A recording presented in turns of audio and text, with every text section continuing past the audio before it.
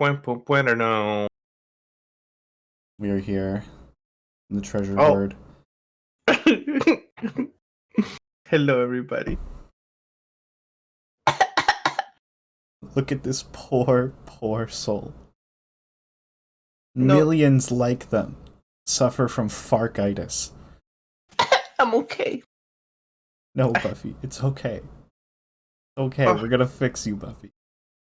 Millions, countless, dozens of clowns just like this one. Why? I don't know. It's dozens affected by some chroma key. No, it's actually because the images are just like that.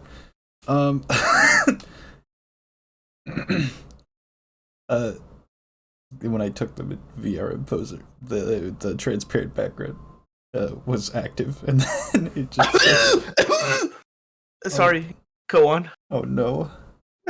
Or Buffy.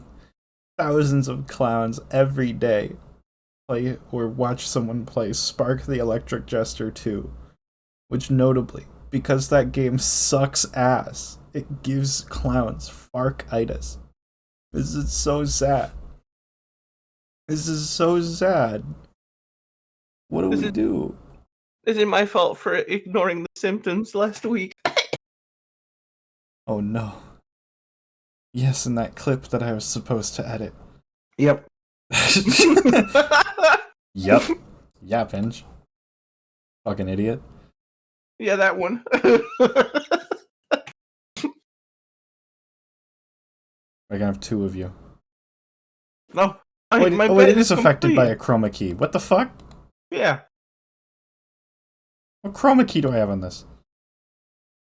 Stop that. I noticed last time I was also being affected by chroma key because the balloons in my bulbs were transparent because they're green.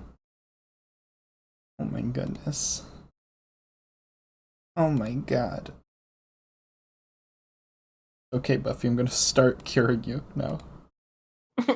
like you're gonna make me better or like cooking me? No, not cook. No. we're gonna cure you. Make you better. There's only one cure, and you know what it is. It's playing Spark the Electric Jester 3. I've been told that the cure is located at the end of that game. But the doctor said it's so risky because if it's not a good game, I'll die.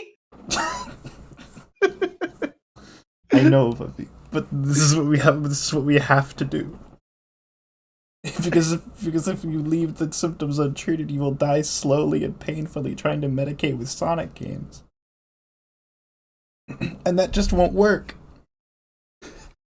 You need to attack it at the source, which is why we're here to play Spark the Electric Jester 3, not 2, because 2 sucked ass and gave you FARKITIS. I trust you, Pin. I trust you will find the cure for me. Thank you, Buffy. I am not a medical professional, but I am operating on the.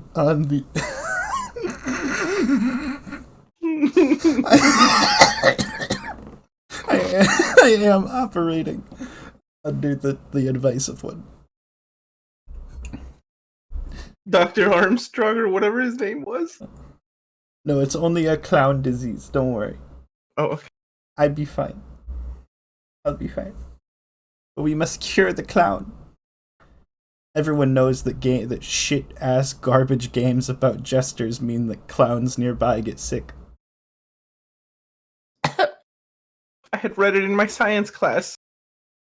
But I ignored the signs you anyway. You accepted the risk. I did. And we appreciate it, Buffy. We will not. I will not let you down. Thank you. Of course. I rest now. You lie down. Lie down while I open the game.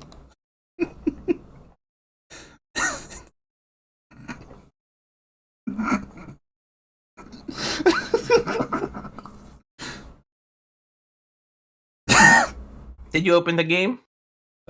I am opening it. Uh-oh. Uh-oh. Buffy, you might die. Because my coding settings are freaking out right now. Oh my god. Stream is buffering. Buffy, you might die.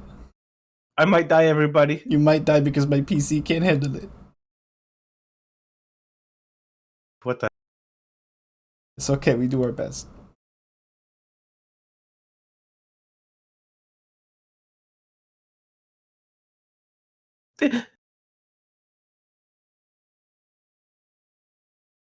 I need my medicine. It's okay, but... Oh, there we go. It's playing fast. Yeah, I'm also not in the... I'm not actually tabbed into the game. Now I am. Oh, there we go. Do you want to risk checking for a screen share? Yeah, let's do it. I almost forgot. We need to give your medicine directly through Discord. It's okay. The delayed medicine would eventually reach me. Okay. So unlike part 2, where we tested it the week before, this is our first. This is raw. Yeah. Let's hope that anything works. Okay, oh. I thought the modeling would be better. Yeah, it's the same level of modeling. Oh! Maybe not? That's our It's boy! your boy! Are you feeling better, Buffy? I'm feeling better! It's an improvement, because Fark isn't here. That stupid fuck. I hate that guy. Our boy was driving a car. Good for him. We're driving a car. Okay, this is pretty fun already.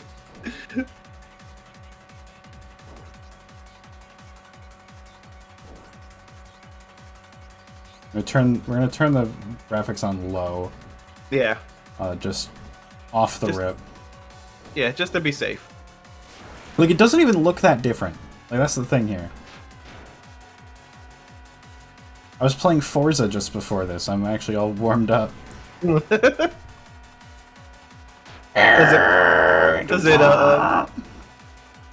it play similar? Does it like, not even close? Oh. No. Okay, but what an opening! Like straight to the point. Yeah, right. And Spark Drift. Yeah, it looks like you can. Doesn't look like it.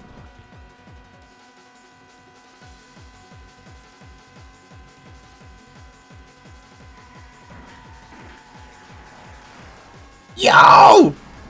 The last game was working off of a 0. This game is working off of a 10. What the fuck? Hey yo, what the heck? Is this intended or is this a This is bug? this is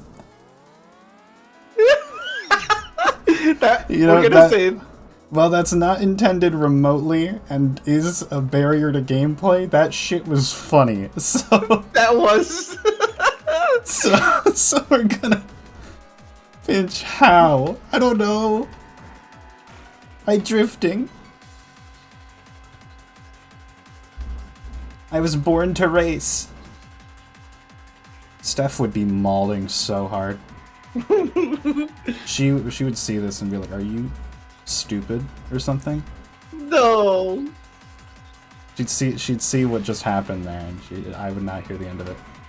That was hilarious though. You were driving up the wall. Shit almost happened again. Be careful. I've never seen someone fall off a flat road. says Hikari. Hikari is saying what Steph would say. Hikari is the voice of Steph right now.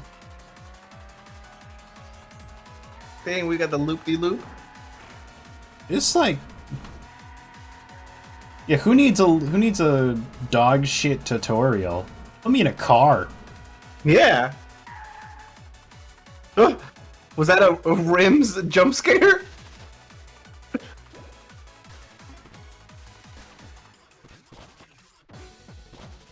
Yeah, so clearly, you know, it's the same modeling and same engine.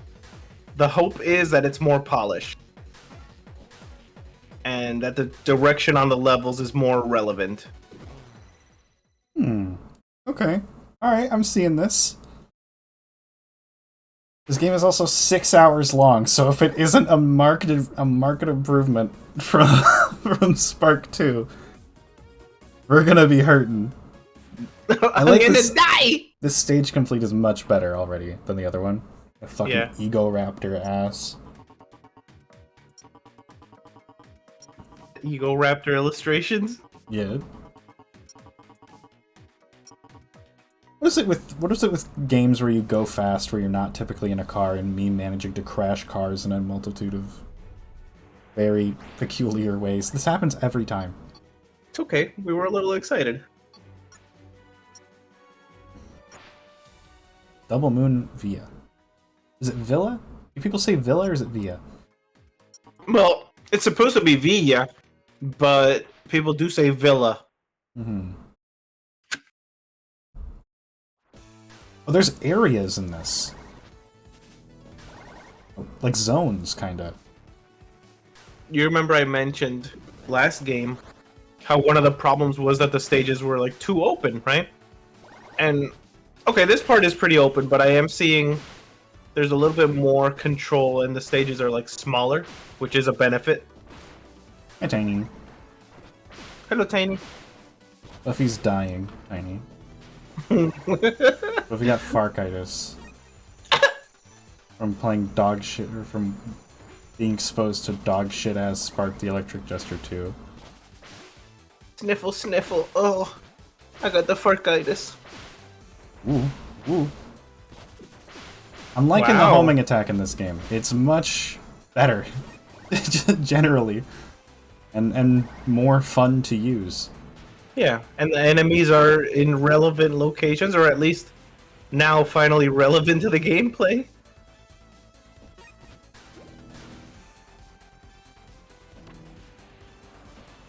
Am I going the wrong? I guess not.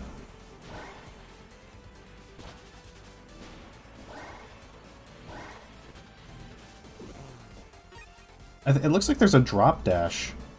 Or...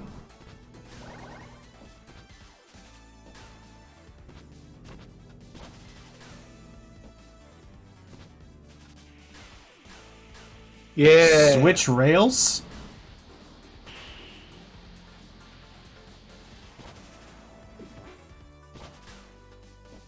Would you gals still love me if I was normal? Yeah, I think so. Hello, Emberheart. Good to see you. Hello. Buffy's dying, by the way. Ow! Oh. Buffy has a rare clown disease. No, I'm okay. Good luck on the dying.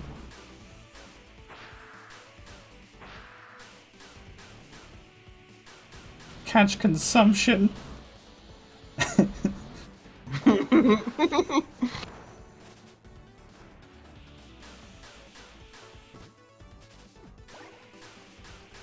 It is a down dash, whatever that does. It's like the drop dash, kind of. It's like.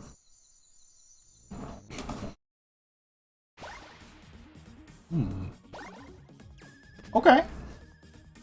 Dang, he did a little jump. There's 10 explore medals in each level, or in that level at least. Wow, that's kind of a lot. See, two whole levels before a character talks. That's perfect. Yep, agreed. Ah, there you are. Context. I'm your subconscious. Just here to catch up on what's been going on. Spark is more non-binary. I love that. Real. Spark would be homophobic, though. I'm not gonna lie to you. Whatever you're doing, let's go everything that lives here. Where's Spark? A simple formie living his life. After we graduated from college, we tried to find a job, but we had no luck. You're a street performer once. That's how we have this hat. And yeah, we built it ourselves. It gave us electric powers. Sparks, my girlfriend. I love him. Everyone's before we started going on a rampage. That's how it all started. Orchestrated by this guy, Freyon. I'm called Clarity, apparently. Yeah, I'll keep that in mind for later, okay? Anyway, when we went on this journey to stop him, and it's where we met this guy. He's complicated. So, like, he was supposed to be Freyon's son somehow, and Freyon would eventually replace him. It's by mere coincidence he ended up looking like me. Oh, that's dumb. But it's true, because we couldn't find the reason for him to look like Spark. You can probably tell we don't really buy this story. More likely it's just another tyrant, like the so-called dad. And no surprise, he eventually defeated Freyon. Now he runs an organization, appropriately called the FARK. Bro. Why, you ask? To stop Clarity, they say. He will probably infect everything and take over the world. Yeah, right. Our world's been completely militarized. The internet was shut down and we couldn't travel anymore. Everywhere you go, you see his goons. Oh, so Fark's a bitch? Apparently. Let's go! We get to beat the fuck out of Fark in this game! I'm so happy. We are a racist against robots, so who knows? This robot's being cringe. Fark that guy. Names Ari after herself. What a total narcissist. Oh, he didn't know he was supposed to name it, he says. And finally, this brings us to us. Remember that check from Armstrong? Yeah, well, all that money was suddenly gone. Internet was down, couldn't access it. Had to go to the bank to get it. As you can imagine, the lines were huge. That's when I had enough. And here we are. Down with the FARK force. And let's tear them down like there's no tomorrow. Yeah, so I have two different PNGs. Or forms. There's this one, and then there's also the My Life as a Teenage Robot inspired one. So I can either look panty and stocking, or My Life as a Teenage Robot. Oh, you can choose what level to go to. Wow.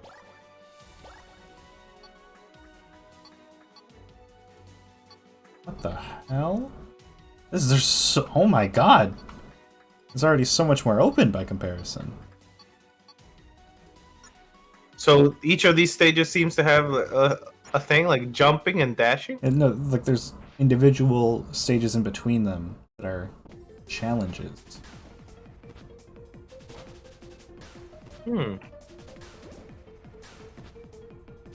Oh, that was kind of risky. Anything to cure you, Buffy. You have to... Thank you. You're doing great.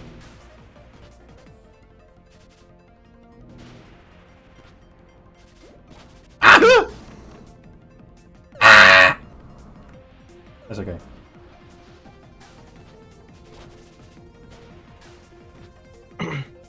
We don't need the checkpoint.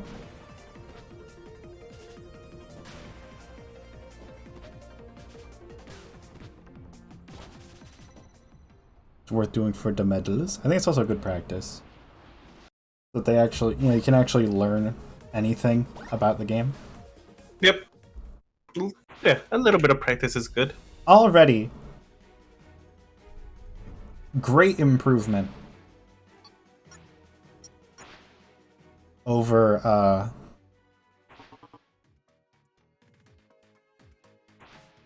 okay, the Jester Dash is the homing attack. That's a dumb name, but whatever.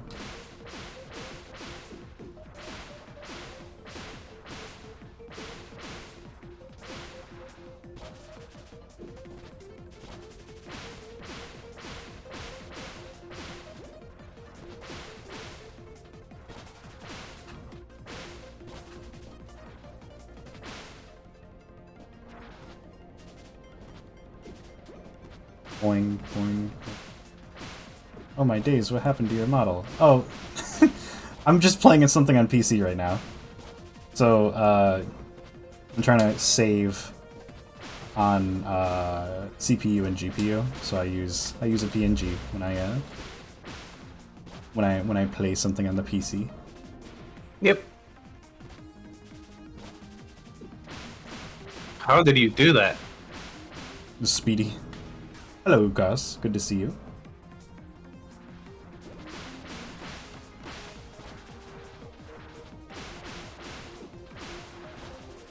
I'd love if the camera like would move at all. Yeah, the camera's having a hard time tracking you. Mm. Ah! About streaming more Bloodborne tonight. That sounds fun.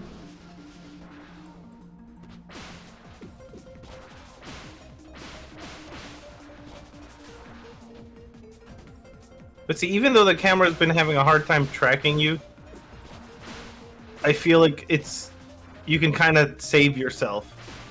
Like it gives you chances. Like it had in mind that you might get a little lost with the camera. Yeah, like there's plenty of enemies there to bounce off of. I just had to get a strategy. Wow! So cool! So glad that we get to kick the shit out of Fark. Dude, I'm off. I'm out of this world right now. I get to demolish that stupid twink. Did he stay beefed up after the end of the game? Probably not. Okay. He's a bitch. Leave Fark. I'm not gonna. I'm not gonna. You cannot. You cannot. It's okay. We ball. You know, it was just because I wasn't using the intended thing.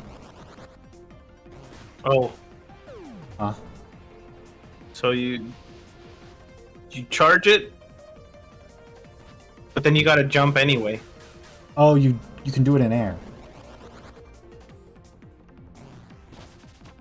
Oh. I just did it wrong, don't worry.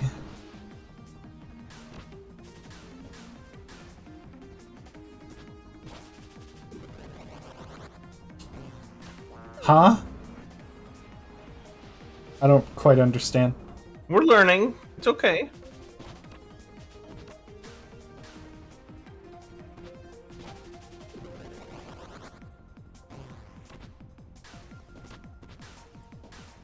Why do I feel like I was supposed to make that, like, cleanly? Yeah. There might have been something. The landing was a little sloppy. But we'll figure it out the more you do it, I guess. That's a little better. Yep.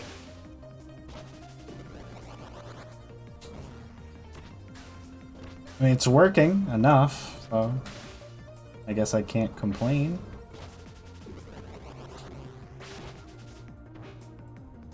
Wah!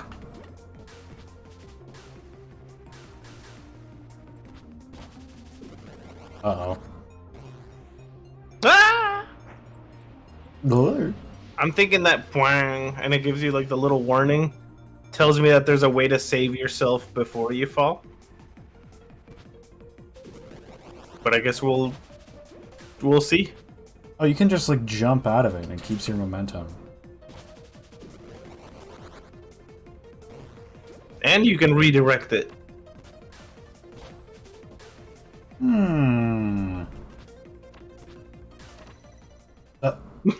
I did not touch that. You got it! No universe did I touch that, but okay. I'll take it, I guess.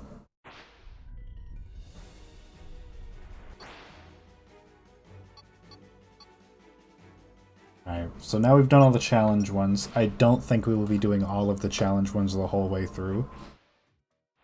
Because we do want to get to credits. Yeah. We can skip some. But who knows? Maybe if this game isn't bad, I'll actually want to do them all.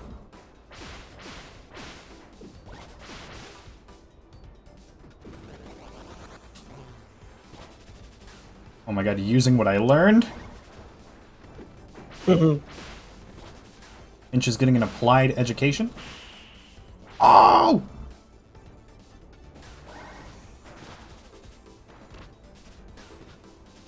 Oh, there's fall damage? Did you take fall damage? No, Hikari's saying that icon that shows when you're falling tells you that it will do damage to you. Oh. And presumably that can be cancelled.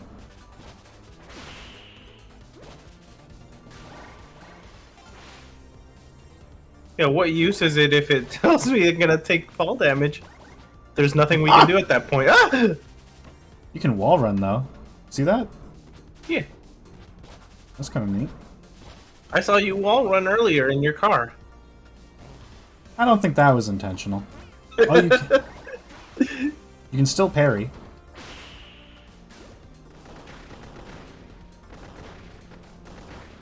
Not gonna sugarcoat it. Dang! Imagine being a member of the FARK force.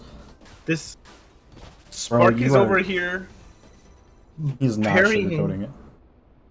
He is not sugarcoating it. He's parrying bullets. I mean, I know we had already it also established. like time slows down when you hit a perfect parry too, so it's like it feels cooler. Yeah. This game is already leagues better.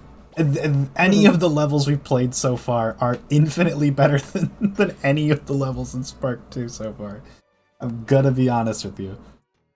It says you finish the stage before the timer runs out. Okay, so it's using its asinine speed that's, you know, common for this series to its advantage. That's fun.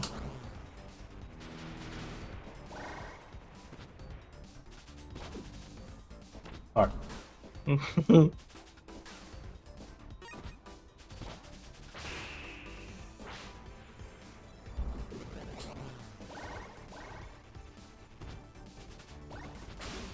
You're rewarded for property damage. 10 out of 10. Just like Teardown. I should play that game soon. I bought it on Steam. I've been wanting to play it. I haven't yet had a... I've had plenty of opportunities. Let's call it... Let's not kid ourselves, but like... I haven't had a moment I've wanted to do it just yet. What kind of game is that? Teardown is a game where you are tasked with stealing something from the inside of a house or otherwise building, but how you get into that building is not specified, and you can break every single thing in the game in order to get to it.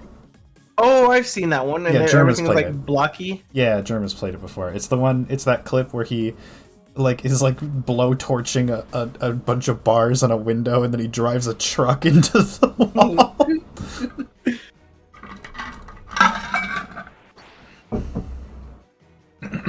Alright, this... Get coins to complete the Mario-ass level. You don't need to collect them all just to set them out. Good luck. Okay. Also, did you notice, even though you didn't you didn't get stuck at any point, you only had 8 seconds to spare last stage.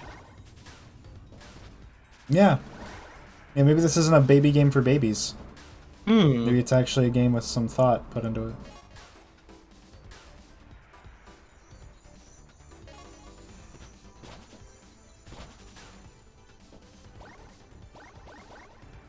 Pretty sure it in Spark for talking about the whole Far being bad sound. Yeah, that's some bullshit.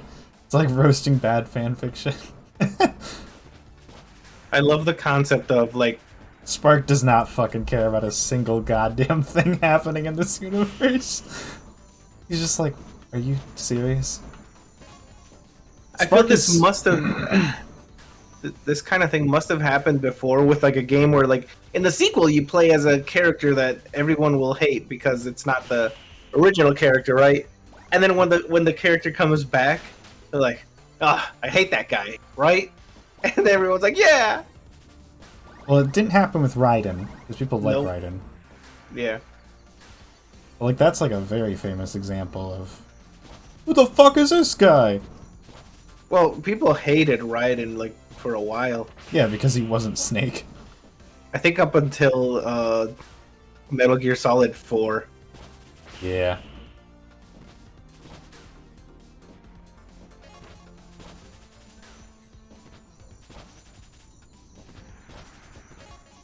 I'm not a big fan of these types of levels, but I guess some variety is nice.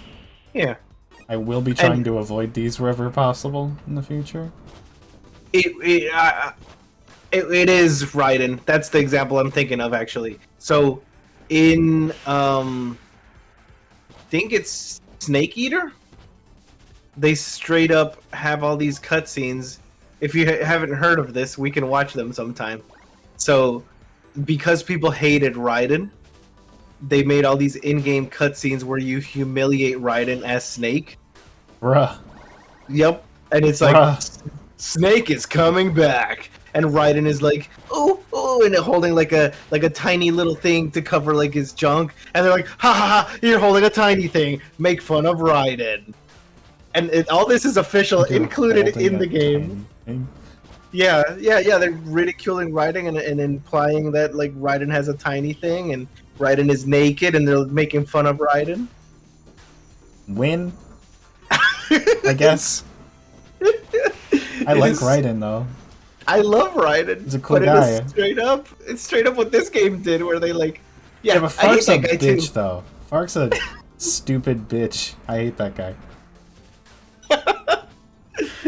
Listen, I do hate that guy. Fark probably does have a fucking tiny little dick. No hose either.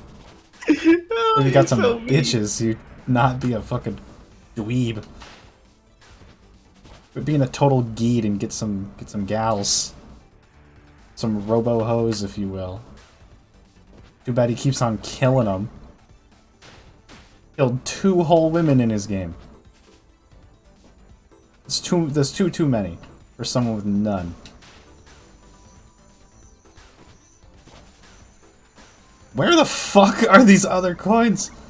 Hello, Spiral. Hi. Hey. Oh my goodness, hello, Spyro. Where the fuck are the fucking coins? Thank you for following me, Spyro. Oh my goodness. Buffy is very sick. We played a dog shit game last week, and we have to play the next one of the series in order to cure it. So far, I am feeling better. This is a good game. Wait, why am I running out of time? What? Because you've been running around. I don't fucking know where these other ones are! Pitch, this is your own words, this is no baby game. I guess so. I guess so. My goodness. This isn't your grandma's Spark. This isn't Spark 2. This isn't your grandma's Spark 2. Okay, the hospital bed PNG is extremely funny.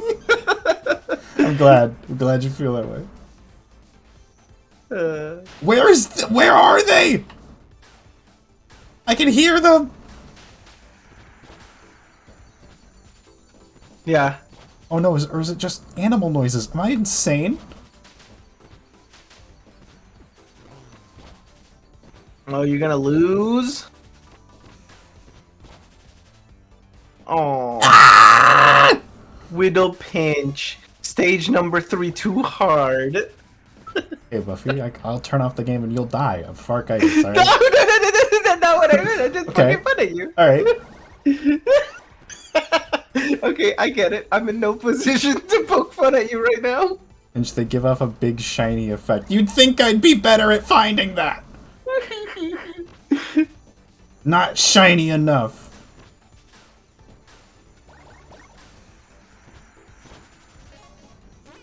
Ow. What? Ow.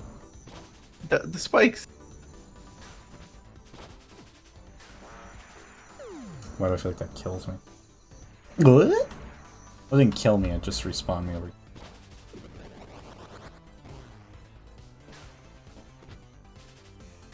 There should be a... Oh, are you gonna die? Oh! This is where they were. In tradition with the rest of the series, getting hit by a train does 1 bar of damage, baby. Let's go! I'm very happy about that information, actually.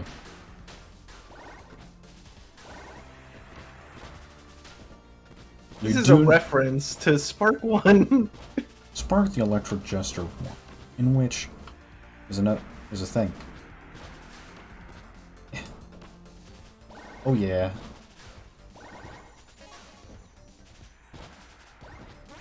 Ow. Anything? Oh no. What is this? What is that? Are these no? This is like a lab. I thought this was like an arcade machine. Ow. I'm out of here. Am I? I might be.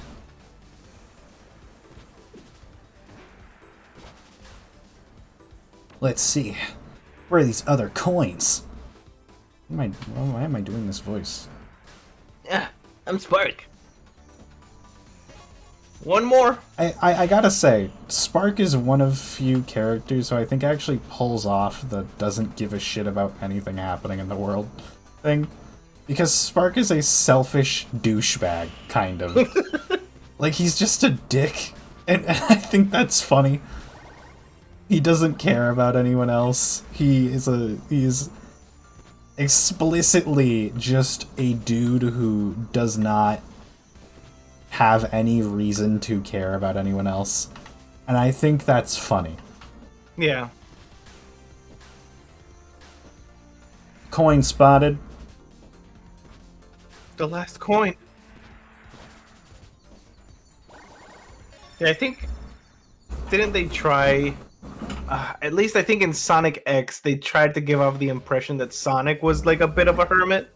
But there's always a disconnect because they're like, yeah, Sonic just wants to run and be on his own.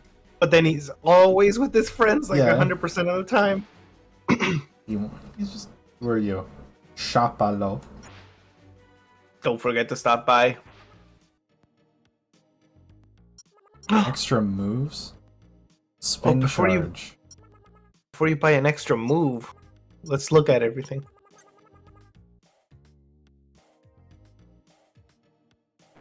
Kind of seems lame. Upgrades? Yeah. Charge shot. So you shoot. Okay. Hold the dash button on a rail, use your remaining energy to boost forward.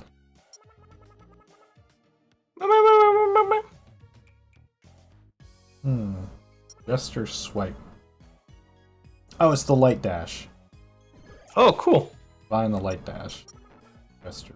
Nothing here just yet! What we got in the powers? Teleport? Is that something we want? I don't know. I don't know if I like any of these. I don't know if I see these. Heal? You could just heal yourself? Bruh. I do like the variety, and I think maybe we'll find use for things as obstacles, you know, present. Oh wow, there's a lot of moves.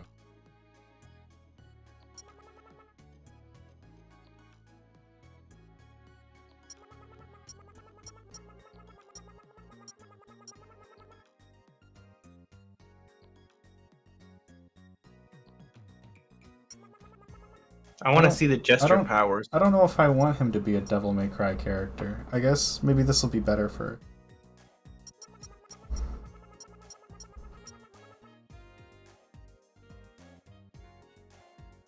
Sounds nice.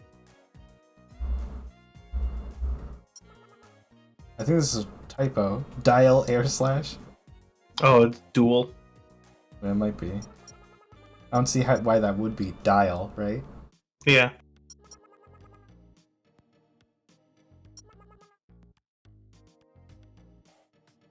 I guess that's nice. Those are nice because I'm kind of. That's all your money. Yeah, that's okay though. We ball. Okay. We got light dash now. We do. Alright, we got a boss fight. Saw man. I hardly know man.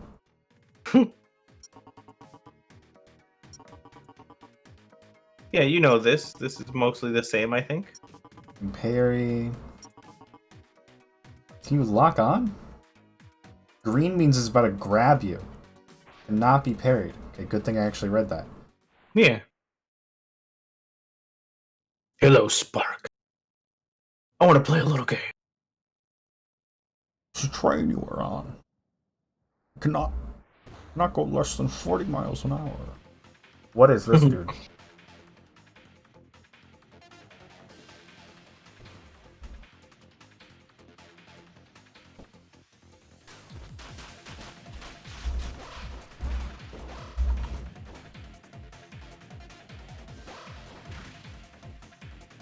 Hmm.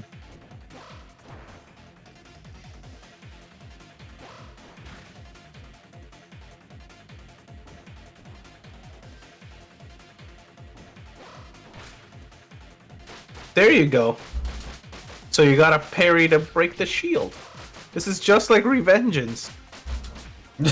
Yeah.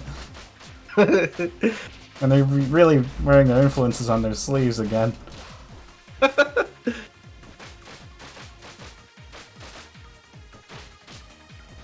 Oh, damn!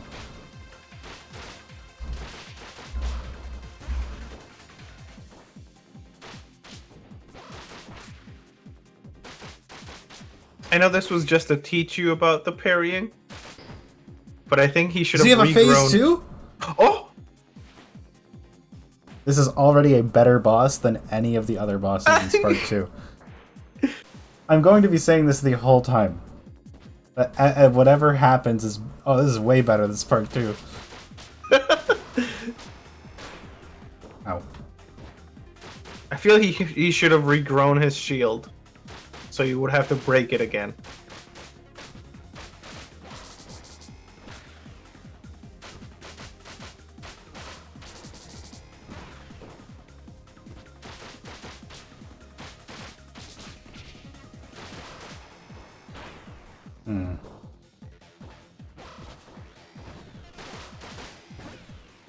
Ow.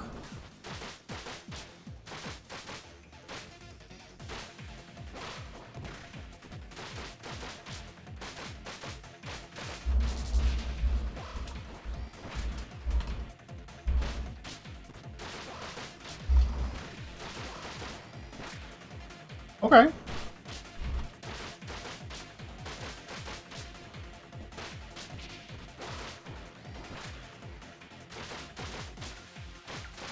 Yeah! Okay.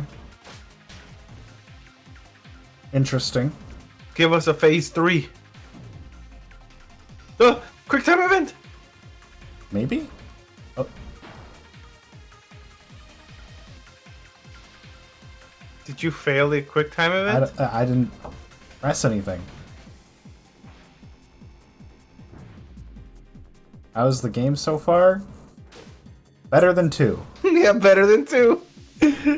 Not a glowing review just yet, but better than 2. Now they were. I appreciate that this wasn't a vocal track. Yeah, because this is some They're whatever gonna save fella. they're gonna save whatever vocal tracks they blew the budget on to for later. I hope there are vocal tracks. Yeah, I hope we have them, but or even just the same ones from 2. I Yeah. don't even mind. Area 2. Ooh.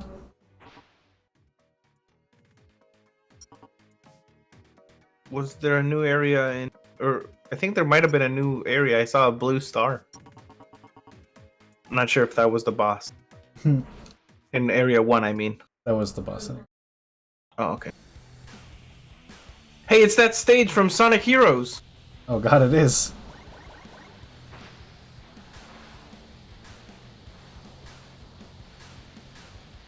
No.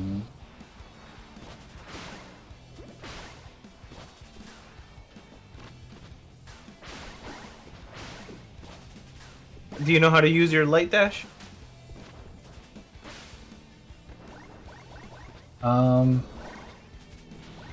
Great question.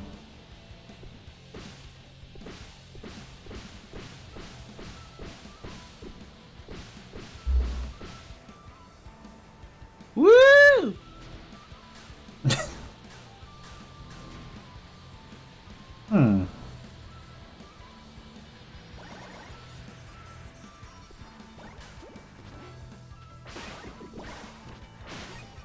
Oh, it's just the Jester Dash. Okay.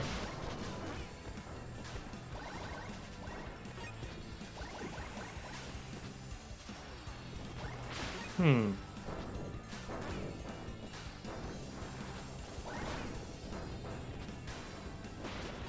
You sure? Yeah. I did it. Okay. At least once. Not sure how I feel about this level, if I'm honest with you.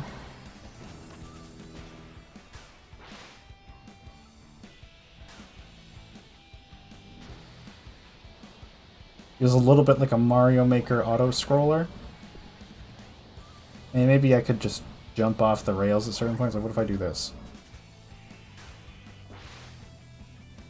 Yeah, I was gonna say, like, the rails are a little too direct, right? So you're on the rail and then you're already on the path to the end of the level, but there's so many platforms along the way that are like, haha, there's stuff here. But why would you jump off if you're already on the path to the end of the level? Mm-hmm. In one moment. Okay. Oh, how am I hanging, champs? I'm hanging in there. Ooh.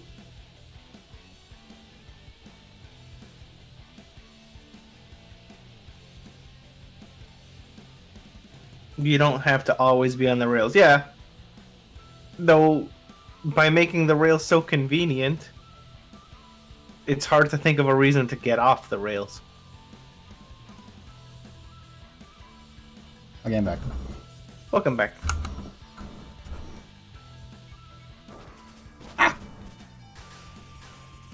Thank you, PK. Put the plushies right there, right here. Buffy's recovery will be swift. Also, Chams, please, no beat me.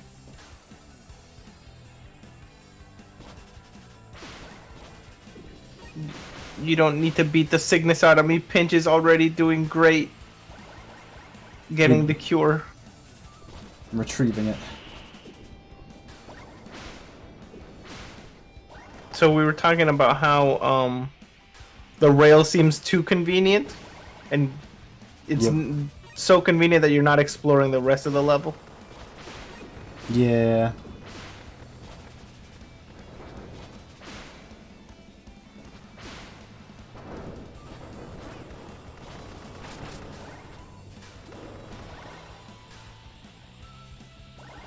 You know, I think if something like this would work in like Spark 1, where if you have the right power to get to the right part of the stage and it's like, oh, you got up here, and up here you can take the convenient rail.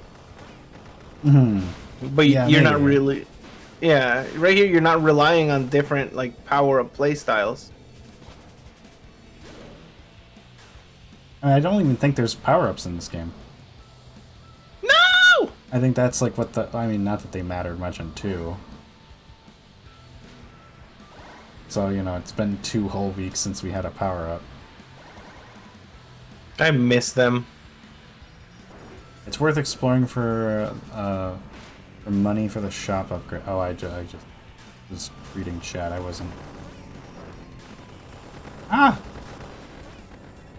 Yeah, I saw the shop had Jester powers, but I don't think you checked them. Said there's nothing there yet. Oh. There are Jester powers, you just have to earn them. Are these Jester powers in the room with us now? Oh,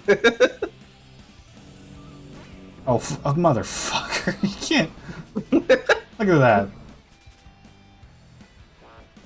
What? I thought she was about to kill me. There, I was like, oh.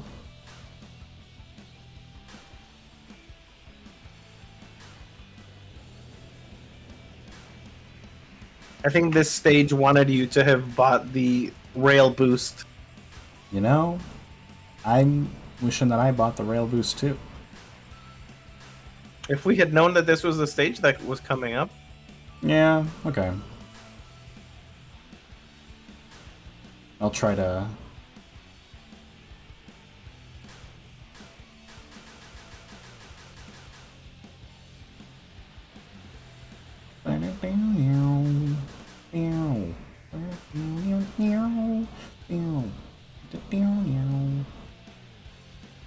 How's music for you guys, chat? Can you hear it very well? Can you hear the audio of the game very well? Well, that was a level. Oh, you died. No, I completed it. I'm chilling. Audio's good? Okay. Hmm. Not done yet. Spark pogging. Voice acting?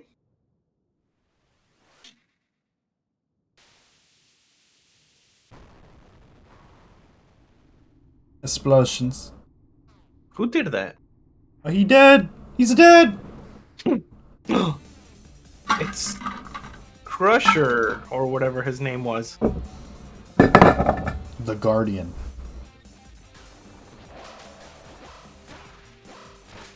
Oh my god!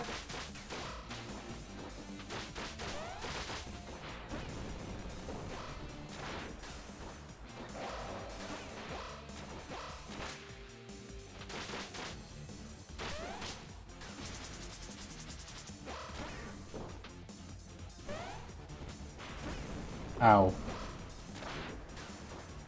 You gotta either parry or get out of the range. Wait, which is the color that you can't parry? Green. Green. I think the,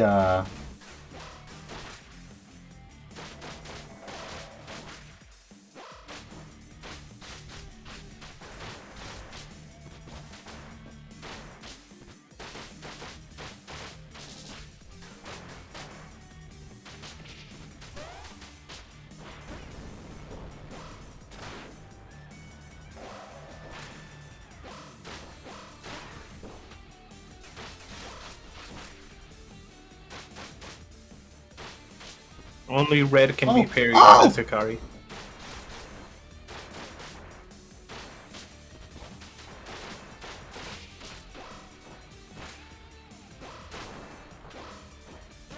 Ow.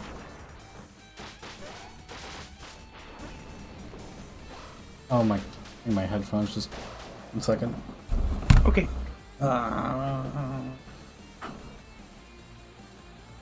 Is this lagging very much? That doesn't look like it's lagging.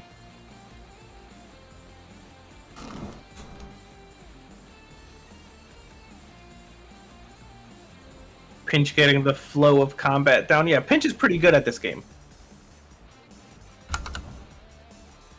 I'll turn up the game audio a little. Also, I will say the music is just kind of quiet.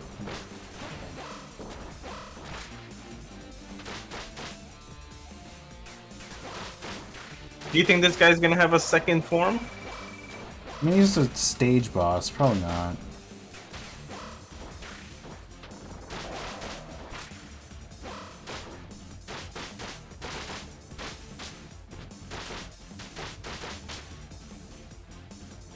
Wow. Oh, goodbye. This little... wow. You're supposed to lose? Seriously? Against him? Okay. Is that him? Is that EJ?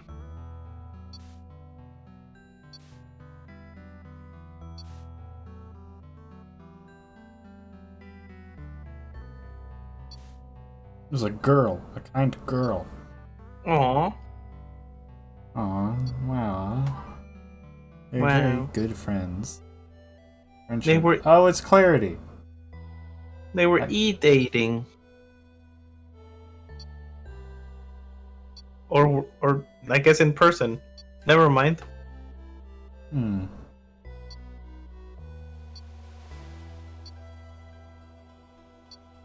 Who's this fella? Is this Freon?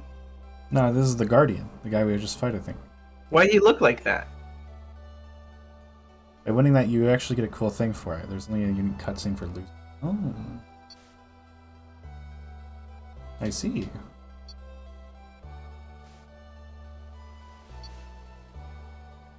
No. No. I'm gonna turn up the text speed. Supposed to be original Freyon? I mean, it just said Guardian. And he just said, this is the Guardian. And then there's the boss fight immediately before this was the Guardian. So I don't know, I feel like...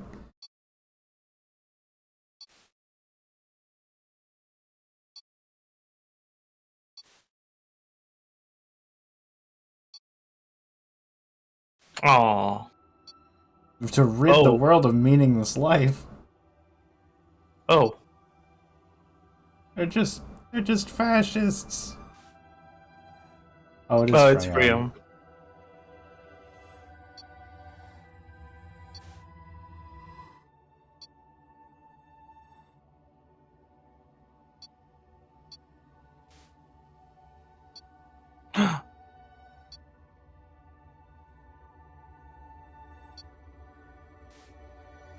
No, don't fucking give me Fark Lord. I don't want.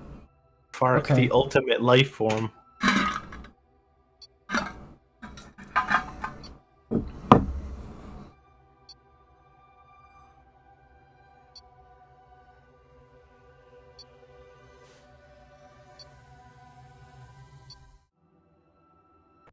Okay. Well, they're both dead, right? Not a Reaper Jester. Hang on, what the fuck?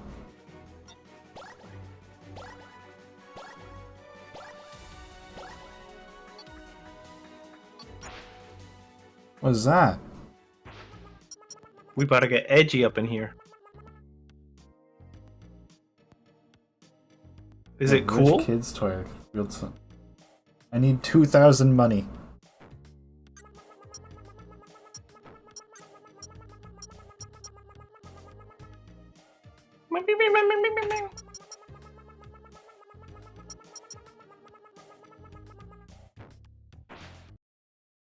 I'm turning up the fucking... The reward for beating the Guardian. Neat. Did you notice the shopkeeper is like Romalo? Yeah.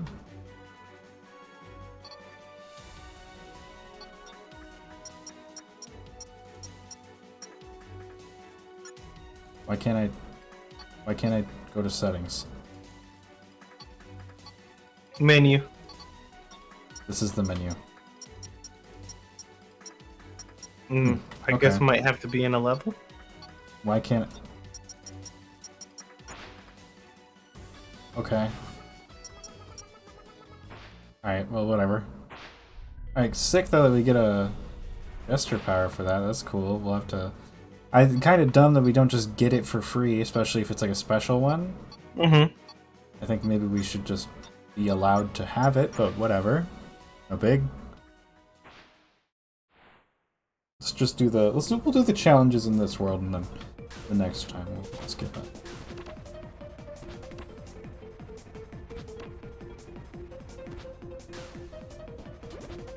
Great!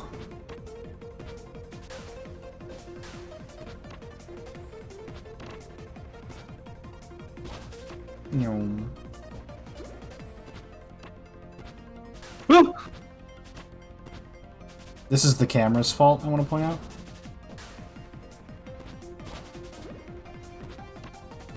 What? You're not running. I am. I am running. I am absolutely running.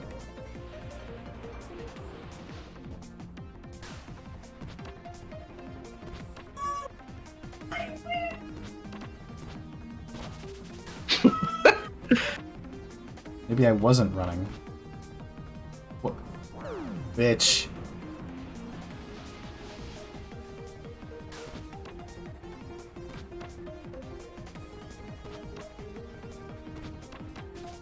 Oops.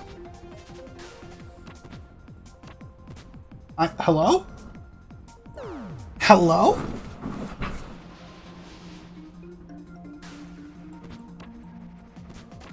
Like I why would I? Why would I? Why, oh why? Would I start... why would I jump when I've started losing altitude? on the wall. Or like losing height on the wall. Like, you know, naturally, the instinct is gonna be like, oh, you know, jump. Weird, okay. Turn the fuck around! You got this! Oh, never mind.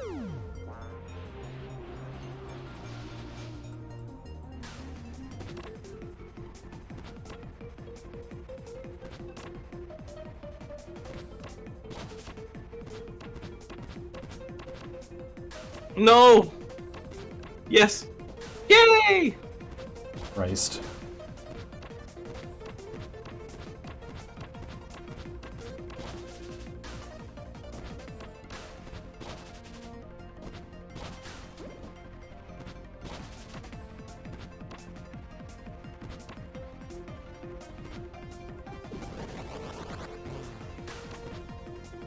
Bruh. Okay. Yeah. Neat, I guess.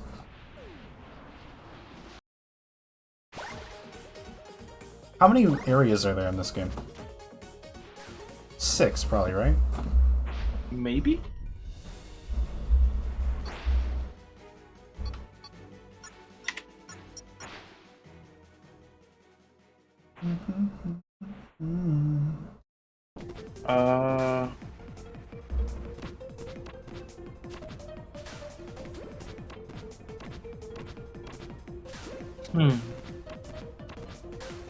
I can't find how many levels are in Spark 3. Oh, okay. This one was piss easy by comparison. This was wall jumping? I looked away on this one. Yeah, it was 20 seconds. Okay.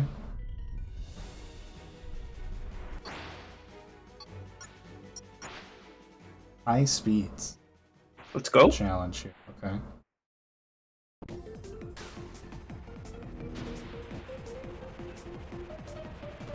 Yeah, Hikari says 6 areas with around 5 to 6 stages per area.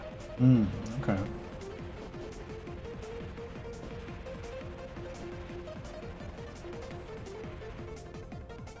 Whoa!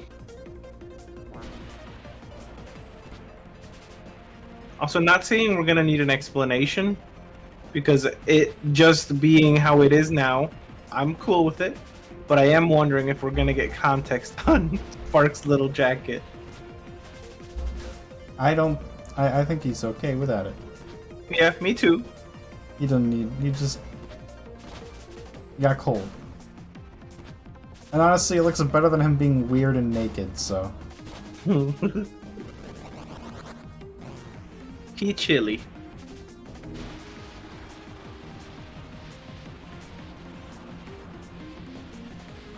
I remember there was a speedometer in the FARK tutorial in Spark 2, and I kind of wish I had that.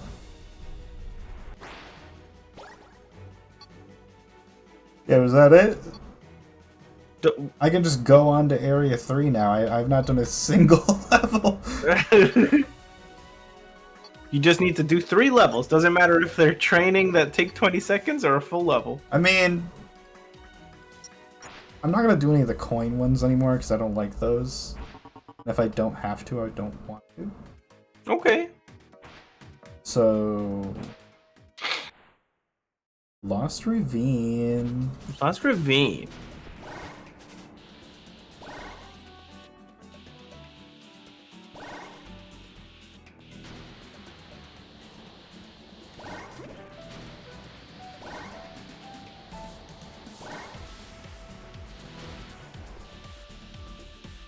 I don't know. This ravine looks pretty found to me.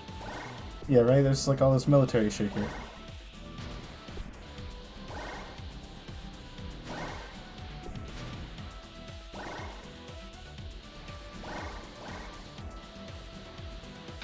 You just need the required amount of metal, so take whatever is the quickest route to cure our clown. Yeah, that's what I don't. I'm here for one reason.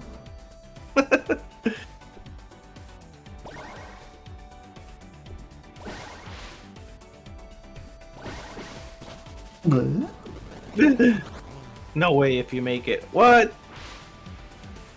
That's wild. Sonic wouldn't have made that. Sonic would have died. Sonic wouldn't have taken that bad jump anyway. Okay, well... Sonic's so... I think Super Sonic beats the fuck out of Spark. Oh, yeah. Spark is pretty planetary level. We did see that at the end of Spark 1. But I'm not sure he beats Super Sonic, man. You know, like... Definitely not Hypersonic. No, like... Unless there's I think... Hyper Fark. Oh! I hope not. But I do think base to base, Spark might How do we always end up power scaling? How is it that despite both of us hating power scaling... Listen, verbally, I just think... Like, actively, we talk about this all the time, we hate power scaling. But it's so funny! I hate it that people take it, like, gospel, right? But I do think as a concept it's funny to me. These thugs you're fighting right now, they're street level, clearly.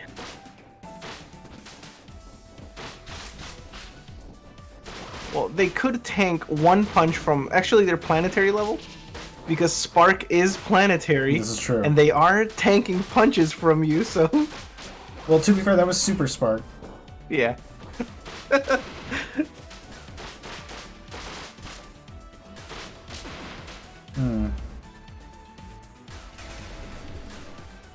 I don't know how much I love the actual focus on combat, because as much as I complained about it in Spark 2, I'm gonna be honest with you, I don't get Devil May Cry style combat. So when there's a... Like, I like Bayonetta, but that's Bayonetta, and Bayonetta is a game where you are allowed to mash and it still feels cool. You just don't get good medals at the end and you're confused. But like, I don't know. I don't like comboing the fuck out of a... Like, it's cool to do, but I don't ever want to put any mental effort into it. Like, comboing the fuck out of a AI enemy. It's just like, okay, sure. Yeah. Like, Devil May Cry is not for me because of that. I compared this game, or the previous game, to Sonic Unleashed, because I remember Sonic Unleashed having these parts where you just had to fight. I think maybe it was with the Werehog? I don't know. Yeah, it is with the Werehog. That is the entirety of the Werehog levels. Yeah.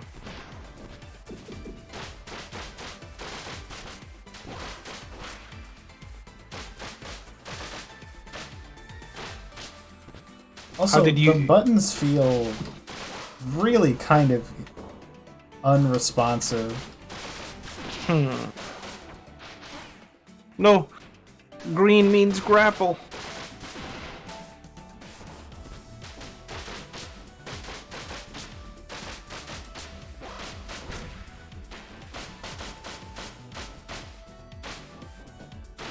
So you're a Sonic Unleashed enjoyer. Did you like the Werehog?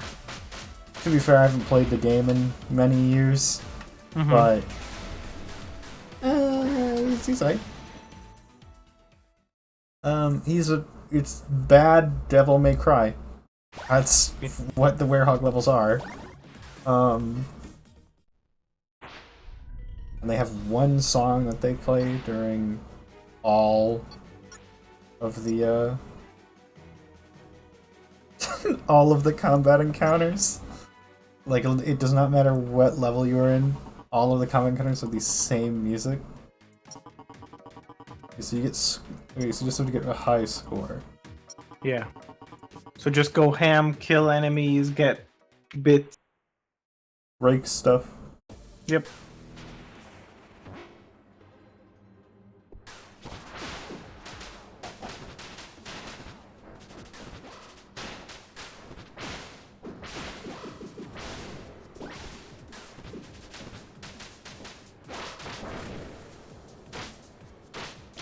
Like, I don't know, especially with the heavy attacks, like, the time it takes for it to come out does not feel fast. Maybe that's why you have like upgraded attacks to buy, because maybe it starts you with attacks that don't feel satisfying. That just is gonna make me want to run past all the combat. More than anything. Yeah. Because if I'm like, oh, whatever, I guess it's fine. I just won't deal with it, then I won't, you know? Yeah. That's me. No, it makes sense, but if you were right in the shoes of like this person and you wanted to like, how do I make people want to buy a tech? Even though you don't really have to, like you put a text in a shop and people will go for it, right? But I think like it makes sense. It's a problem you've talked about where like sometimes they'll give you like the basic thing and the basic thing is kind of just as good as everything else, so there's not really a point in upgrading. Yeah. So I think if you had that concern in your mind, you would kind of just like, okay, well let me make the basic one kind of garbage. Right. It's a tough situation. Yeah.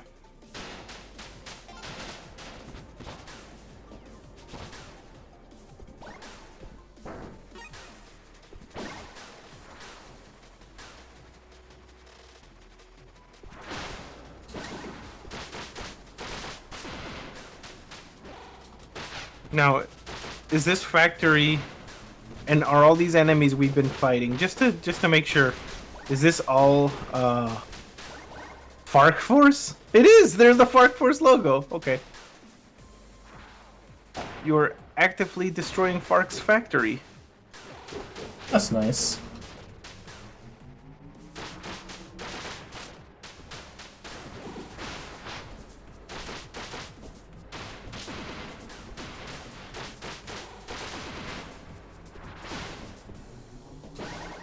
All the homies hate Fark.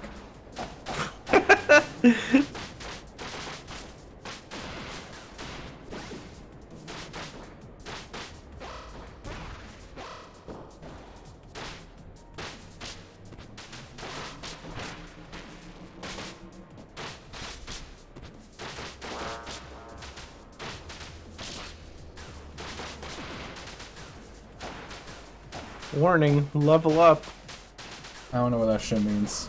Yeah, what does that mean? What the level up mean?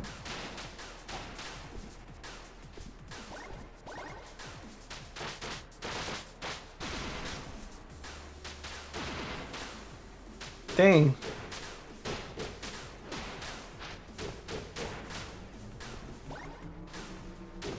Oh, you need 3,000 more points.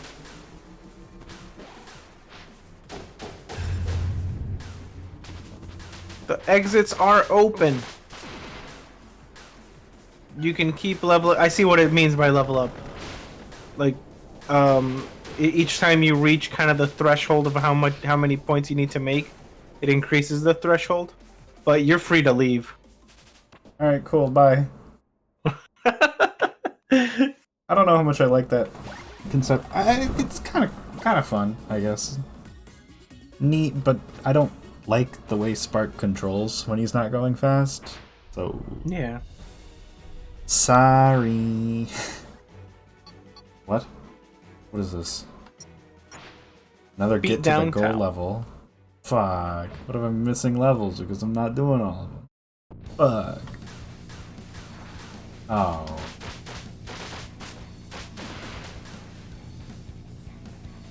What do you mean?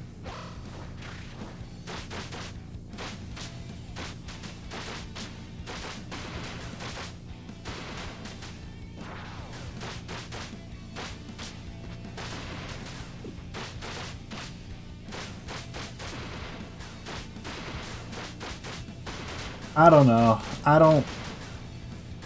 I've said it before, I'm not a Devil May Cry fan. I'm not a fan of this style of gameplay. So if this is gonna be half the game, it's fine. Do you feel like you're gonna attribute that to a personal thing? I think it's rather probably, than like it's like, a personal thing, definitely. Okay. Like this is my problem. There's nothing wrong with this style of gameplay, I guess. I just don't like the way it feels, particularly, and I feel like Spark's moveset is not incentivizing me to want to learn how to deal with it. Yeah. Well, maybe. I don't know. I'll keep trying. Yeah, we'll get the Reaper Jester and see how that if that changes anything. I just kind of wish you didn't have to pay so much for upgrades when your money... It feels like kind of comes a little rarer. I know that, like, oh, if you actually fucking went and explored the level a little bit, then you'd actually have money, but I don't know. No, it's completely different than what it was, because now it becomes, you know, you'll play the game, you'll beat the game, credits will roll, and you'll, like, have beat the game with, like, 3 or 4 powers, as opposed to have tried everything at least once, like in the first one. So it's a good point.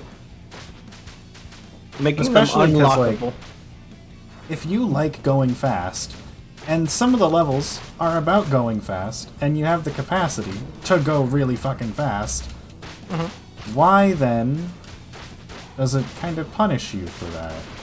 Like, what if there's a maintaining speed combo, where, like, you got money for maintaining speed, or generated energy for maintaining speed, and that's how it was flavored.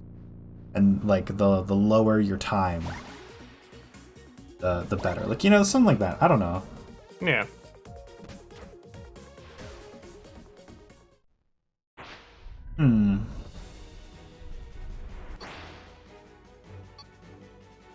Okay, that was a...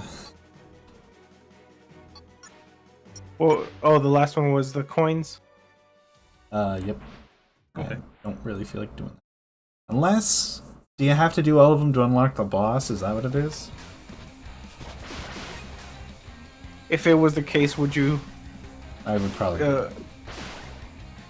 what do you prefer? Do you prefer going through everything and then having to retroactively do stages you didn't do? Or would you prefer to just do them all as they appear? That's a good question.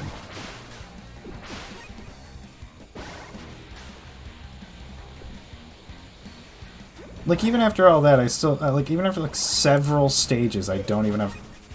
I have 400 more than I did. Yeah. And a power-up is 2,000 that I got for doing a secret? That's dumb. So, okay, it has a shop that it actually wants you to involve yourself with, but a not very good economy, that I'm noticing.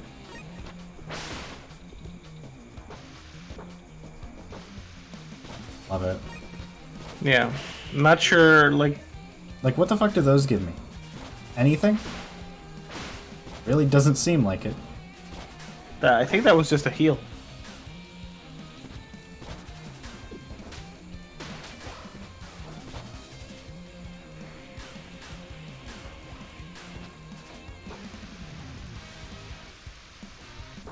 I'll tell you what, though, when you get the little thingies, it says 30 bits.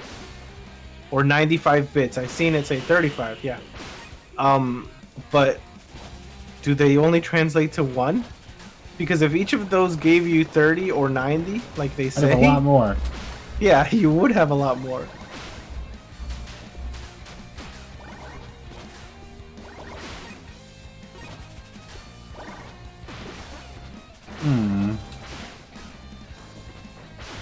Nope, they each just give you 1. Huh. Okay. Ah! Damn, I'm clean with that. Oh, the number next to it is score.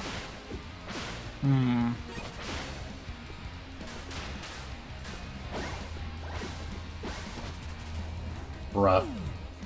No!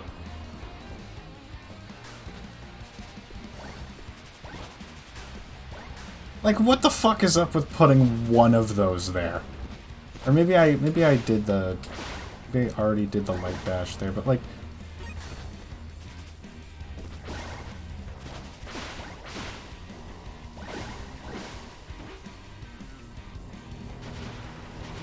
No, but I like kind of like when you're doing the high speed thing, how your momentum really like saves you.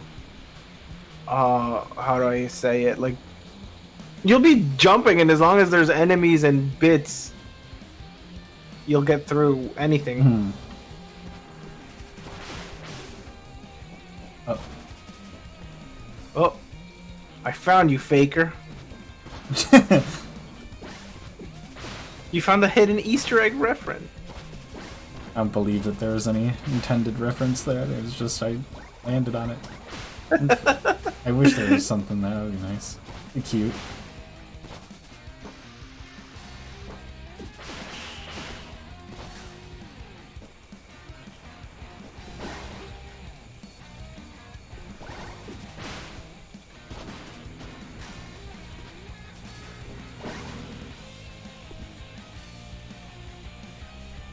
Like I've been fucking going through this level now, like explicitly trying to get the money. Mm-hmm. And I only have 1,400. I don't know. We'll see how much I have at the end, because I started at like 1,200.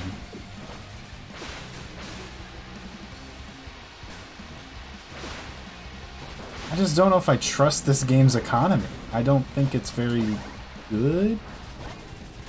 Which is fine. I mean, all games have flaws. Except, of course, for Bloodborne, but... Oh my goodness.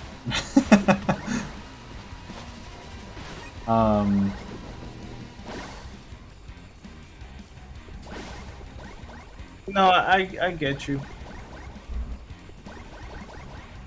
The economy is a little borked in this game. Well, maybe I'm making a premature judgment.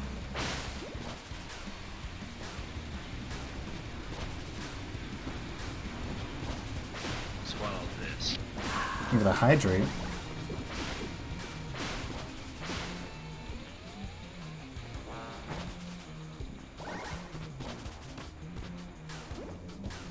Whoa.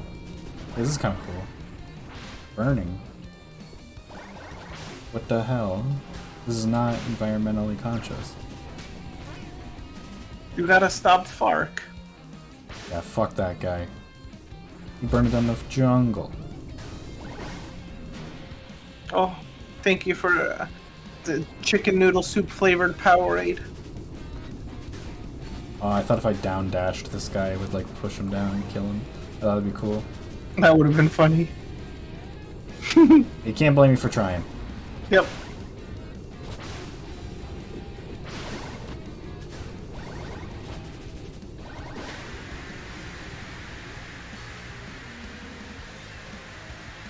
Like, how am I supposed to, what the fuck am I supposed to do? I'm supposed to get off and go touch those? Like...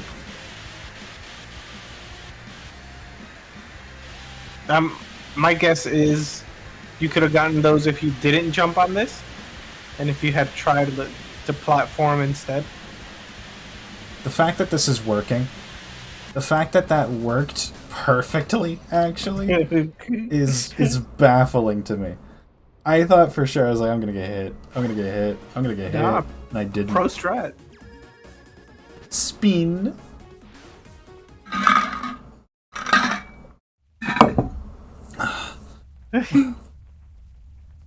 District 206. I can't see the landing strip. It is invisible to me. It's the guy again. Am I supposed to lose here too, or can I kick his ass? Second encounter, the Guardian. He parried.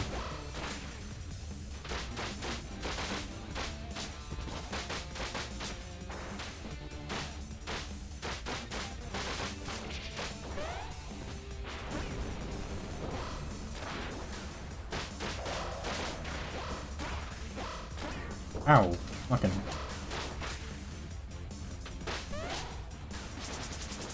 Whoa. Don't get caught in there. Okay, so that yellow one is not parryable. Yeah, yellow and green are not. I'm guessing yellow means a AoE attack Or projectile. or projectile. Green is the grip or whatever it's called.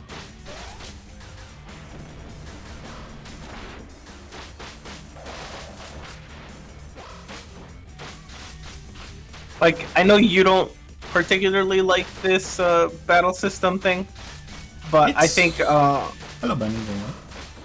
Good to see you. hello, bunny. Yeah, I think it's clearly something the creator of the game likes, and there's a big dedication to it. It's like, okay, in a boss fight, it's kind of growing on me, actually. Okay. Like, fighting this guy is cool. I think you maybe should have had another phase there, but whatever. Oh, we had lore. We know It's that double. double. I don't want more lore about this guy, actually. I'd really prefer I didn't get it.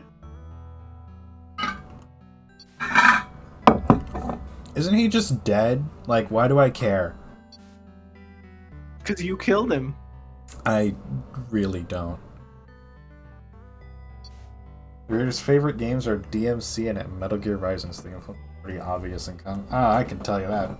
Yeah, for sure.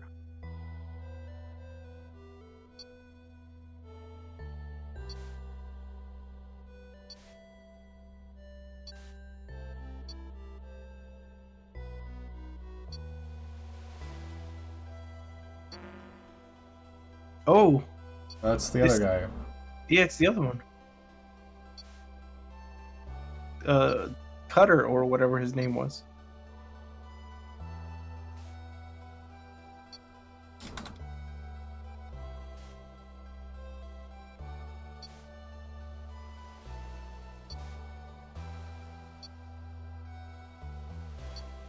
Uh-huh.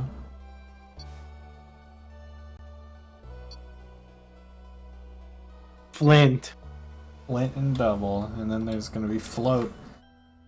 gonna Double's see- cool, epic girlfriend.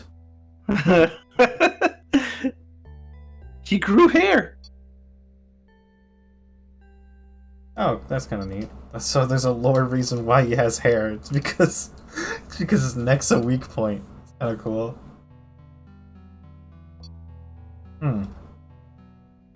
I never got the impression that Double was the first one. I felt Flint was like the captain. Yeah. I also gotta ask, why do I care? They're dead.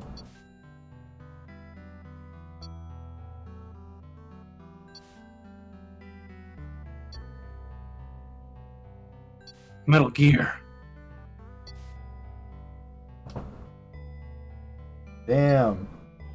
Why didn't he do that in the boss fight? Yeah, right? He just Yeah, stood actually, there. hold on. Why didn't he do that in the boss fight? Yeah, Double was No, I could have like- sworn Double died. yeah.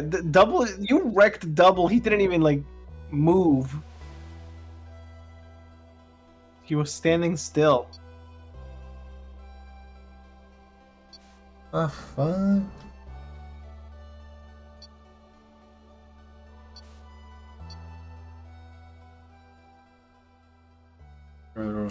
Part 2's 100 cutscenes. Here. I think, honestly, the fact that I've played Spark 2 has poisoned these characters for me. Yeah.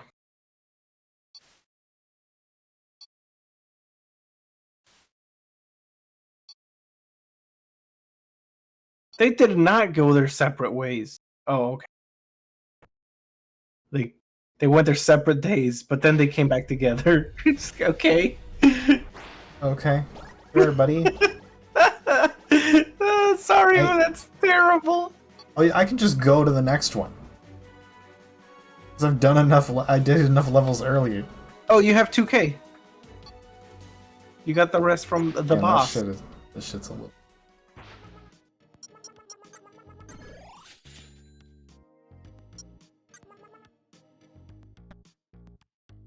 Oh yeah, that's cool.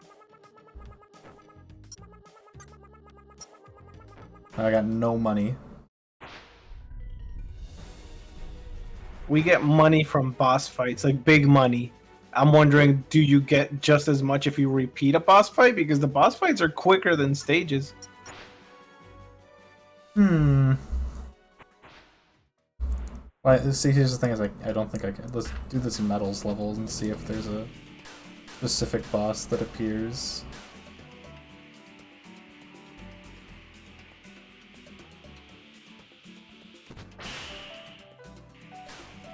No, Float died. I think Flint might be still alive.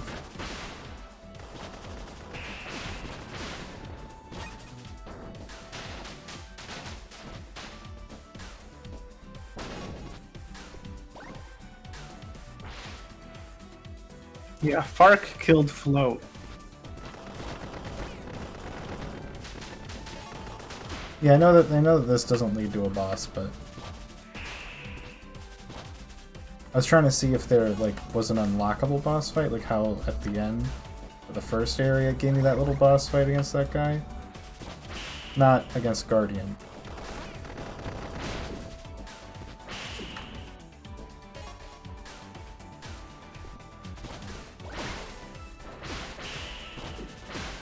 And this level's gotta say way easier than the last one. Maybe. Because it's got different levels and like different planes and stuff, so you can jump up and you see, oh, there's a bunch lower.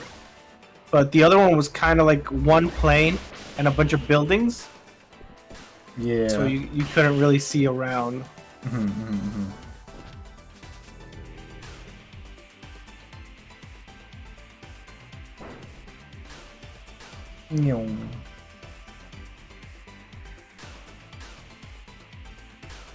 Oh, we gotta get you that rail boost.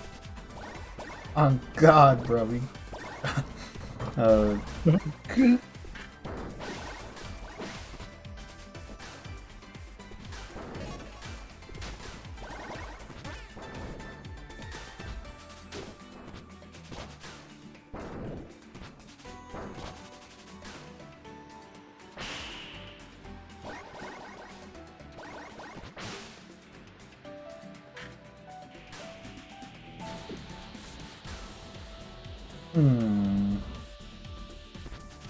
Woohoo!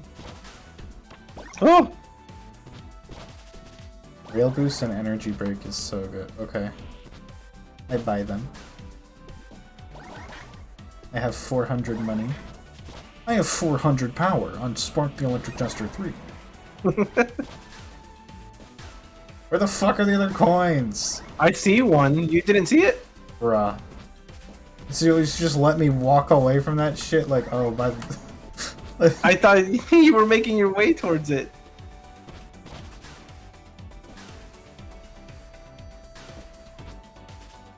Oh, 1000 fucking percent there's one in here. Yep.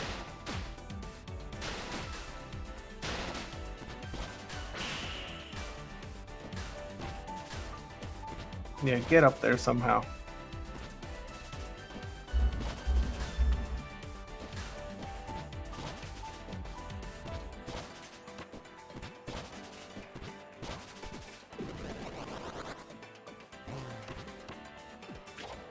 No, I don't think that's how you get up.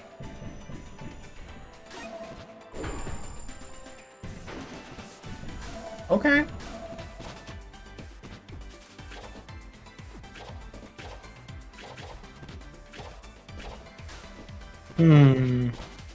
Wait, check that door at the end of the hall.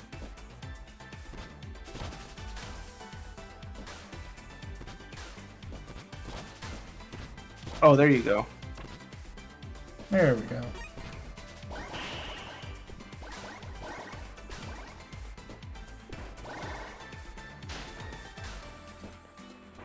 Also, don't fall off when you get it. Yeah. Wow, so much power. Can we get 10 million? Go to the left. No! There's another coin left of where you were. You see it? Up, upper right corner.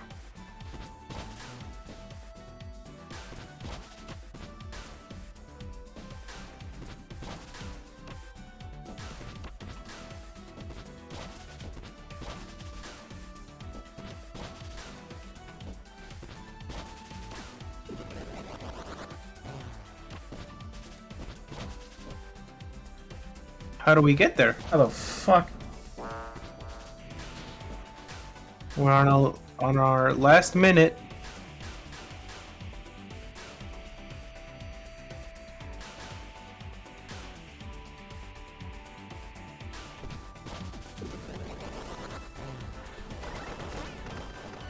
Huh? No! There was a coin right there.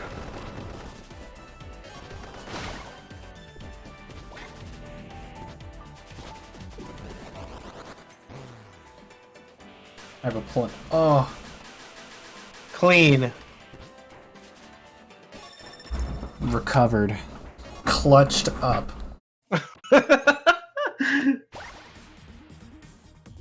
Okay. Good job.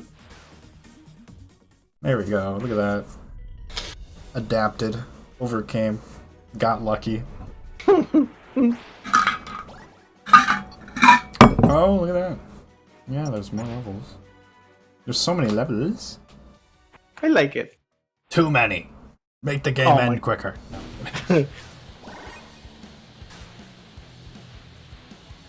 Whoa, how hard rockin' is this? If this suddenly had vocals, I wouldn't be surprised. I know it won't. But Oh wait, have we heard? We've heard this song before. yeah. Don't know how much of a that enjoyer I am.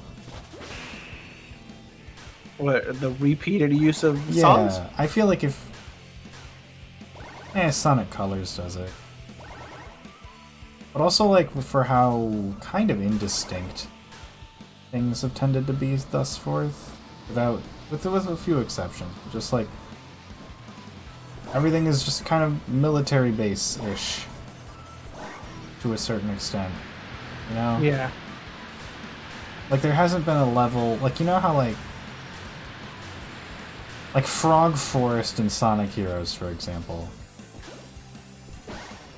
There just happen to be a few Eggman robots there, you know what I mean? Like that's just kind of how the level is. I mean, we had a jungle stage and... I forgot that was a speedrun level. I finished that with 10 seconds. Oh. Woohoo! Woohoo! Let's buy some upgrades, and I've got 700.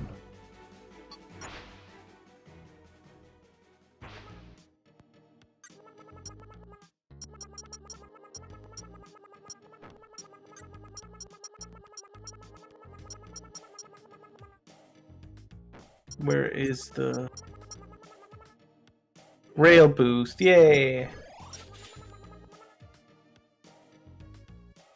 I don't know what regen breaking means.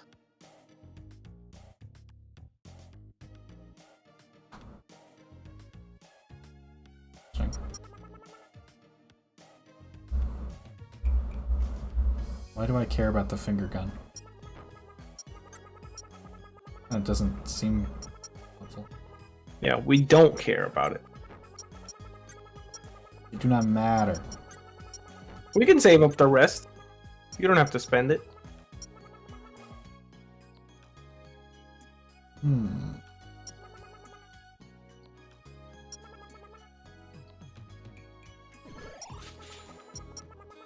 I'll get early finisher. Regen breaking lets you slow down on rails to get energy to boost. Okay. Onward. Field based gesture. Well, I know that, but Who needs it? not me. That's for sure. Protest prison. You want to get through this one using Reaper gesture? I will say, adding a scythe to anything does make it cooler. This is I'm enjoying the little sound. I like the little sound that it makes. Woo.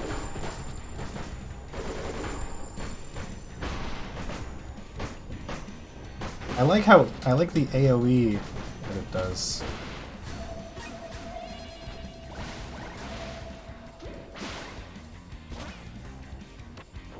What happened? I got shot out of the fucking air! Fucking cunt. Jesus. Asshole. Little fucker. Oh. I'm gonna kick your ass!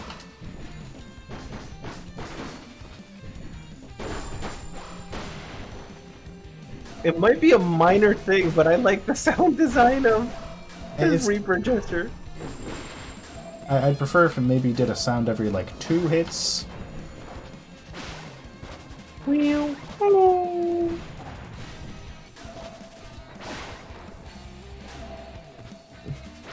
So mysterious. So mysterious. I want to know about his past. Yo! Oh my Now god. we're talking. Jesus! Oh my god!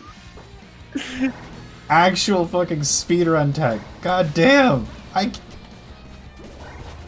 You're too fast now. It's Spark 2 now! We've ruined the game! Hi Tab, hello. Thank Hello, you. Tab. Ooh. Ooh.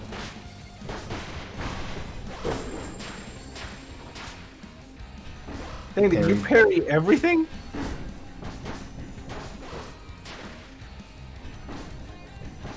Damn! Damn!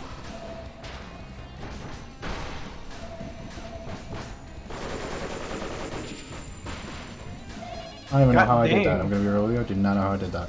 Absolutely clean, whatever you did. So how do you earn the other Jester abilities?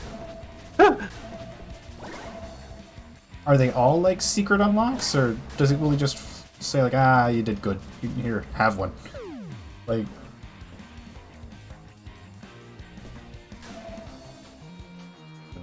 Ow.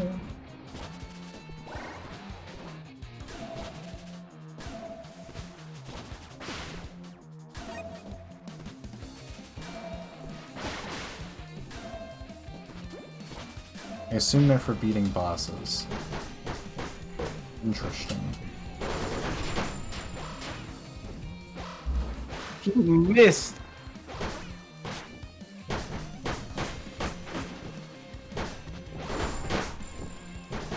Oh, thank you, Tab. Thank you, friend. Got it. Thank you. Ooh. Yeah, we must cure Buffy. Buffy, how cured do you think you are so far? I'm feeling better. Good. We're getting there.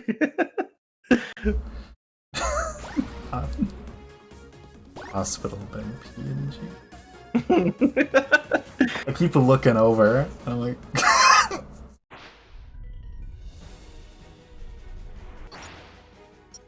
wow, that was crazy. I almost didn't make it. Oh, jeez. I better look out next time. Where the fuck am? What is this? Oh, it's a SmackDown level, baby. Okay.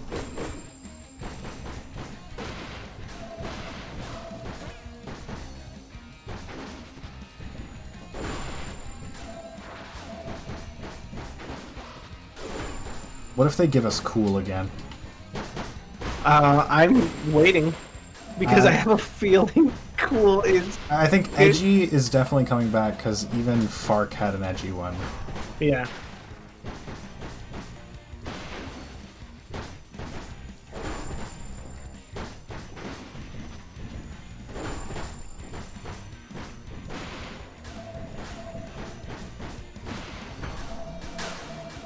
Okay, maybe I was wrong.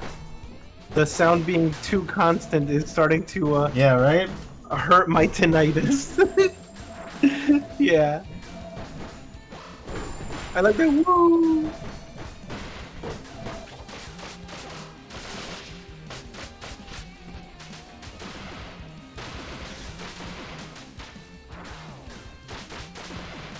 Are you stronger in your Reaper form or just different?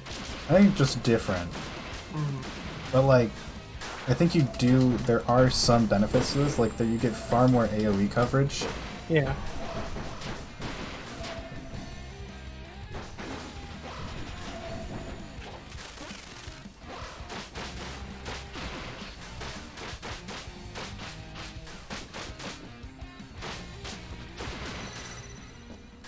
almost whipped myself off the edge there. Didn't let me though.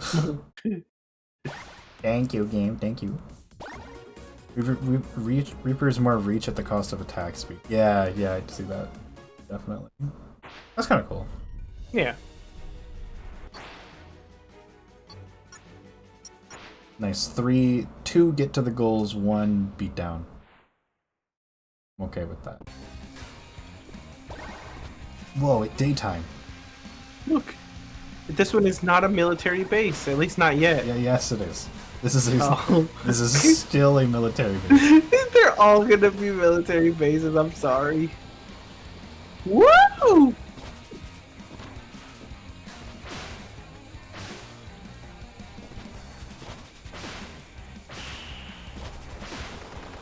Bro, who needs the ground? You are cracked at Spark the Electric Jester 3. Yeah, I'm gonna put that on my resume.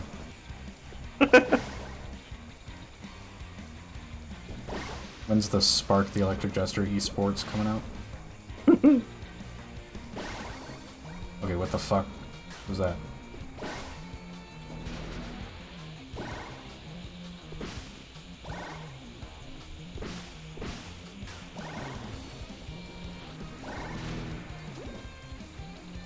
Well, just like Mario Galaxy 2.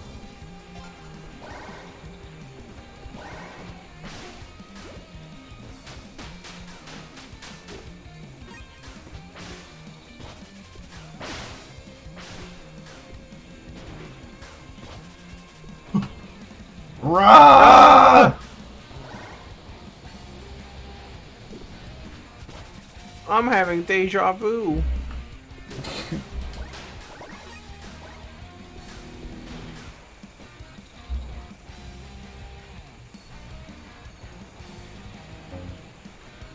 Yo. No. Okay, be very careful.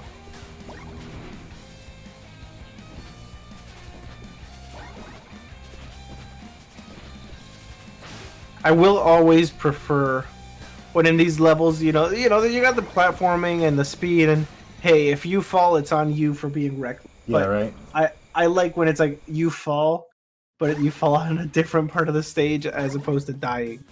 I guess so.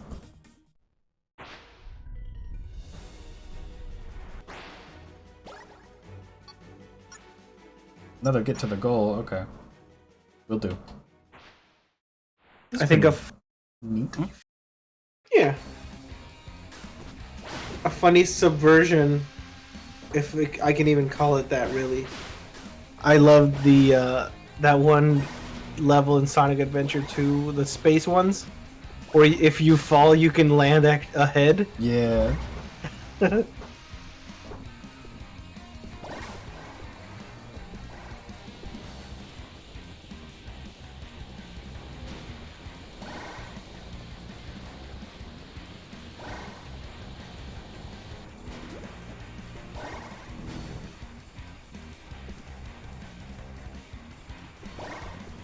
Just trying my hardest to maintain this speed.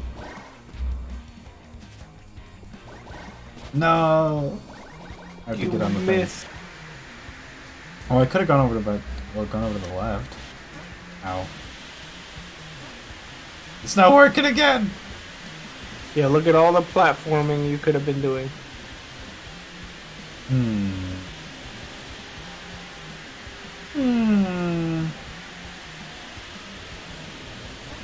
Oh my god! Oh, never First thing I mind. was gonna say, is this gonna work? Yeah. So.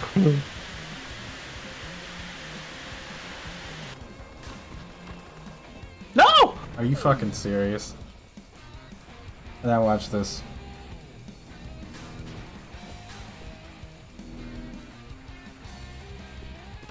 Okay, bruh. Aight then. What? You died twice? I don't even know how that happened. Imagine if we had lives, and then you'd be 2 lives down after that.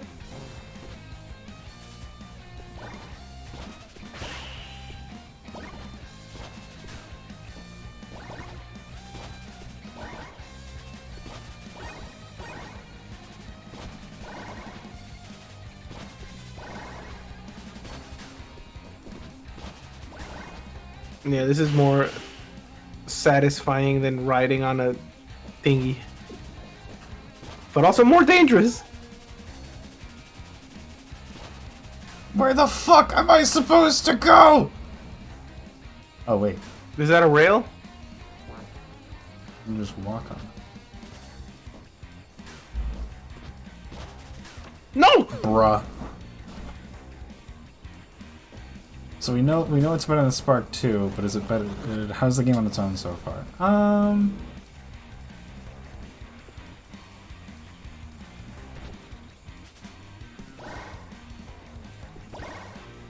gonna be honest, I don't like it more than any Sonic game.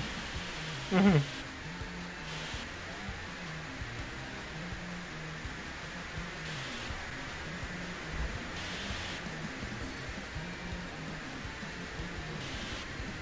I feel if we had not played Spark 2,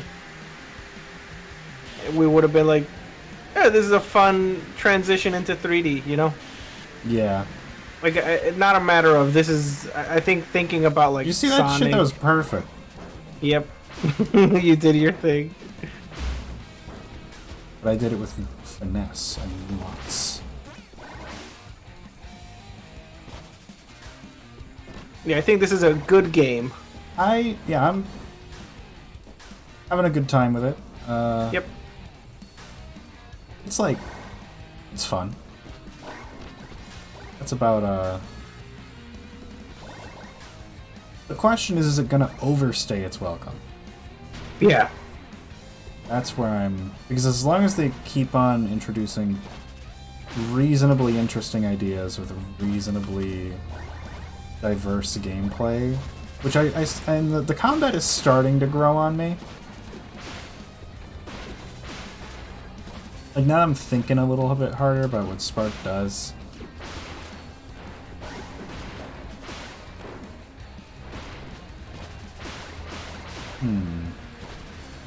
I'd say this is pretty solid so far, yeah. Yep.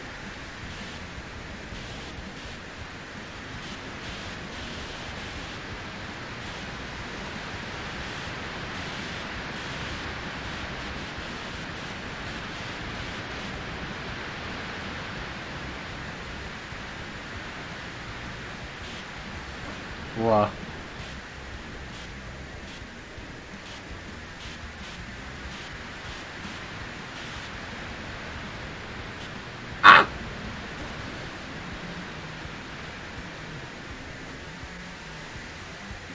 Damn, if you're just like perfectly in the center of those.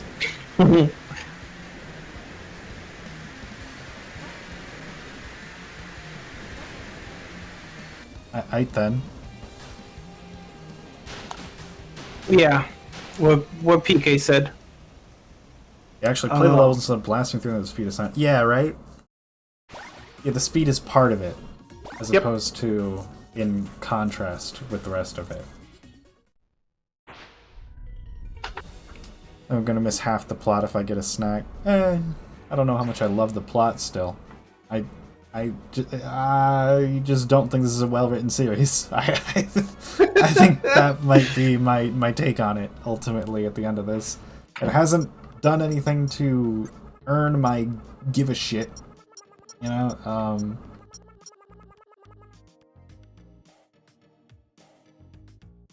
That seems cool. Any of these? No. I'll get regen breaking, because that might let us go infinite. It's kind of. Yeah. Alright, cool. Onward. New area. Downtown Descent. Protest City. Protest City? Oh, it's not military. It's just a city that's being militarized. Yeah, I'm sure it'll become military here in a bit. It's the stage from Shadow the Hedgehog. Fuck. It's not Westopolis. Westopolis isn't just all the buildings. The one where you're chasing. Imagine if a ship If they had showed the, up. they had the chase level. Oh god. Yeah. Also, any comparisons I make to Sonic, I'm just making lovingly.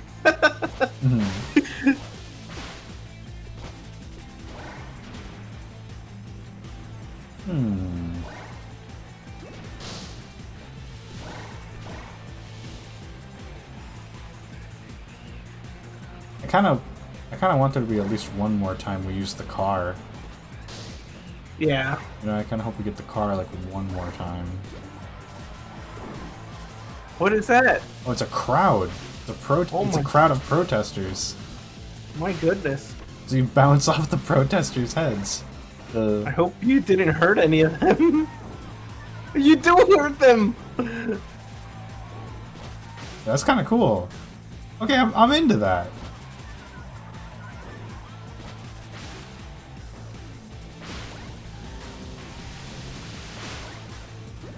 Oh, there's dudes with like water cannons. This is a game about civil unrest now. This game came out last year, right? I believe so. Maybe 2021.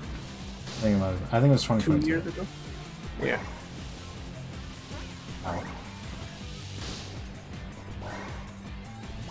Oh, me dodging the boost.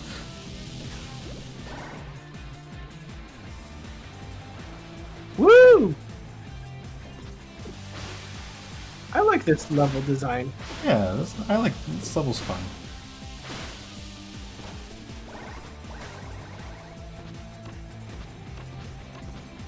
You just gave me a tutorial on wall running there.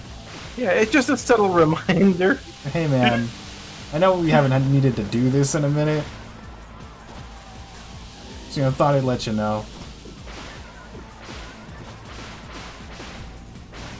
Ow.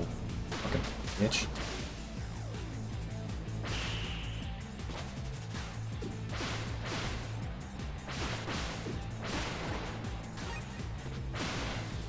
How do you think the people reacted to Spark just there? Ah! Shortcut? So yeah, Spark, the hero of the people, destroys like 3 robots as they're protesting against robots, but also jumped on multiple people's heads.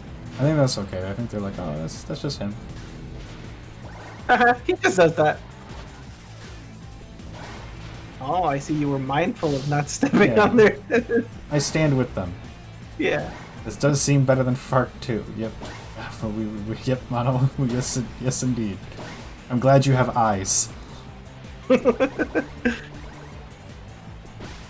Sorry, that was mean, but no, it's the difference is night and day. There are a lot of reviews under Spark 2 that says just go play Spark 3. All the levels from this game are in that now, and yeah. I get it. Yes, actually. Yeah, this really is, you know, like we said that Spark 2 felt unpolished. This is basically the polished version. I think finished. Finished. Is actually okay. the better term. Yeah. Because seeing, like, I don't even mean like from a polished level. This game is just better directed. Mm-hmm.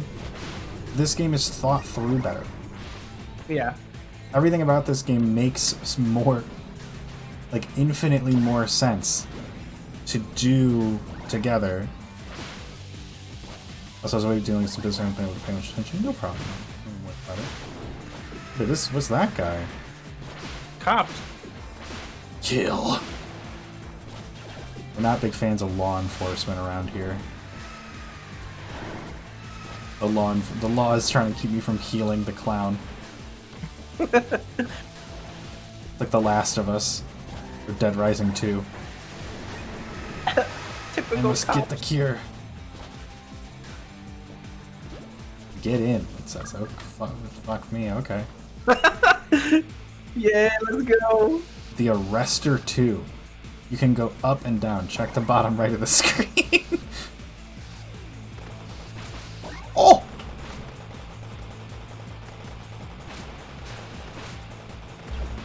This is a Hornet from Halo. Get in, threatening. Get in. Slash threat. This is actually a Hornet from Halo. I didn't think that this would like work in this game, but it kind of does. Destroy their stuff. With their stuff. Honestly, it's so real for that.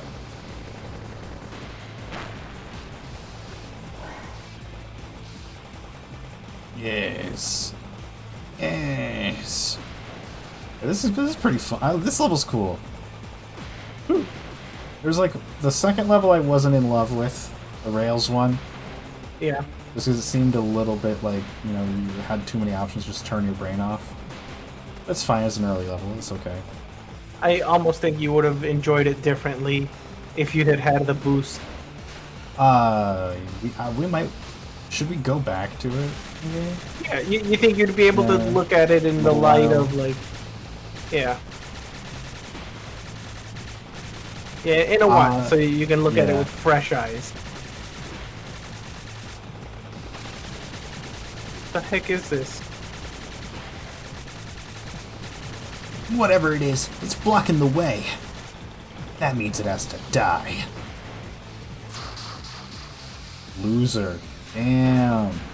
Look how fucking fast you could go with that, actually. You just spam the dash. I didn't realize that.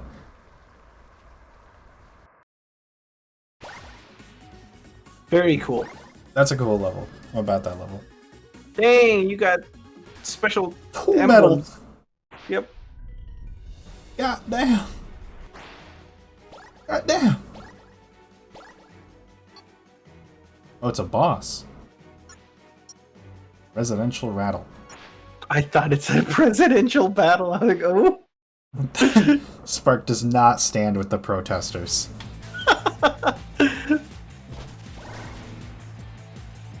Spark beats the shit out of protesters. No! Spark's an asshole. Would not. Despite, like, ideologically being on the same side as them. Aw, motherfucker. Okay.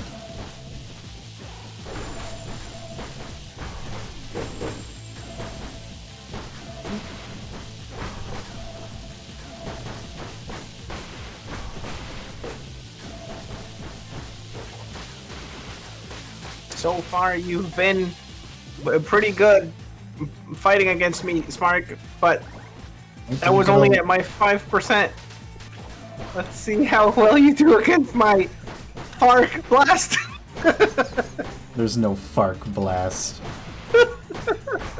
Spark Blast solos Fark any day of the week.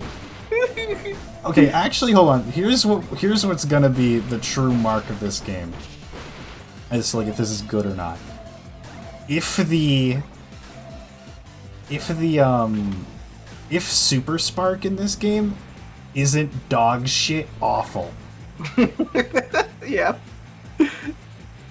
If the final boss of this game is like cool and also fun to play, then this is easily the best game in the series. How did these people get here? How did they get there? That is not safe. You are not practicing proper protest etiquette. You should really be in a safer location. You will regret this. At least being there. You could be anywhere else. Be on this road. That's disruptive. They'll be fine. They're pretty tanky. Also, next time we see a crowd of people, if we do, can we Attack them. analyze them? Oh. We're thinking different things. What were you thinking? I said attack them. No. Fark blast the vent core. No, because I want to see if they have jester hats on, because that doesn't make sense. Oh, okay. I see. Going back to the conversation we had in Spark 2 about you being annoyed that so many people seem to like be, you know, dick riding Spark with a little hat. Yeah. Like, I could get it if, like, oh, Spark is now an icon of anti-robot, and they're just wearing, like, their versions, you know, little cheap jester hats. But it's kind of bordering on the line of, like, oh yeah, these are the Jesterians. They've always worn jester hats. There's like a name for like the people. It's like flugels or some shit. Like the Formies. Formies, that's it. Flugels. The Flugels. That is not what they are called. That's some Dr. Seuss stuff. I'm very happy we have not once seen Dr. Armstrong. That makes me happy, I gotta say. Sorry to that guy, but he is ugly. They fucked his shit up, bruh. Yeah! Yeah! I said, maybe I want to see it like one more time, and they were like, okay. Fuck Noted. yeah. Noted. I like that this game introduces new mechanics frequently, but it also doesn't discard them. That is nice, because Spark 2 also had that issue of introducing new shit and then never using it ever again, or never using it well enough at all to where you could even engage with it. One notable example is in the final level of the game they introduce a new mechanic, and it's atmosphere burnout.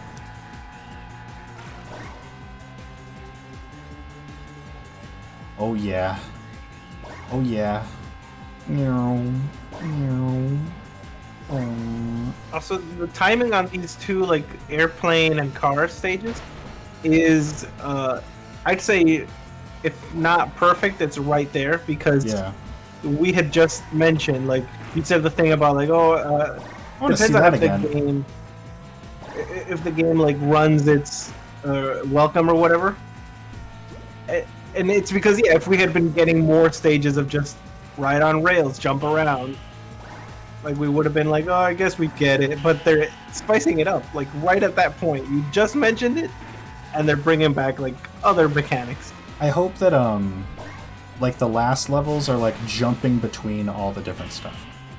Okay. Like, I want every option in the last level, you know what I mean? Yeah. Because the last level of any game, I feel, should be either a narrative payoff, or, you know, from a challenge and, you know, gameplay standpoint, a culmination of everything that came before. So I'm about this. I think that's good. I'm about this game. I think this. Do I like it as much as Spark 2 or Spark 1? I mean, that's the question here. Yeah. Like, I think it just needs to be like a fun sequel to 1, but 1 is like, yeah. I think in like 1 is like classic status, I think. Classic set. I don't know if it's an instant class. We had our issues with it, but it was a good game. Yeah. Right? We recognized this. Get in. Oh, Oh, okay. yeah. I didn't say instant classic, just classic. Okay. 2017 classic. Yeah, there are games that are classics from that year. You ever think about how fucking nuts 2018 was for video games? Give me examples. Red Dead 2, I'm pretty sure, came out in 2018. God of War 2018 came out in 2018. Is that the one with boy? Yeah, yes. Like, 2018 is like a kind of nuts year for games. There was a whole thing. I'm not sure if it was exactly 2018, but it's been around that era where every like media, like movies and games, came back with like, okay, what you call it? Okay, but the protagonist is like old now and training like the new generation, right? Yeah. Like, I don't know when that movie Logan came out, though. You know, Logan, I think, might have been 2018. I love the movie Logan. Oh, and I like the trope. I'm just saying, like, a lot of things It's really funny how follow that the trope. happens. It is funny how prevalent it is now, isn't it? Yep, we got the Friday the 13th movie with like, oh, the old protagonist is back and she's like a cool old lady with a shotgun. Oh, And- they brought back Jamie yeah. Lee Curtis for it. Yeah. Okay. I see you. I think it's an easy way to make a send off that's cool, while also like tying directly to source material. So it's like, here's how the story goes from here. So I think it's like, it makes sense why people do it because it's also kind of safe. I mean, if I'm honest.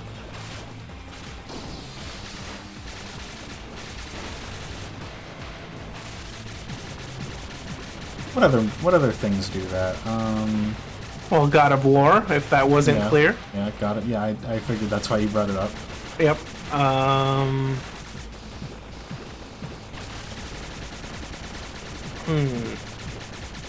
There's more examples than my memory can account for. Yeah, right. That's why I'm. I forgot. Yeah, I forgot.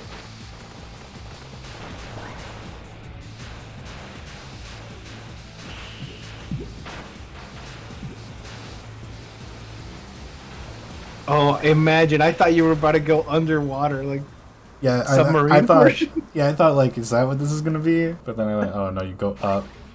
I was gonna say, can this get cooler? It could not. It could not. Also, I would not have.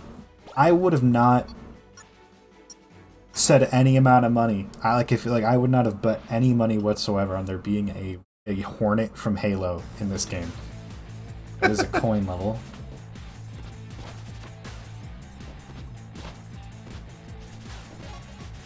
Huge. What's the level? It's just this pillar? 2 coin. Where's the rest of the level? Oh, we go down, okay. Like the fucking face plant. Wow. Ah!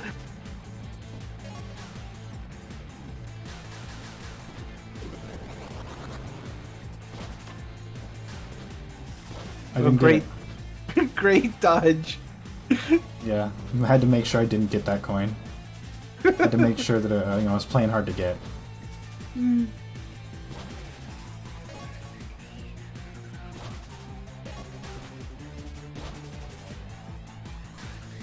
Ooh.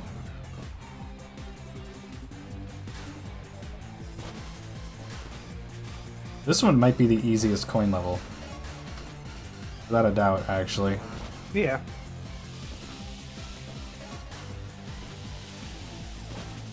Uh-oh. Did you miss one? No, those are the last couple ones. You even had a choice. Ah! No! It's okay, we ball. It's okay, we ball. Damn, that was easy. We getting medals? Fucking maybe. No. You could have done it better. I'm sorry. Getting mid-ass treatment right now.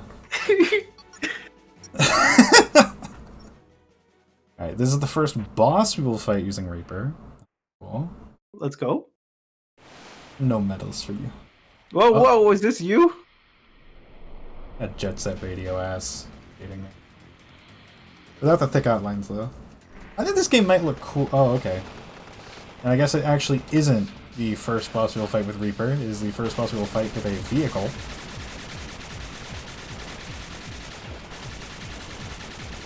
Okay, I think this would have worked better if this boss had showed up in a level with the Hornet. Yes. Like, let it get away first. Yeah. Chicks But they Chicks dig giant robots. I'm not chicks. they may have had limitations that they couldn't include this in a stage. Or maybe they just didn't think of it or something. Or maybe they did and we just didn't see it. It's also possible. Yeah.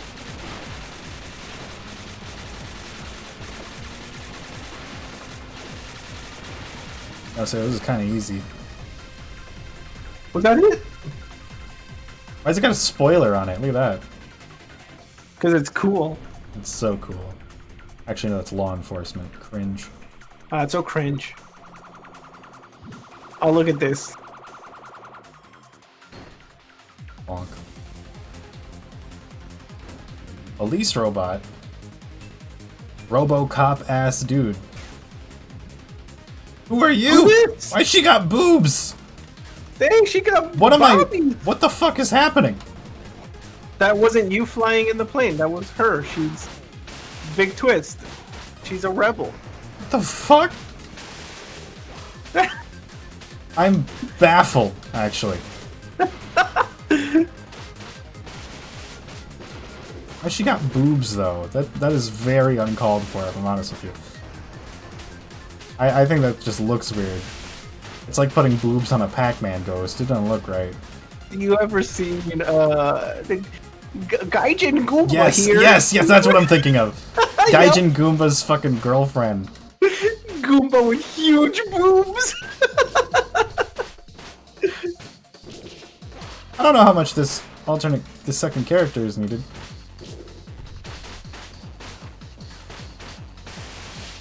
Well, how else do you introduce a character? She's a rebel. I think this is a cool way to introduce her. Don't get me wrong. Oh, hello. Is it her boobs What? that's making this not as cool? What are you not down for with this character? I don't know. Do we need another one? I like Spark. He's a dick. Yeah. I need some girl to help out. I guess let's give her a chance, but like, I don't know. I've been having fun with Spark. Lies, lies, lies. Oh, look at him. I want some cheeseburgers just to eat. I'm talking ketchup. I feel like it's on the beat. I gotta get a lot of lettuce, please, because I wanna have a lot of green. He has no lettuce on that burger. It's tried. float? What?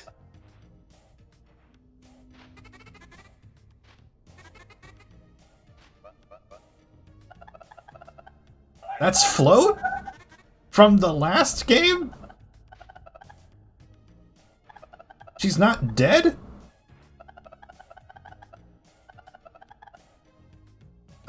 She got like impaled. There's a whole cutscene about how we fucking killed her ass. Yeah, and they told us about her organs and everything. I'm confused. How is she not dead?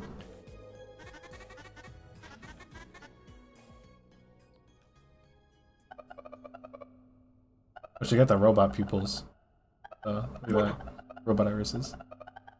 Yeah, she got eyes like me. Oh no! Almost. Oh no! Her friend's being roboticized. Oh no.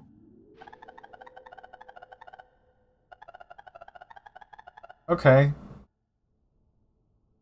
I guess the only thing, honestly, king shit. King shit.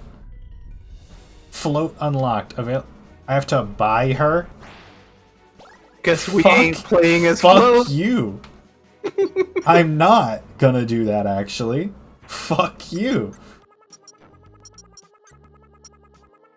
My one bit. Come on. One bit. Yeah. Fine. Put her there.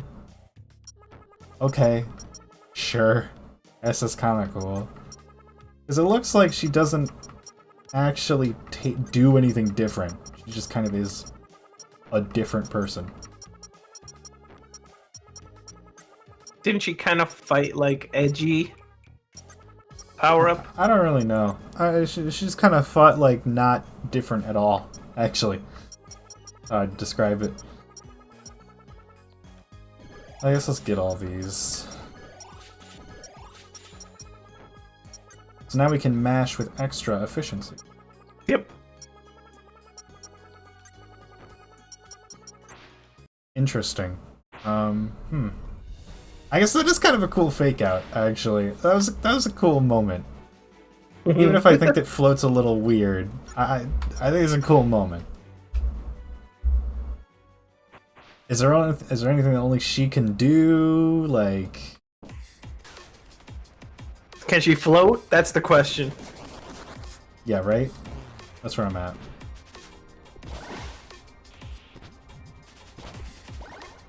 You fucking... It was clearly see-through.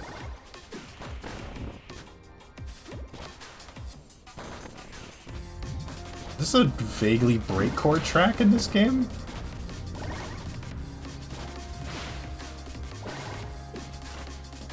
That's kind of sick.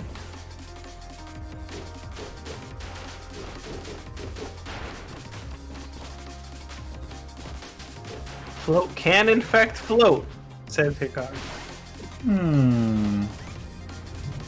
It has the break beat, but it's not... Like, it's like very... not gore shit or anything, you know what I mean? It's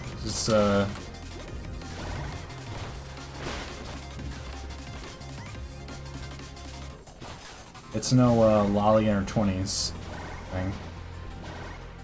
But it's kinda there. Okay, I guess...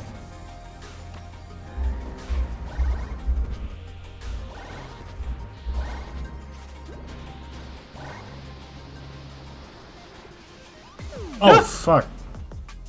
Some Oh my drone goodness! You just flew past planet Earth!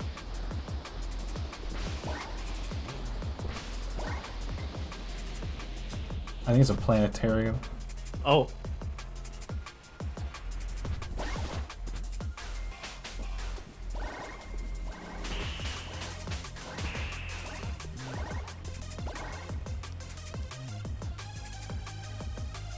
Why she got boobs, though? She just looks weird with them.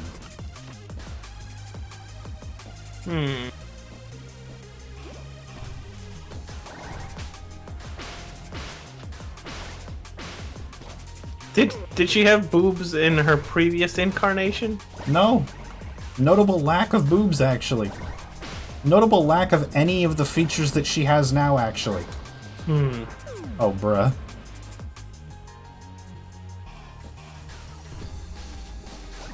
Oh, the stream's getting real nice and laggy, baby. Let's go. Love it. Looks fine to me. Well, not yours, ain't it? No, the stream. I'm watching it. Oh no, never mind. It did go through a little bit of a lag.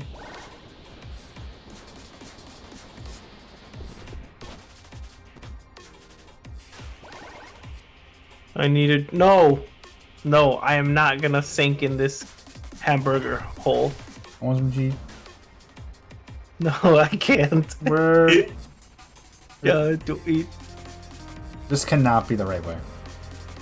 You're clearly not going the right way. Turn around!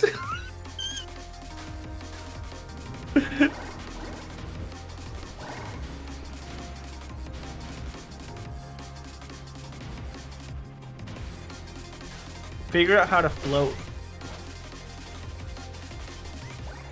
Oh, you just press and hold the double jump.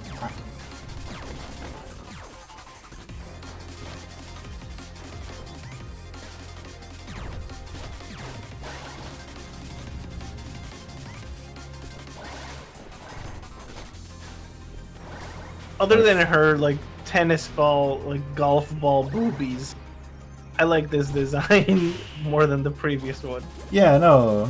I just think she looks weird with boobs. Like, why'd you give her boobs? Like that other girl, Astra, from the last game, who is very dead. I would be mad if she reappears. Like, she didn't have any. Float herself didn't have any before. Yeah. You do not need Milgers, please. Put them away. Put away those milgers. People walking into my stream. Whore! What if I'm going the wrong way? Yep. Can we get a put away those milgers in chat?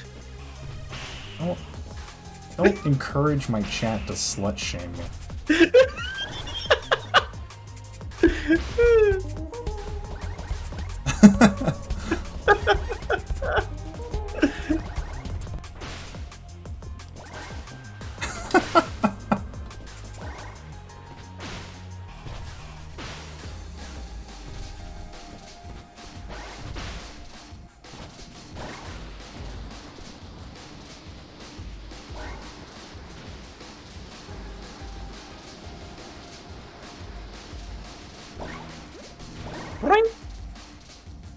This level's kind of cool. And that it's like illusions.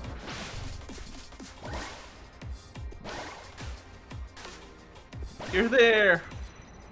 Wow. Wow. CIS entered a new song from displaying my called the government cover up.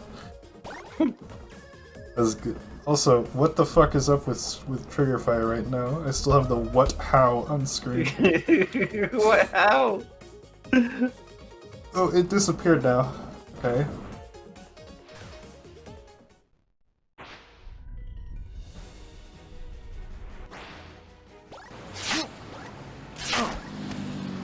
Do something about it. Boss. At least this version of Float has hands and doesn't have yellow spike bits for limb. I guess that's fair. Yeah. Oh, it's a coin level. Life is like a video game, trying hard to beat the stage, all while I'm still collecting coins. Trying hard to save the girl. God, I'm mad that I even know that much of that song. You know what? It's more than I know.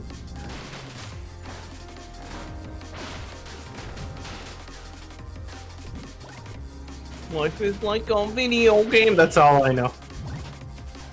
Damn. You live a blissful life. Blissful. Oh. Oh, I saw one. To the left. To the right. To No! I saw one!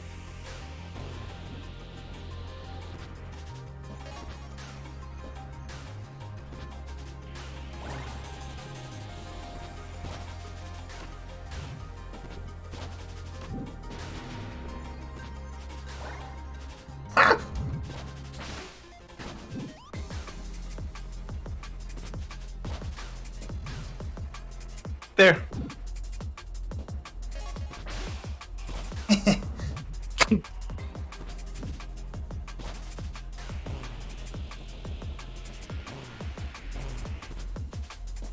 Wow.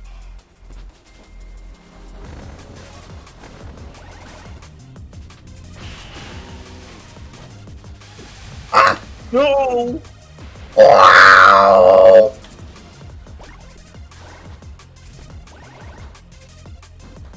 Is that a coin?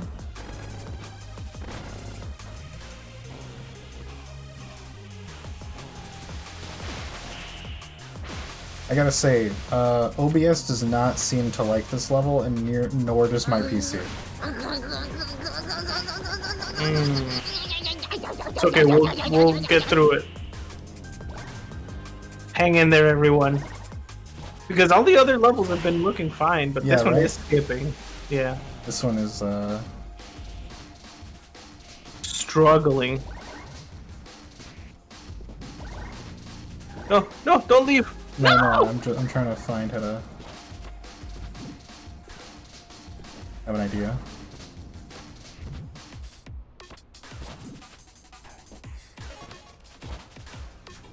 Music in this area feels like the stuff I keep in my drum and bass bit.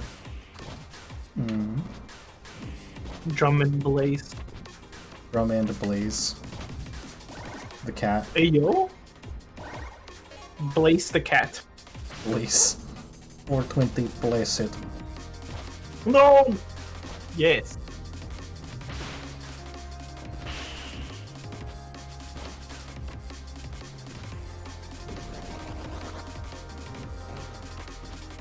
No! No! Dude, I thought I was cooking. You were. I thought I was cooking so much. I was like, ooh, this shit better be gourmet. You were. For a second, I was like, let them cook. No! What are you doing? Oh, wait.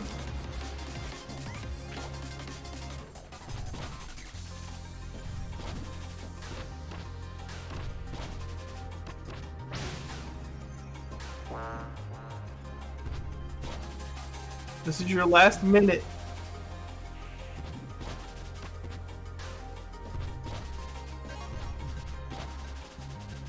I was gonna say there fucking better be one over here. Woohoo! Florida's pretty cool.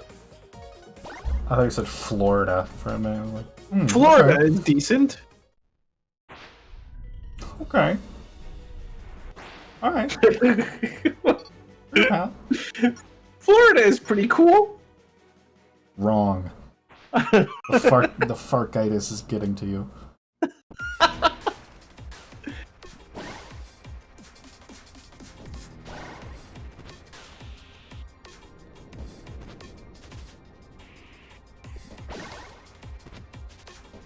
Florida sure does exist, says PK. I lived in Florida, and I know a lot of people that haven't lived there don't know about this, but there's a season in which a disgusting amount, like millions, like a swarm of trillions of love bugs, they like fly in Snowbirds? clouds. Oh, you don't mean people. You No, mean I a do. beast. I do not mean people. I thought you were talking about the snowbird phenomenon. No, yeah, that's one thing, but no, the love bugs are like these bugs that are humping. They're already humping, okay? And they will hump for the rest of their lives. Huh. And they fly in clusters. So like your car will be like your car, your nice blue car will be black because it is covered in love bug. That's disgusting. Yep, and they're going ham. And what months is this? Hold on, let me look what love bug season is.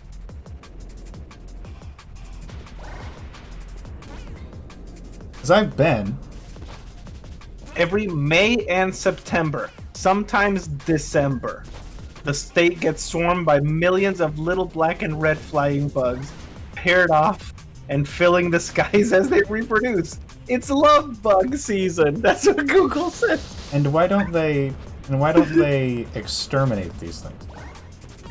I normally I'm one for, maintaining the ecosystem and all that jazz, but I don't know, this just seems like purely a downside to everyone. It's horrible. It's like any other state that's like, oh yeah, when it gets rainy, there's like a lot of this bug or whatever. It does not compare to love bug. You will look at like the wall, like the side of a building. I think I'm gonna lose, actually. No, crazy. turn to float. Wow, first death.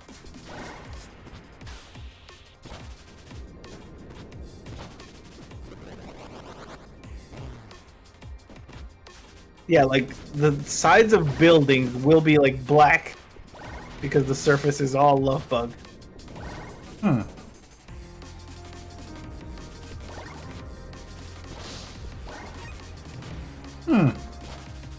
That's troubling. Kind of nightmarish. Kind of like what you would expect from like a there's a doom. You're in one of the parts of hell, and there's like a million bugs. Oh no, it's just May or September in Florida. Never mind. Right, says, to be fair, love bugs live for roughly 4 days. Okay, so they just appear and it's really shitty and awful for 4 days of the year. Or like 8 days of the year because, they come around twice. But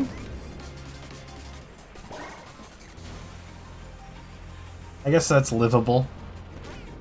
I don't know. Their lifespan is 4 days, but I think it spans like a couple weeks. Because not all of them were born at the same time. Mm-hmm.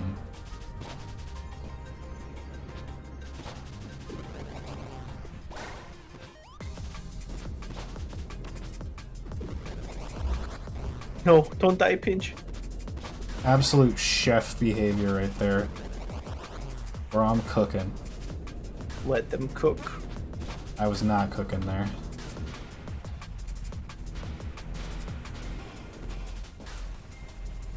No, it's a little dry, but you cooking. It's a little dry. Use some salt. Could use some salt, a little bit of sauce.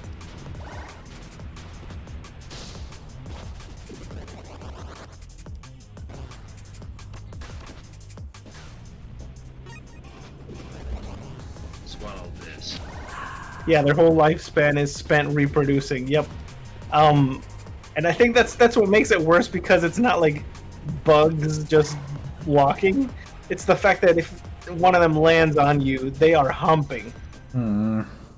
That's gross. I'm sorry. That's awful.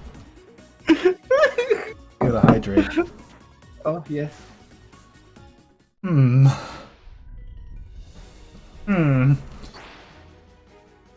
Come to Florida. Endless Hall. Get to the goal. The level is called Endless Hall. Okay. It better be. Endless Hall Inspector. It's endless. I'm the endless hall monitor. Do you have your permit, Spark? Hikari, you live in Florida? I'm so sorry. You live in Florida? Cringe. Sorry for your loss.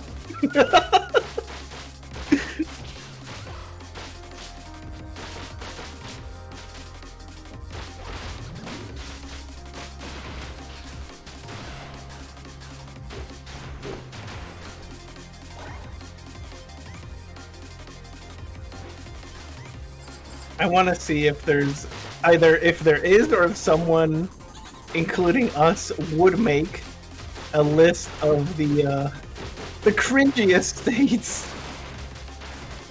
Oh, easy. Florida Because I number know. one. Texas number 2. Where's Listen, Ohio? Ohio is actually not that bad. There's just nothing there. It's not cringe, it's just nothing. I think Alabama, pretty cringe. Yeah, pretty cringe. Sweet Home, fuck off.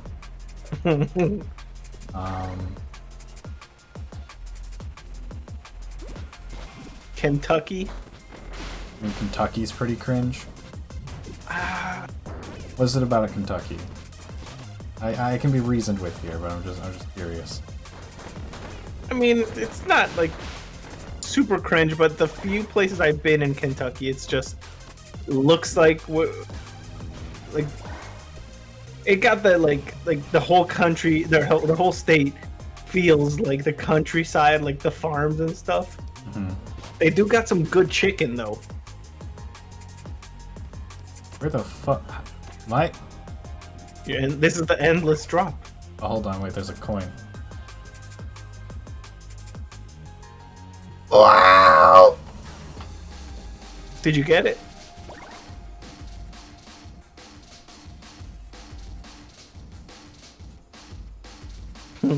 Boy, hard. I looked her. Alright, pal, can we fucking. Girl, I don't like the endless gimmick. Fuck this. Oh, this one has a grate at the bottom of it. I should have. Bruh. When I just could have looked.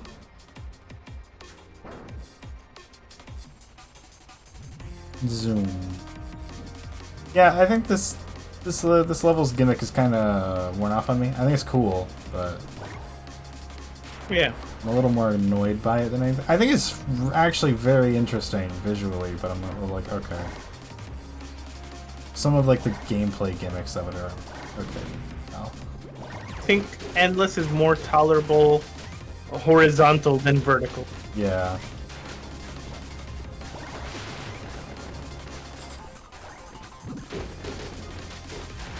Also, like these things, lame.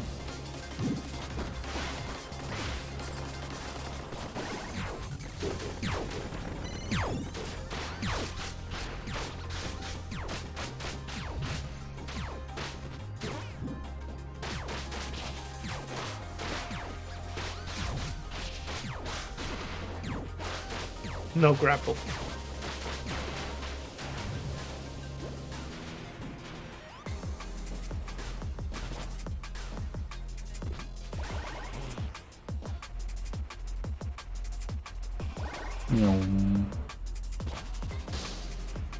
There it is. It's the end. Oh, bruh. Hee Trolled you. You got me. I got trolled. Would you think it's funny if you land on this platform and you see the goal, but then it just visually starts extending away as you're running? It'd be kind of cool. Even if it was just like, you just have to run a bit farther than you otherwise would have. Yeah. Woohoo! Done with that shit. This is neat.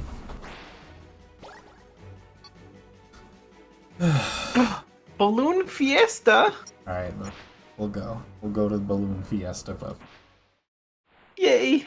We're going to Balloon Fiesta. It's your final wish to go to Balloon. If I don't make it. Finch, please take me to Balloon Fiesta. Yeah, this is cool.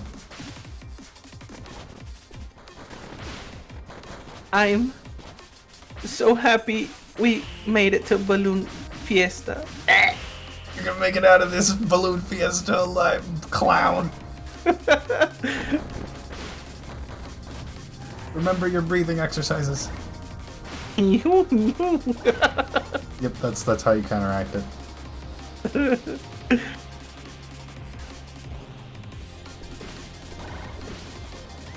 Oh, it's okay. It was just hiccups. I'm good. Farkitis is not hiccups.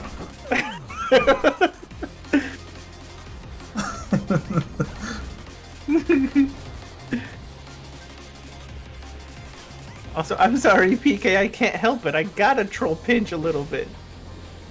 And why? Because it's fun. I suppose. We do a little bit of trolling.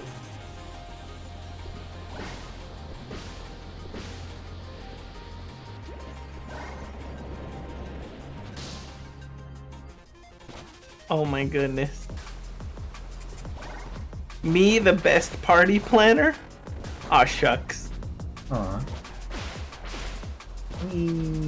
Go up. Ah! No. Bonk, bonk, bonk, boing. Vroom.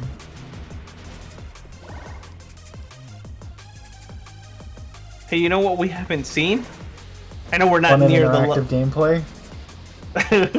What you mean? The ring things that Yes. rob you Yep. and of any movement and make you just. Darn it. How'd you know what I was gonna say? Because I was like, man, I haven't seen those. Now that I think about it. There's still time. Unfortunately. I'd be willing to bet that the last few levels of this game look exactly like the last few levels of the last two games. Yeah.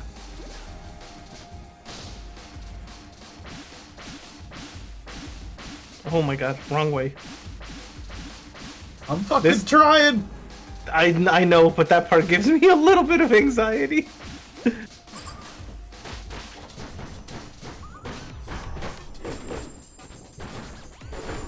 Hello, I am Hekiki Mage. This thing's called a guzzler unit. I'm the Guzzler unit.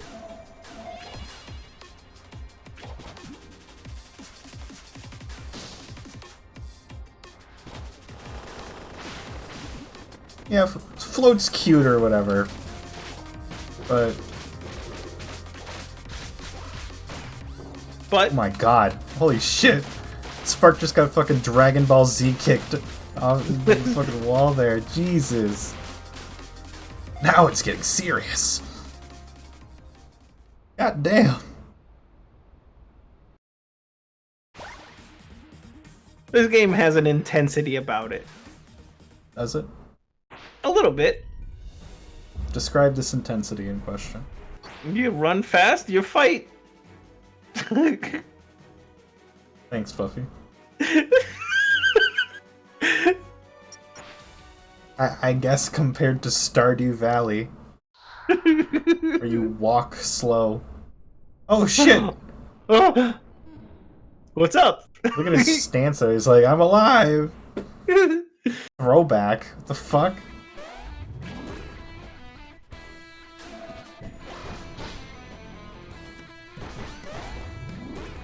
I wonder if you'll get edgy power up from him or something.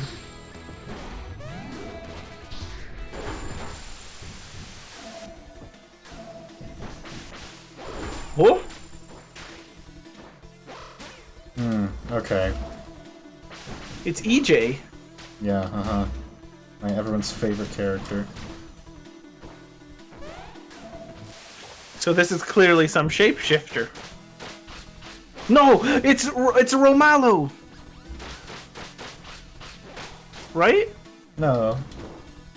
This is just the first boss from the second game. No. Remember, Romalo does the little like screen static thing. Oh, that makes sense, wouldn't it? Yeah. I think that was in the first game. It was.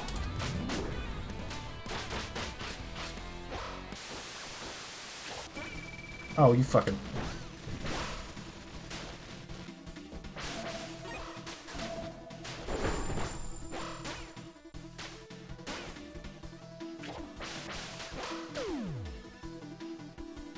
Bruh.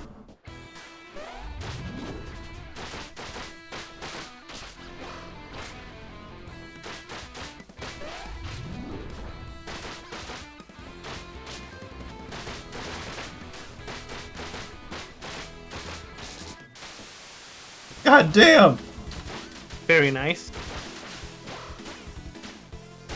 I think that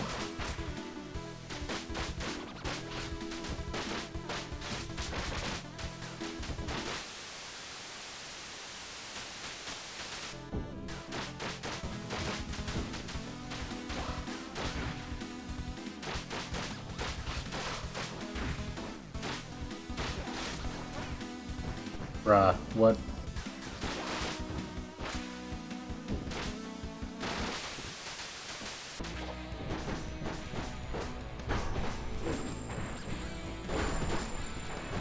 Yes. You're so clean. Oh my god. Dang, you got this guy, you juggling. Wanna learn how to do a fucking infinite?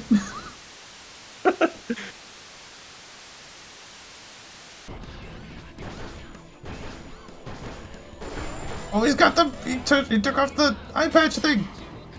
Uh-oh. We have a vocal track, too! You got me backed into a corner!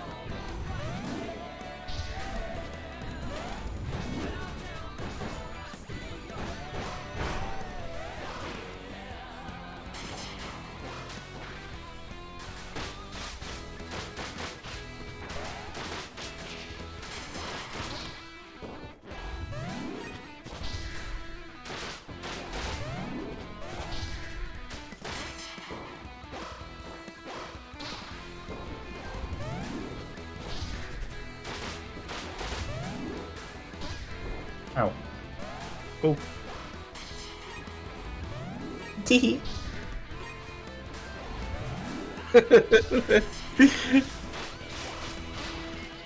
Ow. Let me parry you piece of shit! Then get good and parry me. There we go. Oh, fuck this guy. Oh, lol. Look, I did not move him. I did not move Spark there. What has happened? I had that dude fucking juggled, though. I had Oh, that yeah. shit. What? No cutscene? What was that? What are we supposed to gather from that Well, then? it was just nothing? It might have just been like... I think it probably was just like, hey, what if we did this again? What? We took these 3 kind of dog shit car! I don't care about the boss we just fought. Car time. Oh yeah, baby.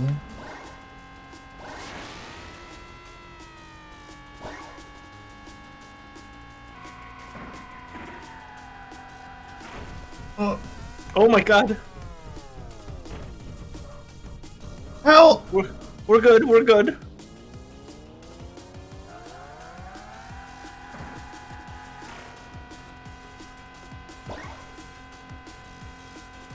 Managed to fix that one. Oh no! Where's your car? Made me get out the car.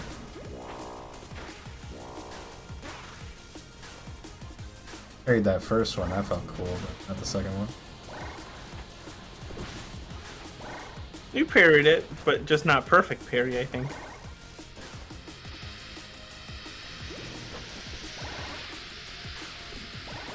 What the fuck is this place?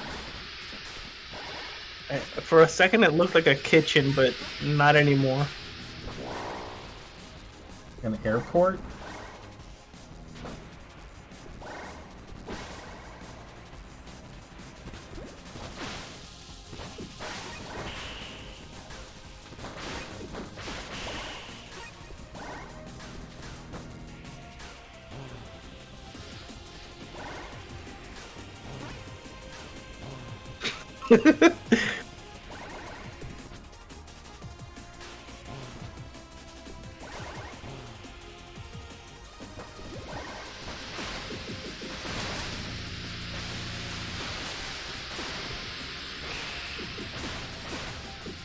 It is some This is pretty kind cool. of... Yeah. Like a factory? Yeah. Like a warehouse. Yeah. I guess we can look at the level name after this and see, because I actually didn't look at it. Car? No. Car. Car? Car? Question mark? Car. Oh, that'd be such a great curve there to do in a car. Yeah, and then you can drive the car into the airplane.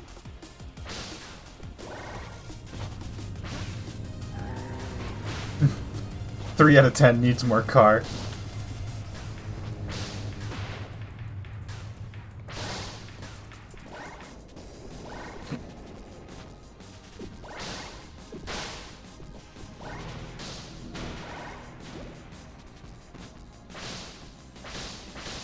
These are pretty cool.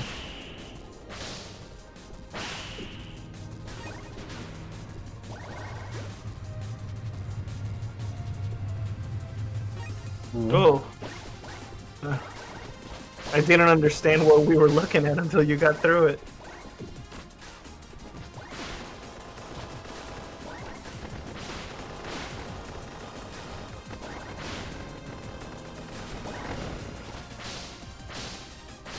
I'm liking this level. I like this. Yeah. Starts with car. Means it's good.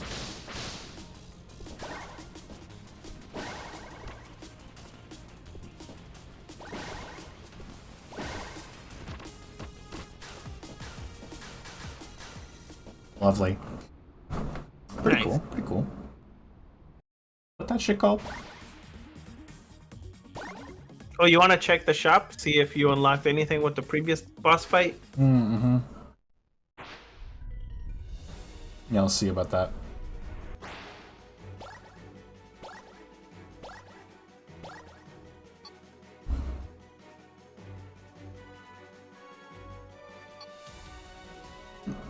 Oh, an airstrip. It's like an airport still.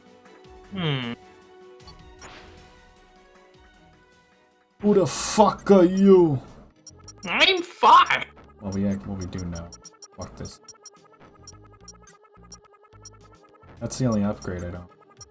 No more jester powers. We'll buy that. No more extra moves. I'm saving up.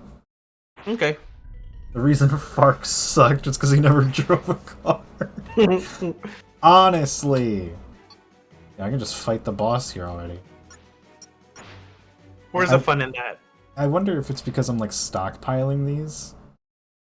Like stockpiling metals or something? Because it's like a required level metal amount. Yeah.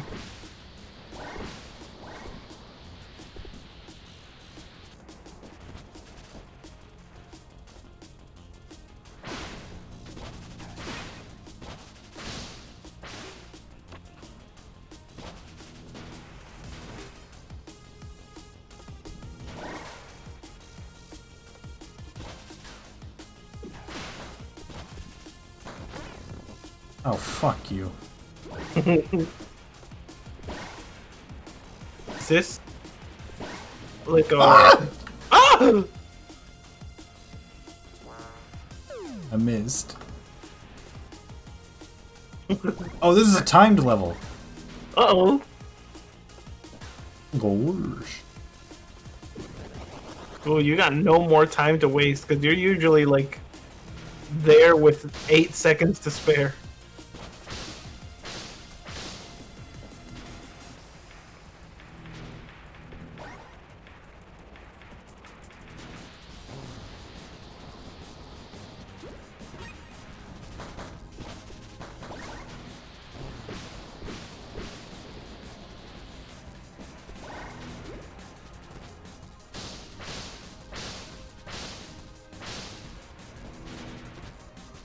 Sweating.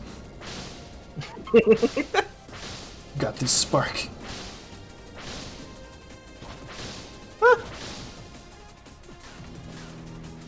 No way. They're legendary.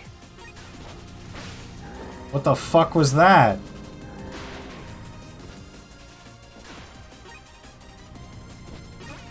Let me go! Uh-oh.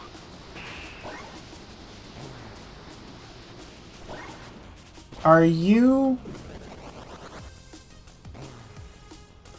Bruh.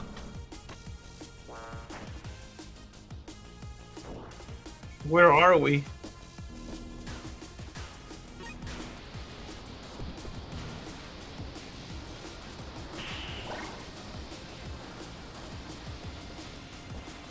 Oh. That's so easy to miss! What? And we were right there, too. Probably, yeah.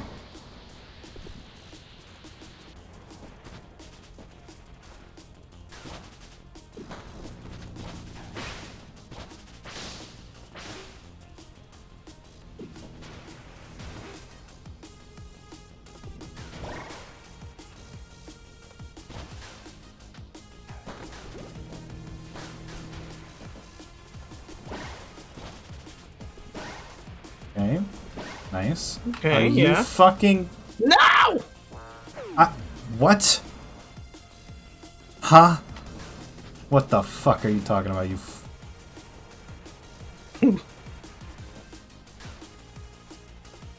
You got a drift there. I cannot. There's no drift, I'm not in the car! This level would be better on a car. Yeah, TBH, give me the car. Where's the car 3D platformer? I think it'd be kind of goofy.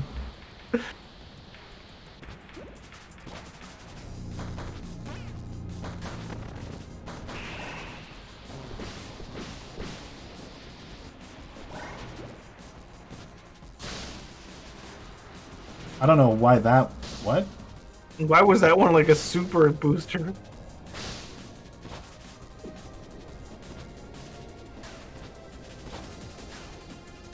This is Howard.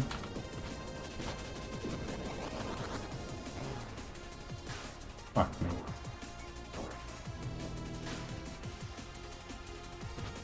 You got this, I believe in you. I think I managed to, like, do it twice. But that time it was, like, a super booster. Like, it seems like you can... If you hit it and Jester Dash it at the same time... You super boost instead? Yeah. Hmm. Alright, let's fucking hope that I hit this.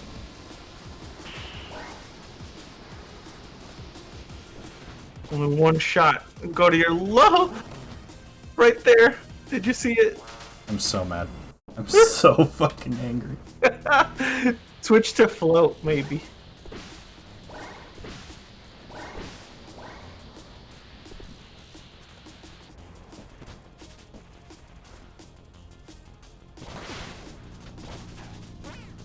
Fuck that stupid Minecraft ass.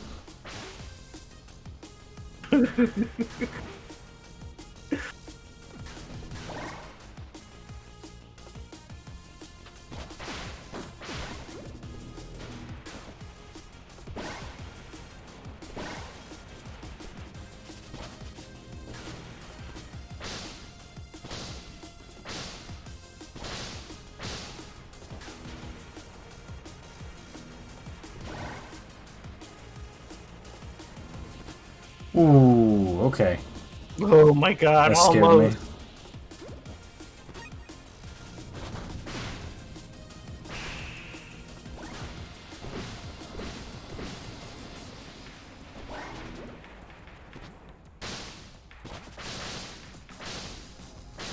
Okay. Stay clean. I will let you cook. You got...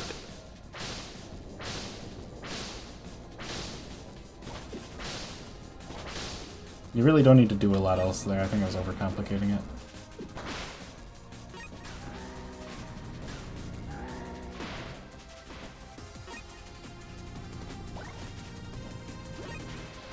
Okay.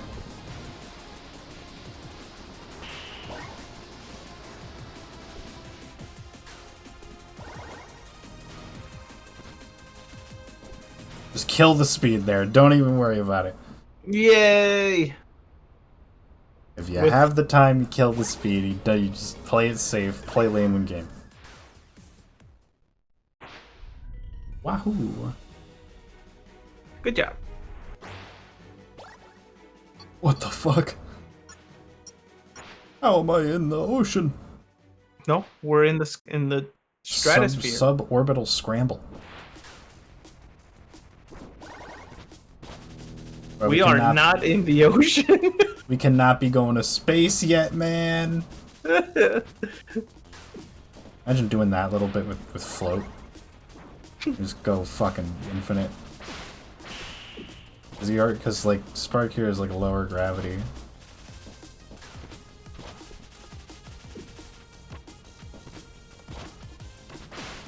Wing. Space. You up in space. Everybody. Really? I think Yeah. I think most people actually aren't. Everything is in space. Sure.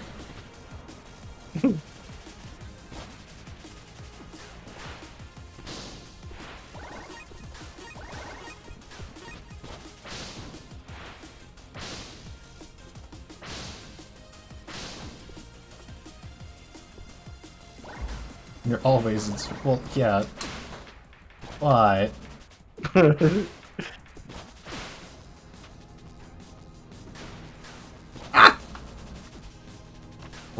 Bruh. There we go. Cheese and rice, Mooney.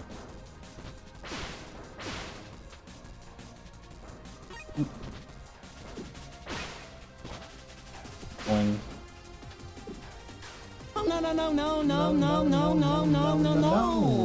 No. Boing. Boing. Oh, that has Where like are a these? timer on it. Oh, This is like a glorified water level, actually. wait, in what sense? You have a for certain sections you have an air limit, and I see. it's floatier controls. This is a glorified water level. Oh, you're gonna die! We ball. Dang.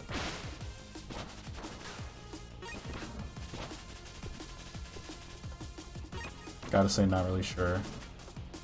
Where'd it go?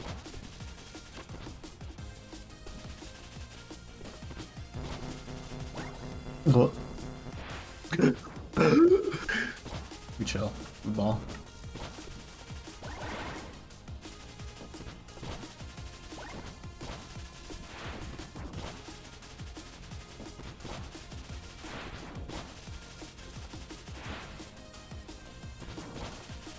Good thing these space bubbles are here. Yeah, thank goodness the inexplicable air bubbles in space are here.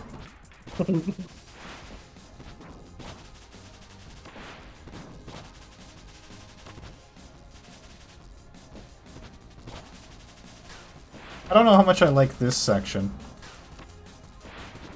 It's a little lame, kind of annoying, but...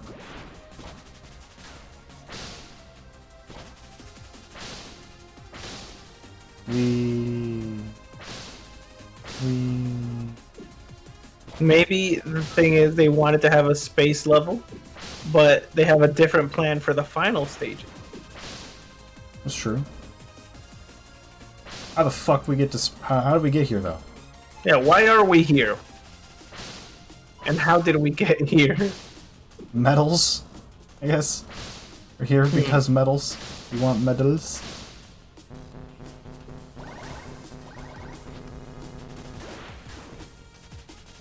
Damn.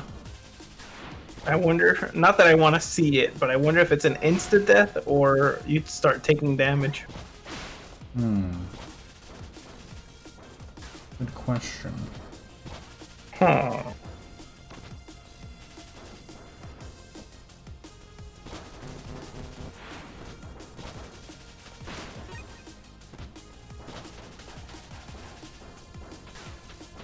No. Bruh. Come on.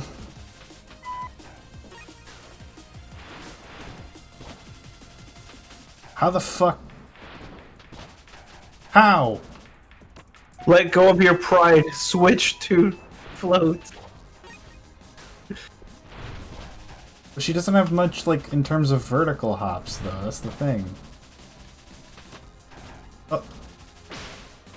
Okay, I guess it was enough.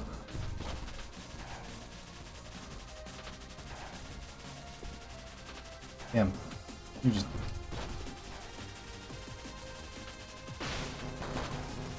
Uh-oh.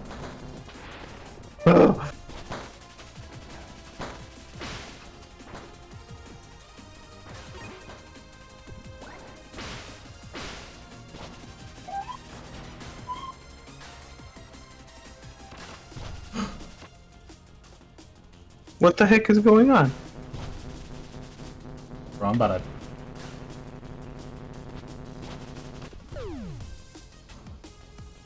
Okay. No! Bruh.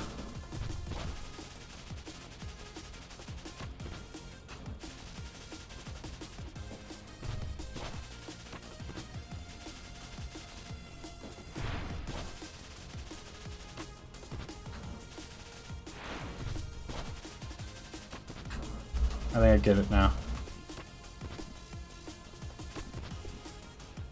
Oh. I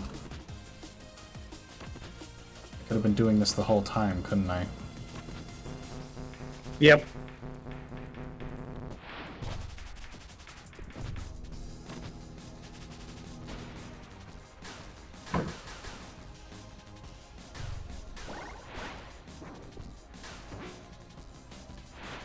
You did it. There we go.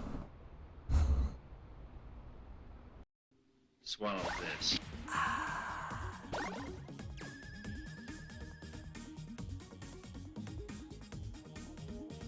Yeah, this might be a level 4 float.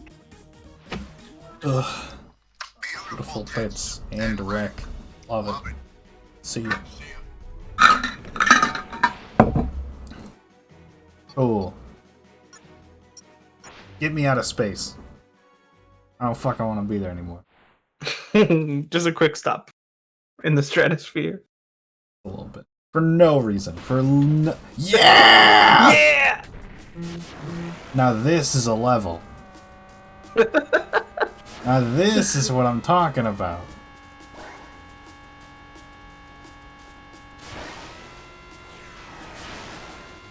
Uh-oh. Car, baby, let's go! Ah!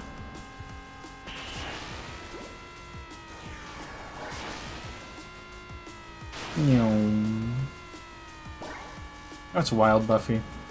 What is it? You've almost played this entire series of games. Yeah. On a whim.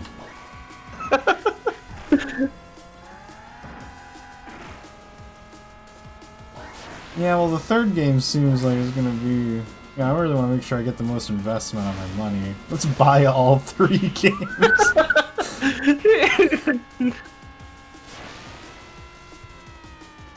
It was a good win. Yeah, I think it was a pretty good one. I'm having a positive time with this. Yeah. Roughly the same enjoying experience as the first one.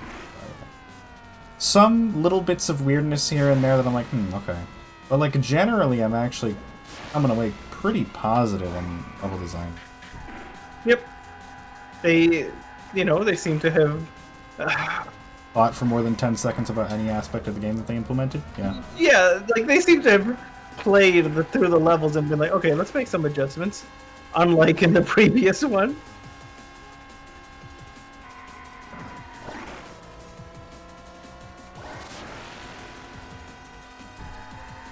Also, you know when games have trouble, like, they'll kill off a character and the player, like, is not even invested in the character? Mm-hmm. So we don't really, like, care. If there was a cutscene of them dropping a bomb on your car... I'd be more mad about the car than any character who has died in this. Yeah. Float could die right now. Float could Whatever. get killed like JFK and I'd be like, oh darn.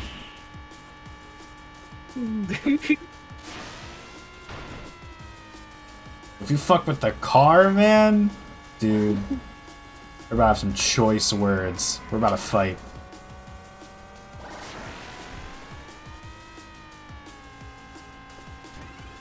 Harsh but fair. Harsh but true.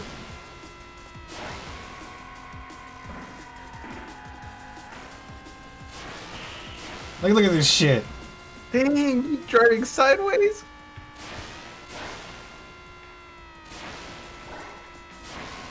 I wonder, do regular people drive down these roads? Yeah, right. Why do these exist? Also, like, could you imagine? Like, I'm driving it. Like, there's a little speedometer here. I'm driving at 171. Could you imagine driving even just 80 on that? It takes like it would take like 6 minutes to get through the entire little section of highway.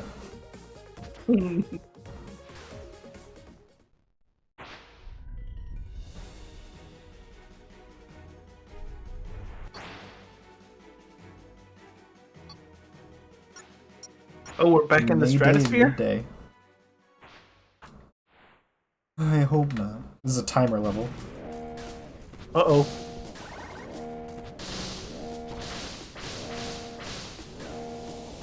Oh, it's a ship that's going down. That's cool. Did you knock it down? No. Okay, I feel... Here's maybe a complaint I can give. Sometimes the levels and bosses and stuff just kind of feel like they happen. Yeah. Like, why were we in space? Why did we go there? Yeah, and I know we had the previous complaint about too many cutscenes, but this game has had very little cutscenes. Because they could have explained, in a cutscene that, oh, we drove to X place and now we're on the ship, or whatever it is. But then again, that's a problem with it not being a linear game, because it lets you choose. Yeah. But, like, I'd like it if, like, these little extra levels were all kind of a consequence of what happened in the main level, and the main level had a lot of spectacle to the end of it. Mm-hmm. Like, if we, like, sent a ship to go down... What happened? I got sucked out the top.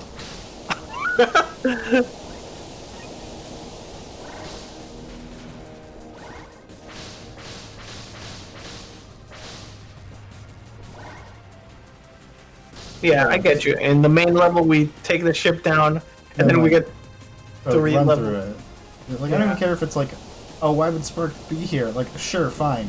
But, like, just having anything, I guess. Be like, hey, why the fuck is the ship going down? Routine maintenance failure? Like, what's the issue here? Yeah.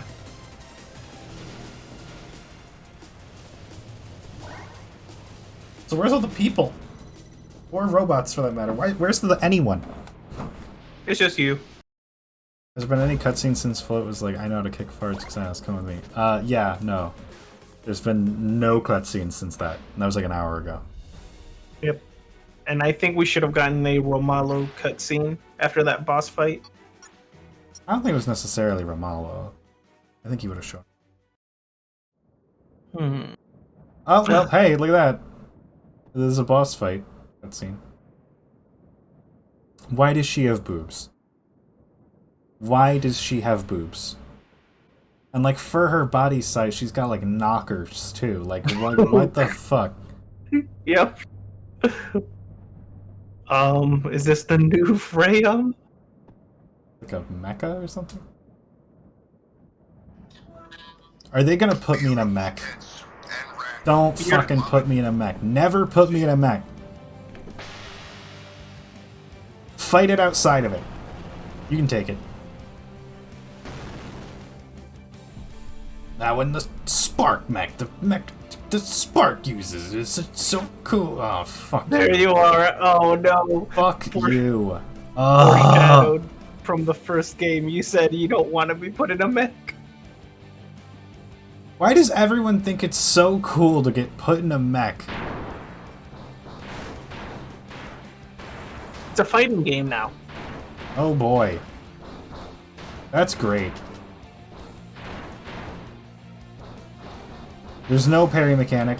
The only thing that stays the same is a light attack, a heavy attack, and a dash. Land a jump, you have your jump. Here's the thing. Mechs should not actually change your gameplay that much. But every fucking time they do. They always make it completely fucking different. It's not that hard. Or it doesn't... I don't...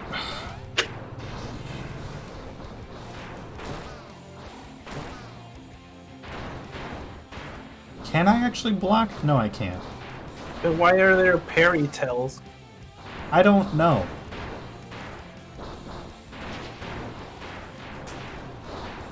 And everything's yellow, so I guess it's like... I just wish game devs would stop fucking watching Gundam. Nothing against Gundam, but just like, dude, make a Gundam game then. Go make a mech game, please.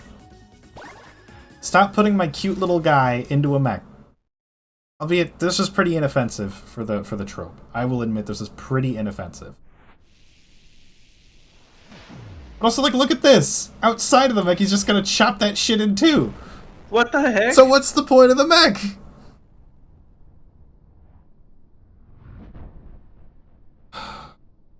It's just it's just like a this would be a cool moment kind of thing, and it never really is. It's a lot less cool than people think it is, I think.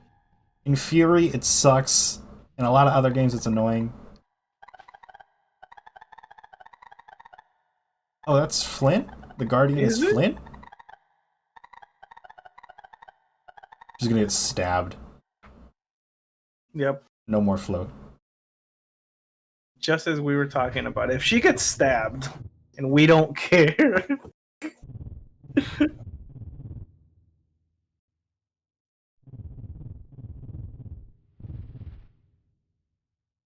Kill her! Kill her!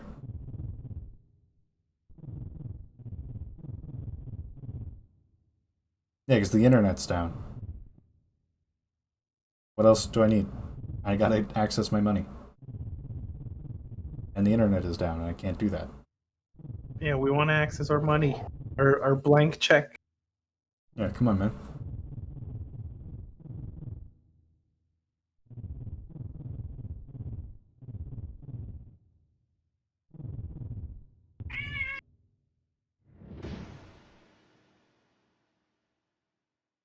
Oh, she's crying. Oh.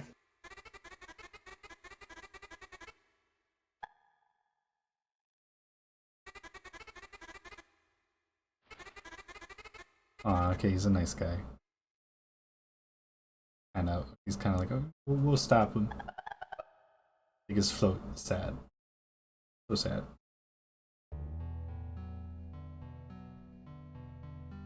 Oh god. I don't like these cutscenes. There is no reason for them. Like, there is no, like, justifiable... Like, this is so weirdly inputted information. You know, like, there's no feasible reason I should know about this. Would you agree with me if I said, like... Make this Spark... again. Well, yeah. Like, I feel that, like, Spark is kind of the character the person made, but then he made these 3 robots, and he's like, oh, these 3 are cool, I like these. He's like, shit, man, I should have made this game. Like, Spark's just like a guy who's, like, good at things. And then these people all are worse than him at things. But they're so cool. God, they're so edgy. Hey, sorry. Really sorry. Oh, is this Float? Oh, I guess so.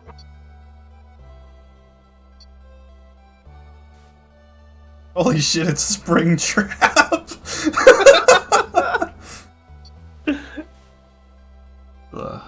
She got no hand. She didn't in the first game. I know. Wah. A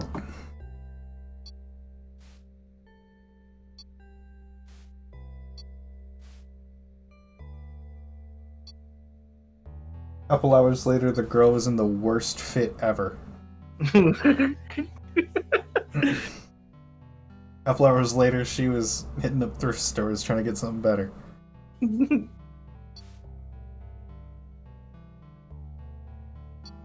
Oh, that was her store. Did you see that? What do you mean?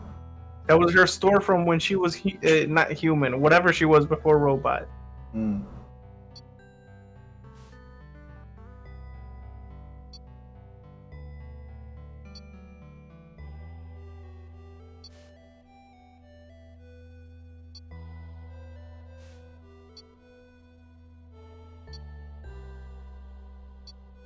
Just make this a game. Like, don't force feed me this lore. No one is telling me this. Not even Float is telling me this. So why do I care? At least in regards to specifically this.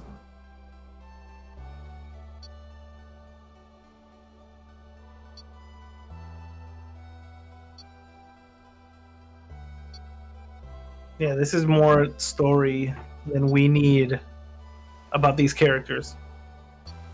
We haven't learned anything about Spark. Like, legitimately make this a game. Let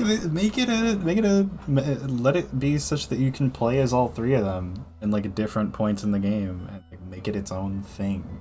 It's maybe more Metal Gear Rising than Sonic at that point. Yep. Like, I think that there's a golden opportunity for a spin-off here, because this is like a fine enough story. But it doesn't make any sense as to, like, why.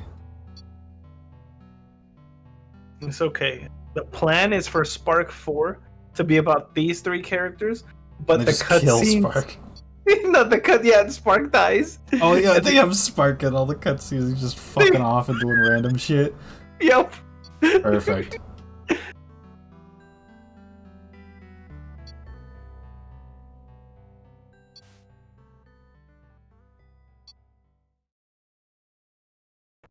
Oh, lol. L. Journey where Fark soloed their asses. Yep. Challenge 7. Fall damage. Do I have to do this? Yep. I guess so. There's no other thing to do. How many areas have we gone through? Falling for too long will kill Spark. That didn't kill you. Wow. Oh, okay. So you gotta wait until the warning is red and then you do something.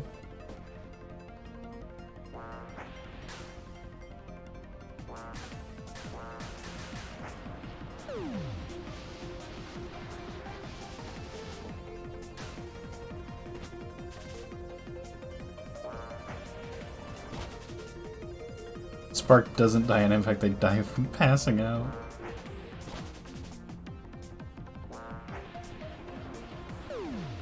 Motherfucker. I don't understand.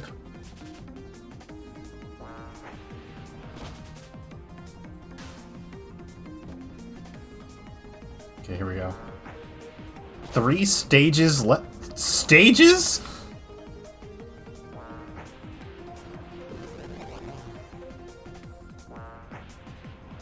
There we go. Yeah, you did No, it. this is not a new mechanic. This has been here the whole time. Just Yep. it hasn't been uber important. And it hadn't been explained. Like, this is just a challenge stage for medals. That also, like, they serve as tutorials as they throughout, kind of.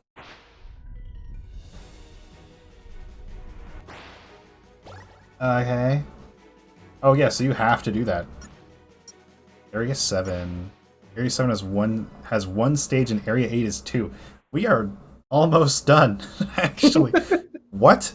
It has been 3.5 hours. What do you mean? I thought this was like 6 hours long. That's what everything said. Maybe we're doing less than... Yeah. I don't think the times are like... Oh, this is taking into account that you would want to get every single medal in the stage? You're going how long to beat for me? Yeah.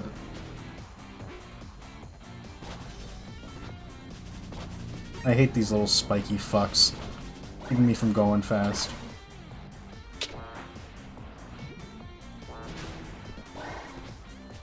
Oh. Oh yeah, it says... on how long to beat, it says 4 hours and 20 minutes. Huh. So yeah. Weird. Okay. It says that the 6 hours is if you do all the extra thing. Oh, okay. Neat.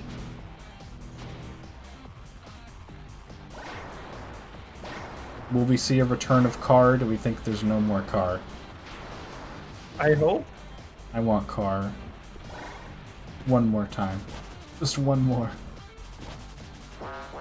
Ease! I want interactive credits where after With having the become car. Super Spark, yeah. So you become Super Spark, you do like epic things, and then there's like kind of a. That's enough of melancholy- that! And they put you in the car. They put you in the car, you drive away as the names show up.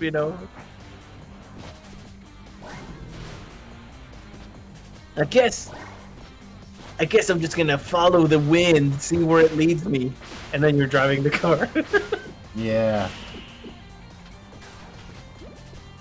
I will say though, game dev, if you really like those 3 characters that much, make their own game, please. Yeah. Make it a spin-off. Because I don't know if Don't I'm... make it Spark 4. Don't make it Spark 4. Don't fucking call it that if he's not going to be in the game. There's the out of bound...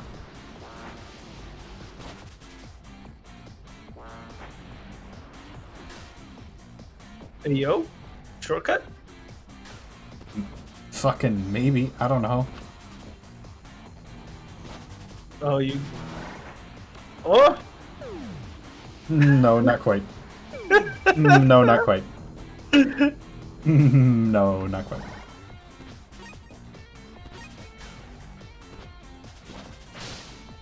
Oh fuck! Oh. Oh, it didn't. Oh, It never that's puts you in the that's right. a that's a holdover from 2, Yeah. where it doesn't put you in the right direction to do that. Oh, okay, that's what I was supposed to do. Ah! Oh, you fucking bitch. What? I hit you. Rat bastard. Fuck you. This game is so much better than I could say they lost their spark. No need to jest like this. Oh, no! No!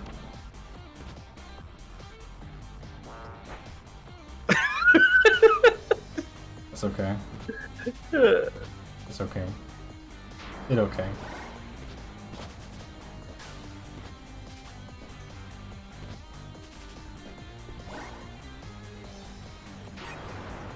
Yeah, I really thought this game would be 6 hours long. Huh. Maybe we'll look at some of the extra stuff. Yeah, we did say we wanted to look back at that other level one more time. Yeah. With the upgrades. And also, I take back what I said about the economy. It's actually pretty easy to get everything. Yeah. Everything that, like, isn't a consumable is pretty easy to get. Yeah, so like he- what I said then was he the dies bosses from- gave you. He dies from falling for too long. Sonic doesn't do that. Well, it's a realistic thing, okay? I've heard a lot of times like if you fell Yeah, which is off, why like, he, at the touch of a button, turns edgy and pulls a scythe out of nowhere. And then can also turn into a girl. Well, What the oh fuck? my god. I don't know what you did. I jumped because I thought, oh, let me jump to avoid this.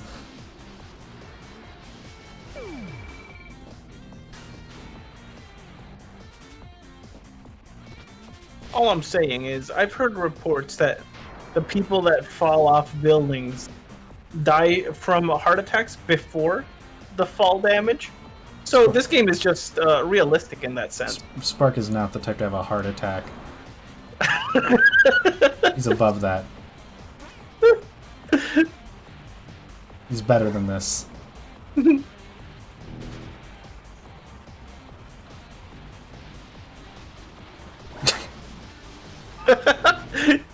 Yeah.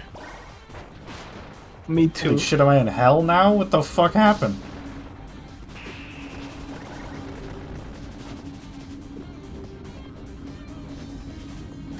What? Huh? What the heck? What am I looking at? Another day in New York.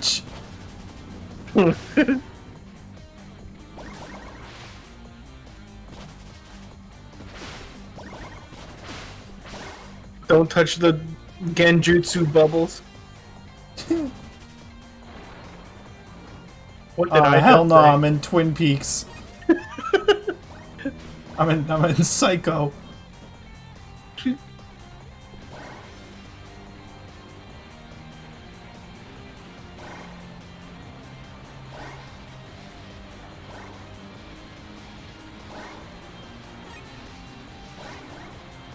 Ow.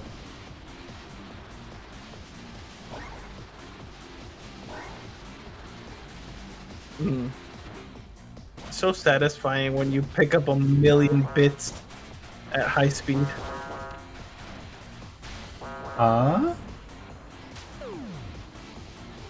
Non-ring life system will always be a plus for me. I kind of like the rings better. Because I feel like even in combat I will never fucking die.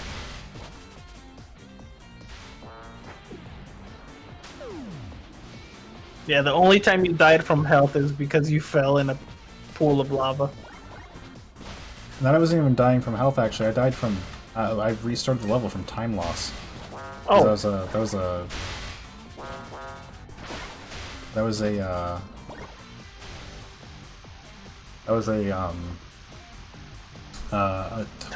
timer level. yeah.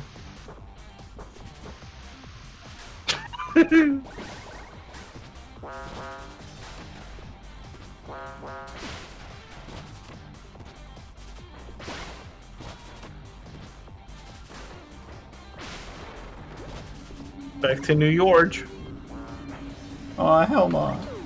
But that's dumb. Falling for too long and dying is a stupid mechanic. This is the first thing I'm legitimately mad about in this game.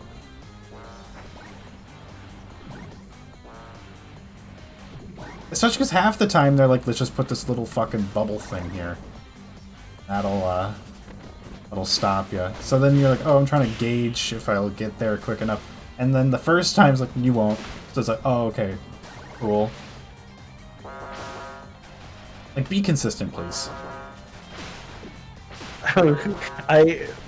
I'm almost certain that this mechanic was born from a kind of a coping thing, because it's like, oh, we set up a thing that checks when you're falling to kill you, and then it just kept going off on levels, and it's like, oh well,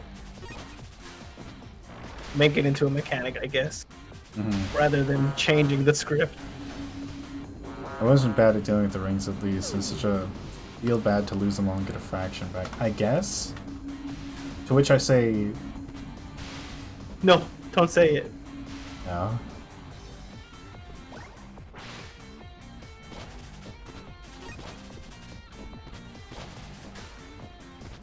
Like, I'd argue that the rings feel better to succeed with than a end of level health bonus or anything.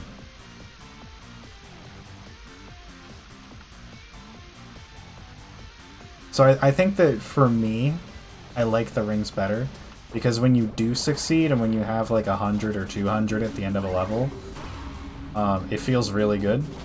You're like, hell yeah. I both didn't get hit and I got a bunch of fucking shiny things for it.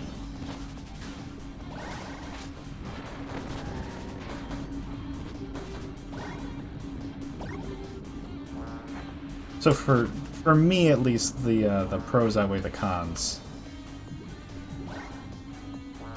At that point, keeping your rings requires perfection or playing back through, which you don't really do as a casual one-off player. I suppose.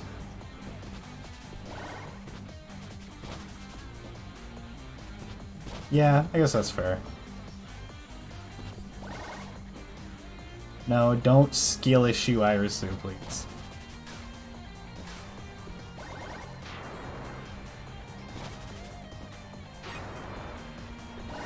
Okay, so it wasn't a skill issue in Bound.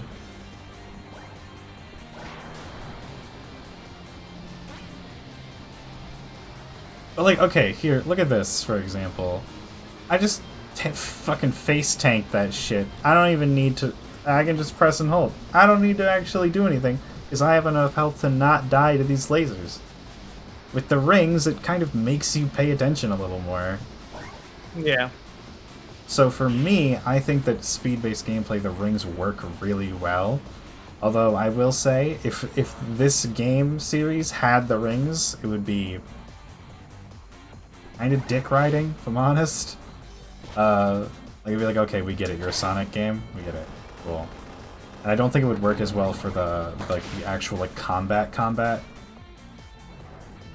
Which also in Unleashed they recognize that, which has combat, you know, much more comparable to this, because you don't actually lose all your rings, and rings actually just give you a little bit of health back, if I remember correctly, or something similar to that, right? So I think that this game works better with a health bar, but I don't think it's necessarily... I don't think that either one is better in isolation. They're better in context. Yeah. No, it definitely, for this game, like, it has a lot of the combat things, and it has its bosses that are less like Sonic bosses sometimes. All the time, actually. Yeah. I don't think there's a single one that is like a Sonic boss, if I'm honest with you. Because a lot of at least the modern Sonic bosses, they're like part of the stage where it's like, you gotta run, dodge, and jump, and boop, that kind of thing. Where here it's like, oh, they want you to battle it. But when it comes to like the stages, not having to worry about losing your rings kind of fuels the recklessness of just running and jumping. Because it doesn't matter. You'll just get through everything. Yeah, I think in boss fights, in boss fights, rings don't always work in Sonic. So I'll agree with you there. But in the stages, I think they're perfectly good. They could swap us between that. They could make it so in the stage you have like, if they still want to have health, you have 3 health thingies. Oh, But then a fuck. boss fight. Oh, You have a total of 13 lives. Collect more speed, score, explore, and freedom medals to increase your... That's kind of cool. That's really sick, actually. this is a little scary. We ball. I'm not gonna die once. Ready? We'll see. The test of all your skills. And this is also the last level in the game. Doesn't really feel like it, does it? I do like that this game has had new ideas and kept on using old ones as well the whole way through. Yeah. Like every level has its own kind of gimmick. I think it's remained fresh. It has remained quite fresh. I've been having a good time the whole time, I think. Yep. Largely because I think that, you know, every level feels different. It's just Jetstream Sam, whatever.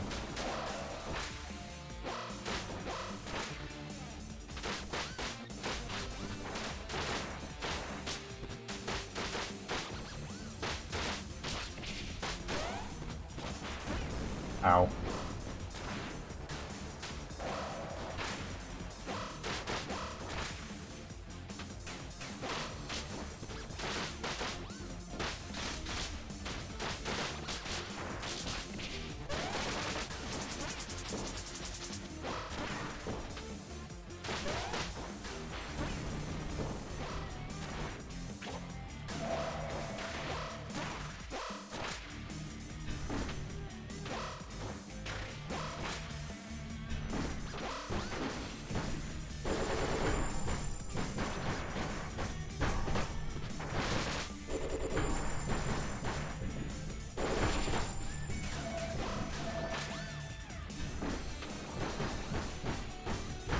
Yeah, I'm with you, Irisu.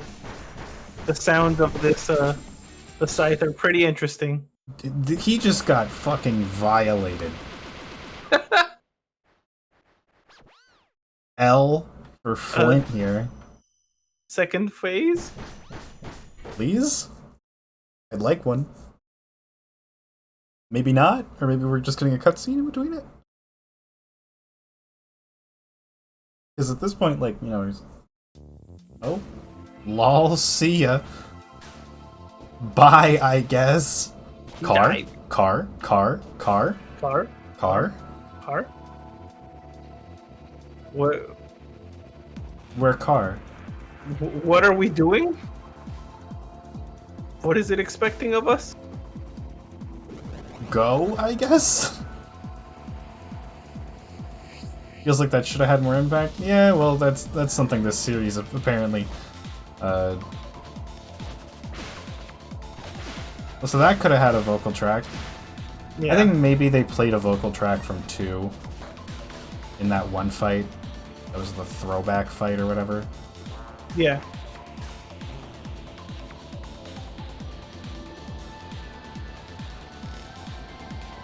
It would suck if, yes, like 2 was practice, right? And this is like more finished and stuff, but they had like less of a budget or something. Because definitely there's like no cutscenes, no vocal tracks. You know, here's the thing. I didn't like the cutscenes in 2, and I thought the vocal tracks were whatever, because a vocal track song is only as good as the gameplay you put it over. Yeah.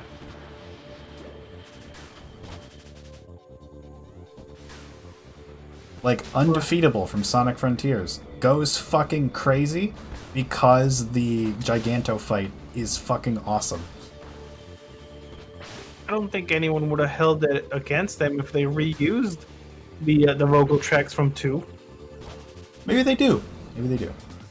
We don't know yet. And honestly, you know, who knows? We're probably not even at the end of this like whole thing yet. We probably fight him again. Okay. I'd be willing to bet. Because I don't know, that did seem a little anticlimactic.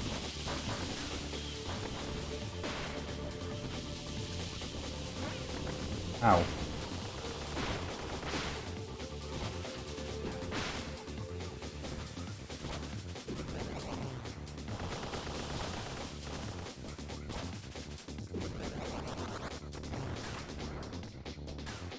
This game does have way more tech. Like, it's... Yeah, because Like- Spark has always been about tech. Like, just looking at, like, what you are capable of doing is... And then diagnosing a solution to the platforming problem is very cool to me. And being able to just have that as something you do in this game on the regular, I like it. Particularly in this level. I'm liking this level.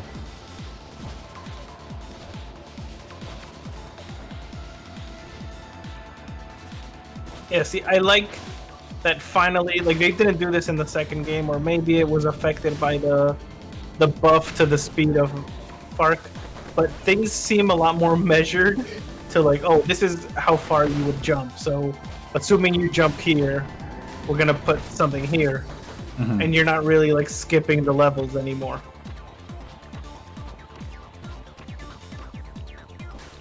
Yeah.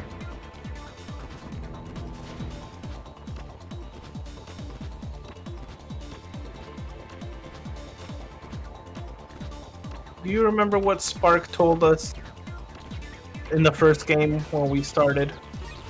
Something about, don't think you know how to control me. I got tech. You're gonna have to read the instructions or something. Yeah. Don't think you just skipped the tutorial. I got all sorts of crazy moves, or whatever the fuck he said. Yeah. Like, damn, Spark, you were right. Yeah.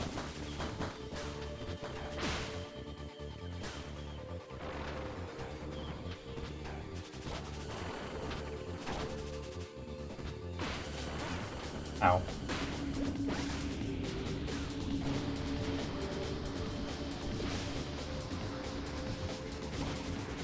Oh my god. Oh my god. Recovered, baby. I thought you were dead. I did too, but I kept it clean, I kept it clear, I kept it A-okay, and we lived. I'm fucking nuts. I think something I would like, very minor critique. Minor critique. I would change the way that the rail boost looks. I would maybe reduce its opacity a bit. Because it makes it impossible to see what's ahead of you. Oh, let me pay attention next time.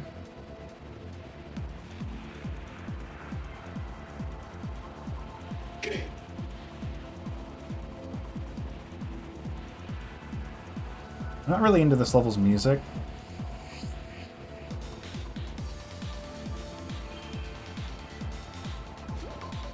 Also, car or helicopter at all? Anywhere? Car would have been nice.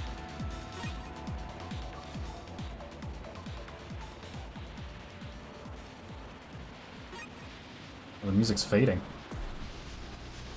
Getting new music. That's cool. 2 different tracks for section. That's not what I wanted to do.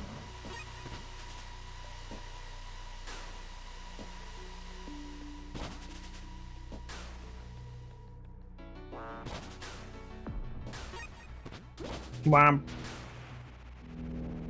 What? Okay. Well, I guess this is how we're doing this. Is it? Or are we just being silly right now? Oh, I guess it is.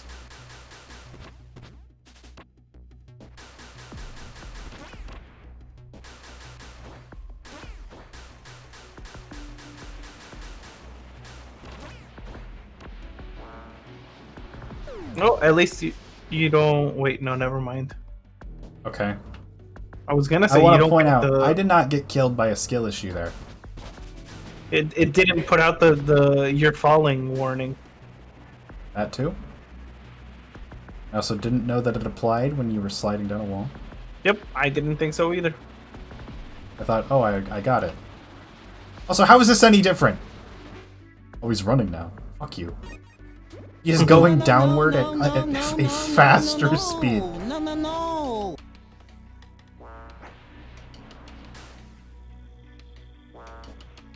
Alright, well, that worked. Oh, Near Automata!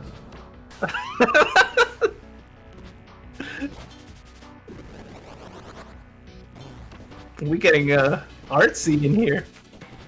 Wild. Ah!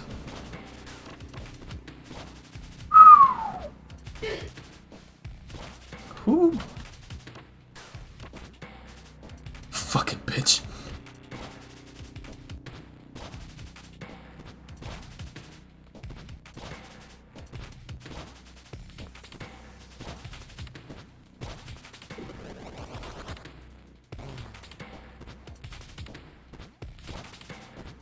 What does this mean?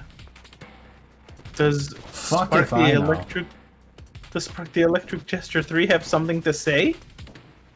Maybe. It's a metaphor for purgatory. Spark is dead. He's been dead the whole time? Yep. No! That bit actually revealed that we died during the fight against Flint. No. Ooh. Alright, let's throw down.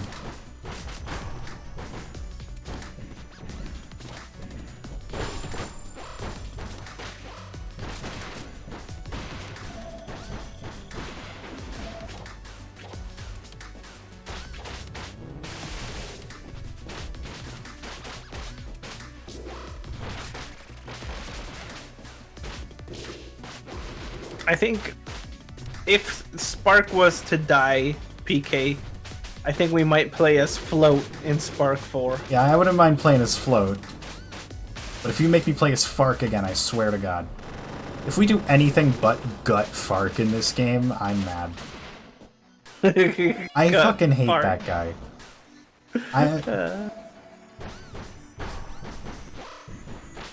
We haven't even seen him. Yeah. Which is good.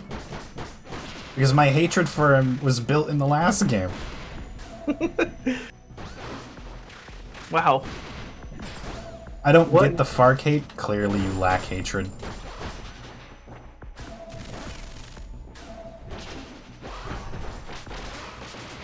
He's got a dumb design that I feel like was done for the exclusive purpose of having a shadow. You know? That's how I feel when I look at Fark. I think, Yeah, oh, you're Shadow the Hedgehog, but worse. There was some kind of creative shift. Because in the first one, you know, it feels like, oh, it's supposed to be like an imposter to Fark. But then they quickly like, oh, nope, that wasn't the plan. That was a coincidence. Oh, fuck. I'm dead. Or... Bro, I'm chillin'! I'm chillin'. Oh, Raising Tent VT, thank you for that, Pat. Bro, I'm the best fucking Spark player there ever was.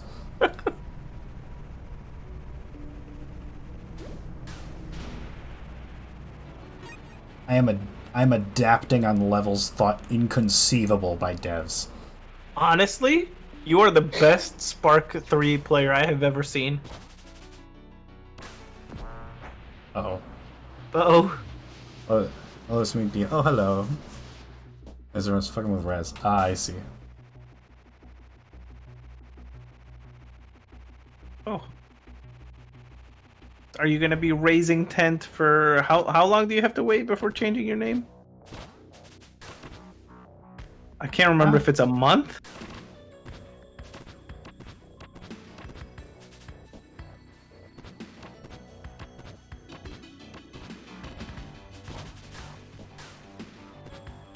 I think it is a month.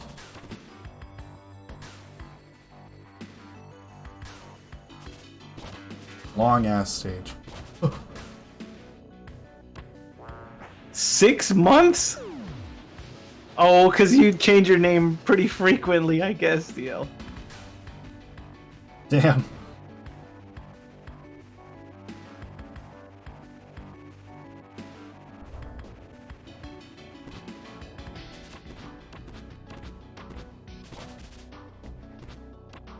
Alright, we got this. They changed the system in 6 months now? Oh, damn. Oh. I guess I don't mind that. Because I've got my branding. I know who I am. Yeah.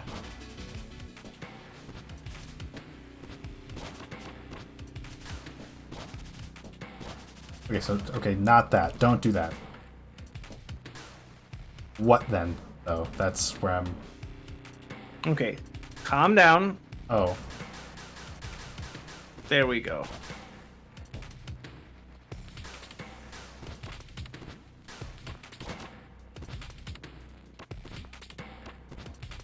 Oh.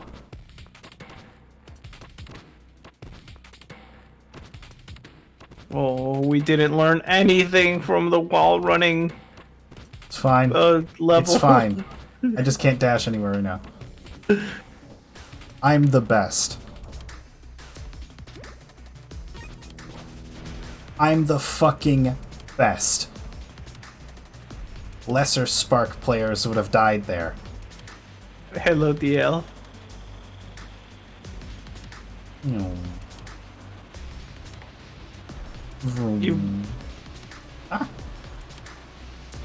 You've lost your clown certificate. It's okay. You can retake it in 6 months. It's a long ass level. Final Doom ass level. Ooh, ooh, there. They've been experimenting though, because the previous level had the little like genjutsu filter things, and this one has the like shifting between near. You know.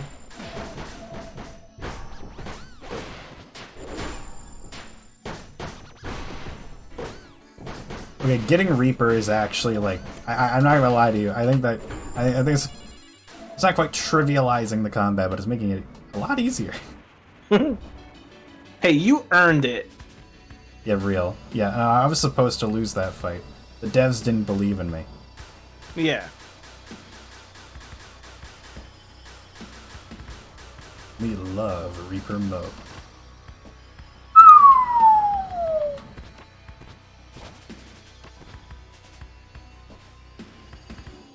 Hey, yeah, what do I do? Go down and then... If you're saying everything for the clown anyway.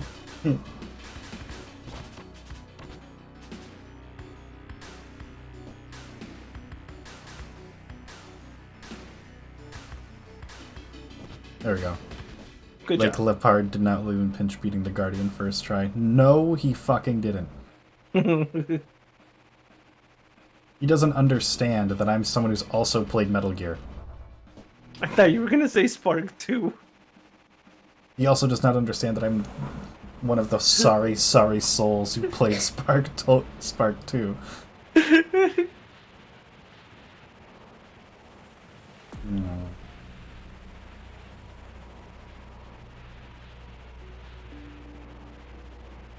Dang. Some long highway.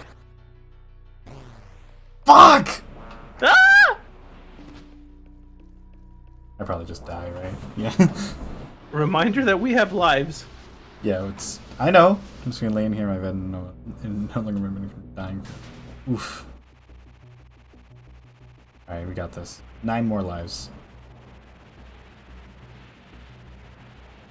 I'd like a vocal track in the last fight. Just one. Yeah, me too. Just one. That's all. I don't need, like, Sonic Adventure level of vocal tracks. I don't need one for every character, you know, but... So far, this level is as long as 1/4 of Spark 2. No! We cheesing it. Could it happen? Okay, we're gonna pop on the float before we do this. So we're actually gonna have the better jump this time. Yeah. Or if I use like all my lives here, that'd be so funny. One simple, just long jump. The bane of my existence.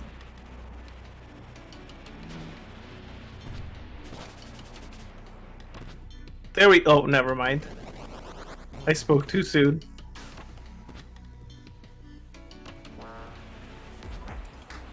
Fuck. Okay. That was a good strat though. Just earlier in the jump we need to activate Jester Death. Or charge Jester Death.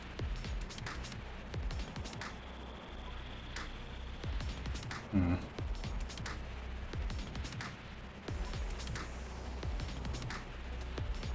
Okay, comes.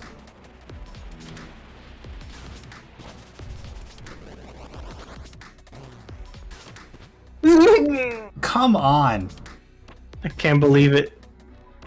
Come We're gonna on! get We're getting the bad ending, aren't we? Dude, what? Why is that so tight? All this.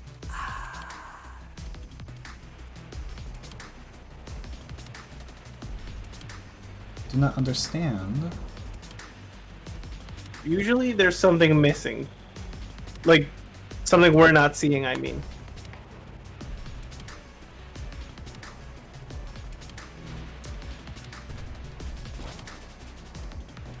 I just Yeah. did the jump wrong, lol. Yep. Me when? Me when? Didn't even need float. Well, no, float could make it without charge death. Mm. I didn't need the charge jester. Shit, she's going so fucking fast. Oh my god! Jump scare.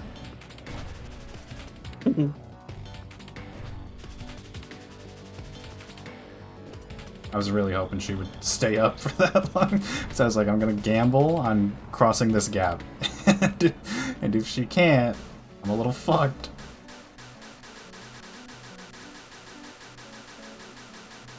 Go float, you got it.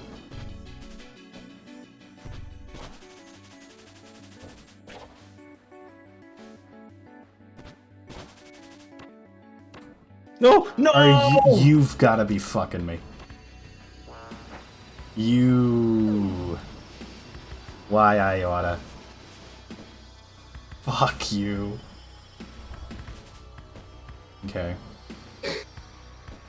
That's alright. We got 5 more. Before we have to restart this 20-minute long level. We have to be reaching the end of it, right? Maybe.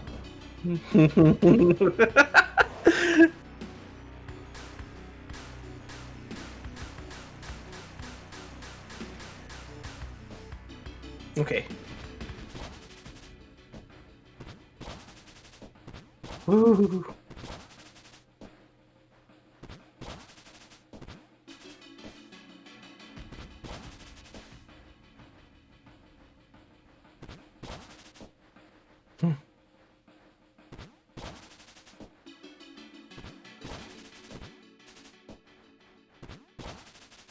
I'm really lining up the camera for this. No, They pranked me. They pranked me, Yep. Buffy. they did. Hee. They did a little trolling. It's okay, I get it. Fun. No more, please.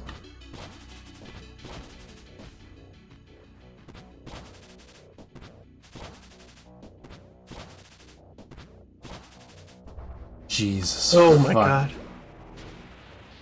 Oh! Like, see, look at this. Yeah, you can barely see the The end of the rail.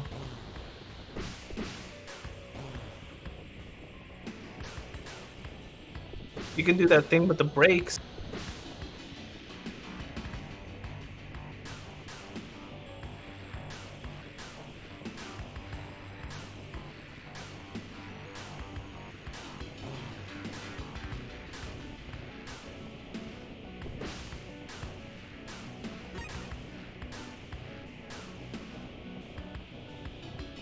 Just gonna play it safe a little bit.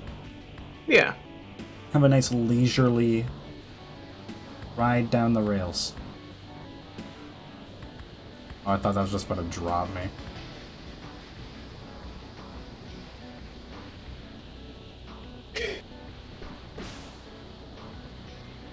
So tense.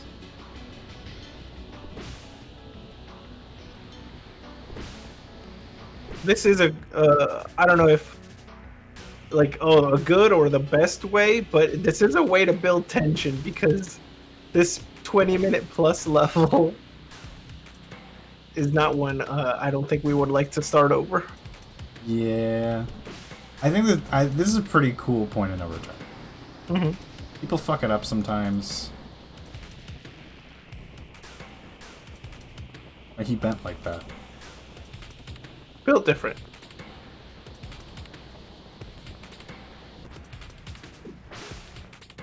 What? Oh, how is that just a checkpoint? Can't be doing this, bruh.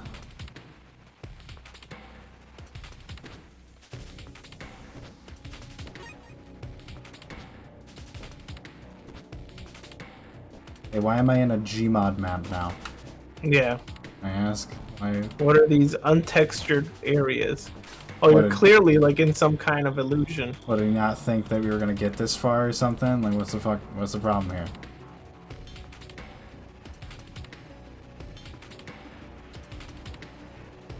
Am I supposed to fight something? Want me to touch one of the bubbles? I don't think so.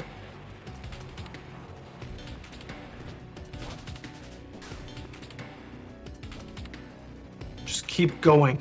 They want you to give up.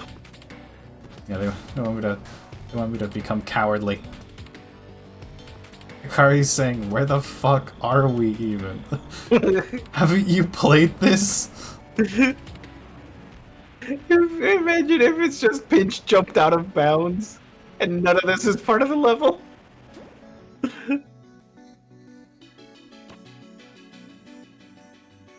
Oh, so now we can fall indefinitely? Fuck you. You really bet it all right there. What were you thinking? I don't know. I was like, oh, this looks like it's probably what I'm supposed to do.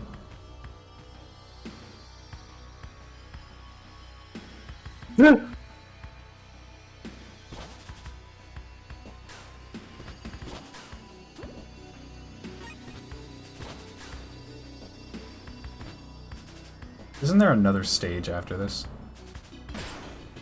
Isn't that the crazy thing here? Right? Maybe?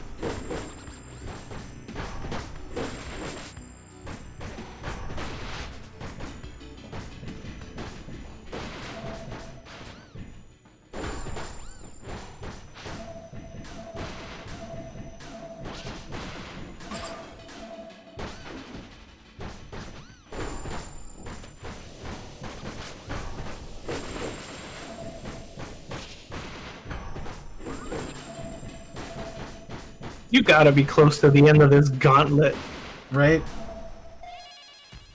Like 45 minutes or something? Like...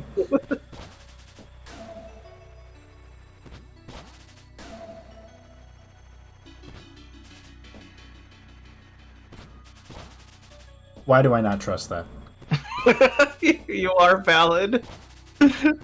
Why do I feel like that's not what needs to happen? Like, look at that, man. What are we supposed to do? We're gonna die from the fall damage. Okay. This cannot be the intention.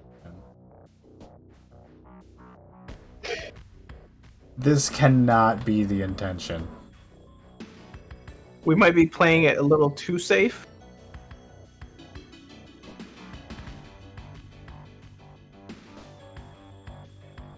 Bruh.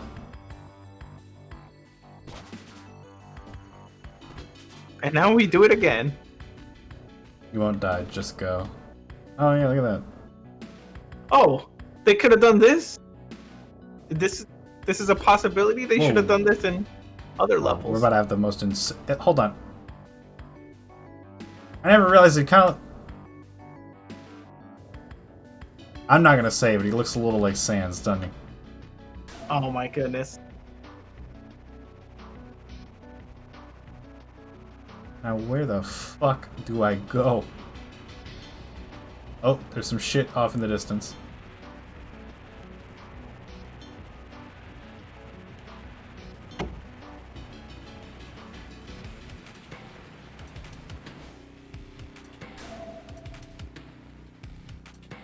Inexplicable bottomless pit in the floor.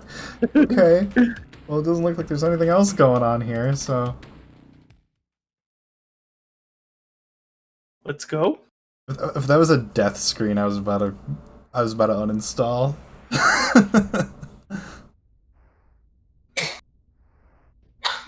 Show yourself, Fark. Barker. Oh. Oh. Oh, He is stayed in beefy. super form. Is that the pose I think it is? Is that a Dio pose? Isn't that the pose that he was in when he was sitting? When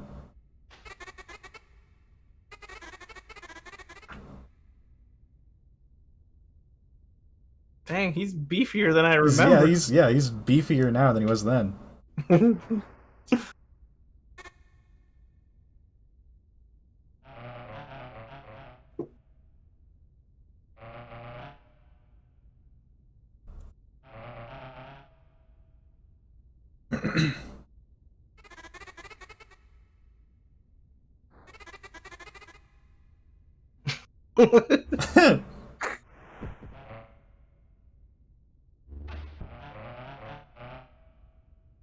Here comes the staff. What? Let's sit What? down in these crummy little chairs. What the fuck am I watching? What am I watching happen? This is an episode of Regular.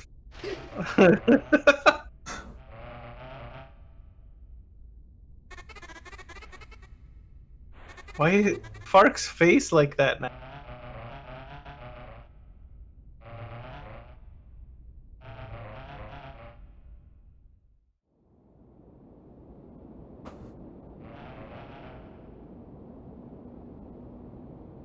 I was in a dog shit awful game and then...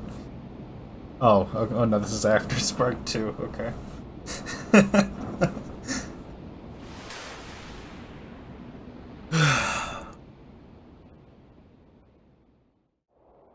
Oh, he still there it looks is. fucked up. I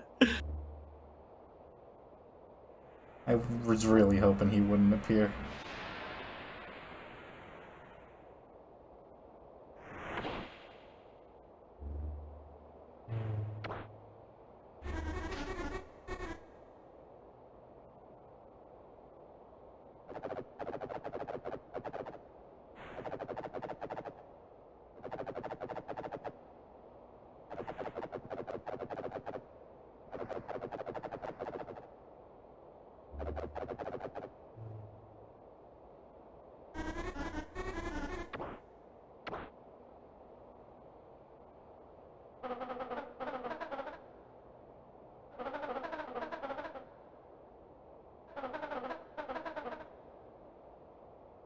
Why?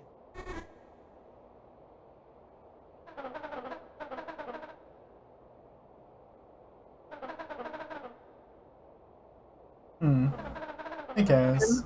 Hello, Kaz. Guys. The unemployment crisis.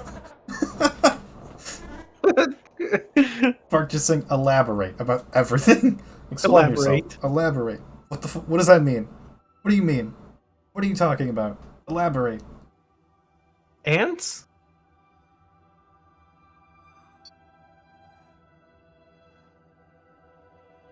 Elaborate about all crises, please.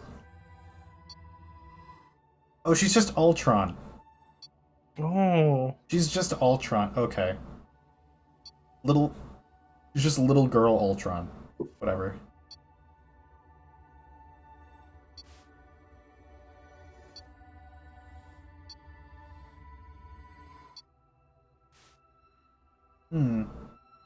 Was Is that Buffy okay? Oh, okay. So last week I forgot. Last week we played Spark the Electric Jester 2, and that game is not good. So everyone knows that when a clown is exposed to a bad game about clowns or jesters, they get FARKITIS, which means that they have to be cured by playing the next game in that series, and hopefully that game is good. So we're currently in the process of curing Buffy by playing Spark the Electric Jester 3. I'm okay though. I'm feeling better. I forgot you had that PNG on. Me too. Why is he in a suit? He's the president now. What? President Fark.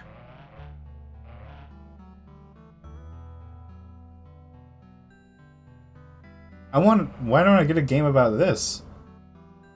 Being a robot president? Yeah, Fark, like City Skylines game?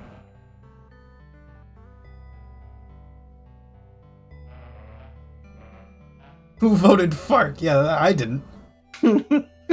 That's for damn sure. See, they were fascists, but like, it was to contain a virus woman. No, I've heard of that one before. Yeah, huh? Yeah, I bet.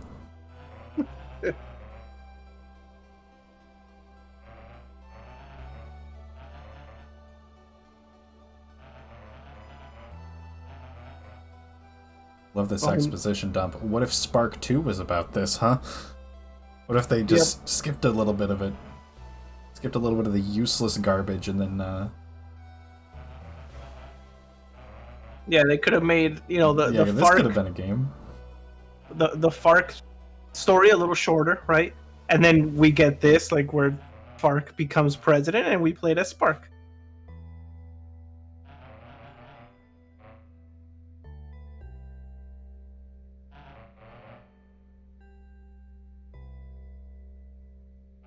It looks like a bee. Little drone there.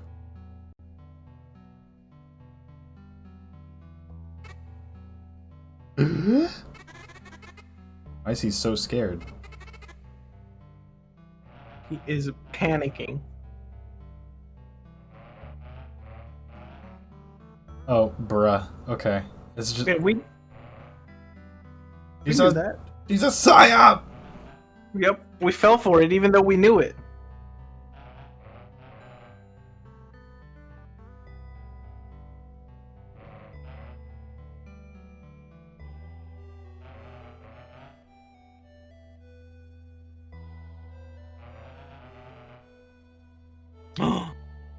No. Wait, hold. Is this actually an allegory for purgatory? Are we No already way, dead? Spark act. We said that as a joke.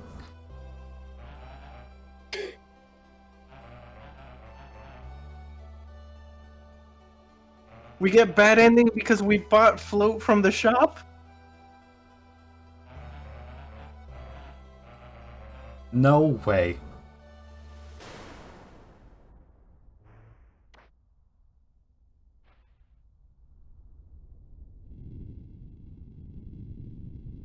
If we didn't buy float from the shop, what would have happened? Not this.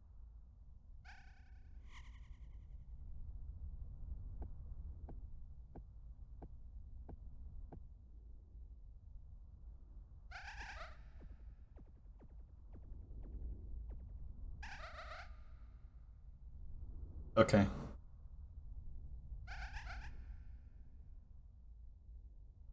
This girl's about to be talking a big game, having a big whole thing, and we're gonna parry her twice, combo her to shit, and she's just gonna die instantly. Well, I sure hope so, because we less have than a 5 lives. less than a 2-minute boss fight, guaranteed. All right.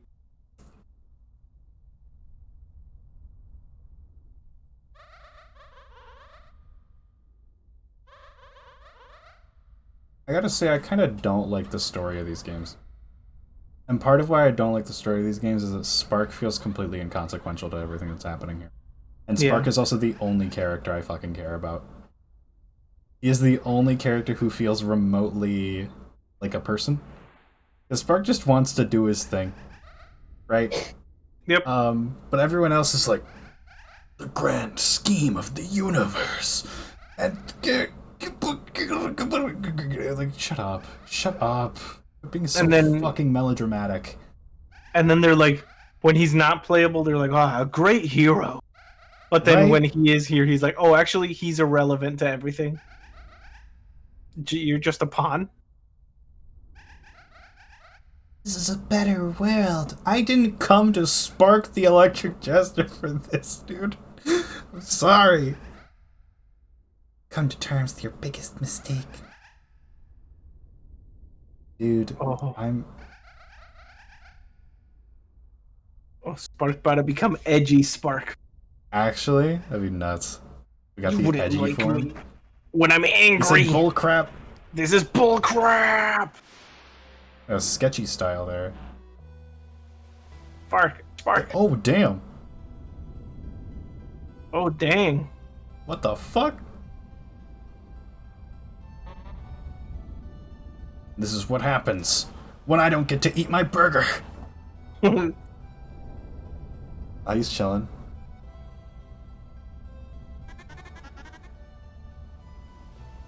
We're emo. We're emo now. Dark Spark? Is that what they did? That'd be insane.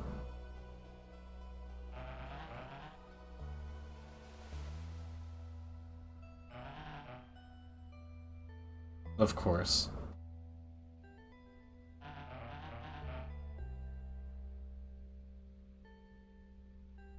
Oh.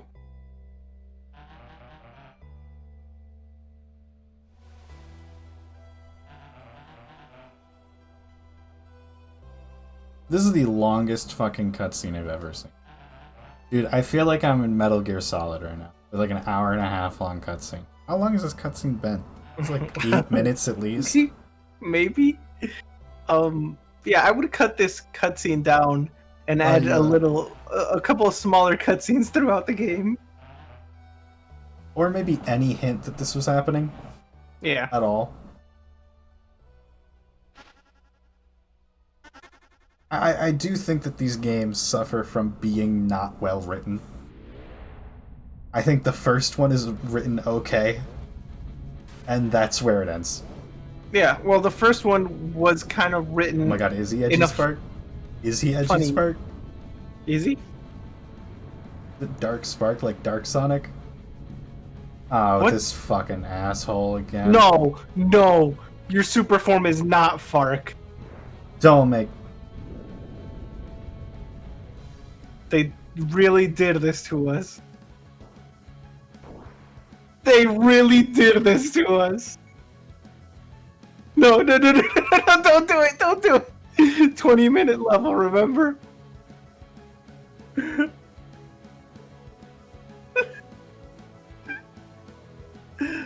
Oh my god. Are you fucking kidding me?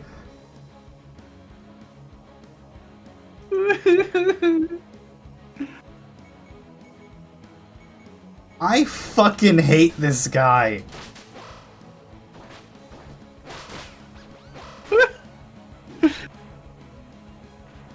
This is what everyone's here for, right? This is what you all wanted to see. Yeah, Fark is the fan favorite. Fuck this guy, dude.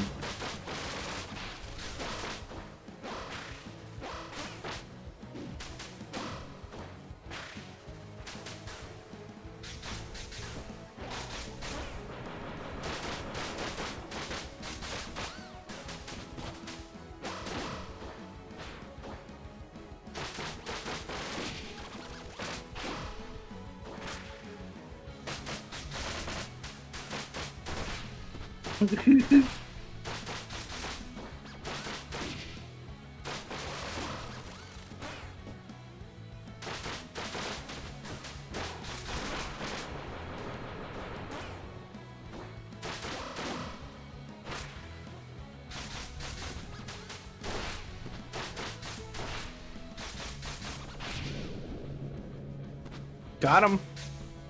You can heal with a right bumper.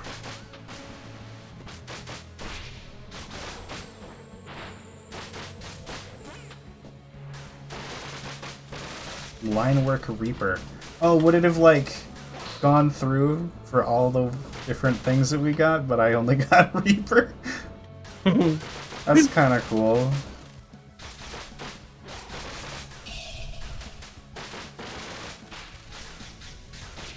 He's like Tails doll, but Spark.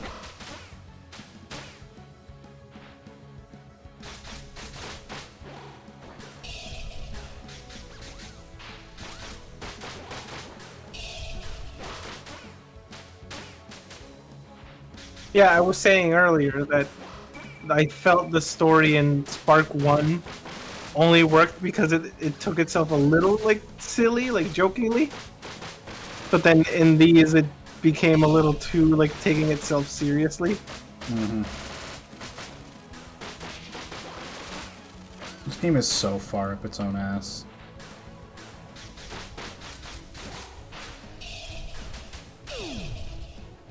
Okay. Oh.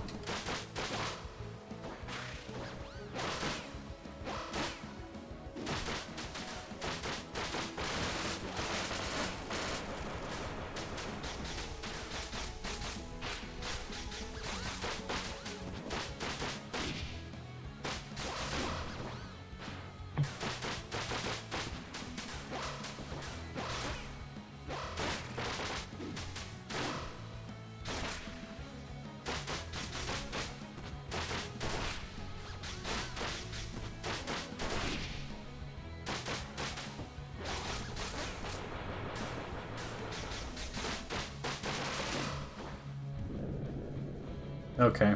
Woohoo. Now I It's go to not the the- Reaper phase now. Ah.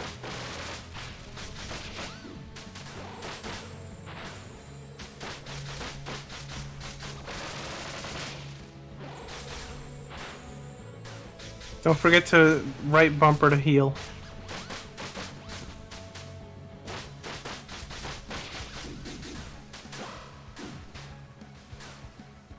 Well, energy bar is full. The story isn't for everyone, that's... Yeah, like, I can see why someone might like it. But... I am profoundly not into it. Like, great if you like the story. It is not... I am not that person.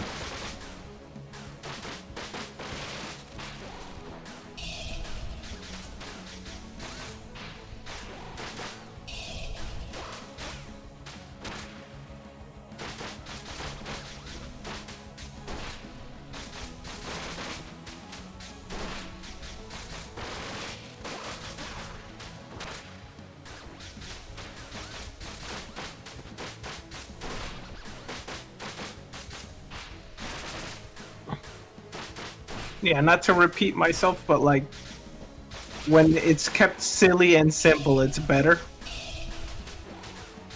At least in our eyes. Yeah. It would seem. You know, like, if other people like it, that's cool. I just think it takes itself far too seriously. Yeah. And hasn't earned the seriousness. Because every game starts kind of silly, well, with the exception of Spark 2, but that game tries a lot of things, but it doesn't sell me on any of them. It kind of has the problem of, like, I don't believe you about anything.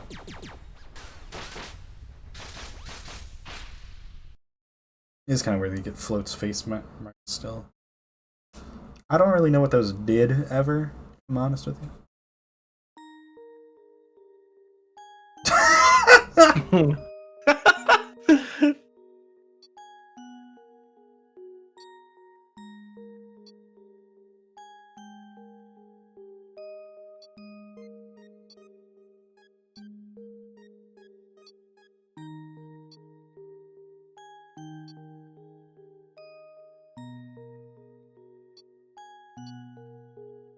Hmm.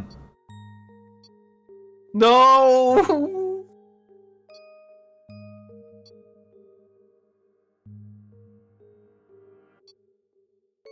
Never mind if it's from. Oh, okay.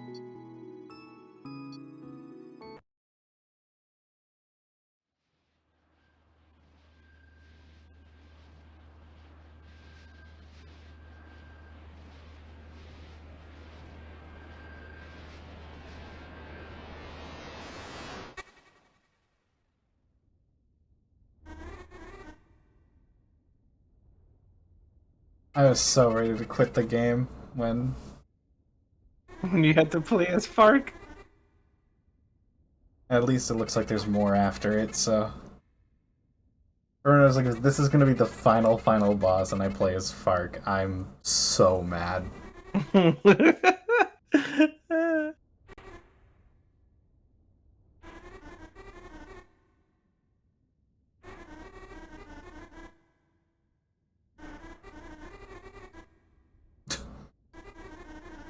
This is why me and Spark are not the same person.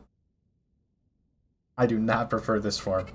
I will say though, this model of it is far better than the one in Spark 2, which is sad, because that game is about him.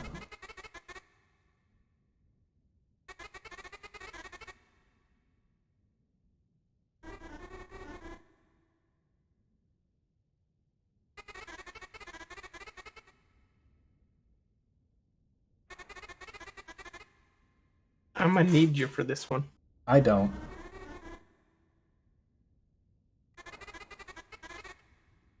No, he got that infected.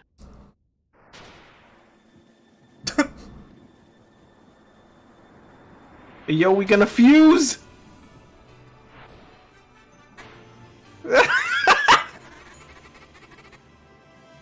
What do you think, bitch? Sparks. it's called. Sparks! That's what he's called.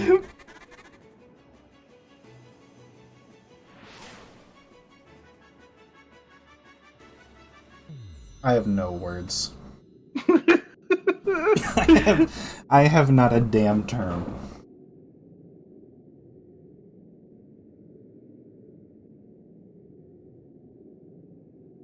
It's a fucking Dragon Ball fusion, dude. This is just... Oh? Is this the real clarity? fucking Zero from...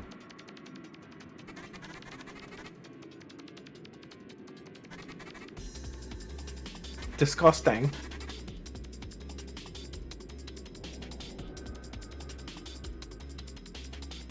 I hope we can unfuse later. Yeah, if it becomes Sparks the Electric Jester.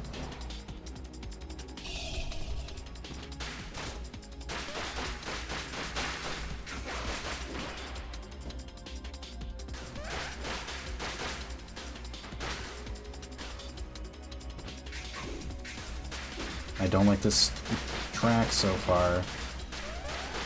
Skibbity, skip, skibbity. It's fine. Special. I'm gonna punt that little girl into space.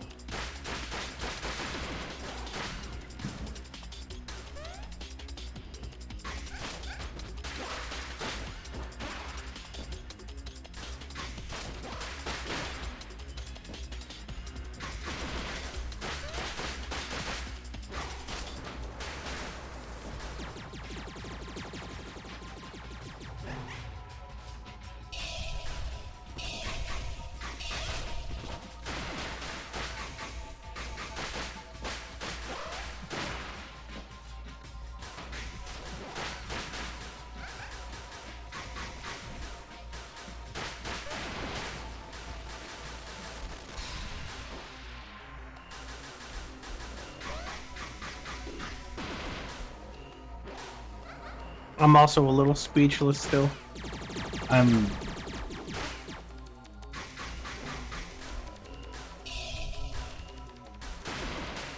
I'm just baffled at how 2 games in a row they think that Gmod missing textures is a good final boss arena.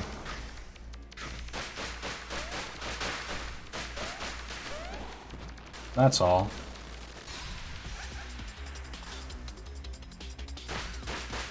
We're all processing a lot right now. Yeah.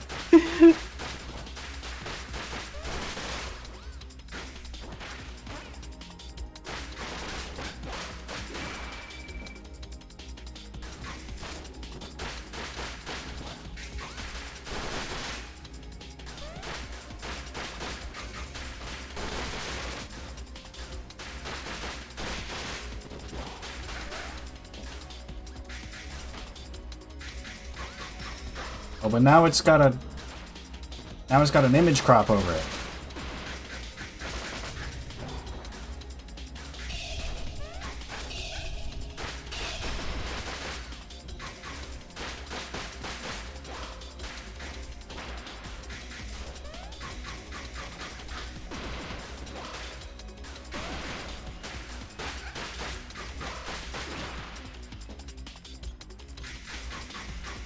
Also,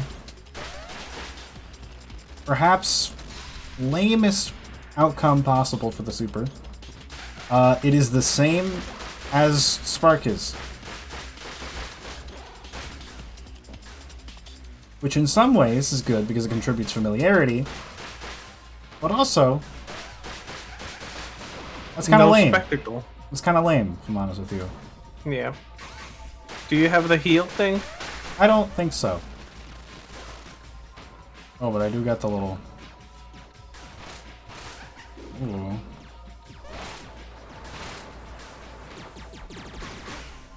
Ow. There's a thing. I pride myself in being able to do, I think, pretty well. When I'm writing a story with multiple characters, like, I don't think you should be able to tell if the creator has a bias towards their favorite character. There's a FARK bias. Yeah. There's a FARK and those 3 fucking stooges bias. Yep. I mean, I don't think that's good. I think in your writing, it's supposed to be like every character, you want every character to go, you know, to live out their potentials and their own stories without it seeming like, oh, they're clearly the favorite is this one.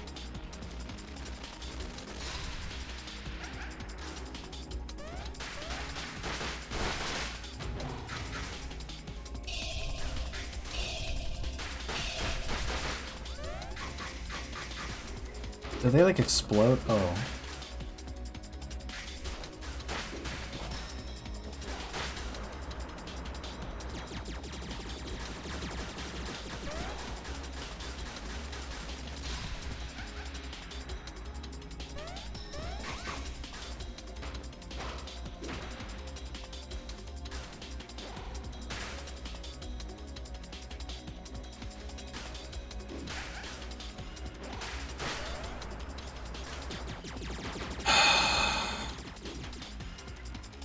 I am hoping Sparks is not the super, right? I'm hoping it's like the something, you know, but we're still gonna get something else.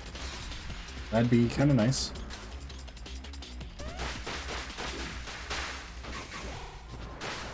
Like in Spark 1, the way they did the Super, I think was cool. Yeah. And it like had enough Fark in it to where it was like, oh, okay, like it's Spark's little spear. It's got some cool, powerful stuff in it, so that means that, you know, it powers Spark up. That makes sense. That's fun. A fusion dance? Hmm.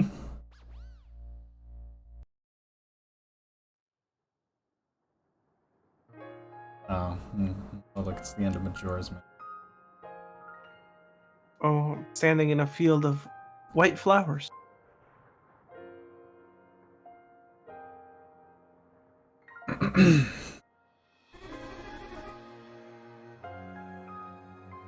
The flower field of Sonic 06. No way, he sacrificed himself. Yep, Spark became the consciousness of clarity.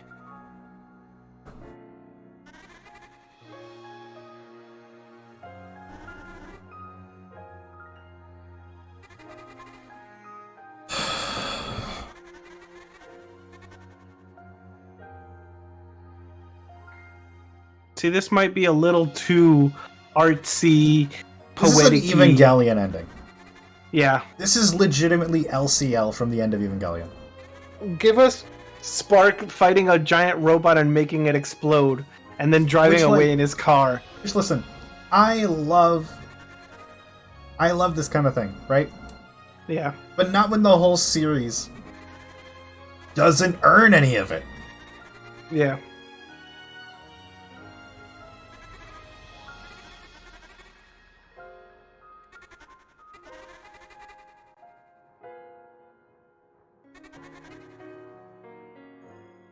So technically all the jokes we made, and there were like 3 jokes on this stream about Spark dying, they're all true.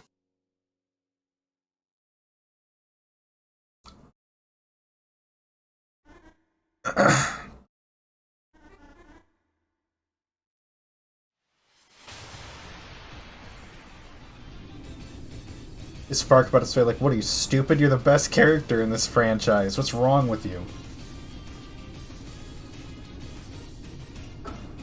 What is going on? Who the fuck is this?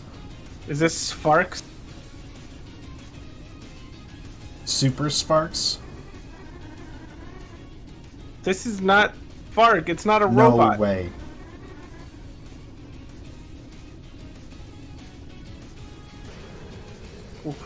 This makes no What the sense. fuck is happening in here?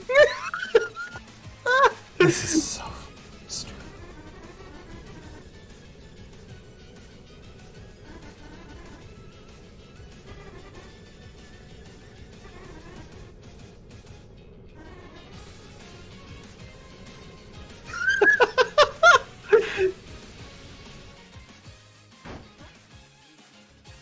What?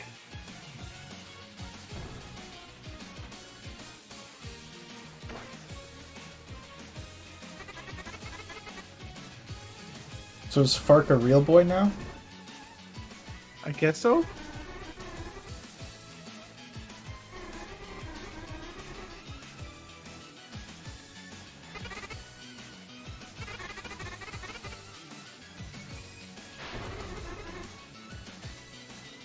Mouse.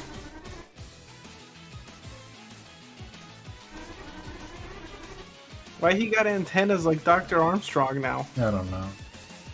It said that Fark can eventually evolve into any forms. Okay. Yeah, that's fair, actually. No, considering how many different forms he has, I guess it makes sense. This. So, Yeah, but sure, give you that. Did we need this though? What?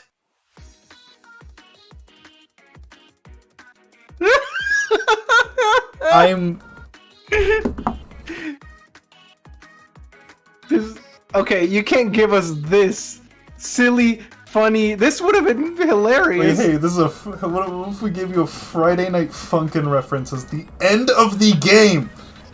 I would have been completely down if a second ago it hadn't become about dying and reincarnating and 2,000 years in the future after being dead and you're dead now and you sacrifice and then nothing came of it.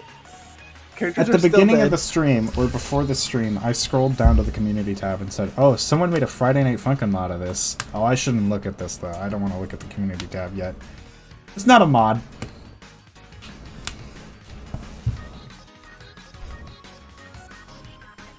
I could not have predicted we'd see this. I didn't think they'd manage to make a dumber ending than either of the other games, but they did.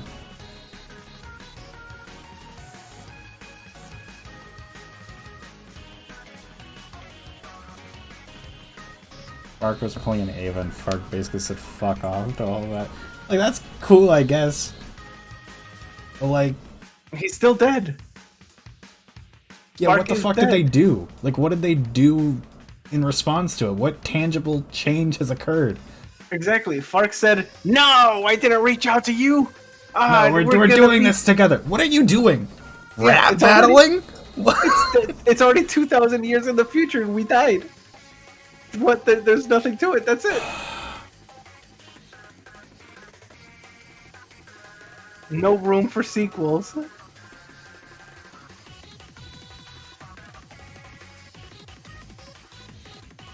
Play the first one, don't play the others. Yeah, yeah. The third game is good mechanically. But Fun the even. narrative is. Spark Force confirmed? Great. I can't wait to Yay! see what stupid bullshit he does. I'm so excited.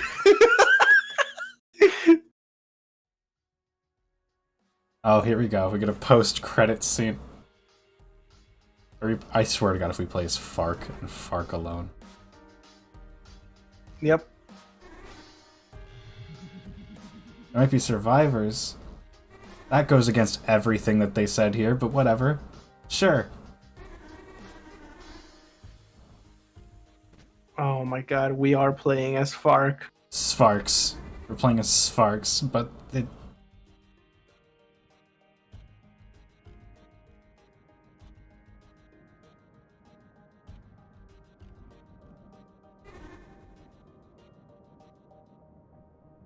I was cured, but Were you? near the end I got sick again. I don't know if we got a... I don't know if we have a cure for this one. There's no more games. Just when I was feeling better, the Farkitis really hit hard. You can play as Fark or Sparks. That's kind of neat. Oh, more levels. Check the shop.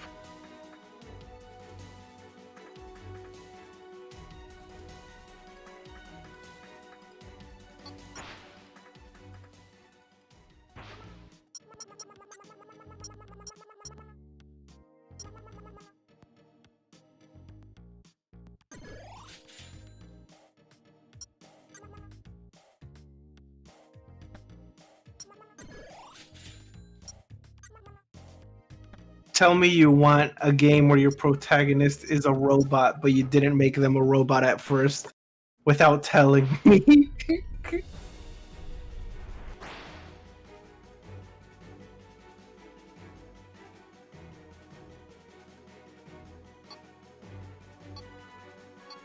It's just so New Game clear to Plus. me. It's so clear to me that Spark, you know, like we liked Spark. We're like, Spark is a character, and then the creator just doesn't seem Just to does like not Spark. like Spark whatsoever.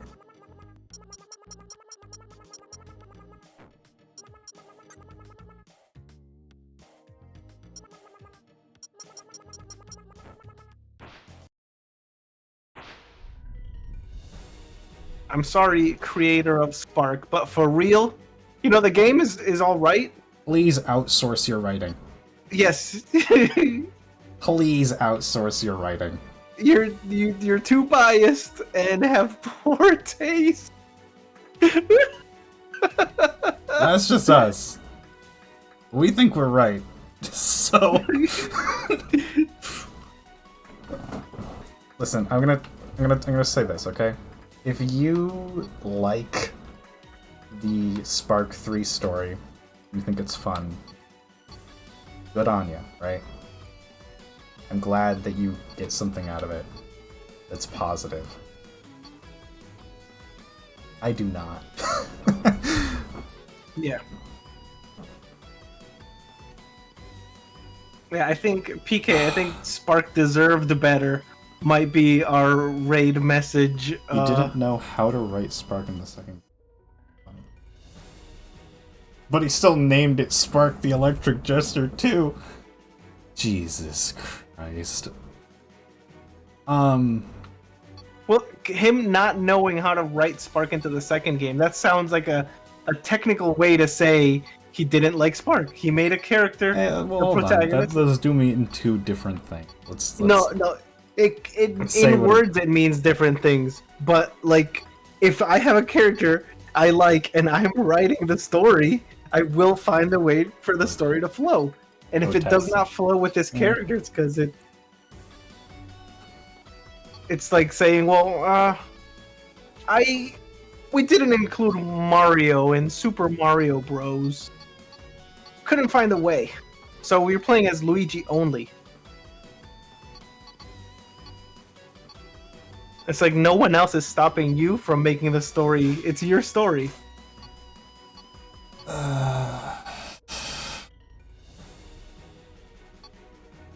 It could have been that you swapped between Spark and Fark or something in Spark 2. And you were trying to help Fark figure something out. Fark like came to Spark for something. Sparks can go like 3 times as fast as Spark on flat ground. That's great. Yeah, we don't need 3 times the speed of Spark. That was already fast. Spark was fast enough. Yep. I like the game. I had fun with this game. I do not agree with the writing at all. I think okay. Let me talk about the whole series. Yeah. This series from the very beginning suffered from bad writing. Bad, or at least stupid writing. Right. And it's always, to me, seemed interested in pulling off a trope than it is earning that trope. Not a single thing that occurs in any of these games is earned. In terms of, like, being cool, or interesting, or poetically relevant. Like, Spark, for example. Spark, I like the guy, but he is such a static, unmoving, and interesting character that him just be like, and everyone else is even more uninteresting because everyone else is an exposition dump. Yeah, well, a walking exposition dump because Spark doesn't know shit apparently. And at the beginning of the game, Spark is an exposition dump too, but Spark is a character. Fundamentally, is the only one I like, and is the only one who feels remotely real, right? But he is also a character who could be completely removed from the context of the entire rest of the game because he has absolutely no connections to anyone. He speaks to no one. He speaks to the viewer more than he speaks to Armstrong throughout the entire series. He talks to Float like 4 times, maybe. It's insane to me. Because now this isn't just that, oh, I want Spark to like be the guy, you know? That's not even necessarily that.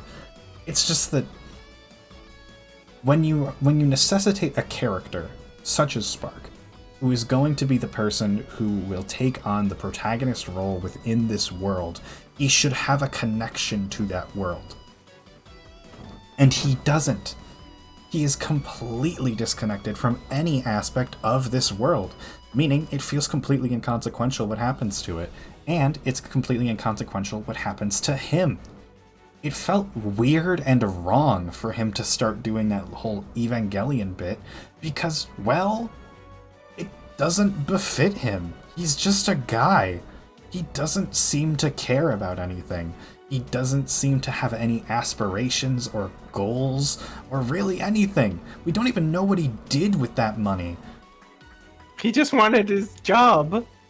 All we knew was that he's just a guy who wanted to do his own thing, but like we'll kind of step in when there's a problem, to an extent, right? Well, because it fit his agenda. Yeah, because it fit his agenda. So having him go and make the sacrifice play or whatever, and needing fucking stupid ass Fark to stop him is dumb. It doesn't make sense. None of this is earned. Not a damn thing of what they do is earned. Evangelion, and I'm gonna make the comparison to Evangelion because I think that Evangelion is actually a very apt comparison to make about this specific element of like everyone's connected. You have to make a sacrifice, Shinji, right? It's the same bit. It is the same bit. Here's what's up. So it works in Evangelion because Evangelion is intentionally trying to sell you on the characters the entire time. They are trying to highlight the importance of differences and miscommunication and how being a giant like intermixed blob of orange juice might actually be something that's preferable to some people because then being one would allow them to communicate with one another more easily. Now, what does everyone being one actually accomplish in this story? Nothing. Because there's no problems that any of our protagonists are legitimately faced with. It is a solution to an irrational problem. And we knew that from the beginning, but when I correctly diagnosed Clarity as, oh, it's just Ultron. Because she is just Ultron, but worse somehow. And none of this makes any sense, right? Right. Cool, take down the FARC Force, that's the main objective here. It's like, oh, but the FARC Force was already taken down. What are you saying? Like, I think that this series, thinks that it's cool to fly off the rails in a way that it just makes it fucking, oh my god, dude, this game goes crazy at the end. The game doesn't go crazy at the end. The game goes delusional. Yeah.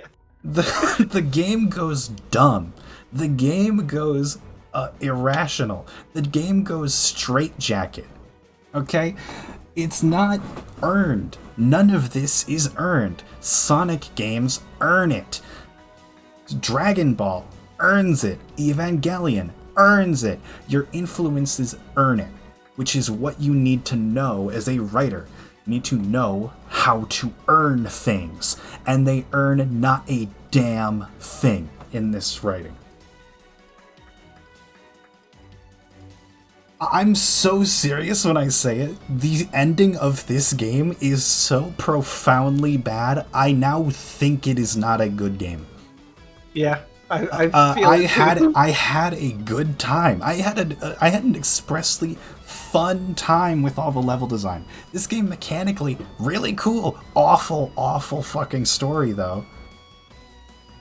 It's trying to do anime tropes without understanding why the anime tropes work.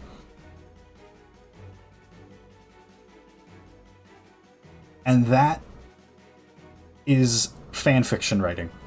Yep. Okay, yes, everything is subjective, and people are free to like whatever they want. You're allowed to like it, but these are my issues. I am of the mind that something can be bad, and you can like it if you want. I like things that are like people consider like, oh, that kind of sucks, and I'll be, yeah, I like it, but it doesn't mean it doesn't suck. And the story here is bad. I'm sorry.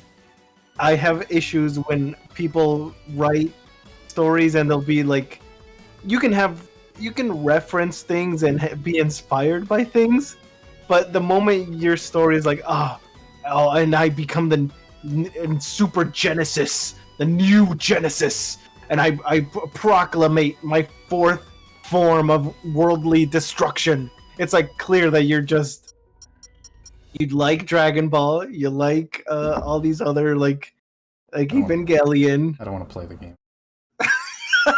Wait, what are those new stages? The throwback. I don't care. I do not care. Oh my god. It hit multiple notes of what I consider bad stories.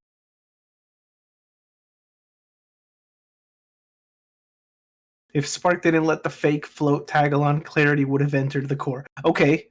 Tell me this. If we had not purchased float from the store for 1 coin, She would was we still have gone technically to, following. It's just a matter of if you can use her. then that's I'm sorry. Games, the other games that are like all philosophical like this have like, oh yeah, this is blah blah blah automata game and it has 32 endings. It's like, okay, this has one ending and it's punishing us for something the game chose. Sorry, not a satisfying conclusion to I this. don't necessarily think that it was trying to. Yeah, no, then again, though, it's framing it as like, this is your mistake to let her come here. Yeah, no, that was. Yeah, you can have that. And the way, okay, tell me it wouldn't have made sense. The way it was implemented, she cost 1 coin in the shop. There's no way you can't have. Right, you'd be So, like, oh, that's a steal. We should get her. yeah, Right? So then if you have the foresight to not do it, then that's like, oh, that's a cool new ending you can get. exactly. Then it would be different. If they had said, I think yes, that would be cool. because you bought Float, you got the bad ending. And I said that. I said that like an hour ago. I said, did we get the bad ending? God. Because this is a bad ending. If you're gonna write an ending like this is the everything went wrong ending. All right, pinch boot it up again. We're gonna do it right this time, and it's a different feeling. But no, this is the only end, and it's in my opinion trash. Also, can I say we're gonna get into nitpicking about the game now because they've let negativity into my mind by having a dog shit awful story. Mm-hmm. We fought the same boss 3 times in Flint there. Yeah. Including the last time when maybe one move changed. Hey, what's up with that? This does feel like a Shadow the Hedgehog ending. Actually. Yeah. Like just one ending. This feels like one of the non-canon Shadow endings. Yep.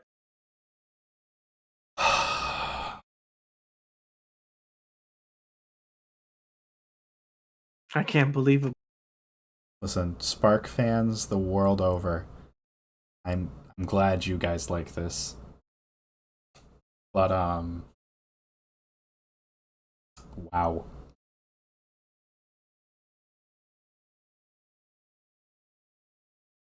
You know what time it is. It has overwhelmingly positive reviews. Yeah, I mean, the gameplay is great. I'm not going to say the gameplay's bad. The gameplay's actually really good. I hate every character. But Spark. Yep. And now to see that it's Spark is now relegated to a voice in Fark's head? Are you fucking kidding me? It's a punishment.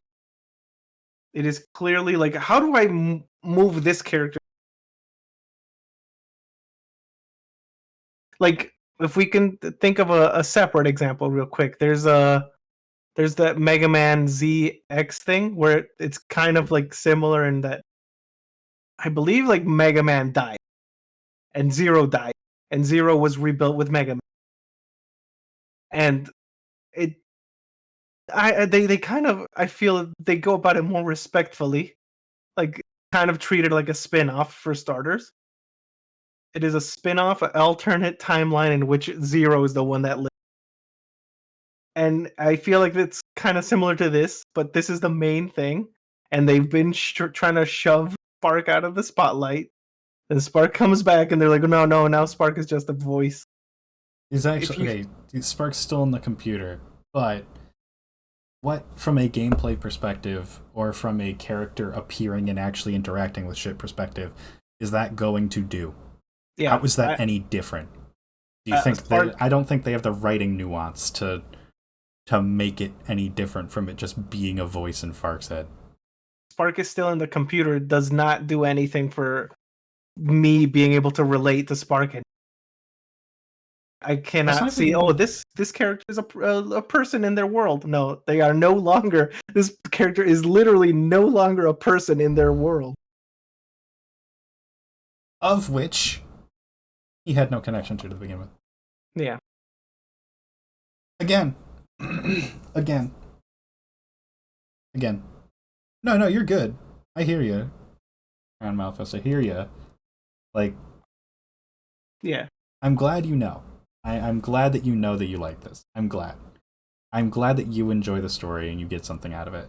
And I apologize for maybe seeming overly negative, but my immediate reaction to the way that this story played out is that it doesn't work.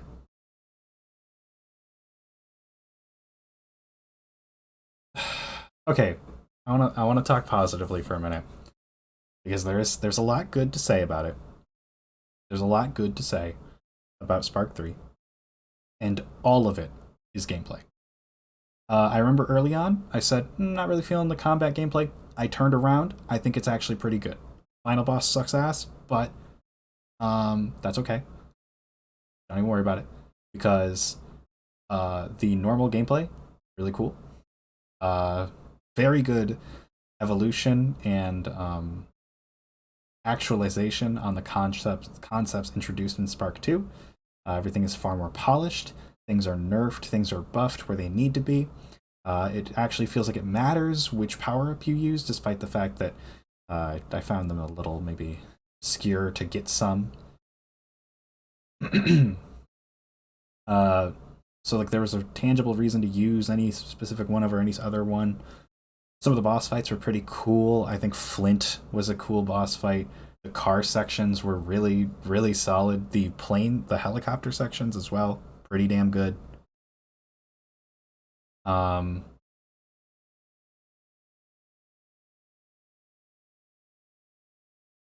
Really, no complaints. Like, not saying like, oh, it's perfect, but there's no complaints with the gameplay. Like it was fun. Yeah, it's like a solid, fun game if you like this kind of game. If you like Devil May Cry and you like Sonic, then yeah, you're gonna like it. Like, those are two games that I'm at least neutral on, minimum, in the case of Devil May Cry. And I had seeing as this is very much just a dumbed down version of that kind of formula, yeah, I had a good time. It was fun. It was a fun game that paced itself pretty well in terms of its gameplay. It has a lot of good ideas that you get out of it. And I don't really think there's an inherently bad level. I think that there's maybe a few that maybe overstay their welcome, but really, it's a pretty solid gameplay title, if nothing else. Bosses are solid, levels are solid, level varieties pretty damn good. Every level has a degree of like identity to it and a number of specific mechanics that come with it, as well as utilizing older mechanics where they seem appropriate. That's really nice. I really appreciate that. There's a lot of stuff to like. There's a lot of things to like. Mechanically, this is at least equal to the first one. The first one is difficult to actually make comparisons to because they are kind of really fundamentally different. But I think if we're talking about the series, it is about equal in quality to the first one, in terms of like gameplay. Yep. In terms of story, this is the dumbest. I mean it. Spark 2 might have a better overarching story. Yeah. Because this game's ending is so catastrophically bad and overstepping. I kind of felt like Spark 2 was almost more grounded in what it did.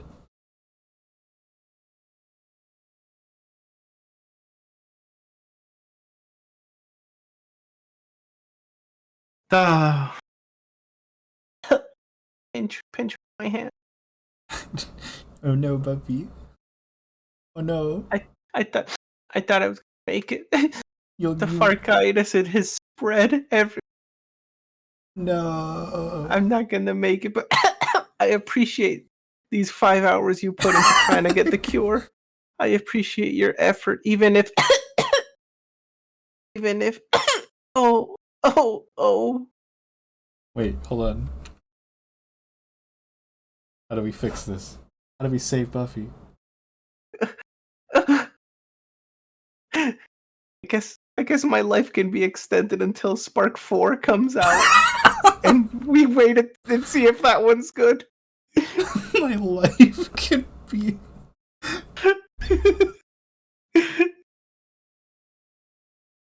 What do we do? What do we do to make it dormant until then? If nothing else, Oh, and neutralize it temporarily. would you would you boot up Spark 1? I kind of also don't want to do that, but What are you looking for then? I thought that's what you were looking I don't know, something Sonic related. for. Wait here, I got you. I got you, dog.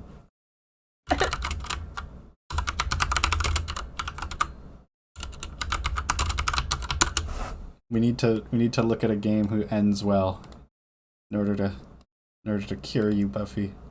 Yeah. We need a good game ending, satisfying on all points.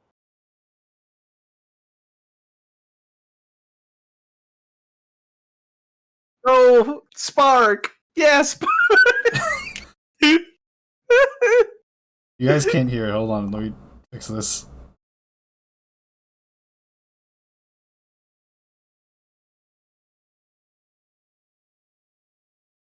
Where the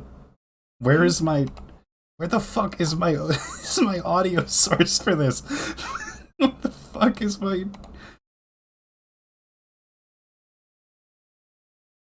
I don't want anyone to think that I'm saying any story that doesn't end on a positive note is bad. I don't think that. I love stories, bittersweet stories. But if you're gonna try and tackle being pseudo philosophical, you better have the preparation and the mind for it. Otherwise, it'll just be pseudo philosophical instead of philosophical. It'll just be someone pretending, like, let me try and get this, rather than it being that. And if you can't stick the landing, you might as well stick with wholesome, satisfying ending.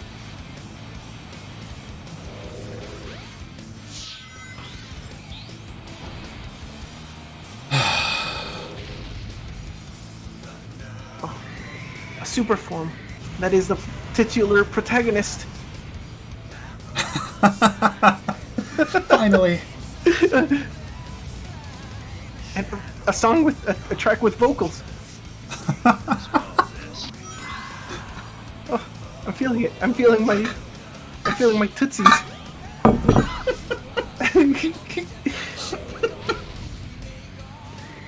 A final boss that's mechanically interesting. Yeah, a stage with an impact on An environment. environment. Yeah, I feel my liver.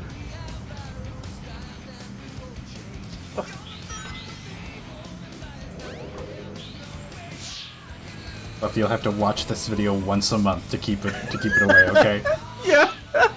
You'll have to watch you'll have to either watch or play a Sonic final boss once a month in order to stave off the illness until Spark 4, when you will hopefully be cured. Thanks, Doc. Or you need to play a better clown game. Nyx, it has perhaps the dumbest story I have ever fucking seen. Like it was not okay. The game was good. The story was awful. Yeah, the story was bad and took a turn for worse at the end.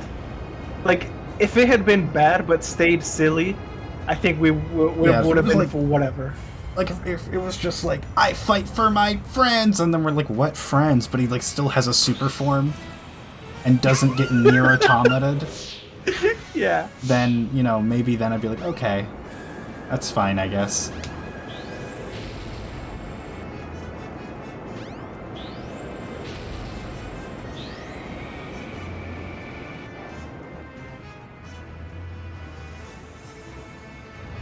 Lake would benefit from a better writing team, I'd say. Yeah, you and me both. You and me would both say that. Yep, me too. In fact, dude, Lake, if you're hiring... Lake Feppard, hire me. Me too. I will write for you. Because I think that you have something good on your hands. You have a good game formula that works. 2D or 3D. It works well. If you could afford it. I don't I don't cost that much. You have a good thing. I'll take royalties on the sales. Lord knows people are eating out of your hands with this. Heck. Yeah, I was gonna say, I'll take just the exposure and I'll put it on my resume. Or if they look at the other games, though, they're gonna think you wrote that. No.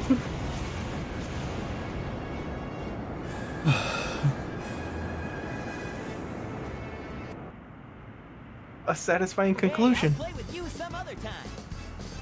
And a silly catchphrase after the fight. Oh. My circulation is circulating. Like, I'm not trying to... Again, like you said this too, Buffy. It's not that the game ends positively that's the issue. It's that it... In some ways, I think it's trying to have both when it can't have both. That makes sense. Yeah. Stupid anime ending. It's like, oh, the Fark is in the real world still.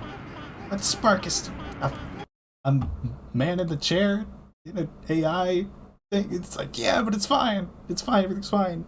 That would have been a perfect. Okay, the only way. Let's run through some hoops. This ending would have been perfect if this was the bad ending.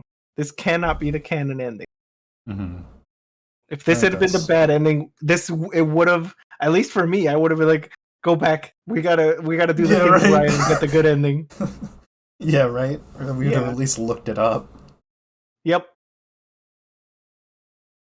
Because literally everything went wrong, and the only likable character is being punished for it, and that's it. And then we're moving forward on a positive note. And it's like, it wasn't a positive note. The only positive that came out of it is the character, the creator is biased in liking, is now the protagonist. Like, this is and that character doesn't have such an asinine, awful design anymore. Yeah, he got a redesign and he's the protagonist now. It's like, yeah, that probably felt satisfying to him because he wanted Fark to be the protagonist.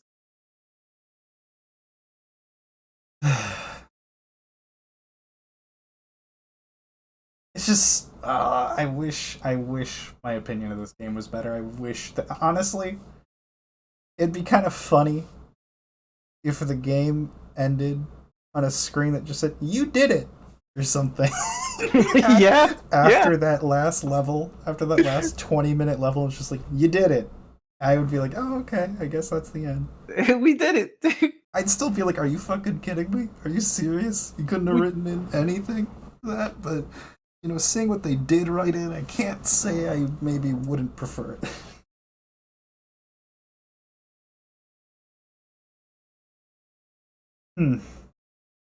Oh, I'm so sad.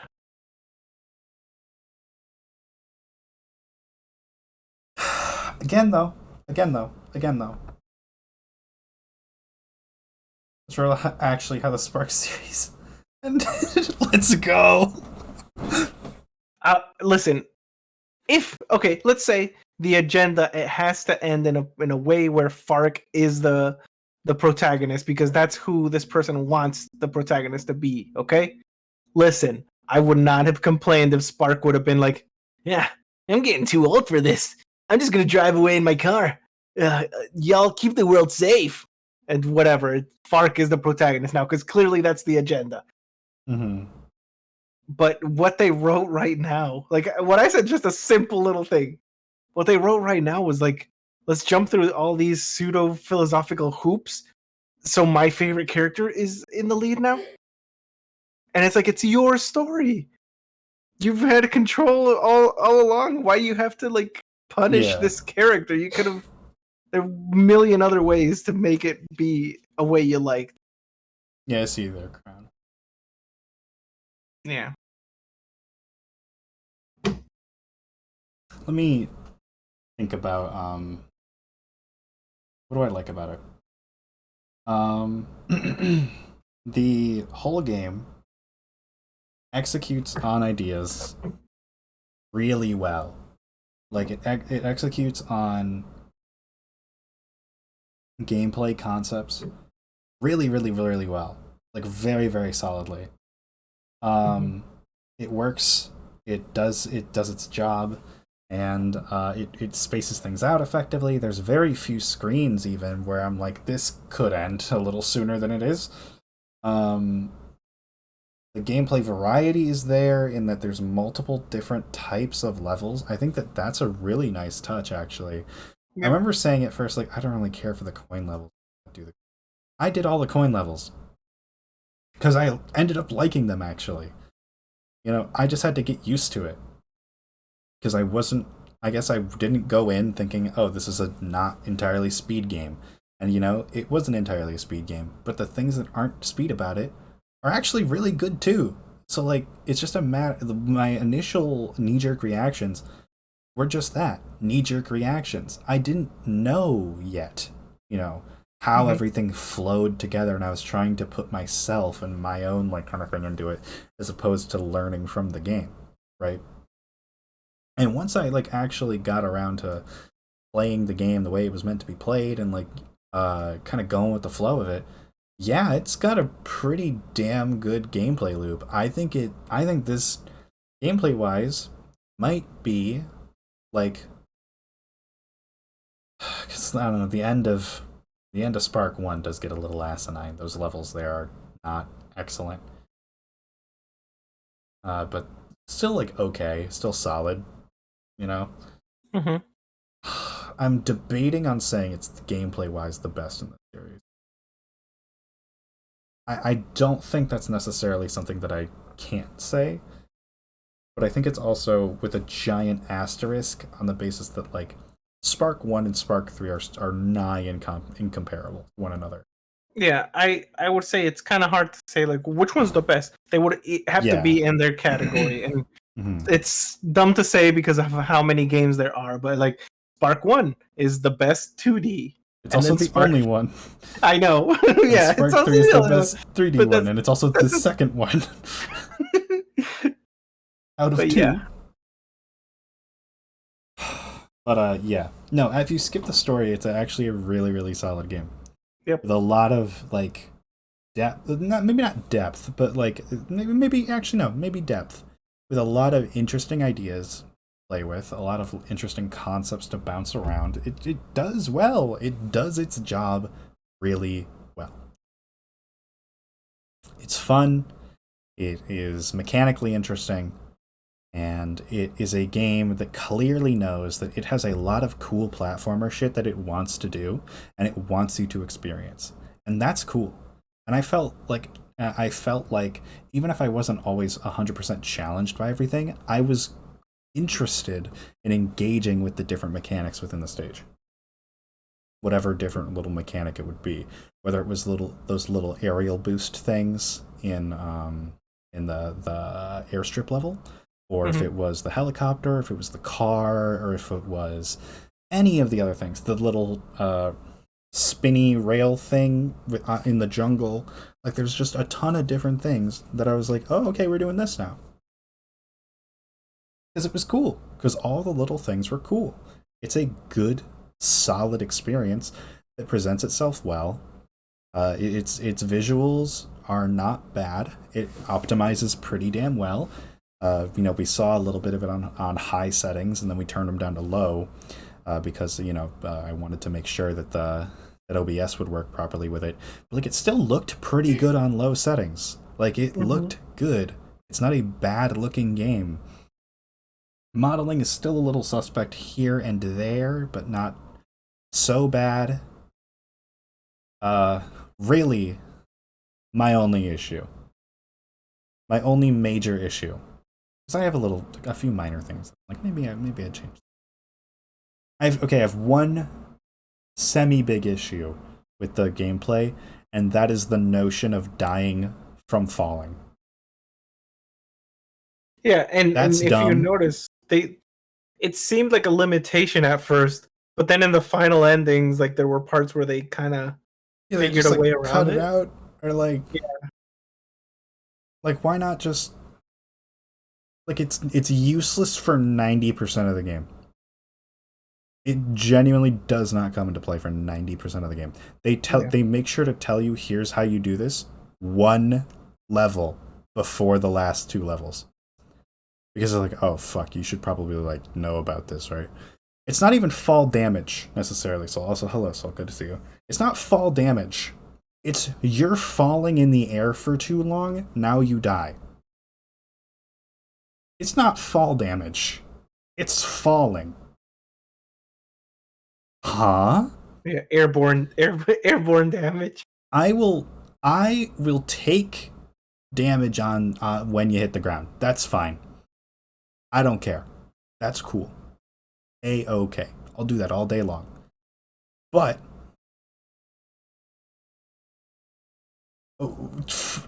dying in midair while falling when you are a platforming protagonist is fucking insane and is genuinely asinine, because the ways you mitigate it and the only way it's challenging, it's like, okay, so you jump now, then you dash in the air, and it's like, okay, you better hit that little bubble thing or else you're gonna die. Okay, cool, you hit that, nice, lovely. Okay, you're good, you're on the ground now, great, good job. And it's the same thing every single time. It's the only mechanic, gameplay wise, that I think is blatantly uncreative. Yeah. I think They should have merged that mechanic and the atmosphere burning from the previous game. Like, if that had been like a gimmick in like a stage, it would have been like, oh, yeah, you don't want to be falling too long through the atmosphere. It makes sense. Yeah, but being a platforming game protagonist that dies in midair from being in midair and falling for a little too long doesn't make any sense. Which is why I have literally never, ever seen it in any other game. Because it's not a mechanic that works well. Or at least doesn't feel good. It does not feel good. It does not evoke a feeling of like, this is a fair thing that's just happened to me. But so yeah, that's my only major gameplay gripe. And that's like really right at the end and comparatively quite minor. And in a game with a lot of good ideas, it's fine that they have one that's a dud, I guess. It just feels like an artificial kind of mechanic that's really only there to facilitate a specific type of level design, when that level easily could have been made with workarounds in mind so that players couldn't just fall all the way to the ground at the bottom of it. Mm-hmm. Like, maybe after a certain point in time, like your player can't, like starts flailing or something, and then they will hit the ground and take fall damage. And they can't, like, double jump at that point. Like, okay, sure. Like, they can't displace the air underneath them in order to double jump, so because they're going so fast. So now, then it's like, oh, you can't double jump or dash. Or maybe you can dash, but you can't double jump to stop the falling, and you will take fall damage and potentially die from that. And then maybe that's cool. Maybe that's a fun idea. But that's really my only gimmick. My only gripe with a gameplay mechanic. My major issue, as we've said, is the story. It's fucking terrible. It's almost good for all of 3 minutes. And that's when you meet Float again. And that's it. Yep.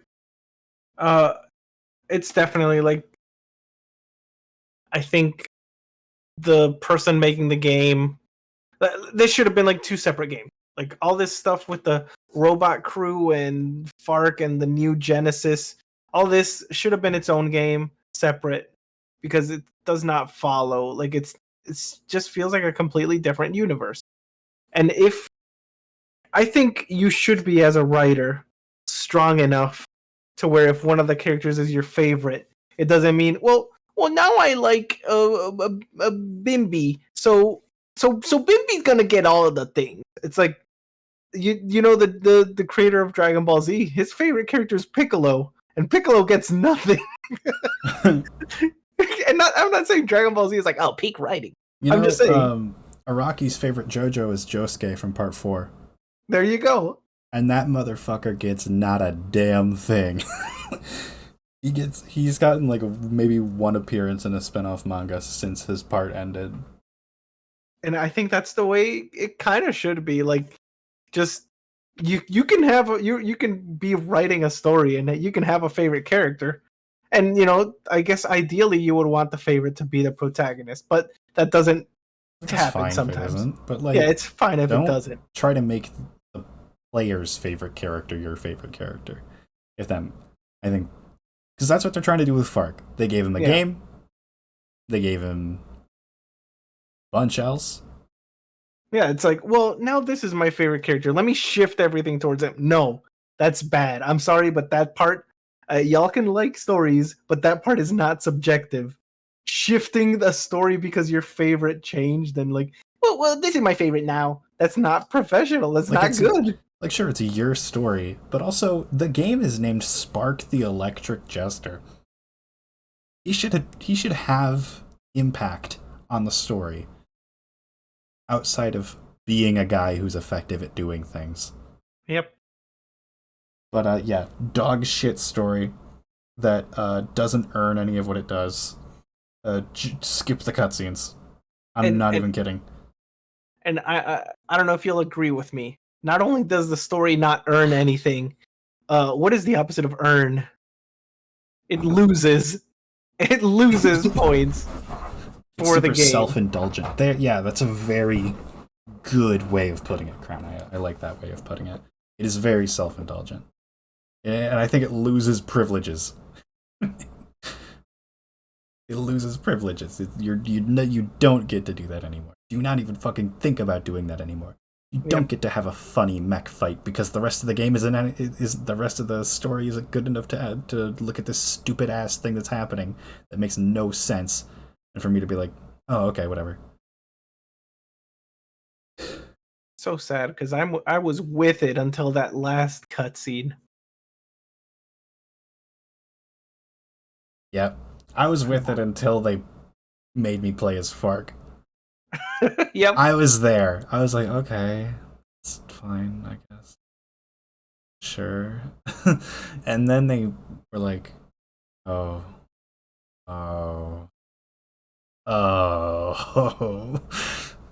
I was so ready to press quit game. You didn't even know. I was so ready. I could feel it. I know. I was like, oh no. I was hovering. And I was like, ooh. If the stage wasn't 25 plus minutes long, I would not have stopped you. Yeah. That's the issue. Ugh. Lord. Also, I gotta say, Spark 3's soundtrack is not that good. Yeah. Really, honestly, probably the weakest soundtrack of the series. Uninteresting, frankly.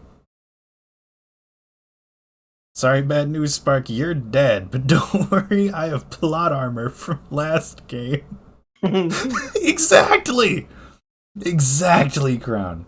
You like that breakcore-esque track? It kind of grated on me after a little while. It didn't do much interesting with the breakbeat, which I think is like what makes or breaks certain breakcore songs. It just kind of used it. Like, okay. It's just not even subtle. Like, it's clear, like, that the favorite shifted because it's like, oh, you died and it's been like 3,000 years, so you're not coming back. Like, okay. That felt so weird to me. Because it also doesn't make a lot of sense. Like, it's like... So, was the whole game one of these time loop permutations? Or was it just the last little bit? They said... Did we finish the 20-minute level and then he kept on entering into it a billion times? Or like, was the whole game one of these time loop permutations? Because I think it might have been the whole game. That's what I was thinking of. But then I'm like, okay, where does it start? I'm not sure when they said if it was a time loop. I do know they said that there was a time dilation. Well, So- no, because they were like, Spark when Spark met Fark, Spark was like, "Hey, undo the force." And Fark was like, "Yeah, it's already done." Spark was like, "What?" And Spark was like, "Yeah, you've met me you've met me here like a bazillion times. Oh, You've done this over and over again." So like that implies time loop to me. Spark's adventure was constantly looping. This is the loop that broke the cycle. I see. Also, Clarity is a dumb villain. It's a dumb villain without a good reason for doing anything.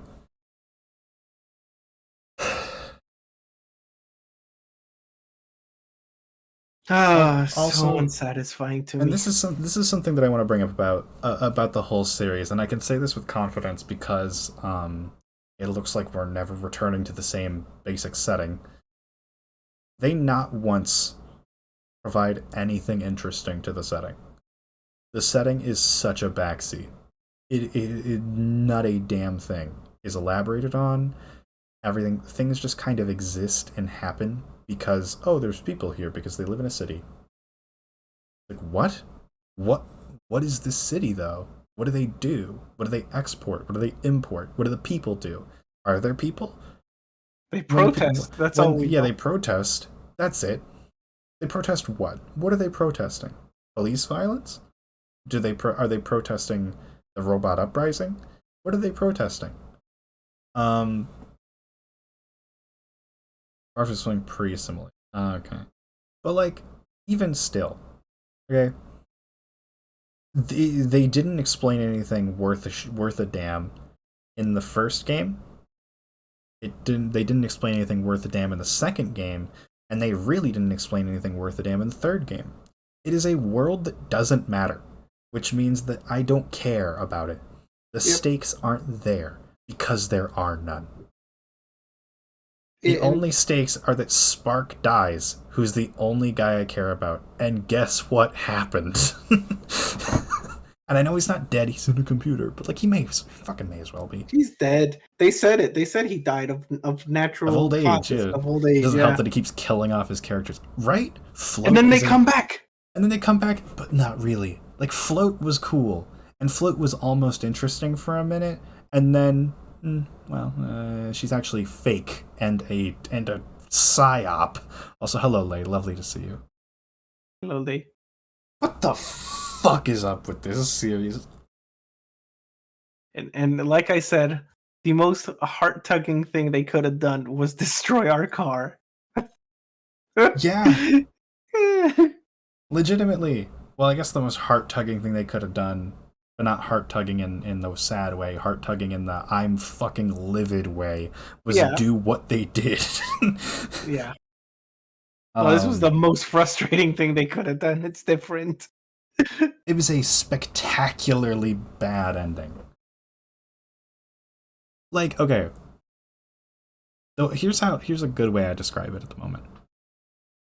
Here's a way to describe it. Imagine if you took a movie. Let's say you took the movie. What's a movie? Let's say you took the movie Speed Racer. Okay? Mm-hmm. That's a movie about some dudes driving cars and trying to beat corruption in the racing scene. Right? That's what that movie's about. Now instead of the final race, you get the actors from Speed Racer to act out the final scene from American Psycho. Which is a completely different film with completely different context. And it earns the ending that it does, American Psycho does, but Speed Racer doesn't. So to your audience, what's happening is that you have a racing movie that ends in a vaguely psychological thriller about whether or not a man actually did perform a lot of murders. And that is what this game feels like. It feels like taking the end of a different thing because you liked that thing and putting your characters into it. Yeah. It's Evangelion and Nier Automata taken out and put into this goofy Sonic OC game. Because, fuck it, why not? No, because Sonic is no longer Yuji Naka's favorite.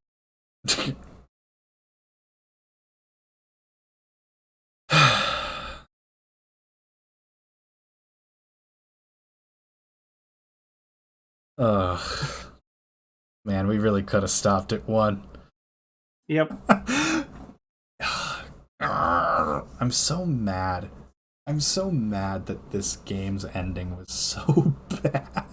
Me too. that I'm now like pissed off about the rest of the game. Do You know what's something about crazy? it. You know what's crazy?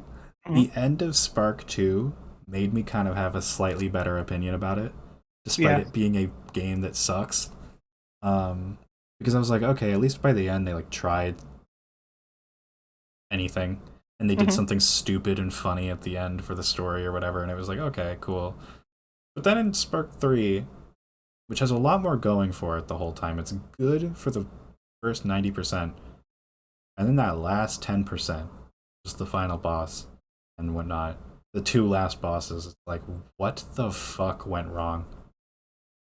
What the hell did you do? Why would you do that? How could you do that? How could you conceivably think this was a good idea? That's what I think about there. I'm like, oh, they were trying at the end of Spark 2. They were trying to do some fuck shit that they didn't earn at the end of Spark 3. God. Oh, that's infuriating. It was developed and written by one person, right? I think there's more people in the credits. Apparently, in this one, there was more people, right? Developing as a group, but it was written by the one person. Mm-hmm.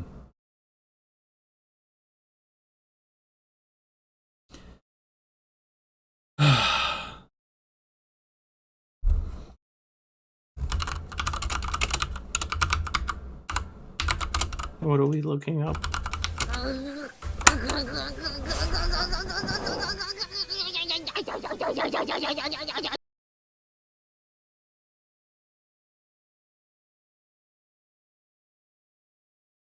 The game and the writing was all one guy. He should stick to, there you go. making the game. Like, I don't want to tell anyone that they're doing a bad job and that they should not do that anymore, because I think, you know, attempting these ideas is like a kind of a cool thing to try as a like as someone who's trying to branch out as a creator. You know, like, I think it's interesting. I commend him for attempting something cerebral. He, however, did not attempt it with his whole chest, and that is the issue. But so see, I don't want to tell him you should fucking stop writing these games, but he hasn't done a good job the whole time. He's doing good gameplay, and he's doing terrible story.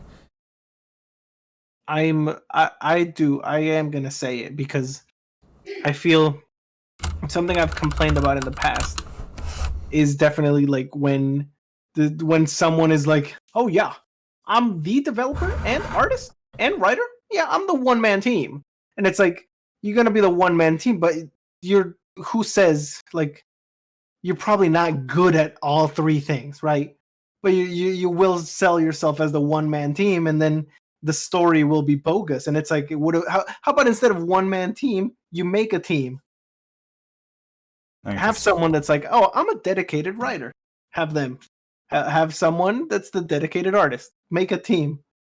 This like one person thing about like, yeah, I am artist and writer. Like, you're not a hero for that. You know what I mean?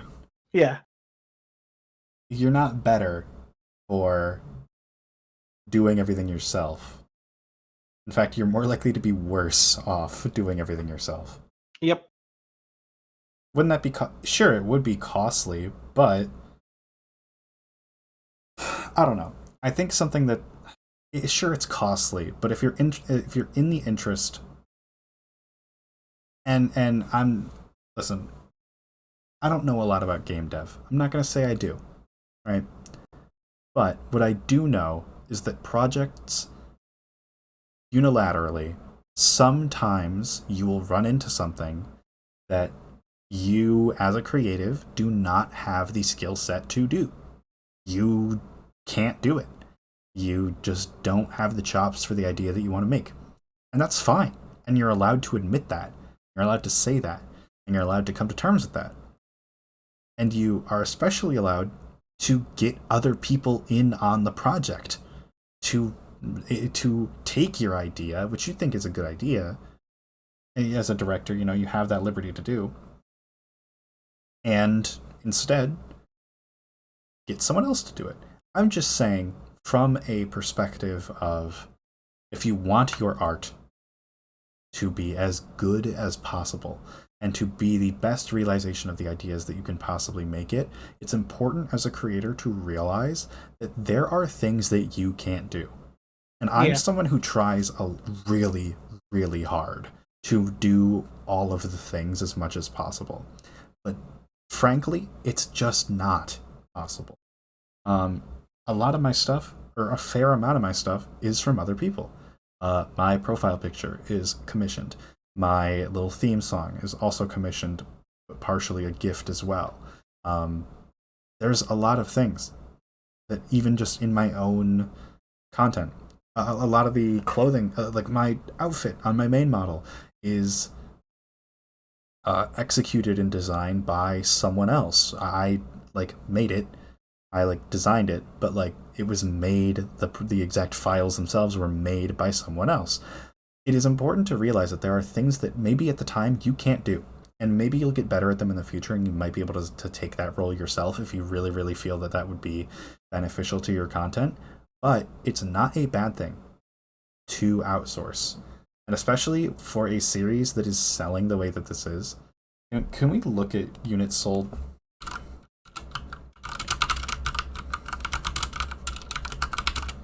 I'd say this is big enough to where you can have a group.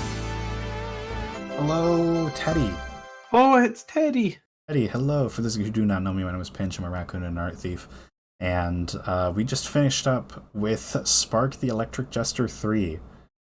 And we have many choice things to say about it. Yep. Well, actually, no. We have a few choice things to say about it. It's just that the thing that was bad about it is catastrophically awful. And that's the story. So for the clown in the hospital bed next to me is my good friend Space Buffoon. Hello. Who we were curing of FARKITIS, which they contracted from playing Spark the Electric Jester 2 last week, but it seems that according to Play Tracker, there's roughly 60k units sold. That's do we have an idea about the budget for this game?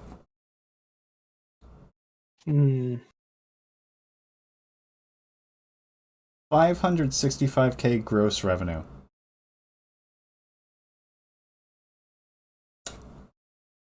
There are 26 active players for the game right now, and I must have been one of them. I think I was definitely one of them. Yeah, on the 8 active players 52 minutes ago, you were definitely one of them. Yep. Roughly 60k units sold, right? That I see 33k units sold here, but it's also not yet.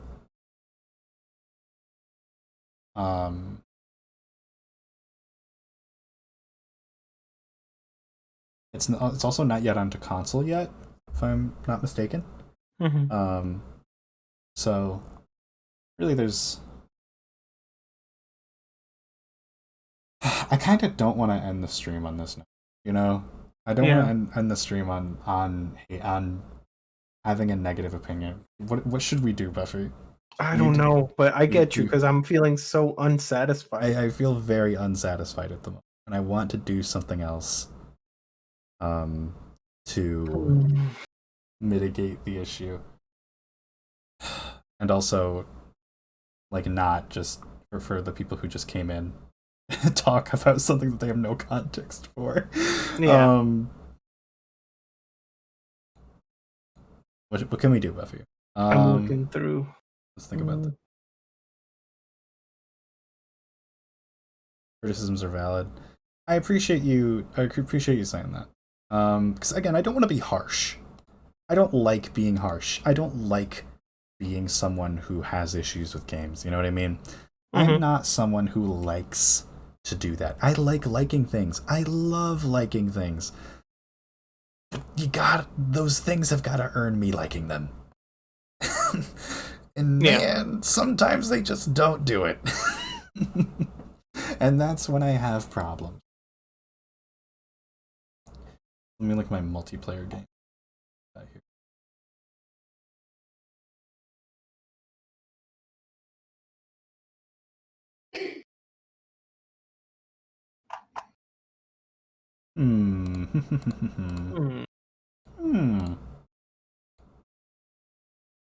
Flaws and works for us are going to know how to improve my own work. Exactly. It's important to look at things and critique them, I think. Yep. Especially as a creative, right? So I don't feel bad about critiquing things. But I want to point out that I'm not a sensationalist critic. I am not someone who revels in negative criticism.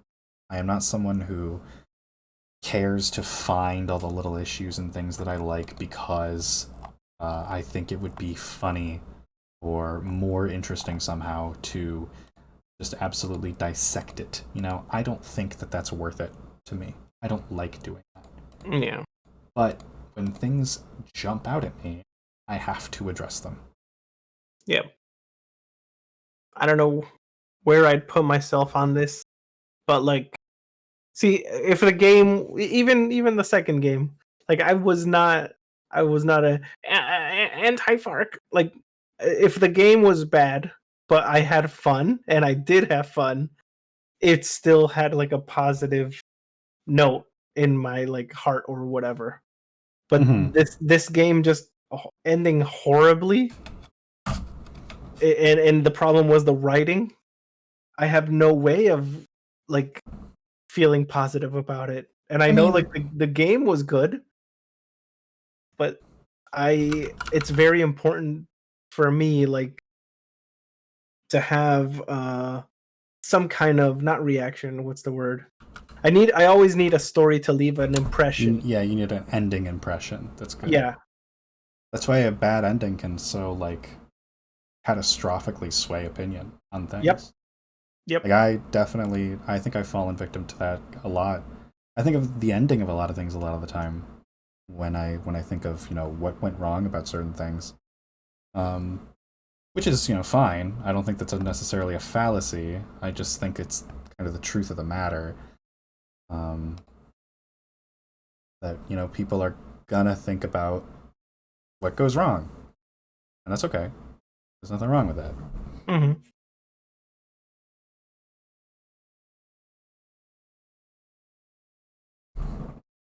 Can you think of anything to play right now? Maybe not play, but I think we can definitely find something to.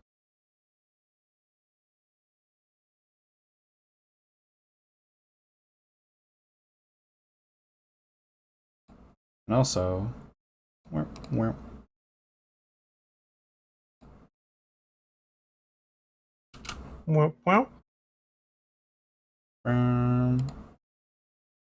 Hit me, but I move.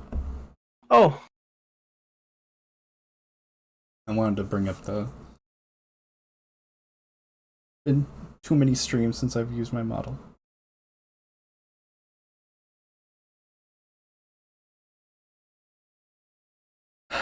Hello, everybody. All right, let's find something. Let's find a thing to do. I don't think we necessarily need to play something, or we could. We got any browser things? I can't think of any browser things.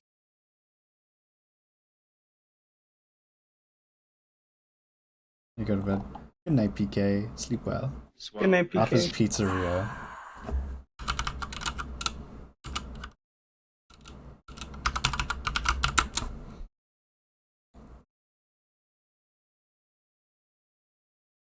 Papa's Pizzeria. Also shrink me a little. Buffy's cured. Or at least Oh, dormant for a while. hold on, hold on. No, I got you, don't worry.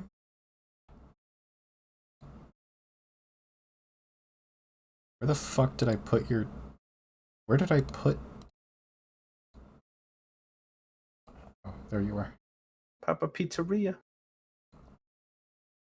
Buffy normal again. Let's go.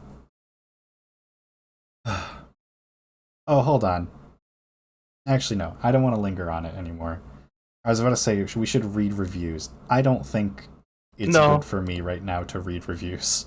Yeah, I'm not in. Because like half of them are just gonna be like, yeah, this is way fucking better than whatever Sonic's doing right now. Boomer ass awful take. And then there's gonna be one that's like, oh, the nuance at the end of the story. It's like It's there like is you're no stupid. Sorry, that's harsh. That's harsh. That's mean. That's mean. Is there a stream category for Papa's Pizzeria? nuance. Make it just chatting or something. Yeah, we'll just go to just chatting. Just chatting. Yeah, I'm not reading reviews right now. Cannot.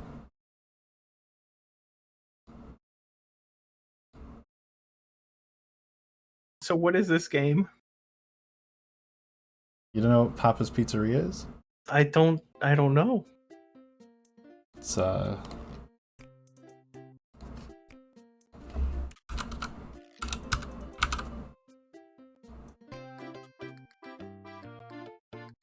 fuck the intro, I don't need the intro. You pizza. Make pizza? Cook up to 4 at once in the oven. Cut the pizzas and give them to customers. Hold on, I just realized I still have Viato Tube open. Close that. I have more than I need open.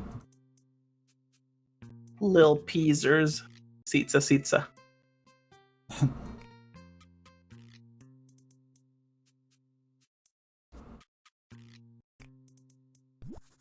I'll have 4. Oh. I'll have 4 Wait, red. what? I have no idea what this means. And I want it cut. You gotta make the pizza.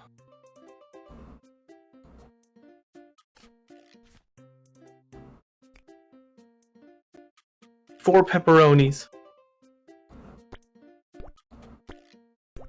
Is it telling you where to put them?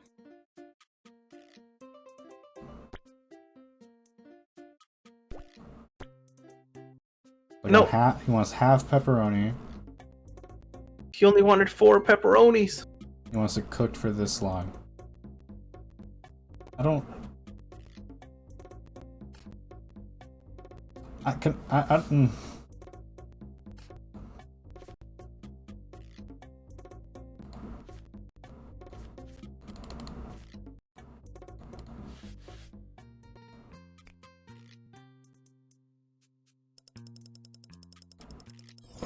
Can I be honest with you? Yeah. Chat, this kind of sucks.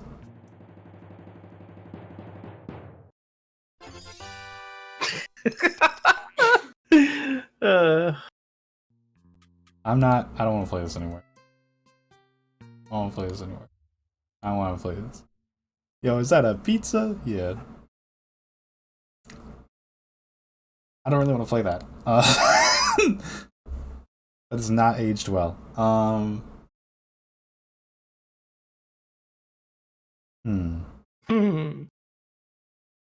you know what? Good pizza, Hold great on. pizza, more energy. Yeah, that's what I'm saying. Hold I on. can't hear you. I'm like, oh, what the god? Also, what the fuck is up with my model right now? There's so much jitter. What is happening? 1 second.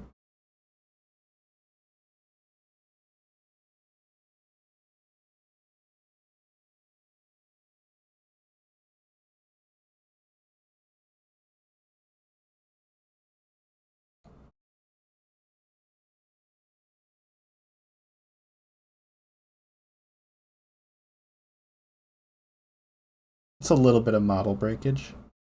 Here. This is Metal Gear Stupid. What? It's something you unlock when you beat Metal Gear Solid 3. Is that the Raiden thing? Yeah, it makes fun of Raiden and it makes Snake kiss a man. And many more fun things.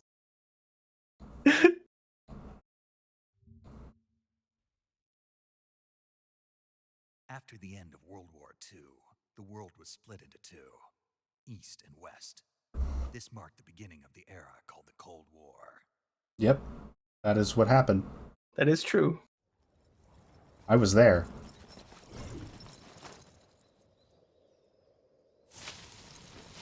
How long do clowns live, Buffy?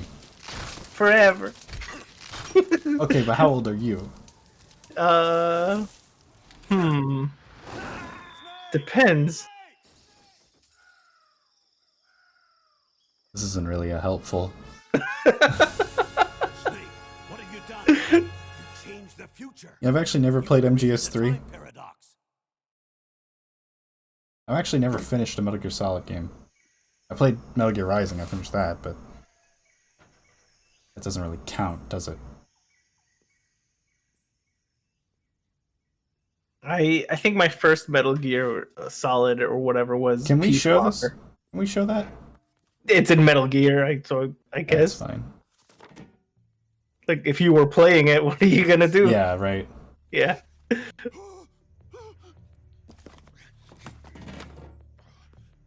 don't.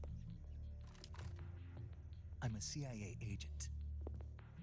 Why are you so nervous?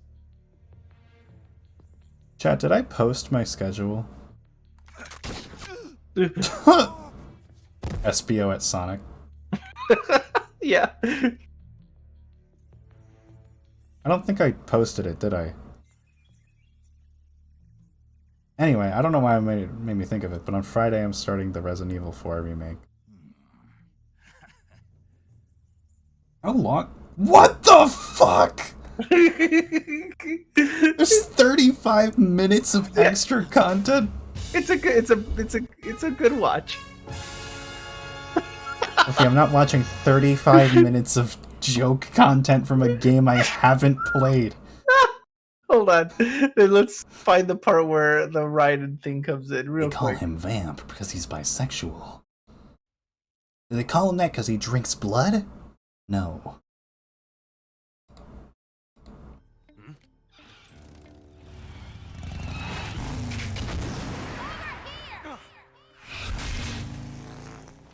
Damn! Bitch! Bitch! Bitch!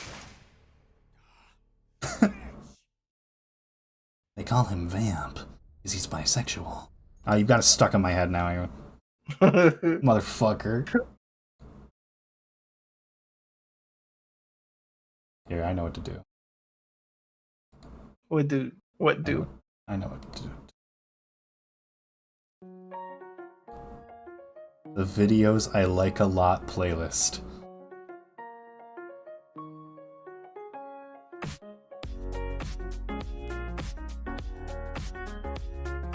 My cheeseburger. You're egging me on, Mono. You're egging me on. Max got so mad at me the other day. You got he's so angry. Because I was just saying my little thing. Cheeseburger.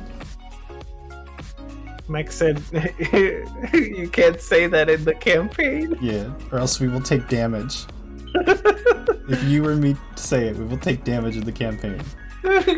Immediately. I wasn't gonna say it. I've never even said it until before No, tonight. not you, Buffy. I'm talking to Mono. Oh, okay. That's what he said.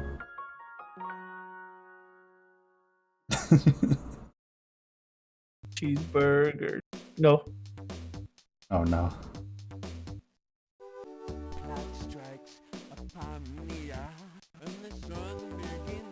This is an excellent video right here. This is the peak.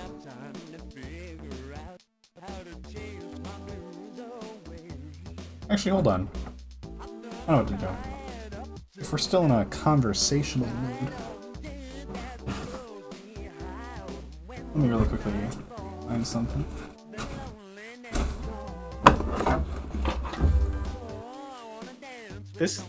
I met someone that looks exactly like this person. This low poly guy. Yep. Okay. Even the clothes. This is a real person.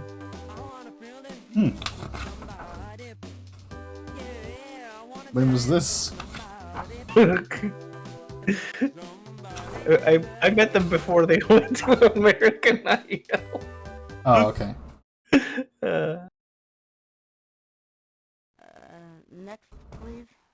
All right. Next, please. Not being rude, but you are the worst singer I have ever heard in my life. You never, ever in your lifetime get a record deal. So mean. Sorry. As much as I want to show you all the Littlest Pet Shop JFK assassination, no. I'm gonna turn on music.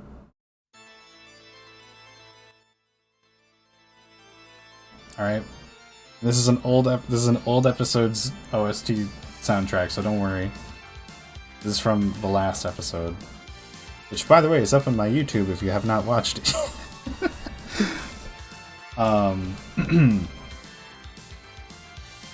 So, I have a few things, a few topics that I've been wanting to talk about on stream.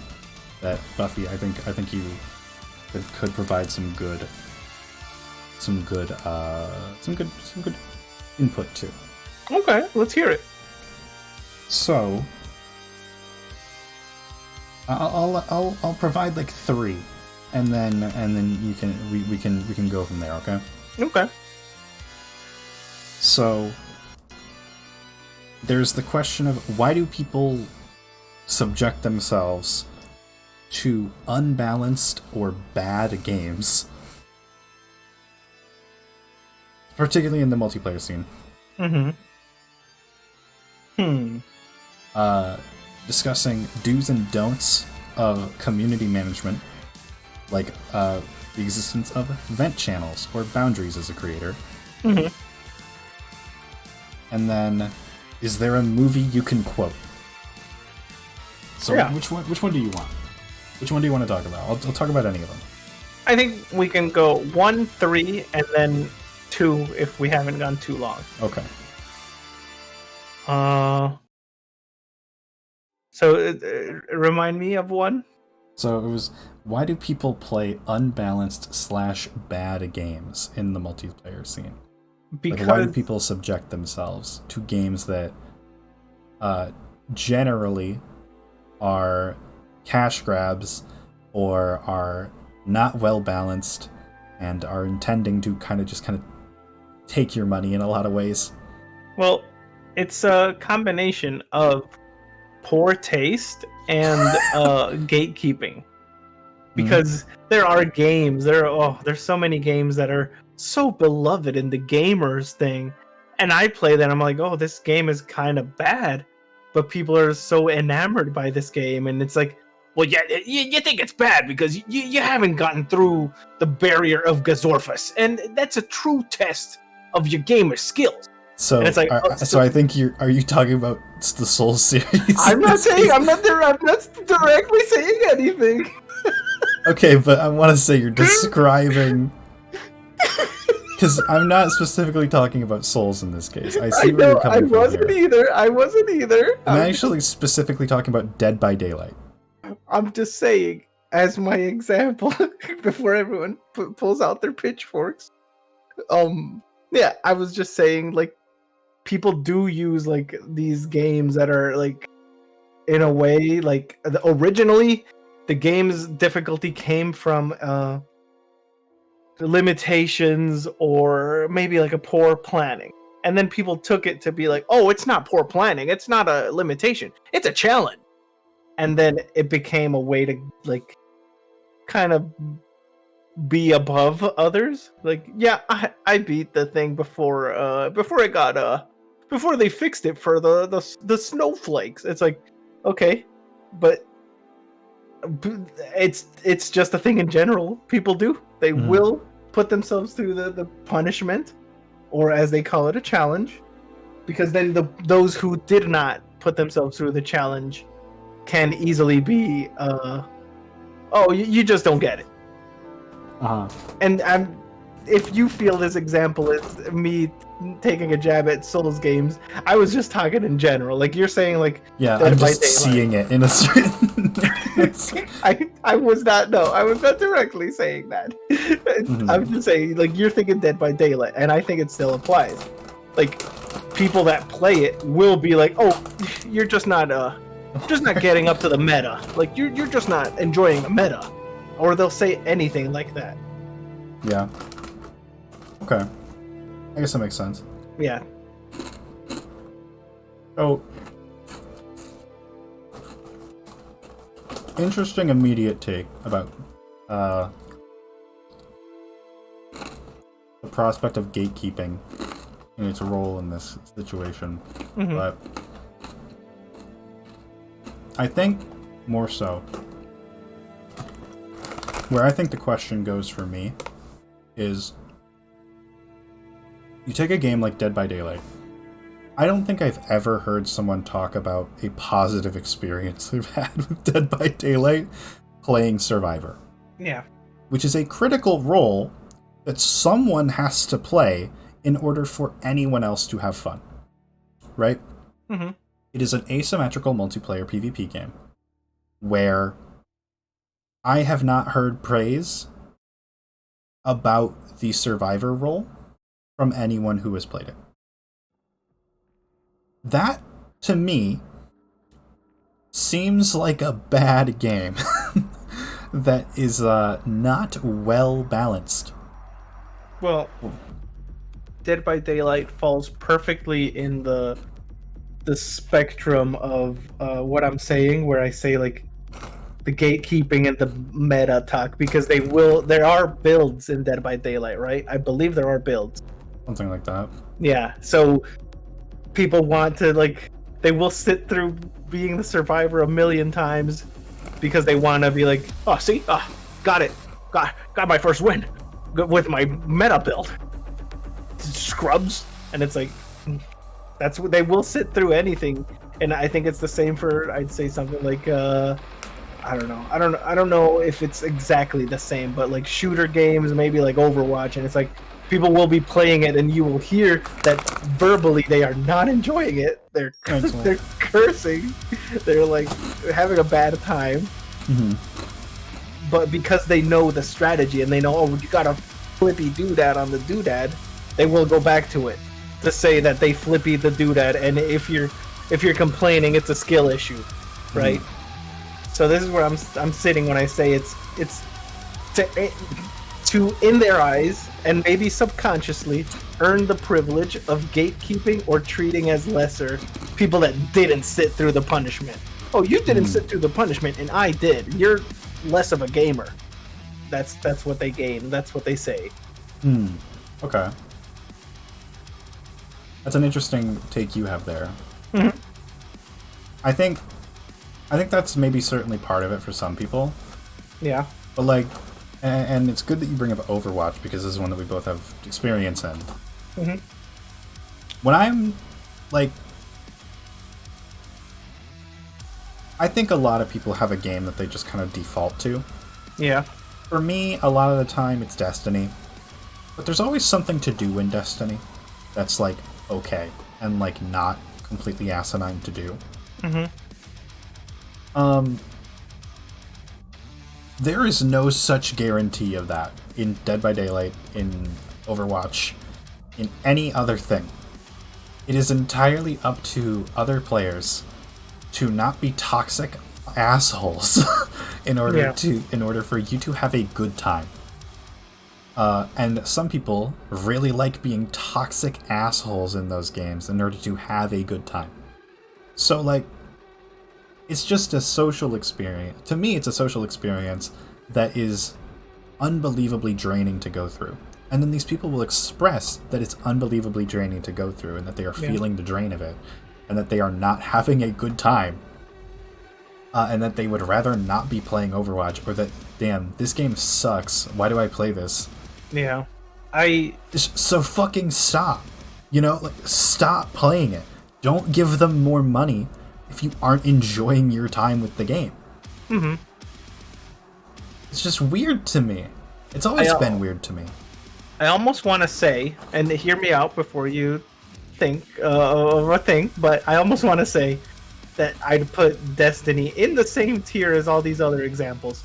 I would not put you in the same tier as the people, right? I think you're the difference. Because I think the game allows for the same kind of people doing the same kind of thing, where if I played it and I was playing with someone other than you, and I complained about, oh, this raid dungeon is kind of garbage, I would get torn up, right? Oh, you just don't understand. You just don't know the Cabal's history. And it's like, it's the same exact thing. I guess that's fair. Yeah, you've been very nice about it, but I don't think anyone else or everyone else. I've definitely seen that. Yeah. I've definitely seen it before. So I hear you on that. Yeah. And there's also certainly...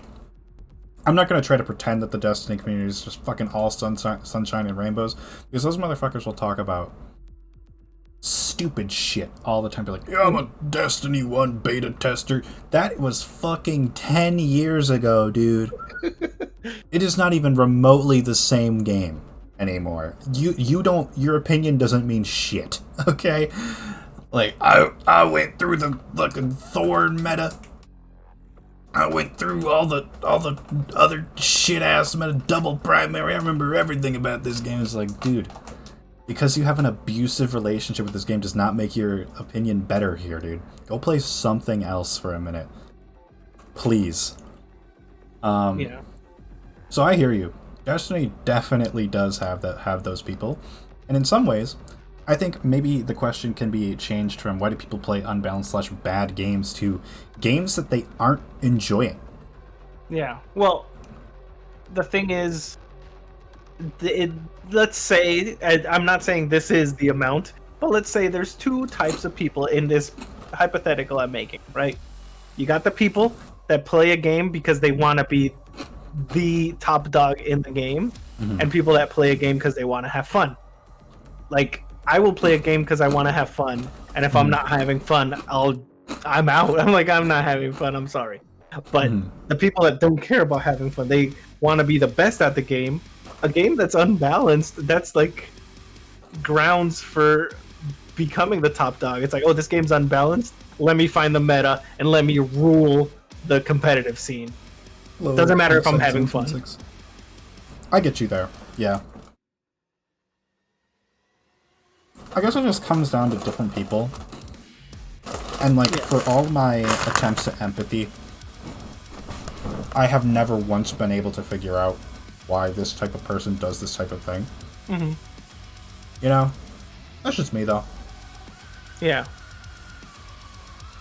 So like, what's the deal? Is anyone in chat, if you have a game that you throw yourself at, that you hate, Mono said, I am suddenly reminded of League of Legends for no particular reason. Any League players in chat? I know you guys are empathizing with what I'm saying right now. I know you guys hate that game.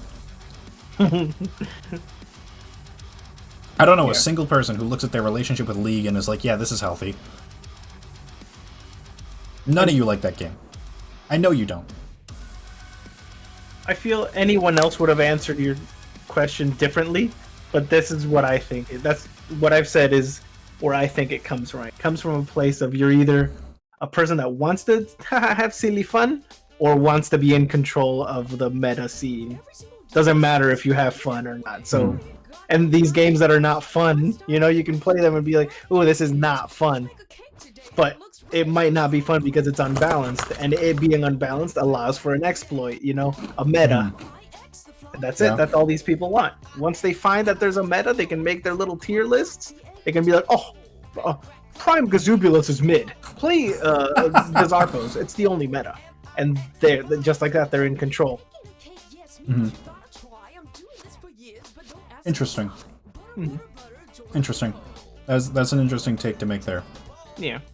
I think another thing, another question is tangentially related. So let's look at these same games: Dead by Daylight, League of Legends, Overwatch, to an extent Destiny, if you have a specific relationship with it.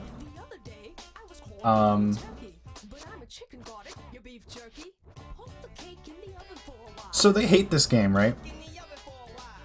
And then they spend money on it when they don't need to. when it's Destiny's a weird one, but like Overwatch. If you fucking hate Overwatch and you don't like Blizzard, why would you buy skins? Yeah, You know? I do know. I have a It's few a sunk cost personal fallacy, examples. I probably. know. It's I think it's probably sunk cost. yeah, I guess. Just also could boil down to people being like impulsive buyers Yeah. in a way. Yeah, no, people are irrational, ultimately. So, Like, I guess I don't want to be like, oh, unlike me, but straight up there was like a Sombra skin that came out like a year ago or something. It was like the one where she has like a face that changes, like, yeah. and I was like, that is so cool. I love that. Mhm. But I'm not sinking hours into the event or putting the $60 in for the loot crates. So I'll just, Yep. oh well, you know? But other people cannot bring themselves to, oh well. They'll see the thing, they're like, oh, that's pretty cool. Even if Yeah. they don't like the game, and that's it, that's all it takes. Ooh, that's pretty cool. Yeah. And hey, their money, power to them. Hello, Vapor Skull. Good to see you.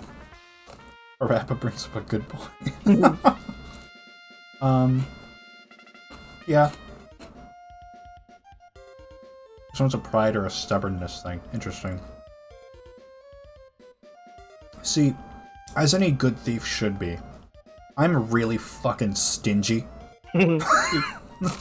I hate spending money. Is why I'm a thief. But you can't really steal an Overwatch skin, can you? Yeah. As much as I've tried. Ultimately, the issue boils down to, for me, like I don't want to spend money if I don't want it. Yeah. So I don't. Like, and even when I do, like, I'm looking at my bank account and I'm like, I'm fucking staring that shit down. Thinking about like, oh, but how am I budgeting? Oh no. Like, I get like weird about like buying like food. You know what I mean? Like, I get weird about buying all sorts of shit. Yeah. I hate spending money. I don't like it. I'll do it.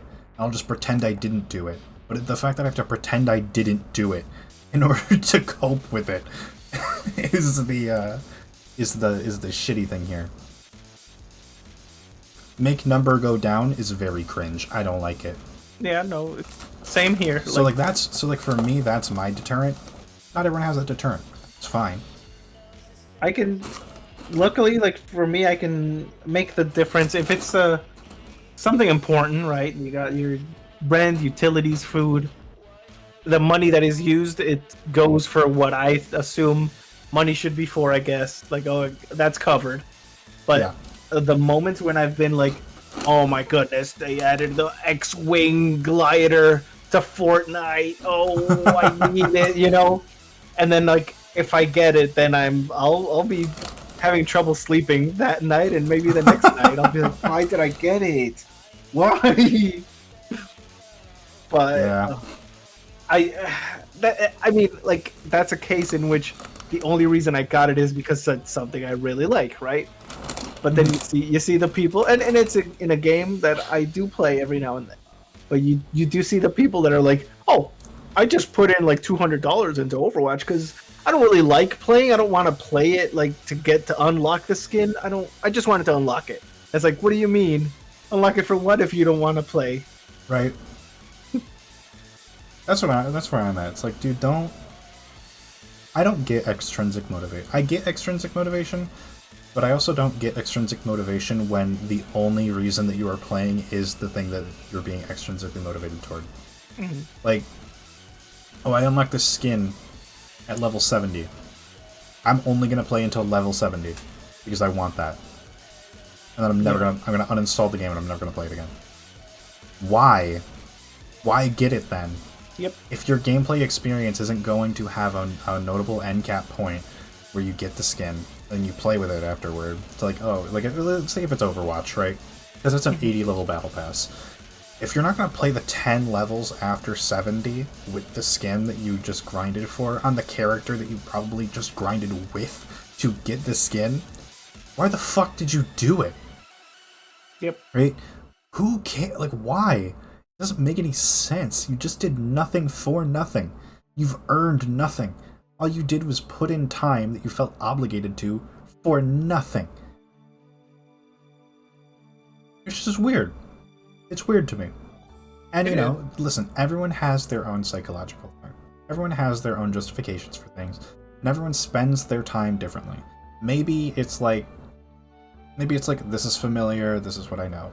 You know, this is what I'm gonna do. And that's okay, I get that. That's why I play Destiny so much. It's a game that I know like the back of my hand. Because I get not wanting to, like, sometimes I'm like, I don't really feel like starting a single player game right now. I don't really feel like, I don't really, no, maybe not. And I get that, and you want to have something comfortable to go in, right? Yeah. That's fine. Perfectly okay. Absolutely A-okay. But I think that there's a conversation to be had, and I know we're in an ad right now, sorry. I'll reiterate it when people come back. Yeah. There's a conversation to be had. There's a very important conversation to be had, I would be willing to argue, that as someone who plays games, you should really look at what games you're playing and why you're playing them, and determine if it is a healthy relationship you have to that activity. Yeah. Because games, especially games nowadays, have a vested interest in being addictive to you. So for games like, let's say Fortnite, right? Games like Fortnite, they have a vested interest in your playtime. They want your dopamine. They want you to get all the dopamine you could possibly get from their game as long as possible, because that means that you are going to be there, even if you aren't a whale necessarily, right? Mm-hmm. You are going to be there to provide gameplay experience to the people who are whales. That 5%, 2% of the player base who are going to go in and they are going to spend $10,000 in the item shop in Fortnite. They are the people who they are catering to, and you are going to be factoring into that as a player. Yeah, so you're their little clowns. Right. Even if you aren't a whale in the game, you should really look at the games that you are playing in order and determine, why am I playing this? Is this a healthy reason that I am playing this?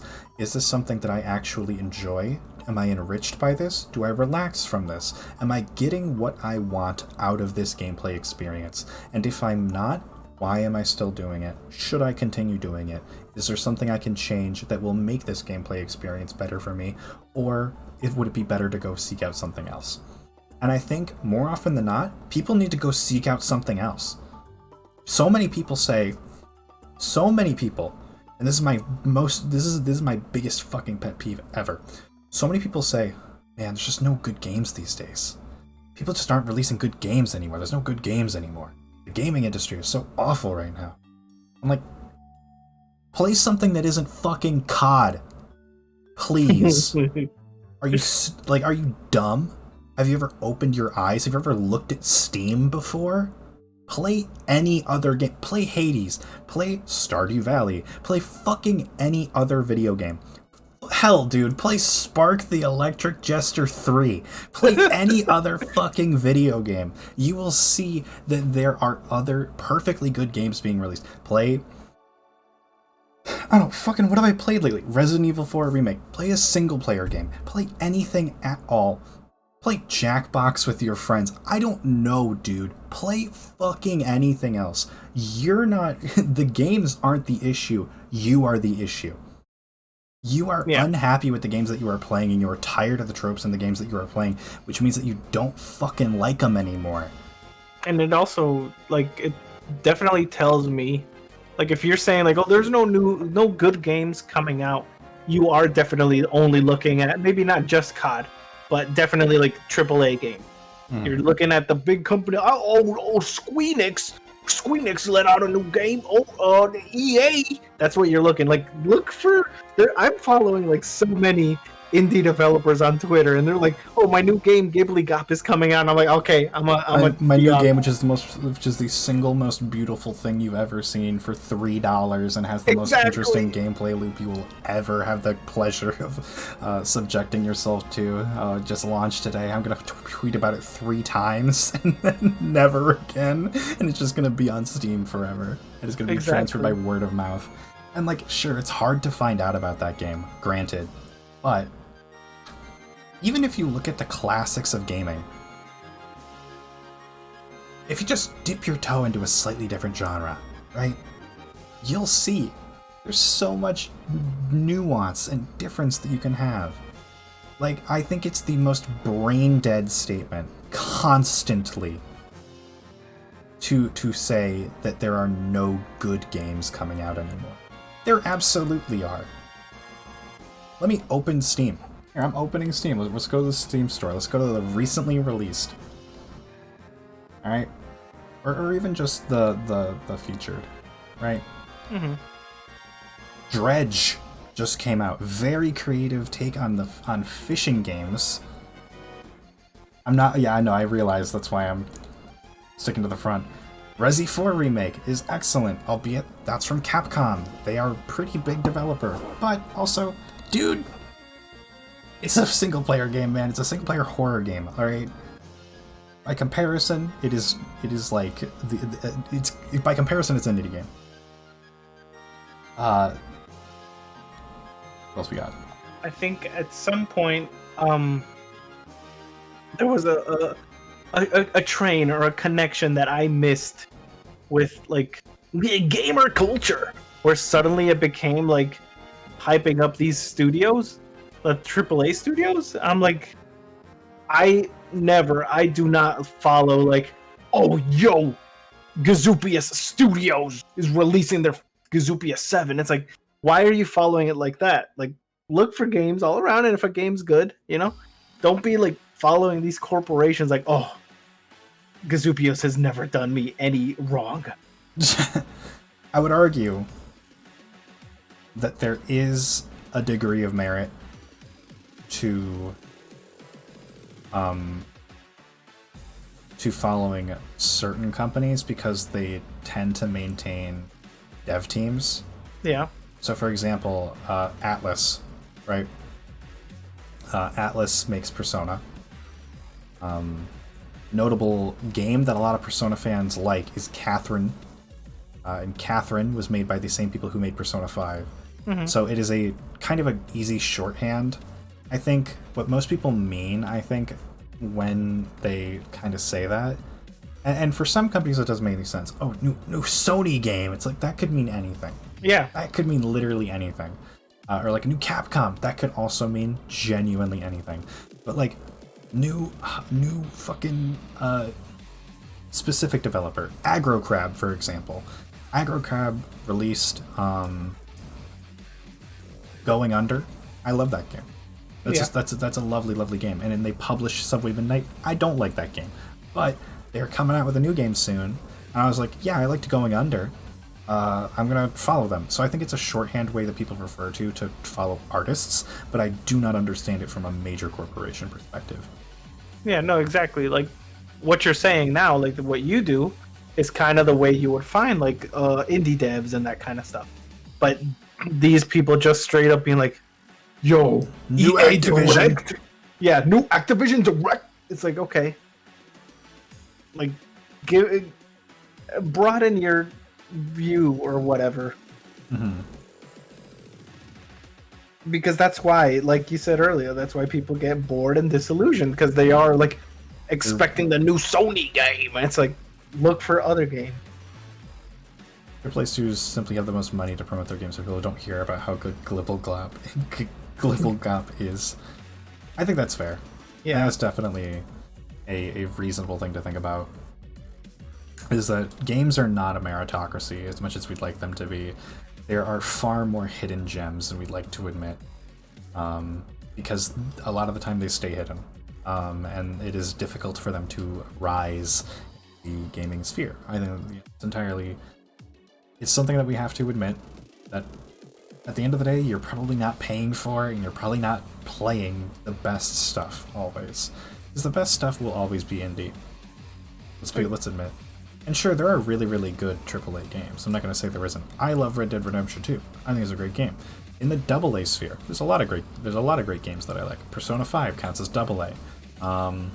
There's plenty of different studios who are AAA or AA or single A that are making pretty damn good games. I'm not going to say they're making bad games. There's a lot of money and a lot of time put into them. They're not inherently bad, obviously, and I don't think anyone's thinking that I'm saying that. But the best stuff, the most cutting-edge stuff, and perhaps some of the most interesting experiences, it's gonna be indie stuff. Yep. Because, the big corporations, they make their thing, it sold to 16 million at the box office, or whatever it's called. It's like, okay, they're so comfortable up there that they don't have to get experimental. Mm-hmm. And then that's when it starts to the newest Call of Blasters is not as good anymore. It's, because they've been comfortable up there, because people just buying it and then not checking out other games, not building up your standards. Play other things, see how creative independent people are, and then you will notice. If you can't see it, you will be able to see it later. Corporate games are kind of samey, kind of safe, so to speak. There's a reason I only play 2 first-person shooters that are online, and one is Overwatch. The other is Destiny 2. And I occasionally dabble in a little bit of Halo when that was actually relevant for about 3 weeks last year. It's because I don't like them, and they feel the same. Battlefield and COD are the same game. Fuck you. I don't care. The same game, one has cars. You die in 2 seconds and they both suck. Battlefield 3 fans are about to start coming for my throat, but I don't really care, dude. Yeah. You got a bunch of military dudes with generic ass names with motivations that would boil down to fight for our country, or I got a wife at home, or some bullshit, killing each other over random garbage, and it's just propaganda, dude. That's just me, though. No. They're the same. The same games. I couldn't tell them apart if they had a sign over and telling me which one is which. If I showed you, Buffy, and this might just be you, but if I showed you the covers of various Battlefield and COD games and I removed the logo from them, I do think you would not be able to tell me which ones are which. It's one of them Call of the Field games, right? Battlefield fans will come for your throat, but they gotta run 20 miles across an empty map to get to you. It's that Battle Duty, right? Okay, I'm gonna talk about Battlefield really quickly. Mm-hmm. I fucking hate Battlefield. I've played probably 150 hours of Battlefield 1. I fucking hate Battlefield. Battlefield is the most empty multiplayer experience ever. Alright? Because here's what happens. I don't think there's any skill in Battlefield games. I don't think there is. I legitimately do not think... Sure, maybe the campaigns are fine. I'll give you the campaigns. But the multiplayer experience in Battlefield games sucks. I hate it. I hate it so much. Because you walk around, you fucking look around, you clear your corners in tiny little buildings, and then the moment you step out of that building, or the moment you take a step or spawn, you either get bombed by a plane, shot by a tank, removed from this earth by a sniper 400 feet away, or SMG'd in the back by someone running and gunning and not clearing any corners. Wasn't there, I don't know if it was Battle Duty or Call of the Field, but one of them, it was a strategy to begin the match and you throw a tomahawk because there will always be someone that spawns. Yeah, that's COD. There's always someone that spawns at that exact distance from you. I also hate Battlefield 1 time I put a bomb on some capture point or something and killed a crowd of people the moment they started taking the point. See, I'm not saying that there aren't fun moments It's fun to be the person who's killing people in a way that's goofy and way over the top. But when you are that person, and then it puts you in that 8-second respawn timer where it shows you the entire map of other people having fun, and then you come back and then you get removed from this earth again due to no fault of your own because there was simply a tank there. That's not fucking fun. Battlefield is an old folks club game. I think that it only exists because it appears profitable. And I kind of hope the series dies, if I'm honest with you. Let the folks at... Who the fuck makes Battlefield? EA, right?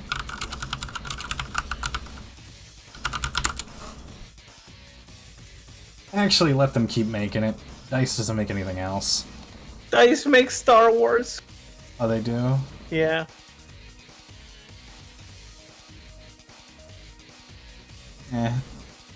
You hard disagree. Okay. You can do that, champs. I'm glad that you disagree here. I don't think I've had my experience with Battlefield, and rather than getting rolled by some guy using a hyper meta setup on any other current shooter, I guess it is fair on the basis that you can also just go get in a tank and have the same power. Like, I guess that's better somehow, but I think for me it's the size of the map mixed with the TTK in Battlefield that makes it dog water to me. Having a giant map where like things can kill you in like 0.2 seconds because you got seen first. Battlefield isn't a team-based game. Yep. Anyway, Battlefield is a game I stopped playing and refused to play because I hate it. I don't care if my friends are playing it. It's a game I hate. I have something to say that'll make everyone want to set me on fire and like throw me away and be mean to me, okay? Every video game ever, every multiplayer video game ever is already ruined by default. It's already trash by default because y'all gamers started doing this meta garbage. Stop. Play a game because you want to have fun. Don't be looking up like, oh, what's the recipe? What recipe do I follow? Oh, 2 scoops of this and that. Oh, Jerry Thompson put the recipe for the meta build online. Stop looking up meta builds. Play a game. I'm sorry. Interesting. Yep. That's my take. And I know everybody will 100% disagree, but you can disagree and you're wrong. Sorry. I don't 100% disagree. I think I see it, and I think games would maybe be more fun if people just played what they wanted to play as opposed to playing what was inherently good. But I think the issue is that someone's favorite thing is going to be the meta thing. Yeah. Regardless of if they just like trial and error it, right? They could just not look it up, and then if you're playing like the bottom tier thing and you get killed by this person, it doesn't feel fair. You're gonna kind of naturally look to try that out. I think it's kind of one of those things that's impossible to avoid because unless everyone has the exact same weapons, yeah, and can't choose them, there will always be a most effective tactic available. There will always be a meta. So, like, I hear you here. I do. Mm-hmm. I think it's just kind of the nature of the beast, though. Yeah, no, I get it. And like Chance said, I can either coexist with it or hate it. The thing is, yeah, I guess I choose to hate it because I choose to, like, oh, I'm not even going to check that. Like, don't tell me the meta. Don't tell me the tier that the weapon I like is in. Like, if I say, oh, I love the silly scepter, and you come to me, oh, that's only the B tier. Yeah. Don't tell me that. It's like, well, I'm having a good time, so yeah, I'm having fun. I don't care. I think it only matters in like high-end content, like the most competitive of content.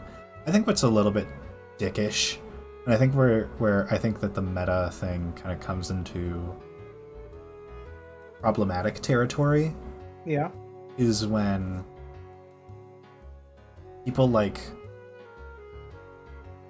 people insert the meta into the casual stuff. You know what I mean? Yeah. Like that's kind of. I think that's kind of where I think that meta play has its place, and that is at the very top, and that is when the purpose is to win, right? Esports are an instance of this. Yeah.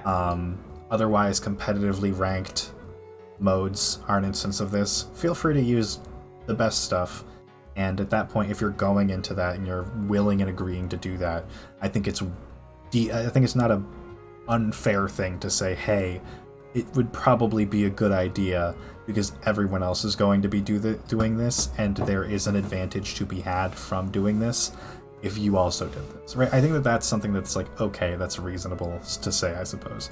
But like, if we're loading into quick play, if we're loading into general queuing with no comp score, nothing, fuck off, dude. I'll use what I want. Yep. If that's meta, that's meta. But if it's not, it's not. And I'm gonna have fun, or I might swap off, or I might go do something else with it. But I'm gonna do what I want in this no stakes zone. Like, I think one of the games that has it worse. Well, no, maybe every game has it just as bad. But the one that I've been the most involved with was it's Pokemon. Where Pokemon, like, there's a bazillion Pokemon, there's like 1,000 or whatever, and they are not all balanced. They're not all like on the same range. Yeah. So your favorite might be the one like, oh, that's the one that has only 300 base stats where like the average is 400 or 500, whatever. And so I find that there's always people that I see tweets a lot about people like, I hate it when I say my favorite Pokemon is X and someone's like, oh, that's underused tier. It's like, don't say that to people. Let them have fun. Man, I think it's a funny little animal. Yeah. And I like that. Like, just imagine, like, this is something I had, like a group of friends, and we all like, well, let's make our parties. I like this Pokemon and that Pokemon, and then there's one friend, like, checking online, like, checking Smogon tier list, like, oh, okay, this is gonna be mine. It's like, no. Come on, man. What are you doing? Which is part of the reason I like Nuzlocke. You don't get to choose. Fuck you. Yeah. Even if it's your least favorite Pokemon, when all you have is an Illumise, that's what you use. Like, I hear you on that. I don't look into competitive Pokemon. I know kind of what's okay every now and again. Yeah. But I think it's just like, I don't know. I think it kind of, for me, it's not something that's fun to spreadsheet the fuck out of these little animals. Yep. Because to me, they're like we've talked a million times about what I like in Pokemon, and that's design inspiration and execution. Yeah. Which is why I've really liked the last few gens. So even if they're like busted as fuck or not very good, I think their gimmicks are cute, and I like that. I will gladly take and use a cool mythological creature made into a Pokemon that actually sucks ass over using like the one that you fucking don't like. perfect thing that's also like a Stunfisk. Like what? Yeah. What? I'm not going to use the Pachirisu setup that won Worlds that one time, because I don't like Pachirisu that much. And luckily for me, like, I cannot be told in Pokemon, well, we'll get good. It's the one game where that does not work on me. We'll get good then. Skill issue. Nah. I know the ins and outs of like competitive training. I will pick my favorite Pokemon, and they will be like the best that they can be as their like particular race, right? And I will whoop all these Smogon people following. Oh, you go Scarf Chomp. This is my recipe for Scarf Chomp. It's like, I don't care. You cannot predict what I'm bringing. Goodbye. I am so sick of people following recipes. Yeah, you I ain't get you. chefs. You're not cooking, okay? Make your own things. Don't be following recipes. Come on. I think one of the things that's particularly interesting about the way that like meta games have shaped the like the way that a lot of gamers think about themselves is that they think they're better because they're using the meta, when ultimately they might be using it, but they might not be using it well. Yeah. And that's one of the things I can actually speak to in Destiny is you can have the best build ever on paper. If you can't get it off the ground and you can't play to its strengths, you are almost worse than someone playing with just decent stats. Because you are fishing for something that you don't know what to fish for. You're fishing for something with no bait. And that means that you're going to die all the time, and you might pop off every now and again, but then again, so will the person who's just running quality build. Yeah. So, like, you're not good for it. What makes a build good, in Pokemon or otherwise, I think, is if it meshes with your playstyle and what you enjoy. Because you're going to be more inclined to look at your mistakes that way and see where your build can patch up your own issues.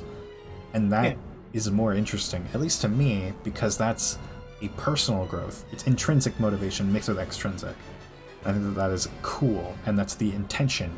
But so, like, looking up what works for someone else won't always work for you. And I think that's why a lot of gamers, you know what I mean? A lot of them are like, oh, this is the best gun in the game. But it's like, are you any good with it, though? Yeah. Like, you're missing all your shots there, buddy.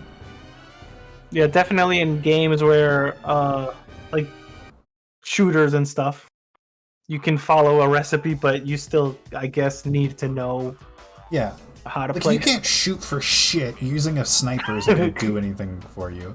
Yeah. Like, you're going to miss all your shots, buddy. You can't get it off the ground. The way Pokemon is, though, it's so easy to document exactly what you have to do. Yeah, right.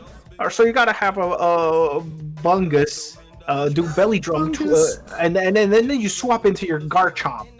That's all you gotta do. And it's Some spikes turn one. Yeah. Okay. And I have, like, also, you know, I've won lots, but I've lost against people that was like, this person is, like, just doing the copy-paste thing, right? And it sucks, because I've been like, oh, I'm predicting what they're going to do, and I'm analyzing, but hey, the fellow will use the recipe straight out of the copy-pasted recipe straight out of the cereal box and win. Yep. Yeah, I hear you on this, Ruffy. I think I agree with you that meta playing is often boring, but I think it has its place, and I think there's a place for it. I think that's what was maybe missing for me from your initial take. Yeah. But yeah, I hear you on it. That more people should be more interested in, like, looking into builds themselves, or like looking into what works for them. And maybe if that ends up being the meta thing, good for them, right? But yeah, go like play the game, do it yourself. Yeah, like I think if you can figure out what the meta is, that there's a challenge. If you can figure out with your eyeball, all right. The problem is looking it up, you know?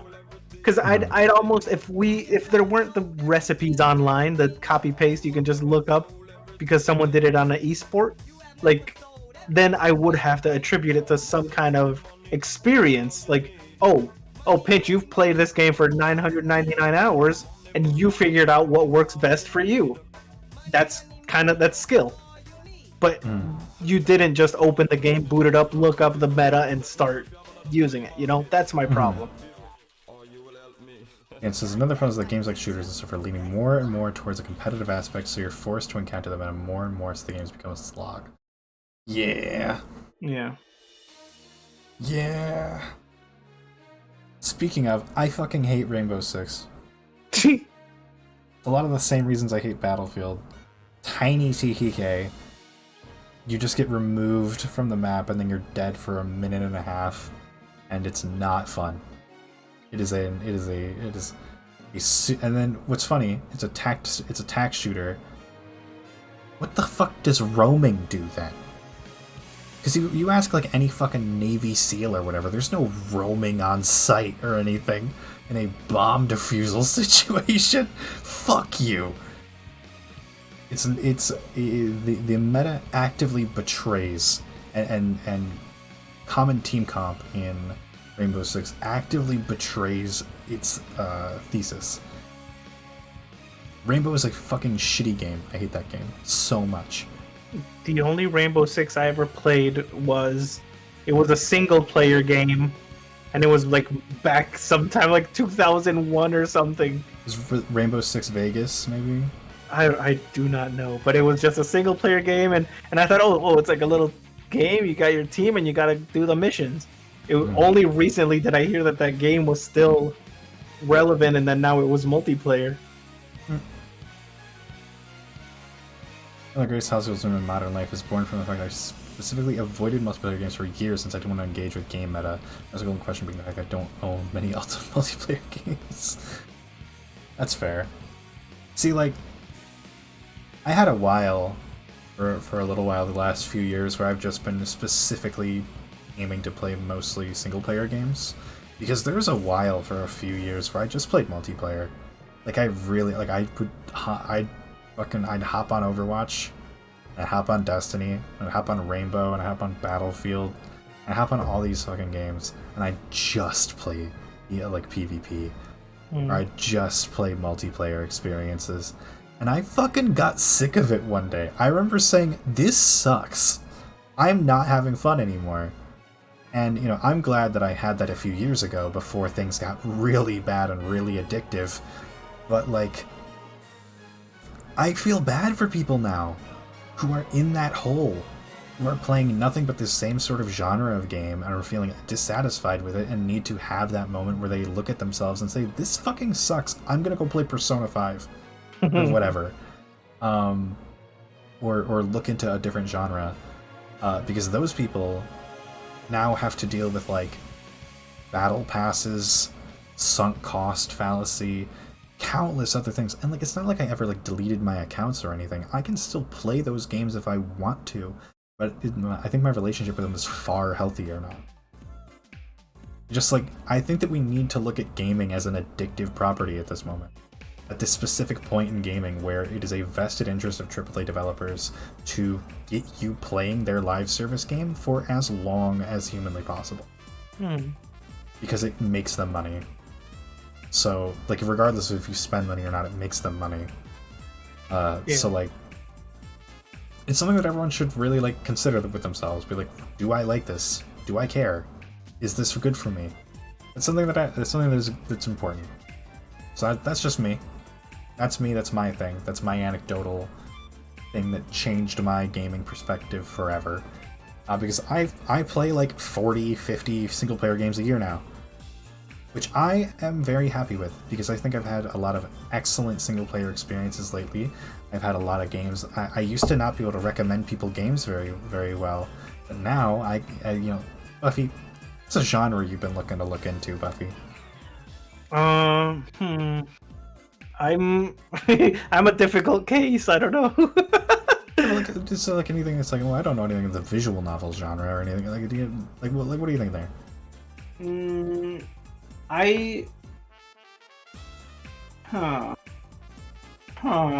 I'm sorry. I'm making this question hard because It's okay. I'm a difficult case. I want to try. I don't know what genre that one game is though. Meet Your Maker. I want to play that. I don't know if you're into. That's an early act, or that's in closed beta at the moment. I thought. You Yeah. saw it at the Game Awards, right? So like kind of like a platformer, isn't it? A little bit. It's like a platform shooter. You create a platform / shooter. Okay, I will say that game is very, very different from most other games. This doesn't really help my case here, but I was racking my brain for a minute. I was thinking, okay, there's a couple different games I could probably tell you about that are kind of similar to it. And honestly, Neon White, kind of similar in some ways. Oh, really? Not in that it's as maybe. Hello. So welcome to the stream. We're hanging out. We're talking about gaming and whatnot. Hope you enjoy your time here. For you who maybe does not know me, my name is Pinch. I'm a raccoon and an art thief, and I like talking about games a lot. We just got done playing Spark the Electric Jester 3. We had some choice words to say about that, but we are now talking about just gaming at large. Oh, Meet Your Maker is out. Ooh. Oh, really? Well, I feel like people signed up for closed beta, and then I just heard people talk about the closed beta lately. Did it come out? Yeah, Really? I guess I wasn't chosen because I did sign up for the closed me too. beta. I wasn't chosen either. Fuckers. I would have played it on stream. I would have gotten all of you into it. Came out on the 4th? Damn. Guess we'll have to look into it again, Buffy. Yep. Yeah, like, I feel like now, after I've had the realization that, hey, multiplayer games, playing nothing but multiplayer games makes me miserable, I'm gonna go play other things and get more experiences. I got, like, a bunch of the different cool shit. Hello, Bonnie. Hello, Bonnie. Cuties, even. We're talking about some gaming-related things. Frustrations and observations and the like. But yeah, like I just feel like I'm more knowledgeable on an art form that I love, because I have broadened my horizons on it, and I think that a lot of people, if they want me to take them seriously, should probably do that as well. And that sounds super elitist of me, but also like, come on, man. Like, I don't want it to be like, oh, fucking, have you played 50 games this year? Like, I don't think that's necessarily what you have to do. But I think, like, having a decent idea of what you like in a game, what you don't like in a game, and how games work, I think, like, at least in terms of, like, payoff, and maybe why things could potentially feel good or bad, I think that that's, like, a good way to, like, improve how you could talk about games. You know what I mean? Yeah. So, it's just points of conversation. And about your thing earlier about saying what was it? Something along the lines of not only playing like multiplayer games, like definitely, because so many times it's the multiplayer games that fit all the points we've been making all night about like not being exactly fun, but people are like kind of addicted to playing it for X reason. And you definitely got to pepper in a couple silly games and a couple solo games, and definitely like some casual games with friends, some PvE kind of games with friends, like that kind of thing. Like, here's the thing too: people approach gaming for all sorts of different reasons, and I don't feel like it becomes an issue until you are unhappy. Yep. You know, if you love playing Fortnite, you get home from work, you hop on Fortnite, and you're just having the fucking time of your life every night playing Fortnite. Hell yeah, dude, power to you. Love you, man. Keep playing Fortnite. You're having a great time. But if that same person, a year out from that point, it hops on and just gets mad, just gets fucking livid about the game, that's not healthy. Please play something else. Yeah, or and don't play games. As much as I love Fortnite, like I do not play it if I'm not like in the mood to really enjoy it. Because you hear our friends that play it and they're like, ugh, I gotta get on to finish my weeklies, and it's like it sounds like torture. It sounds horrible. Like, bro, just don't. Yeah, don't worry about it. Like, no one's gonna shoot you. No one's gonna. I feel like asking any games you played this year that you enjoyed is the best question to ask. I think that's a good question. Plays game, gets mad and rage quits, plays the same time tomorrow. That was me for a while, dude. That was me for a while, and then I got out of it. I'm very happy about that. I'm very apprehensive about multiplayer games these days. It's really only recently that I've been playing them again with friends. Like, I did not think I would get back into Overwatch 2. Yeah. Right? But then, like, seeing, like, Kat and like you and like Iris and like other people playing it. Yep. I'm like, oh, okay, cool, fine. If I'm playing with friends, I'll play it. But No, same. Which That's is the the only difference. reason I'll play it. because I used to hop on alone. Ugh. I used to hop on in solo queue and be dog shit at games. And I'd be like, man, I wonder why I'm not having fun. Yeah. Yeah. Yeah, like I would only get on if like you or Irisu or someone or Mhm. Nova Swarm like it has to be someone like a friend like, hey, you want to play? Then I'll be like, okay, I'll play. But it Yeah. is not a game that I will ever boot up alone. I completely get that. Yep. Alright, Buffy. Do you have a movie you can quote? Plenty. I think What? I quote Star Wars a lot. And I like to quote a little bit of Saw. What else? What other movie? Let's see. There's got to be others. I'm Mhm. sure there's plenty. Because Chat, do you have any... This goes for you too, chat. Any movies you can quote? Quotable movies. For you, at least.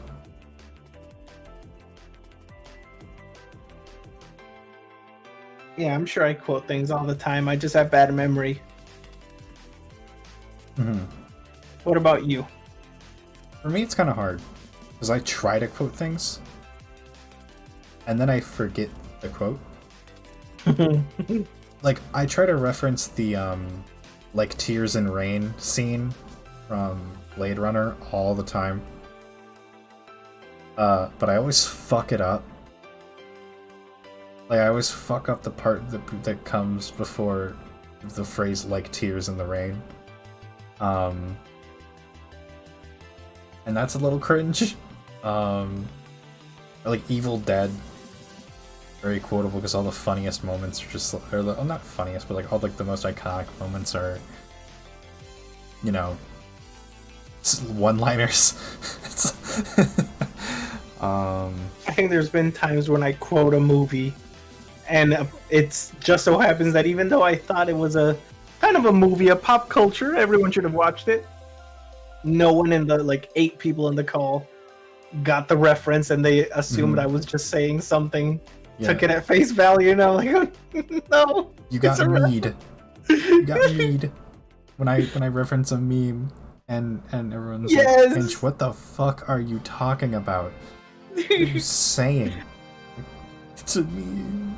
It's a meme. It's a meme. I think it's just a meme. I think others do it to you too, but sometimes I will just be like, huh? Yeah. You fuckers. Huh? What are you talking about? This is why I don't quote stuff, Finch. You fucking should. It's fun. Fucking Oh. what movies do I like? I know a couple people quote Star Fox 64 now that it's on screen. I mean, there's so many quotes, though. There's so many things you could say.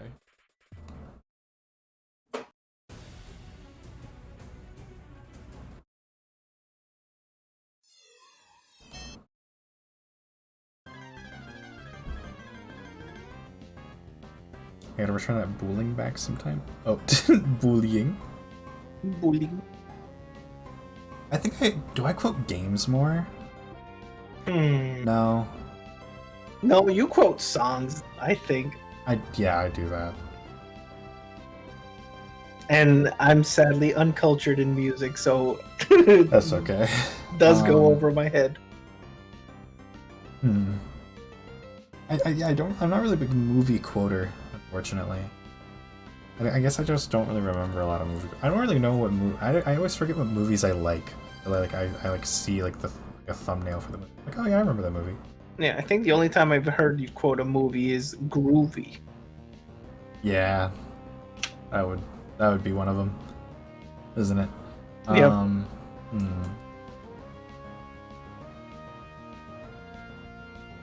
And that is the I don't know if I'm wrong, but I get the impression the bit you used sounds like it's from a song.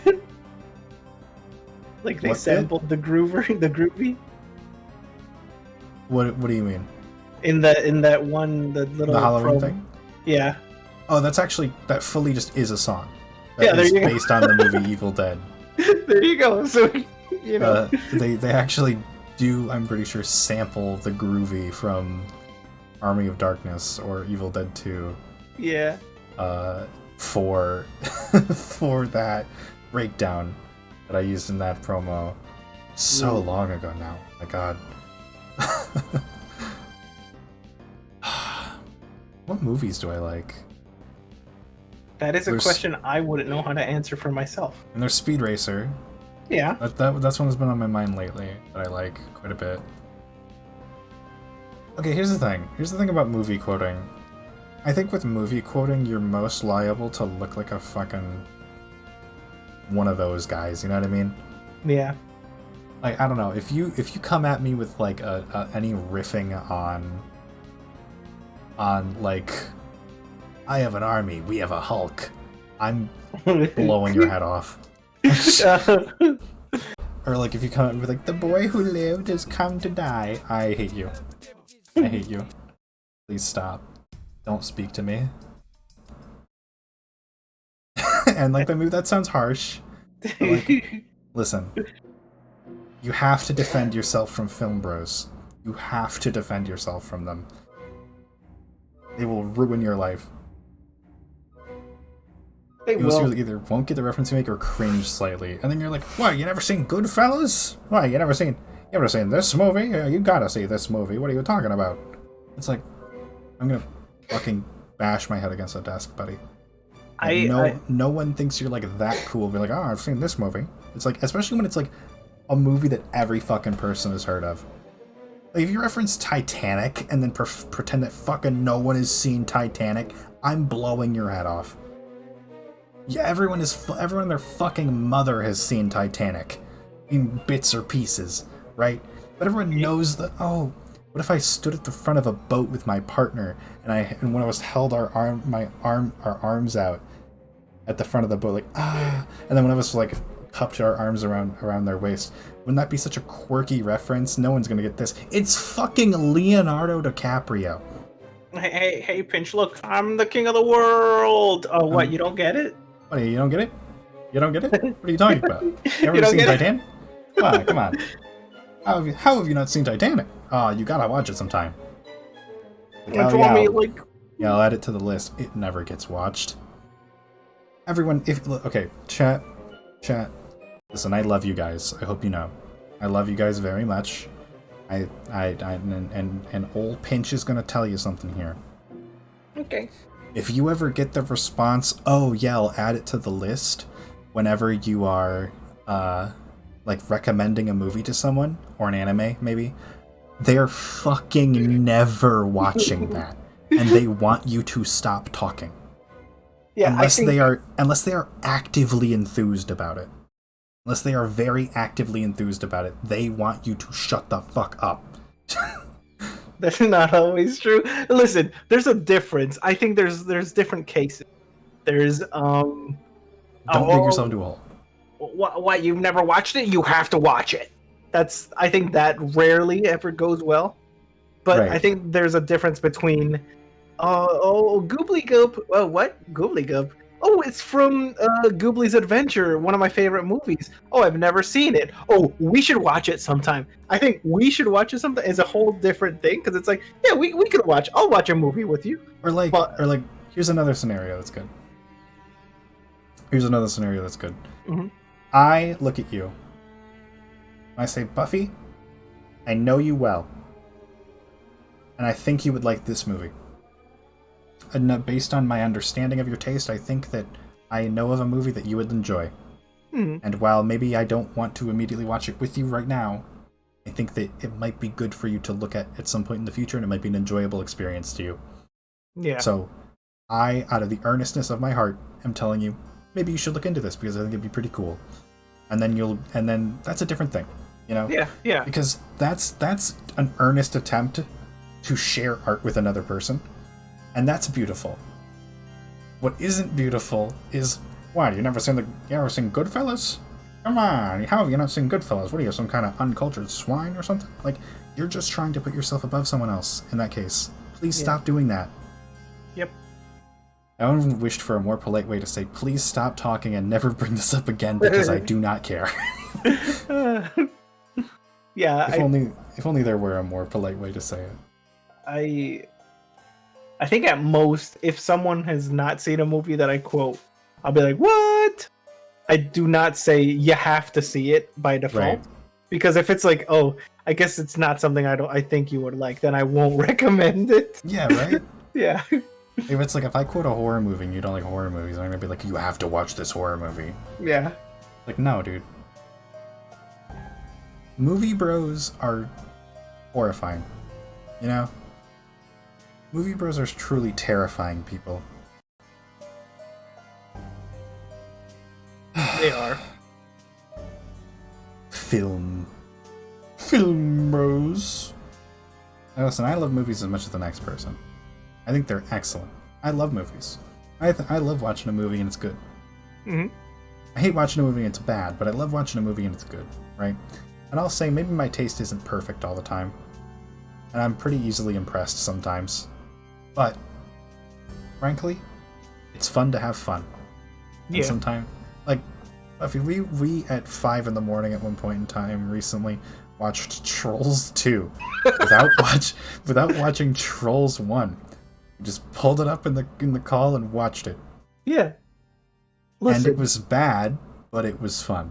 Yeah, exactly. Okay, so I will love to watch a bad movie better than a boring movie. Yes, absolutely. Absolutely. Like, especially like when it's like mediocre. Yeah. Everyone knows about the scale, right? You know the one. It wasn't that bad, it just wasn't good. I think that's fair. Yeah. Okay, I never thought I would say this or publicly admit it, but there are some things about Trolls 2 that I think were actually pretty thoughtful inclusions that I thought were fun. Specifically the fact that the funk trolls, they're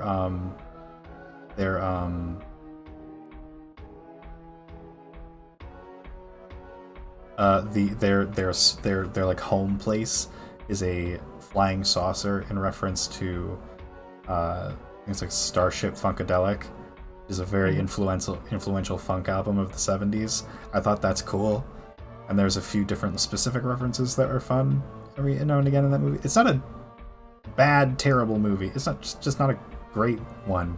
Yeah. No, and there's plenty movies that film bros will be like, oh, the Gazooblios. I'm sorry, everything is Gazooblios. The Gazooblios is You could just name a prime movie, cinema. dog. You could just I name don't a want. movie. I will not. You can name a movie. You can name a game. No, I don't want to name anything specific. Okay, but like, you're subtweeting. You're vague tweeting about these, dude. Well, a lot of these movies that are like, this is a classic of cinema. I can acknowledge that it was a pioneer, and because of it, like, new film tactics came from it. But heck, some of these things are so boring to watch. It's like, I understand its place in history, but it is not like, oh, you have to watch it because it is. Oh. Yeah. I wanna actually bring up something, because I have a name for this phenomenon, but I think there might be a better name for the phenomenon that maybe one of you all can help me think about here. Yeah. I label the phenomenon in which a otherwise influential piece of media or art piece has been so influential to the point where it is now visible in every preceding thing within that medium or genre. And everything that it did, the initial piece of media or initial piece of art, has been done better by its predecessors. And I call this the AC/DC effect. Because I think AC/DC sucks, but that's mostly because I've heard every single thing they ever tried in another song done better by a band that came after them. Mhm. So does anyone have a better name for this than the AC/DC effect? Because I always have to explain my reasoning for the name. I wonder if there's something more intuitive. I don't think there's a way for it to have a name you wouldn't have to explain. But That's true. I think very similarly of like anime, because like a lot of like classic anime, like let's include like even like the classic Dragon Ball, the one with Goku Ooh. little baby, where it's like Is this everything. heresy? What have you done with the real Buffy? The Farkitis got to you. Gazublios anime. No, listen. The Farkitis got to you. No, because I The wasn't real gonna say Buffy anything. would never say this. I wasn't gonna say anything bad about it. That's why. Yeah, go on. So you got like your Dragon Ball, right? And I love Dragon Ball, but I watched it when it was like new, right? Mhm. But then nowadays, if you have someone that has watched, they're a Zoomer and they've watched a million of the modern shonen, and they might go back and try and watch that, and it might not hold up for them. Like they might think like, oh, this is so generic, even if it was the originator of like, the concepts. Exactly. That's the curse of being the originator. Yeah. You will be visible in everything you do. Or everything that everyone else does who looks up to you. And they may do it better. And that's the part that is the scariest about being a pioneer. Yep. Isn't it? I think you could call it the pioneer effect. Pioneer effect. Yeah, actually. And you know what? It's funny that Super Metroid music is playing at the same time we talk about this. Because, damn, what a pioneer effect. Super Metroid does not age well. It has been done better. Repeatedly. Aggressively. By countless other Metroidvanias. Yeah.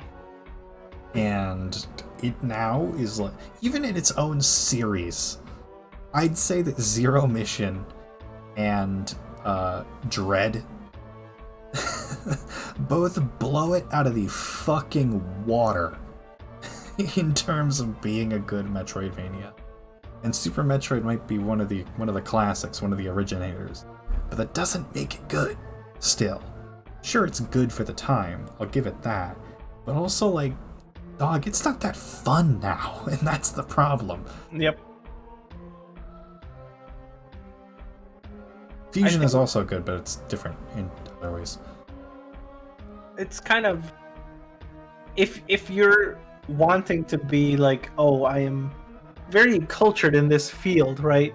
You I guess it makes sense to go back and be like a true expert of this field. You played like the classics, you watched the classic movie, but things are so like have taken inspiration from things that it is not necessary. Like you can't, I guess what I mean is you can't say to another Metroidvania player, you can't say, well, you haven't even played Super Metroid, so you don't know. It's like, well, you're saying like things, it took inspiration and improved on this one game. So is it necessary for someone to play this game, or is it just putting them through torture, like if they're playing something better right now?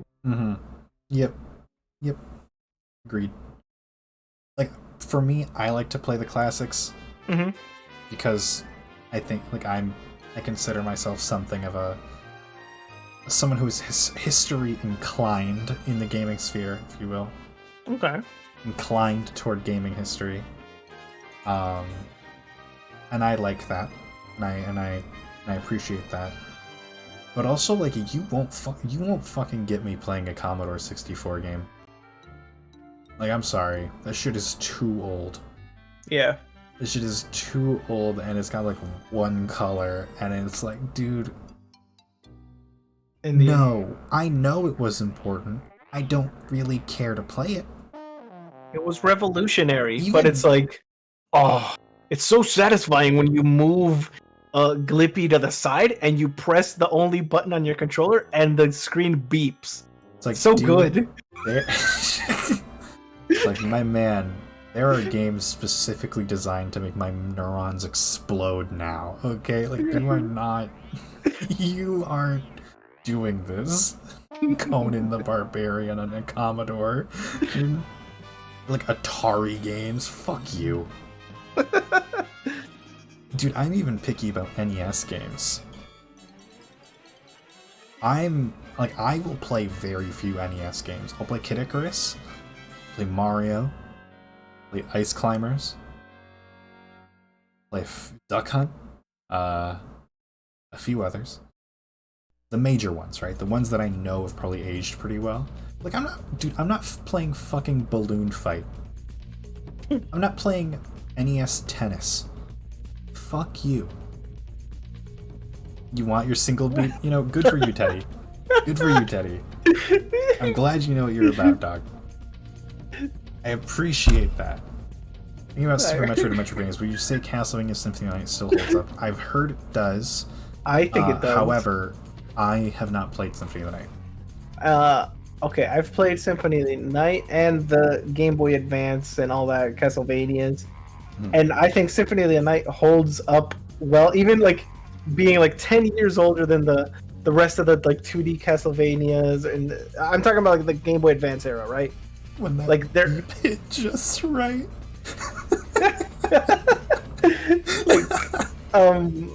Let's say like let's put Symphony of the Night on the same like era as the Game Boy Advance and Nintendo DS games. It holds up just as good as the games that came out 10 years later. I'd say sometimes it was even better because I don't know. I guess the Game Boy Advance had limitations, right?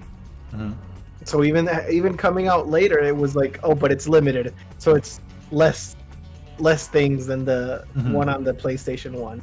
So yeah, Symphony. I still, when someone says they want to play Castlevania, my knee jerk like, oh, try out Symphony of the Night. That's like where I default to. Because it was my first one. Yeah, I definitely get like Moel, who I'm sorry, Buffy, to discount you as a resident Castlevania knower, but Moel is my Castlevania plug. Yeah. She was like, yeah, you should probably play Rondo of Blood and Symphony of the Night. And Rondo of Blood is one of my top 10 favorite games ever now. Yeah. So I think she's right. I think that I trust her that Symphony of the Night is going to be good, and I trust you that Symphony of the Night will be good. Because everyone also recommends Symphony of the Night. Because it's that bitch, you know? It's that bitch in a game. Yep, I don't feel discounted by that at all. Yeah, I agree. Dude, our Rondo of Blood was so good, man. That game fucks. I think Rondo of Blood is the one that came right before Symphony of the Night.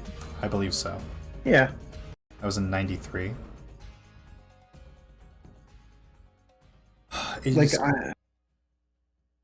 Call me fake fan, but I can't play anything. I don't know if older than Rondo of Blood. Like Rondo of Blood is about the oldest I'd go. I cannot play the one that's the curse. Oh, what a horrible night for a curse. I cannot. I'm sorry. I would literally never visit Texas on purpose. If I'm ever gushing on my Texas vacation, that's the evil twin. Shoot that one. Good to know, Teddy. Good to know. Keep it in mind. What are some other games that... Alright. You know what? My opinion on this is actually bolstered because I started playing it recently to try to verify my opinion. I'm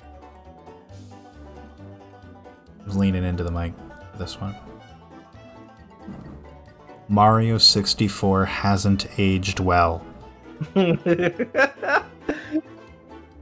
I don't fucking care who you are. It hasn't aged well. I don't care if you're Simple Flips. I'll fucking say it to his face. Mario 64 remains good, or not good. It remains relevant on the basis that it is a game that is unbelievably influential. I'm not going to deny it that. Ever. I will never deny it that. It feels significantly worse to play than Mario Galaxy. Okay, I'm glad you compared it to Mario Galaxy, because that's... I can say, like, oh, yeah, Mario Galaxy, clear improvement. It's, like, fun and silly and whimsical. But I, at the moment of when, what's it called? The one where Mario has the water gun, Sunshine. Sunshine. I was like, oh, take me back to 64. I preferred playing 64 over Sunshine. Yeah, like Yeah, like I can see the argument for Sunshine, but also like, okay, here let's not even talk Mario. Actually, you know what Mario 64 influenced? Every 3D game. everything. They had to explain the concept of 3D cameras. You know what Mario 64 influenced? My 3D model. Really? Well, it's a 3D model, Buffy. Oh. It is a model that is in 3D, which means that it has been touched by Mario 64 at some point in time. Super Mario 64 is a game beyond influential. It is perhaps foundational to gaming. I think that it would be legitimately criminal for me to tell you that it is anything less than unbelievably, unspeakably important. The roots of its design origins are so far back. Everything is related to Mario 64 in some way or another, in philosophy, in being a 3D game, or otherwise. It's a game that for the time was really, really great, but every single idea that game has been reused. It has been reused, it has been redone, it has been dissected, and it has been put into every other game better. Yeah. Okay, I would say like if what you call it. So you have like Mario, right? And you have like Banjo-Kazooie. Mm-hmm.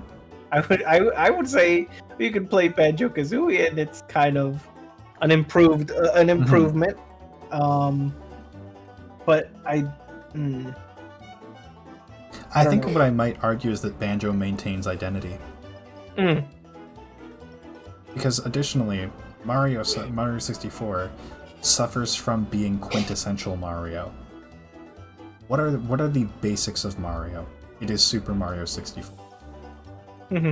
That is what Mario is. You boil that man down in a pot, and Mario 64 comes out. Because everything in that game is exactly it. There's Bowser, there's Peach, she's been kidnapped, there's stars, there's all the little guys, there's the Koopas, the Goombas, all the fucking little Glimbo Glops. You got them all there. And you know what you do? You get power-ups, and you hit them sometimes. Yeah. I feel that Banjo-Kazooie hasn't aged well. I think it's probably a little closer to the not aging well than aging well crowd, but I think that Banjo still works as a gameplay experience and as a novel experience because it has very clever writing and a lot of like charm and style to it. Whereas Mario was influential for the time, very good for the time, but also like it's a tech demo now. Yeah, I'm honest with you. No, it's it's. I think like one of the things that has aged the worst. I don't know. Might be something like, let's say like the levels, right? Because the levels to the hoedown music from Don't Starve for 5 minutes, please. Like sorry, you were saying. Yeah, I think the thing has aged the worst is, let's say, like level design in Mario 64, because it is straight up like I'm thinking of that stage with the water and the spiders, and it's like what all there is in a lot of the stages is just rectangles with textures on them, and like because I'm trying to not put like I have those feelings. I have the like, oh, but Mario 64 is so fun, right? But I know that if I played it, I don't think it's that fun, personally. Yeah, I know. I last time I played it was when it came out on the Nintendo 64. You know, like I've been playing it lately, and I'm like, dude, this is like okay. Like this is like fine, I guess. Yeah, I can like, imagine. Dude, the Bowser fight though is kind of asinine. I'm gonna be honest with you. It is kind of dumb. The precision with which you need to throw that fucking lizard is insane. actually nuts. It is not even remotely hard. It's just tedious. It's like, this is the most iconic boss fight in gaming? Are we serious? But then there's also something. There's got to be something in there that does feel nice. Maybe even if it's just at a surface level, because No, it's certainly playable. It's still a good game. yeah, because I'm just thinking like hasn't aged well. I don't know if it's worth your time if you're looking for. When I say it hasn't aged well, what I mean is more so, I don't think you should be recommending it to new players. I don't think that it is something that is worth a new player's time, when for their time they could have a far better experience in a title that is influenced by that game. Yeah. In this case, let's look at Galaxy, right? And if they like Galaxy, maybe they go back and they play 64. Okay? Maybe they like 64 a little more. That's on them, right? They can do their thing. They can have their opinion. But I don't think it's worth it to tell them immediately that, yeah, maybe you should play this. Like, maybe you should play this game from 30 years ago as, like, your foray into game. It's like, maybe not. Like, Yeah. you ever play, like, maybe not. I think we could set them up with Odyssey, or maybe Super Mario World or something, and they might be fine, actually. They might be A-okay with that. And honestly, it's kind of a similar thing with Sonic. Except Sonic is a tough case, because a lot of those games aren't very good. So, like, I'll tell people, like, yeah, you could probably play Generations. It'll be okay. Like, I don't tell people go play Adventure. Or Adventure 2. I tell people go play Generations. Because Generations is good, familiarizes you with the series, and is also, like, it learns a lot from Sonic Adventure 1 and 2. It implements it well. Frontiers is a whole different thing. Unleashed is a whole different thing. Like for Sonic, it's hard. But, like, for Mario, I can pretty confidently say, yeah, go play Galaxy. Yeah. It's the shit. You Or think even go play Odyssey? Who knows? you think there would be like potential for a, I don't know if tier list or something of the sort, where so we have like different games, right? Doesn't have to be a tier list. Pioneer Effect tier list? Well, yeah, we have like games, and we have a hypothetical friend that has never played, and this friend has no traits. Friend has no personality traits. And we have to recommend them a game, like, oh, I want to try X game, and out of all the games, we have to recommend them one of them that will form their opinion on this game, on this series. Okay, that's interesting. Yeah. I think So we could we- honestly go through Smash. Like if we Like looking through the Smash roster and being like, which game Yeah. for this character? Yeah. Yeah, let's do it. Why not? Alright, this sounds fun. Alright. I've got this image here. Okay. Uh, Oh, that super huge one. That thing. This kind of. Hold on, what's. Okay, fine. Smash roster.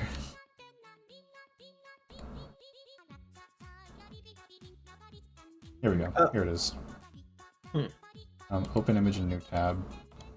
I'll copy and paste this image. The thing is, there's multiple characters from franchises or We'll just skip whatever. them. Okay. Alright, so first off for Mario. And Donkey Kong will count as a different series. But Mario, I think we just kind of said. What do you think?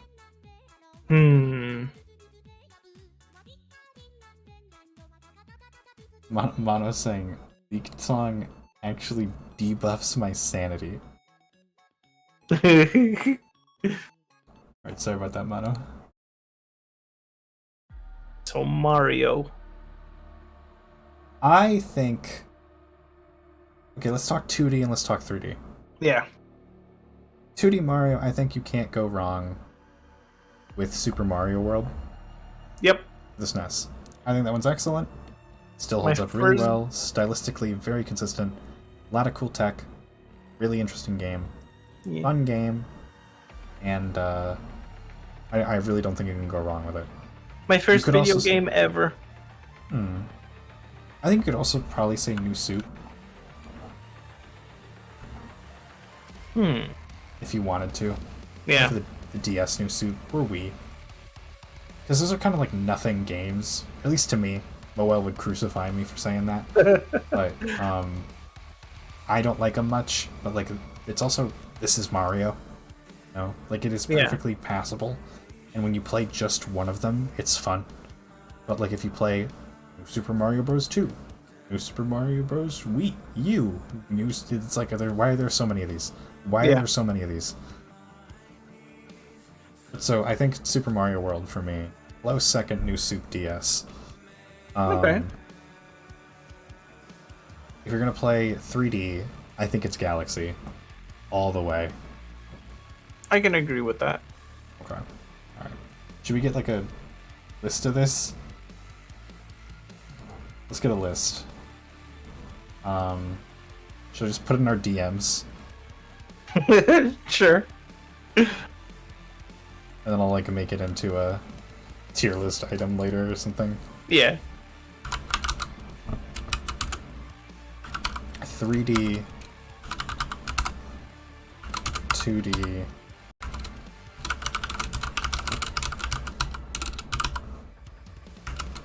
all right. So I've got the message beginning to be drafted. Okay, for Donkey Kong, what do you think? I don't know much about Donkey Kong. I don't know enough. I think a lot of people would say maybe is Galaxy 2. Galaxy 2 is great as well, actually. Galaxy 2 is for if you like Galaxy and you want more. Because that's why the devs made it. Because they were like, let's make more. What if we just made more? So I've heard my immediate thought for Donkey Kong is either Donkey Kong Country or Tropical Freeze. Because I've heard a lot of people say that Tropical Freeze is one of the best platformers ever. Is that the one that had the little bongos? That's Jungle Beat. Oh. No, Donkey Kong Country Tropical Freeze is the one that came out on the Wii U. And then got ported. So, like, I'm gonna say Tropical Freeze, because I trust people's opinion on this. Okay. And chat, we might need your help here soon. Not quite yet. Zelda. Okay. So this one I do have opinions on. What do you think? Okay, I think we go 2D and we go 3D as well. Let's go one. Just one answer. One answer only? Yeah. You don't think they're different enough to where? Oh no! Actually, I'm wrong. We are doing two answers. Yeah. I thought I could give an overall response, but no, I take it back. Like look at Ocarina of Time and look at Link to the Past, and you're gonna say like, yeah, those are close enough. No, because I forgot also there's like the what you call it, the seasons and the Minish. Like there's more 2D ones that I forgot. There's like plenty of them. Yeah. So what do you think for 2D? Because I know what a lot of people's answer is. I think a safe bet might be the one where you have like I think you have like pink hair. Link to the Past. Yeah. The SNES. Yeah. SNES games seem to age well. That's the thing. But it's also not a hard rule because we'll get to Metroid in a minute.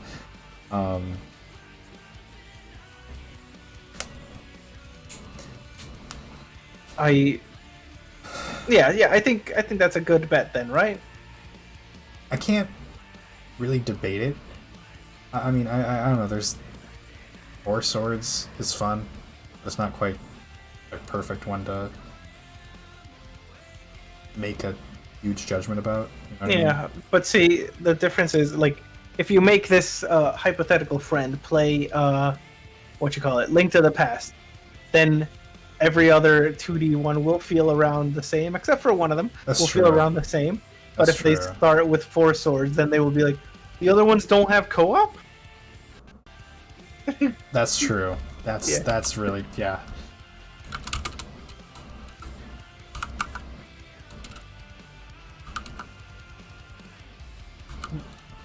Okay.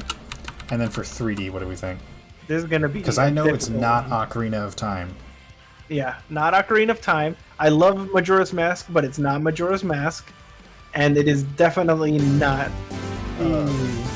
Hey, Hello. hello. Ryan, hello, Amber Heart. Hello. Welcome, welcome goodness. in. Those who do not know me, my name is Panchima Raccoon and an Art Thief, and tonight we finished playing a game that disappointed us, but we are now here and and playing and talking about a very interesting topic to me. Going through the Smash roster for each of the different franchises, what game or games, if they're different enough. Also, I just realized I don't follow you. What the fuck? What game or games would you recommend to someone who has never played anything in that series? Splintussy, thank you for following. I like your name. So yes, that's what we're talking about at the moment. We're currently on 3D Zelda. So you were saying, Buffy? Yeah, I was saying Breath of the Wild, definitely not it either. Nope. It's far too different. Yep. So what options does that leave for 3D Zelda, if not Ocarina, Majora? So you don't think it's Ocarina or Majora? Right. This leaves us with Twilight Princess, and Wind Waker. I feel like I'm missing at least one. Skyward Sword. Skyward Sword, yeah. Skyward Sword is hard because that's motion controls. Splinter's name being a rat's the game. Pleasure to meet you. Oh my goodness, Teddy, I'm so sorry. I love Wind Waker. Wind Waker's not for everyone. I've heard Twilight Princess. Really?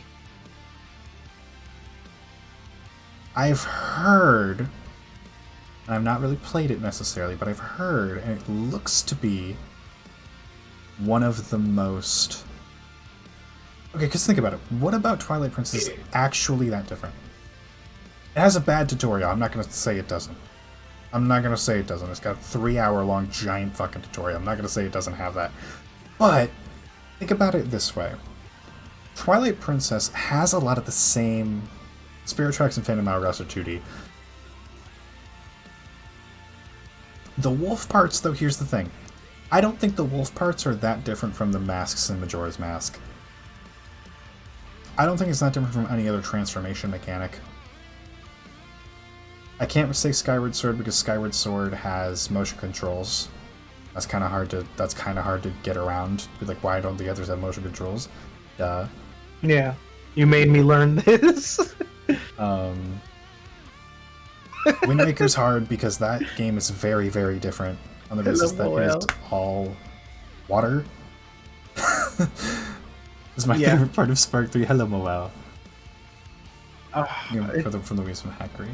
This is a tough one because, as like a concept, I know the basic response would have been Ocarina of Time, but the game. I don't think it's aged that well. Yeah, exactly. The game has It's like Mario 64 to me. Spark for Smash? Absolutely not. Keep that motherfucker far away. What if he's from Spark 1? Nope. No. Ludwig the Accursed for Smash? Now you're talking.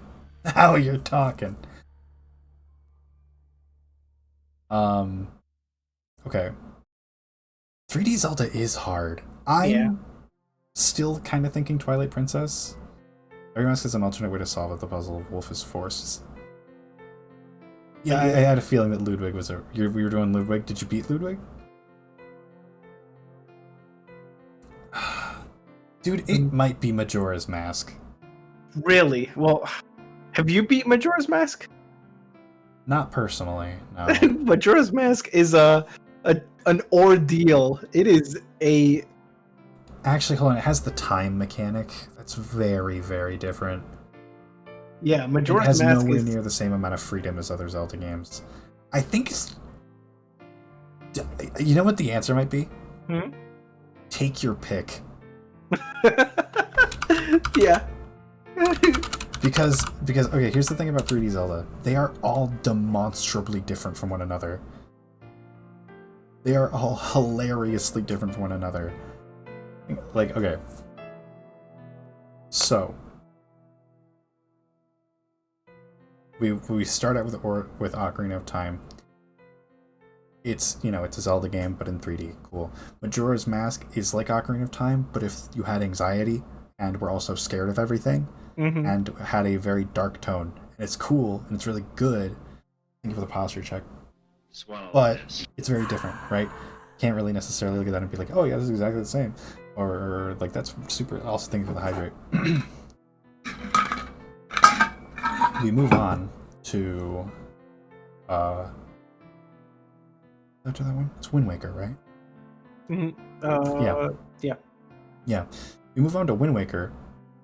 The whole fucking place is flooded. And you use a boat to go everywhere. And aesthetically, it is different And from it has every other cell game. shading. And it's tonally incredibly different from anything that came before or will come after. So that was just kind of like, I can't really recommend that one. Twilight Princess is the emo one, which is kind of the closest to Ocarina of Time, admittedly, but it's also kind of hard to recommend as well, because it's got the fucking werewolf mechanic. Got alert because I'm currently working. No problems with this. Thank you very much. It's got the werewolf mechanic. It's also got a weird ass tutorial. It's also the darkest one in the series, probably. Like physically, I mean, maybe Majora's Mask is probably darker in subject matter, but it's the edgiest one in the series for sure. And also, again, you turn into a wolf, and that's a little different. Follow that, you get to Skyward Sword. That is fucking motion controls. No, it's also the most linear. And then you go to Breath of the Wild, and that is an open world. That is the best open world game of all time.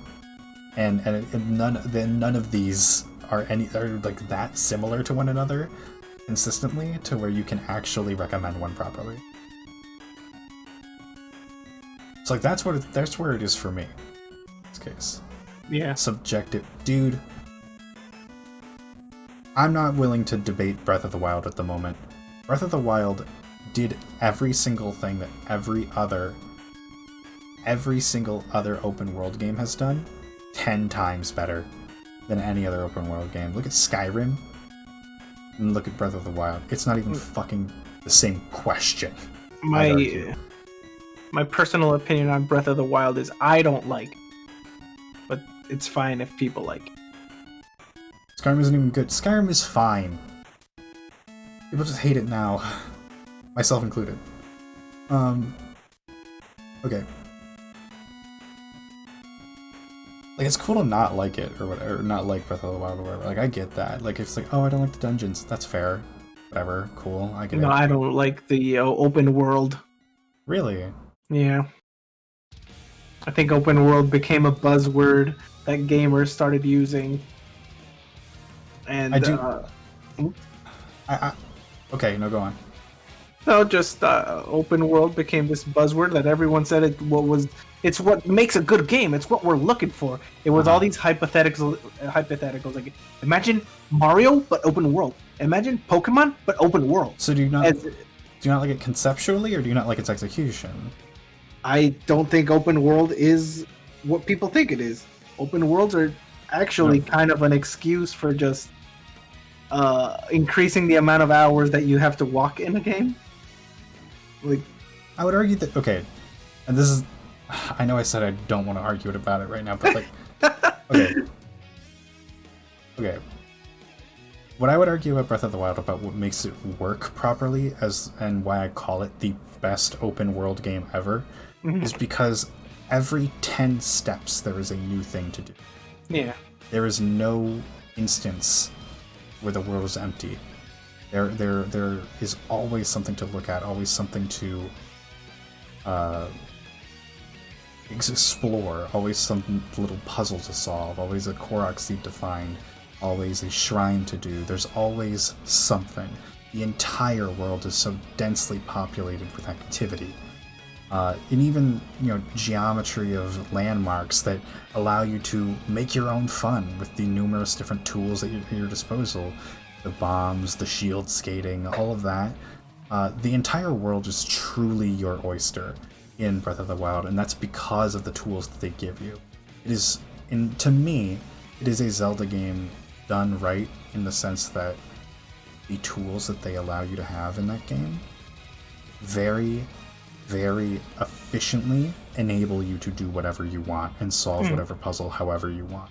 And in the open world context, where there is a giant plethora of things to do, I think that is why it is a perfect marrying of Zelda and open world. And then subsequently, because I think it works so well, I consider it to be the best open world game of all time. Okay. That's my argument for it. I'll hear you out that it's the best open world. I hear you that you don't like open world. That's fine. Yeah. I think most of the time I'm like, oh boy, really? Open world? Okay, sure.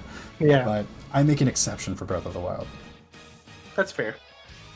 But so I think the answer for Zelda is take your pick. Yeah. Because if there was a good... I don't know. I don't know if it's even fair to say. Maybe the Ocarina of Time remake or whatever. There was one of those, right? There was on the 3DS. Yeah. It's not... I think... Maybe Ocarina of Time 3D. But I'm not really sure I agree with that.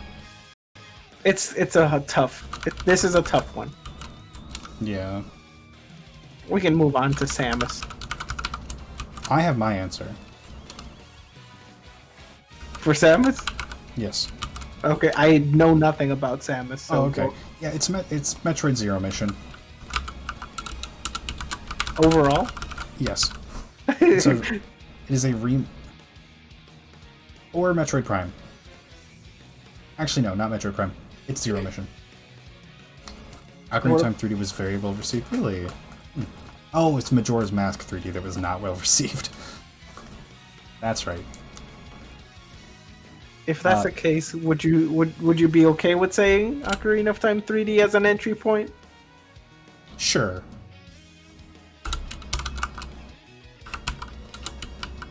I'll say Oot 3D for an entry point. Yeah. Zero Mission is the best spot to go into Metroid, I think. Dread close third maybe, but it's either Metroid Prime or Zero Mission. Zero Mission is a remake of the first one that is done exceptionally well and ages very, very well.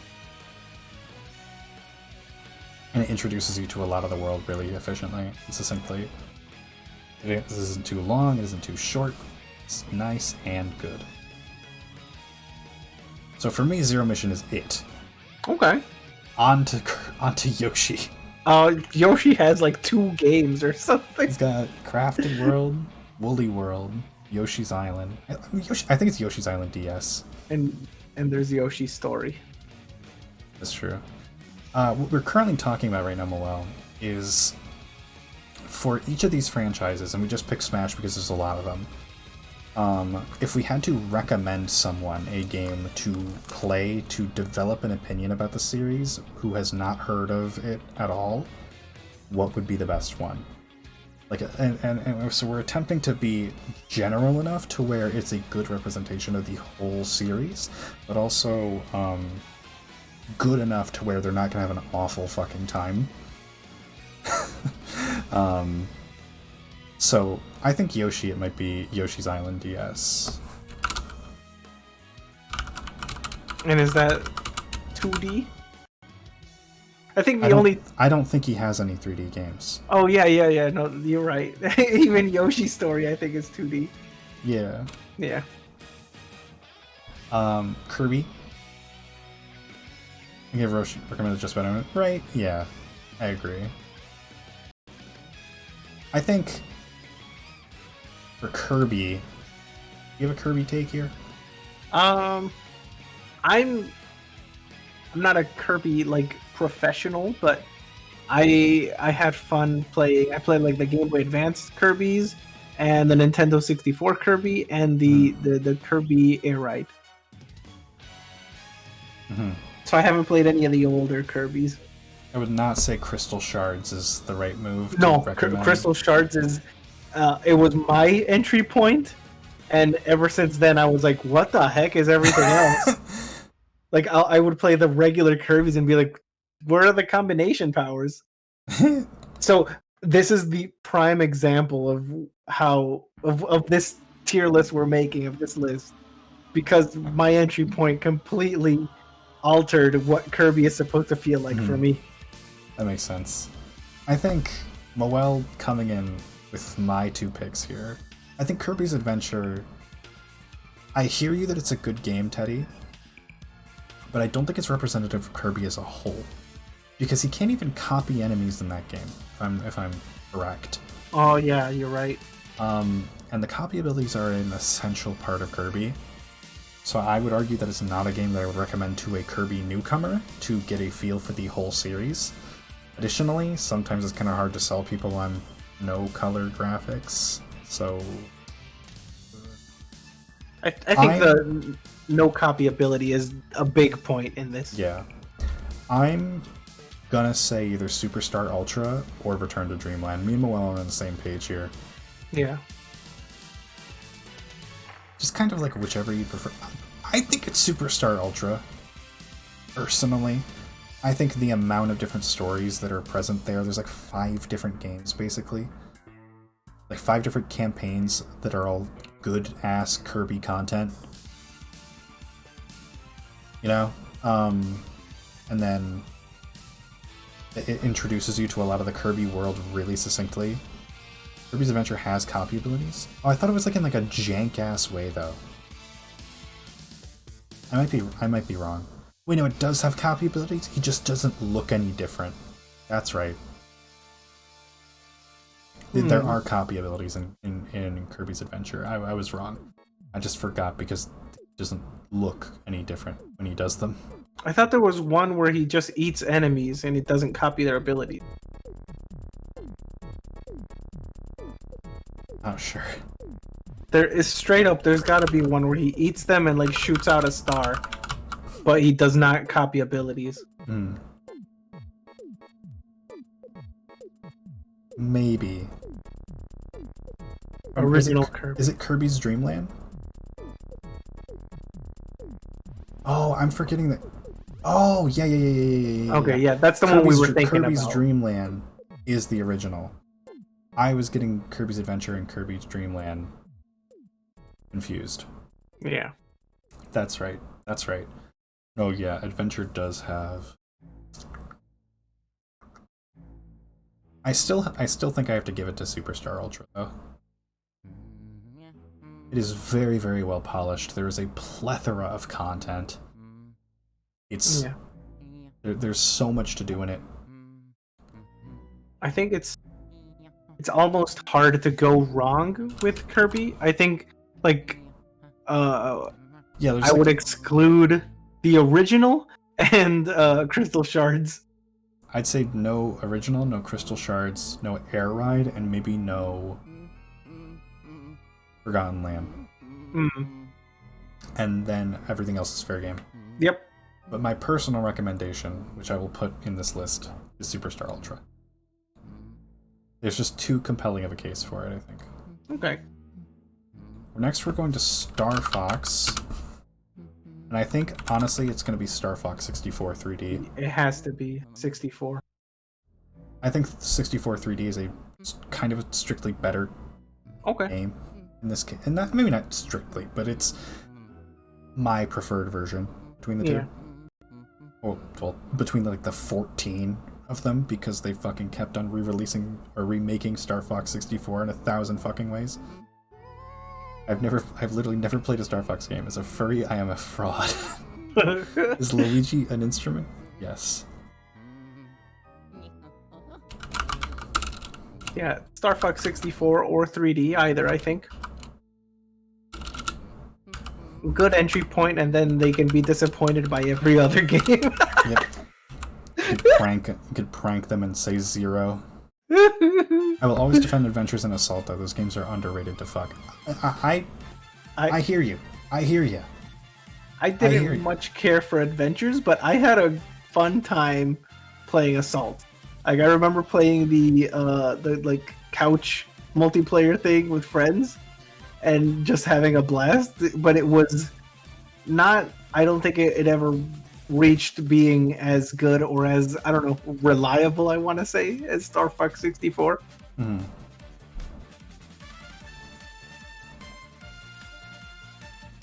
I think that's fair. Mm. Teddy's saying, are we really going to discuss where to start playing Pokemon? Because that's going to get heated. I have an answer for this. What is it? Anywhere but Gen 1. I agree that not Gen 1, but I don't think anywhere. You don't think anywhere? Where else? Yeah. Where else you shouldn't? Well, if you play like Legends Arceus as your first game, that might. Okay, mainline. Okay, mainline. Well, Gen 1 fucking sucks. Gen 1 is nigh unplayable now. I think Gen 1 is only enjoyable if you originally played Gen 1. I apologize, but listen, okay. I think a Gen 1 has aged like milk. Yeah. I'm sorry, but I'm not. Their typing is fundamentally broken. There's an insane amount of glitches. The Pokemon sprites don't look very good. There's like 14,000 reused cries. The Kanto region is kind of annoying, if I'm honest with you. Every trainer has the same 3 Pokemon. There's like 14 billion of them. Training is an absolute nightmare. I think I have a take. So I wanted to say the most fair thing to do would be to recommend the latest game, because the way Pokemon works, it expands the roster or whatever. It expands the Pokemon, the list, right? So like there is no reason not to recommend the latest game. But then I realized at a certain point ago, the latest games don't have the entire roster. And so I would recommend the last game that had a full roster, which controversial because I know 7. People are going to disagree, but yeah, Sun and Moon. I don't think that would be a wrong thing to suggest. Gen 7 is very newcomer friendly. Yeah. But no gyms. Yeah, but it's the concept of gyms aren't there, but they're still gym bad. Like, Sure, you battle and you aren't a bag. Remember, we're talking about what is intended to be the best thing to familiarize. Yeah. Like, are the totems that similar? I don't think so. Okay, well then I'd have to agree with Moel's Gen 2, but not Gen 2, not Gen 2 as in Gold and Silver. Oh, Heart Gold, Soul Silver. I'm thinking Heart Gold and Soul Silver, yeah. Those ones are pretty good. It's hard to go wrong. They're slow as shit, though. But there's so much to do in those games. It's so fun. That's true. That's true. And then you can be disappointed by none of the other games ever having online co-op battle towers ever again. I might hazard, why not Gen 5? Because Gen 5, to me, is like probably the best Pokemon has ever been and ever will be. At least in terms of actual game quality. Yeah.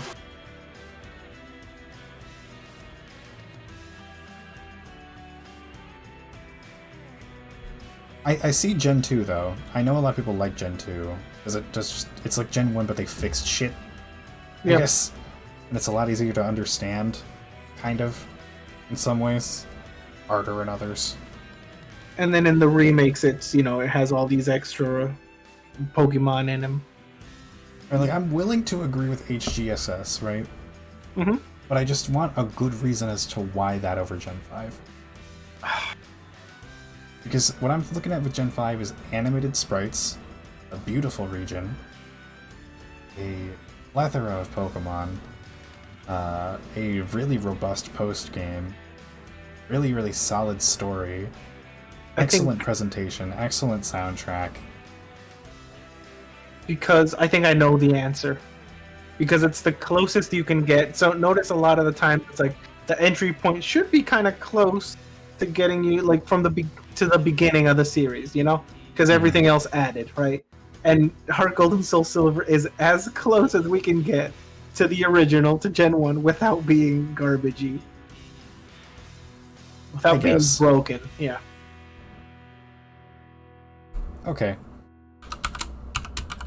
I guess I'll agree with that. For Earthbound, it's Earthbound. Because Earthbound Beginnings is a kind of a goofy game that is hard to get into.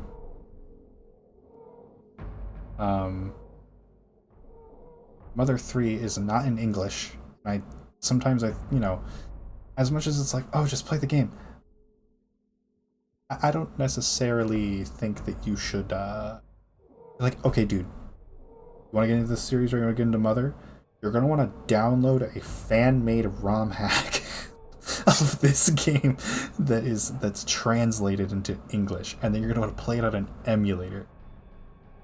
That ain't quite right. I say Earthbound. Or Mother 2, I guess. I have no thoughts.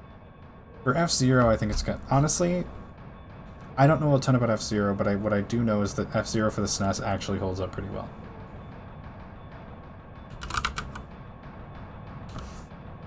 Was there an... Yeah, there was an F-Zero 64. That's the only one I've played.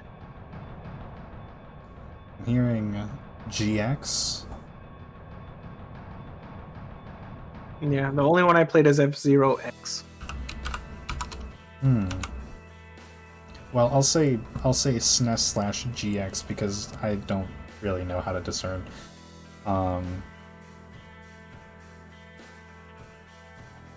Pokemon, Mario. Yeah, at this point, there's one Ice Climbers game. At this point, if someone looks at the Smash roster or not the Smash roster, if someone looks at a picture of Captain Falcon and says, "I want to play the game this character's from," you lead them to Smash. Yeah, right. Yeah. I'm sorry. Okay. So our next people are Marth. So now we have to talk about Fire Emblem. And I'm gonna say it. The best one to get into the series with it is, and probably forever will be, Awakening. That's okay. So, I have a couple things. My entry point was Fire Emblem 7. So that I think is a good entry point because the ones before 7 are kind of broken. And my favorite Fire Emblem is Path of Radiance. And I think that's a great one. That's the one I recommend people, but usually because they've already played a Fire Emblem and I'm like, nah, play Path of Radiance. The thing with Awakening, it was constructed to be an entry point. Like, that is, its main purpose was to be an entry point. Mm-hmm. So as long as someone goes in, plays it without the no deaths, and I know this is like the first time we're adding a condition, but the problem is that that game added the no death, and it's you can't have that mechanic and then send them to play any other Fire Emblem where deaths are permanent. That is an interesting point. Yeah. So I'm hearing it's either 7 or Awakening. Yeah. Depends on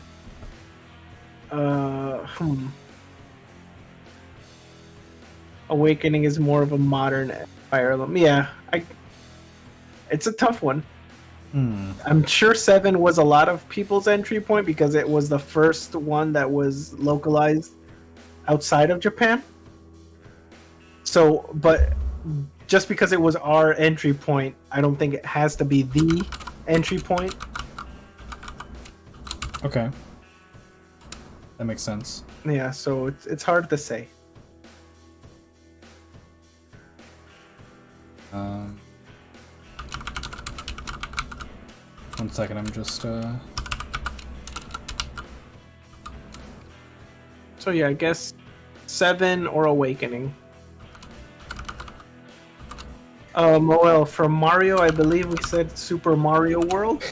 we said Super Mario World or for 3D Galaxy. Yep. Because we went on a long tangent about about Mario 64 before you got here.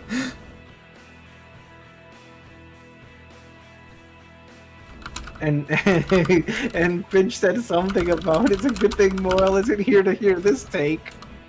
And said, Yeah, I did. What did I say? the 3D Mario games. No, not the 3D. The new Super Mario games. Oh, it says I don't quite like New Soup. I don't think New Soup is very good. As much as I love 64, I no longer consider good first 3D Mario. Yeah, right? Yeah. That's what's up. It's that I don't think New Soup is excellent. I don't love New Soup. I think that there's too many of them, and that's really why I don't like them, because I find their gameplay to be kind of stale to me, because it's like you played the same game 4 times, you know what I mean? Yeah. But that's just me. I know why you like them. We've had this discussion before. I'm not going to include Wii Fit. So what did we say for Fire Emblem though? 7/Awakening. Do we want to condense this to 1, or? I think you'll have to gauge on Because there's more. Because okay, let's think about this. There's more games like 7 than there are games like Awakening. Okay, so I was gonna say we have to gauge what your hypothetical friend is like, but we established this friend has no personality. So then I would have to say Awakening. You want to? Yeah, because if the friend had a personality trait that was like, oh, this friend, they're like very technical and love numbers, then 7. Okay. All right. So our next one is WarioWare, which I have to say I'm not very familiar with. Does anyone have any ideas? So I guess there's like Wario Land and WarioWare games. And if we're saying WarioWare, Smooth Moves. Okay, so I'll say WarioWare Smooth Moves, but I forgot about Wario Land. So I'll say Wario Land 3 for that. Yeah, see? Moel got it.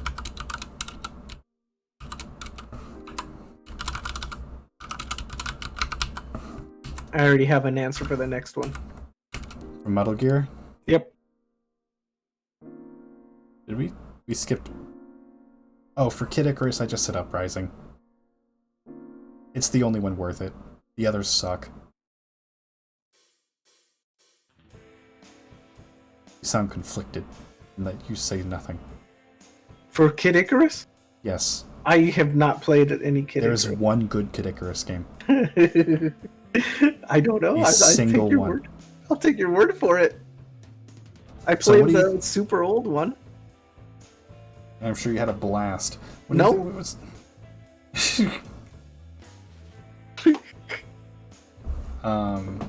So what do you think for Metal Gear? I have to say Peace Walker. I think Peace Walker was an amazing entry point. That's the...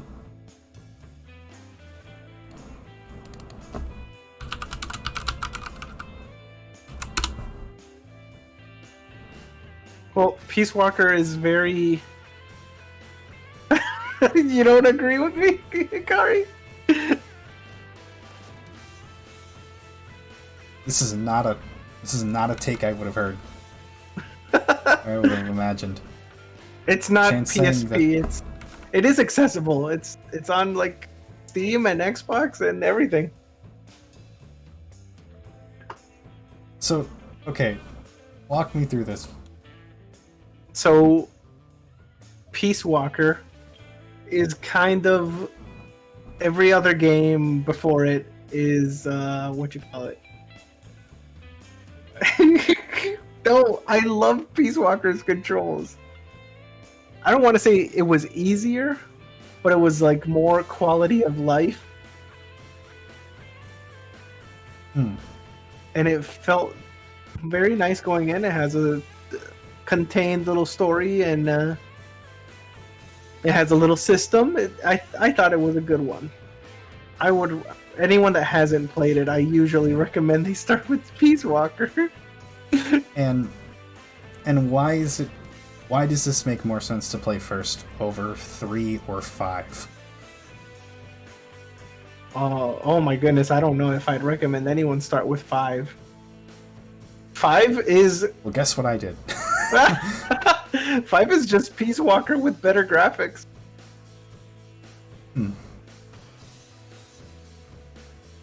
5 isn't true to the games. That's true. Yeah, And then why not 3? I guess 3 could also. Since everyone's saying 3. Okay, hey, y'all got me. Y'all got me against the wall. Okay, I'm doing it. I was being biased. Peace Walker was my entry point. Okay, you got me. I played the others afterwards, but Peace Walker was my entry. Can I ask why not 2? Yeah. Why not 1? Yeah. You can start with. I think you can pretty much start with maybe 1, or 2 also works. You won't have the context much of the story, but because I think this is the first case where there's like an important overarching like story. Because every other case has just been like, Mario games, Kirby games, where there is story, but they're not integral to the like. Oh, this game is about the story. They're not about the story. Yeah. But then Metal Gear kind of does follow a bit of a story. So maybe starting with the first one might make sense. Or not the first one, with Metal Gear Solid 1, I mean. Okay.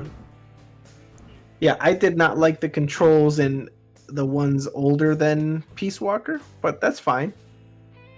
I'm hearing MGS3 is the start of the story for the Solid series. Okay. I'm hearing a lot of good. I'm hearing a lot of good praise here for 3 as to why that should be the first. Okay, so does everyone agree that 3 then? I might have to hand it to 3 because that's like from an outsider. That's kind of what it looks like to me. Yeah. Yeah, I'm not gonna be biased with what was my entry. I wanted to see if I could slip that by, but I guess not. Worth a shot. Yeah. Worth a shot. Okay, we're just start like blasted through these a little bit. All right, Sonic. I said it earlier. I said Generations. What would you say, Buffy? I think Generations is a good bet, specifically because if we say Generations, it kind of also has sort of, not saying this it would be the best 2D experience, but it does have the concept of the 2D Sonic levels. That's true. 2 for 1. Yeah. Moel does bring up 3 and Knuckles.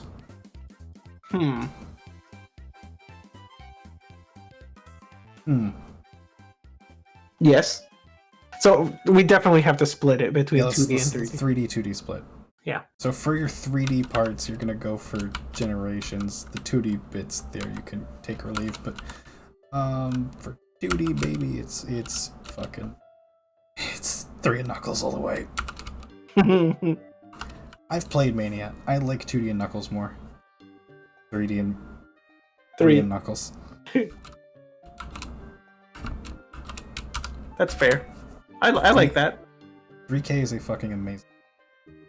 I hand you Sonic Mega Collection plus a D-Spawn. That is a collection of games. We're not including collections.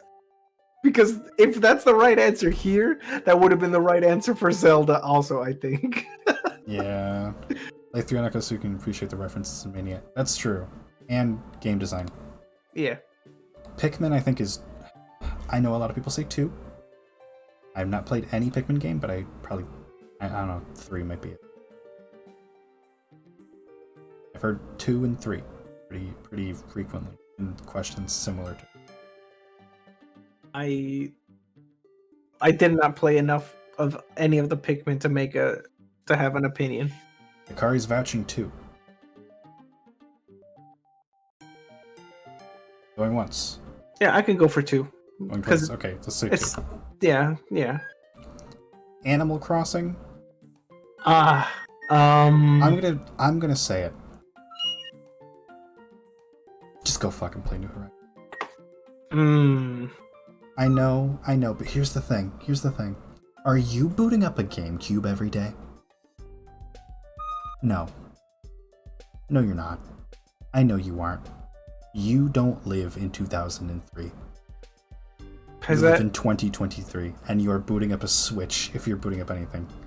Unless you are some insane retro gamer. The thing about Animal Crossing is that the one that is most important to you is the one that is most accessible.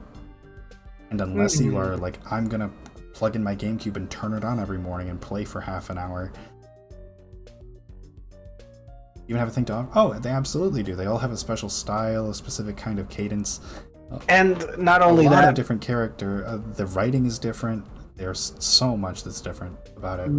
New Horizons is part of that trend that where it's like all these new games that are like, you know, all the features that we included on old games are now going to be released throughout multiple years. Yeah, listen, I'm not saying I like that. What I'm saying is that what matters is that it's relevant.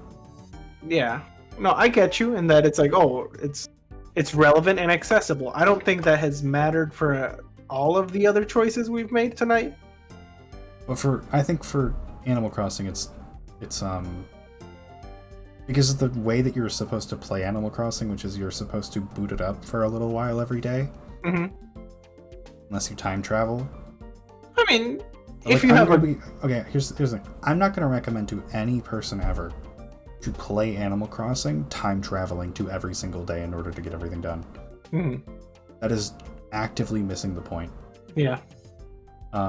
So I say it's whatever one's most accessible for you, and I think that's either New Leaf or New Horizons. I was gonna say New Leaf. I'm coming around more to New Leaf, actually, because New Leaf has all the features. Yeah, New Leaf is as new as you can get before they decided to cut everything to seasonal. You know this thing you had? Now let's make a big deal about giving it to you again. People be letting these companies do that, and I'm sorry, I've always been a Nintendo defender, but Nintendo is getting really comfy. Yeah, no, they're doing that. They're getting real slick. Yeah, they're getting real slick with like taking features and then putting it in DLC, putting it like, what are you doing? Yeah, no, I agree. So I think it's either New Leaf or New Horizons, depending on which one you rather play, and which one you have like access to. Mega Man, the right answer is 2. Okay. Punch-Out, I think honestly, the original. Like Mike Tyson's. I'm similar to what Hikari said about Mega Man. So I don't know much about the classic Little Mega Man, but I do love the X series. But that's not the Mega Man we're looking at. Not that, I don't know if that matters or not. Actually, hold on, Punch-Out. Because here's the thing, it's also trying to be representative. And I'm going to be honest with you, a lot of the Punch-Out series is fucking dick and balls hard. Okay? Mm-hmm. It is a hard series of games. And I think that Mike Tyson's is probably the hardest. But also Super is pretty fucking hard. And the Wii one, I've heard, is kind of easy by comparison. So it would be okay to play the start with the Wii one? Go to Super. It's kind of the mid-ground.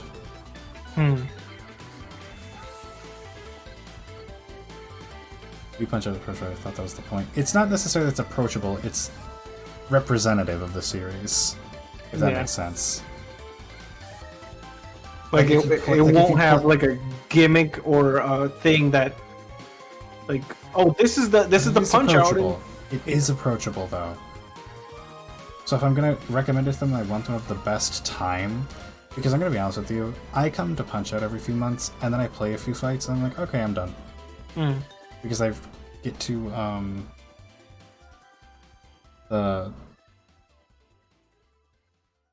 I get to Dragon Chan in Super Punch Out, and I'm like, I'm no longer having fun actually. So I'm gonna say Punch Out Week actually. Okay. Punch Out Week. And now we skip to Pac-Man. The only right answer is Miss Pac-Man. That's the best one. Okay. Pac-Man World Repack, baby. Okay, so is that a collection? Dude, I don't know. I don't know anything about Pac-Man. I'm honest with you.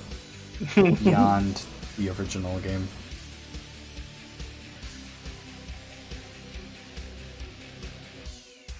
This fight is one of them. SP is correct. Miss Pac-Man's Labyrinth is a superior layout.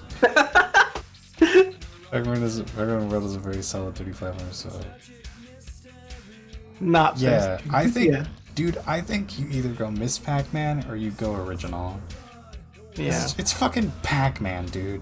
Well, Dude, Miss Pac-Man is... You can't look me in the eye and be like, oh, to get a good feel for Pac-Man, you want to play Pac-Man World. A 3D platformer. And Mo just said that, I know, but like, I don't think there's any game that is more representative than Miss Pac-Man or Pac-Man. Yep. Because it's fucking Pac-Man. It's like, oh, you want to play Pong? Go play Mario Tennis. No. Yeah. I will say Miss, though. Because I like that answer. She's slaying. Alright.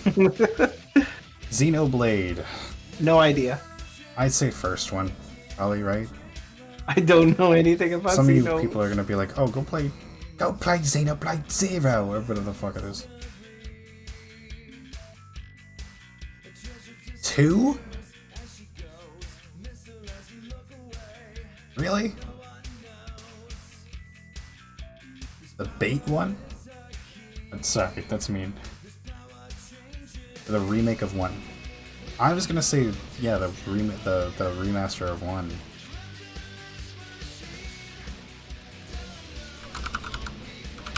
No one say Xenogears, dude. I'm not saying Xenogears.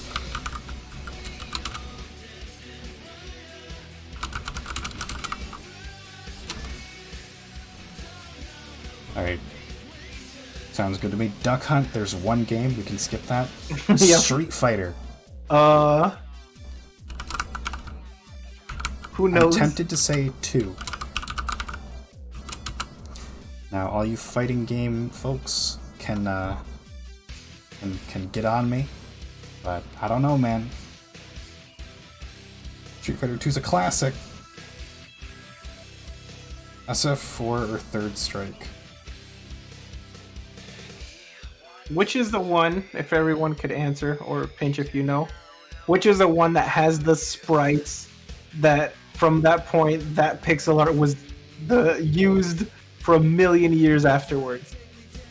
I think it's 2. If it's 2, then that's my answer. Super Street Fighter 2 Turbo if you're a fucking boomer.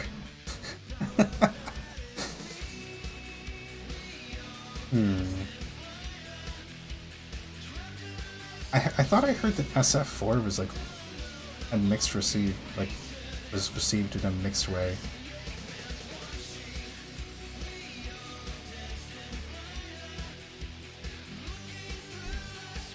Turbo was after my time.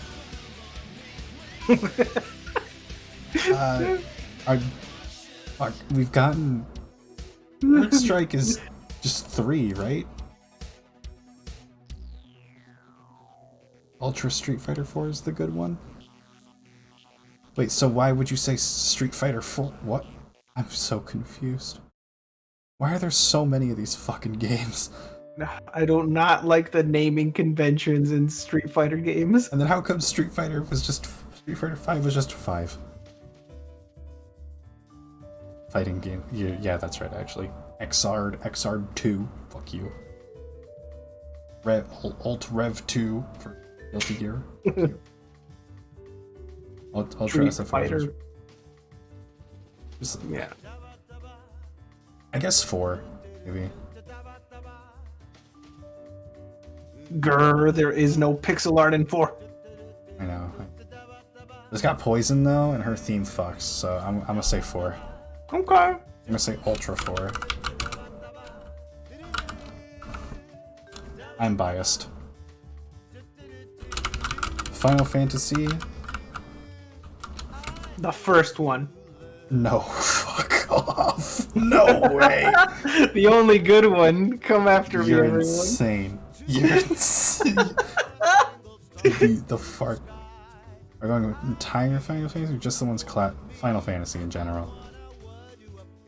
I'm gonna tell you this right now. It isn't 14. It isn't 8. It isn't 1. It isn't 15 either. It's Crystal Chronicles. No, it's 7. The answer is 7. Oh, God. The answer is 7 or 7 Remake. I hand you 6. Okay. Cool. Actually, no, 7 Remake is not representative of the entire series. I'm gonna give you 7, though. It's fucking Final Fantasy 7. 9?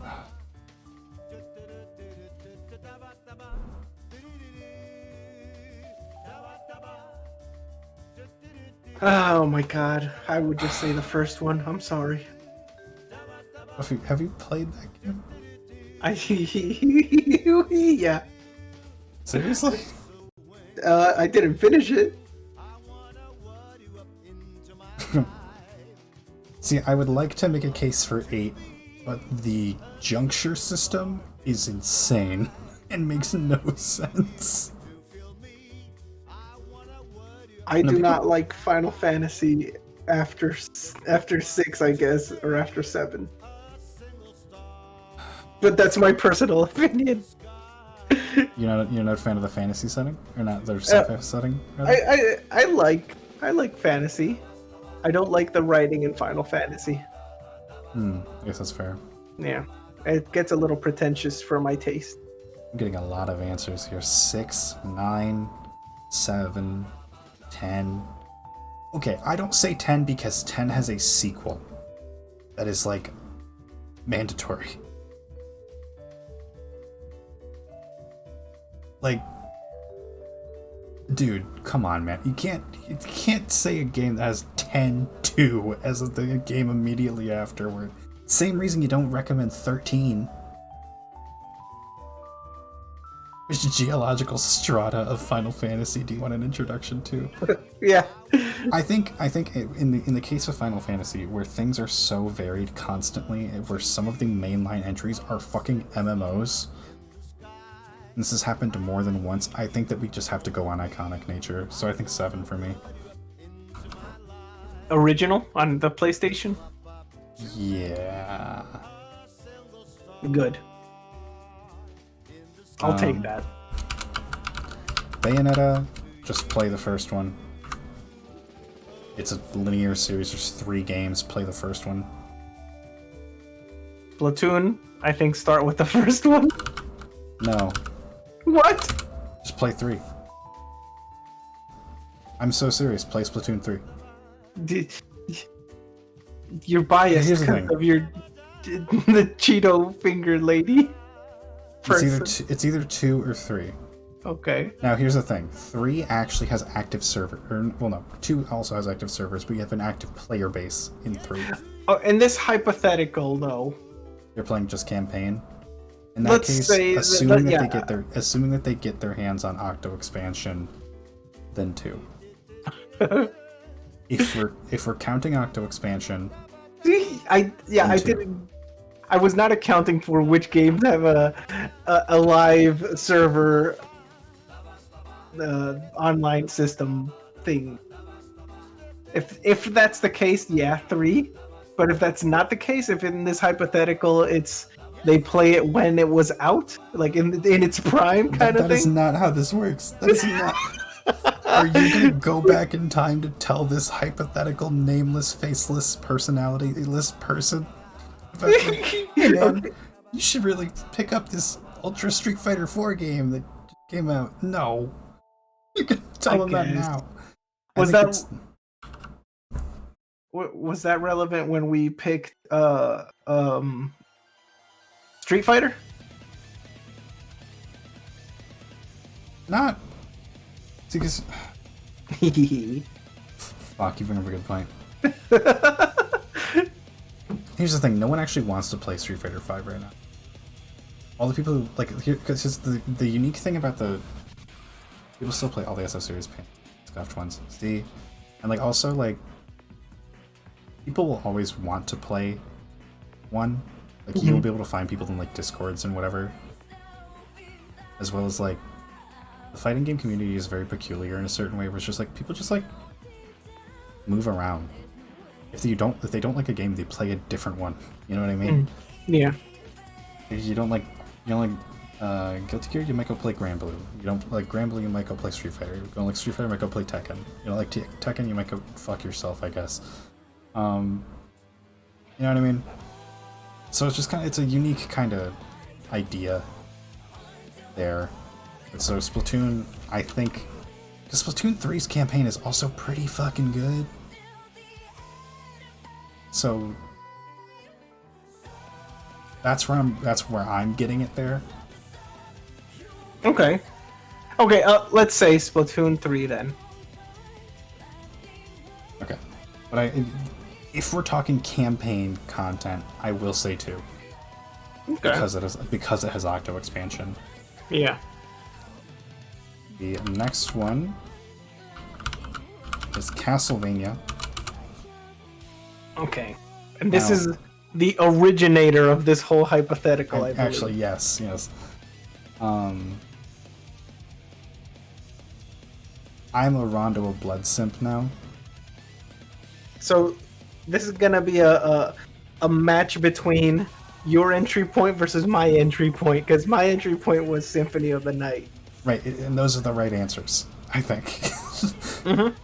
Because here's the thing, Classicvania and Castlevania, well, Classicvania and Metroidvania and Castlevania are two like kind of very different things. Okay, Classic- yeah, you're right. So I think it's gotta be like Rondo/Symphony. I think that's it. We got our answer then. It's like the same kind of split for like 3D, 2D. You know what I mean? Yeah. I will say, Moel, you did tell me to play Rondo and Symphony. As someone who is kind of this person in this situation. So I'm gonna and you are standing by this answer. I'm just saying, like, I trust you here. Let's see, what else we got? We got Castlevania. Persona.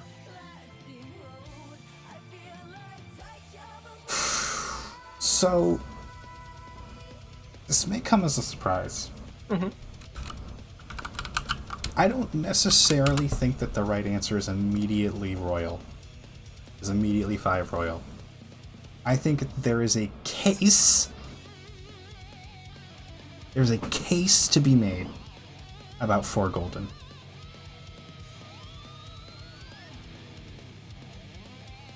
But I'd still say 5 royal.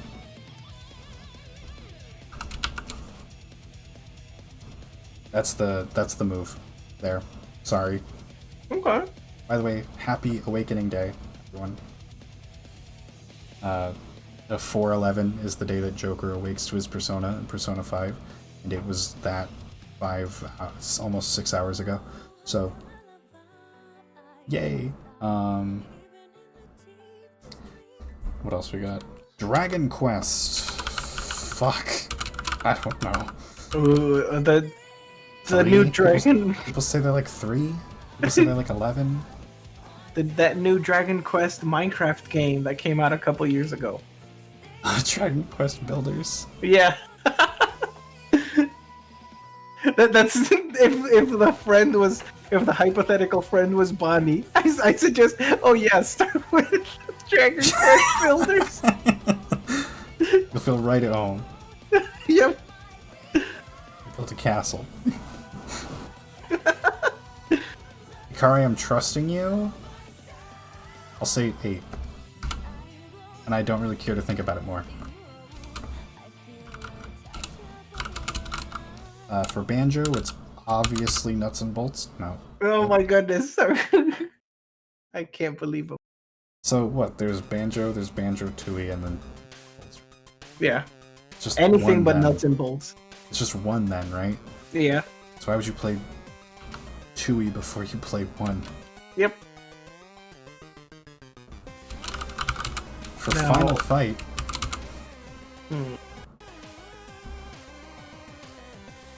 alright, all you Final Fight fan or Fatal Fury fans, pardon me. Yeah, it's King of Fighters, right? It's both Fatal Fury and King of Fighters. They're like kind of the same series, but not. Oh. They're like merged together. They're like, it's weird. It's very weird. What is this song? This is Quill Shroom's Horrors from The Messenger.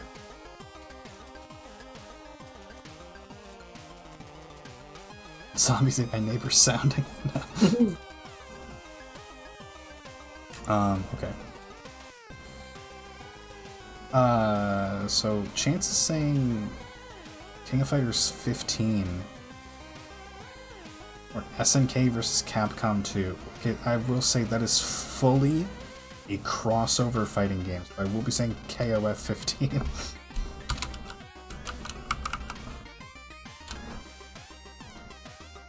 It depends if you're going Fatal Fury or King of Terry. Yeah, true, right? Arms is one game. Yeah. I gotta say, Min Min should not be in Smash. No. I'm It sorry. Should be Lola Pop. Arms never had a reason to be in Smash. I feel so bad. Arms deserved better. Yeah, did. Too bad it didn't get it better, so it shouldn't be in Smash. I have I blame. You never had a Splatoon. reason to be in Smash. That's why I'm not in. I blame Splatoon 2 for the death of Arms. I think that's fair. I was in the Rip Bozo. I was in the Splatoon community, the on Tumblr, right? Mm-hmm. And at the time when Arms came out, Splatoon, we had kind of run dry, right? So we were like, okay, we've kind of done everything. Our characters have all reached their arcs and all this, right? and this new game, Arms, looks pretty cute. And everyone was preparing to jump. People started designing their Arms OCs. And then, boom, with that Nintendo Switch commercial, we saw the little inklings in Splatoon 2. And that's it. Arms was dead in the water right there. Yep. Nobody jumped into the Arms community. It also doesn't help that Arms shipped with not remotely enough content to actually support it. Bad online and not a super interesting gameplay loop that could support long periods of play. Arms was doomed from the start. Yeah. Because Nintendo did not make it a good enough game to give it a chance. If that makes sense. That's my take on Arms. Yep. If they want to make an Arms 2, I implore them to, because I think the series still has potential. They just need to release it at a time where it's not going to get fucked over. Release it in like January or something. So Arms has one game. Whatever. I'll go play Arms. Minecraft? Minecraft has one game. I'm not vanilla. I'm not saying... Yeah, play vanilla. Play vanilla. Play whatever most recent version is on vanilla. And I'm not playing dungeon. I'm not saying go play story mode or go play dungeons. Okay, go play Minecraft. Yep. Play Minecraft story mode. Vanilla's the gateway to mods. Yeah, so is playing Minecraft. Xenoblade again. Tekken. What up, Tekken fans? 7? I guess, right? What's the one that was on PlayStation 1? It had a little farting dinosaur. Dude, I don't know. Hold on.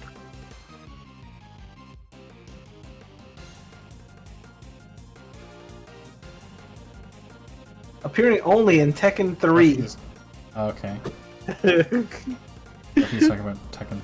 Yeah. Ikari says Tekken 7 or 8 when that comes out. Tekken 3 if you're an old head. Max says 7. I'm hearing a lot of 7s. Okay, cool. And then we reach our final slot here, unless we want to talk about Wii games, but I don't really care to. Oh. Kingdom Hearts. I recommend my friend just skips the whole thing. Don't even touch it, man. Yeah. Don't even touch it. I was gonna probably say 1, right? Don't. Takari immediately saying, or skip that shit, yeah. I'm so happy that everyone is like, yeah, no, you don't need to play this shit. You do not need to play this shit.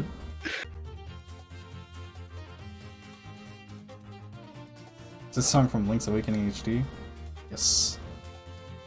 Dang. 5 points, or 3 points for you. This is actually music from an episode of OST. Oh, yeah, it's a link between the worlds. Dude, it's like 6 in the morning. I'm... Moel? No. I can't right now. Okay. Okay, Kingdom Hearts 1 or skip. And now for the last character. Oh, it's Tomodachi Life. Tomodachi Life? Okay, you would think this is not an important one, but this is an important one.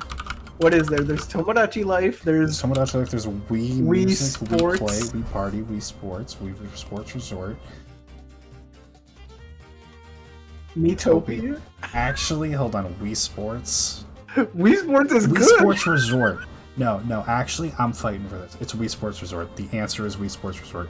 All of the fucking Mii's lore revolves around Woohoo Island.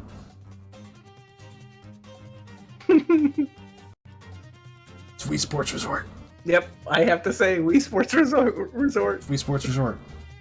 All the Mii's lore is on Woohoo Island. Just the truth. Just the truth of the matter. I know the what was it called? Miitopia is so good with the advanced Mii Maker. Miitopia is an RPG. No, not Miitopia. What? Not Miitopia. That is not the entry point. No, absolutely not. That's an RPG. The Mii's fundamentally were always ways to insert yourself into, like, unusual activities, like being a musician, or being in a board game, or, like, sports. It's Wii Sports Resort. The answer is Wii Sports Resort. Because that also has all the Mii's lore. Though, did you see all the wild things everyone made on Miitopia? People went ham. Mm-hmm. But yeah, it's the resort. Mario Kart 8 Deluxe best game featuring Real. Also, we skipped Rob. He's got one game. And it's him. He's a toy. Okay. Go out and buy Rob. That's what you're gonna tell this person? Buy the Rob toy from like the 80s. It'll probably 2 games, excuse you. Yeah. It'll set you down like $9,000. Yep. Alright, so let me go through our picks here.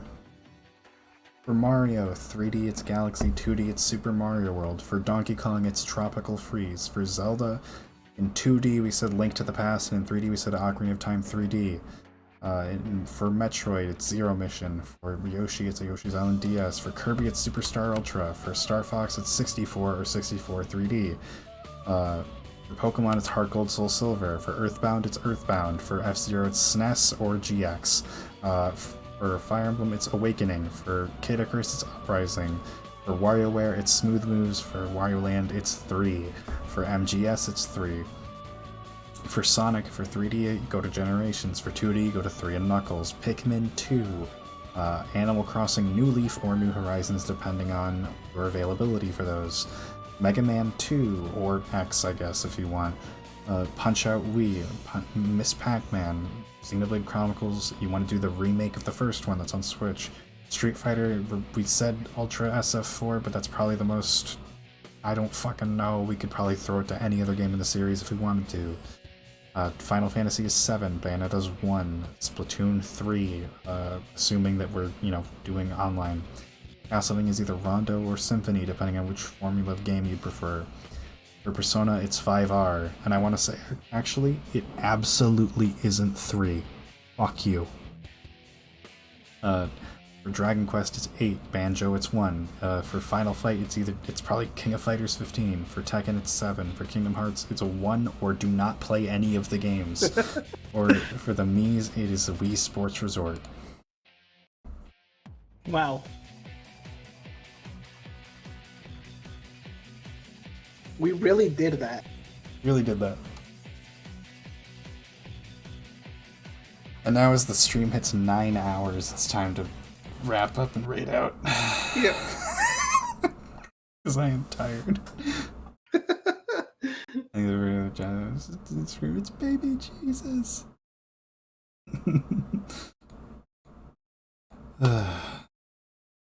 Alright. Let us find a friend to raid. I think I know who.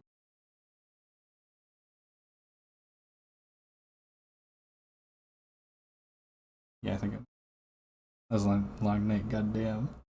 Thank you all very much for being here while we cured Buffy. I feel better. Buffy's cured. We did it. Yeah, we used an alternative medicine that was just Not chatting. Spark. Yep. Classic Pinch streaming till 6 a.m. Hey, listen, Buffy brings it out of me. Whenever we stream together, there's like a 1 in 7 shot that it's us going until the wee hours of the morning, streaming for 9 hours, doing a plethora of different things. And complaining. It's Stream Pitch. I love Spark the Electric Jester series. I don't. Oh, wait. Include Spark in our little list. Oh, include Spark in the little list? Yeah. Spark. Which one do you recommend? Skip that shit. Kidding, no, it's 1. Yeah, only play 1. Do not play Spark 2. Fuck you, I'm not reading that aloud. I'm not saying play Spark 2. I said it, but I don't want to. Anyway. Thank you all very, very much for hanging out with me this evening. Me and Buffy this evening. We are going to raid our lovely friend, Jetty VT. Ooh. We're raiding Jetty. We love Jetty in this house. Jetty is so cool. I hope you have a great night. I have been Pinch. Me too. You have not been Pinch. That is not who you have been. You have been delightful. See, that's what you've been. I think you. Have a great night. And follow Buffy if you don't. And check your pockets. Bye-bye. Bye-bye, everybody.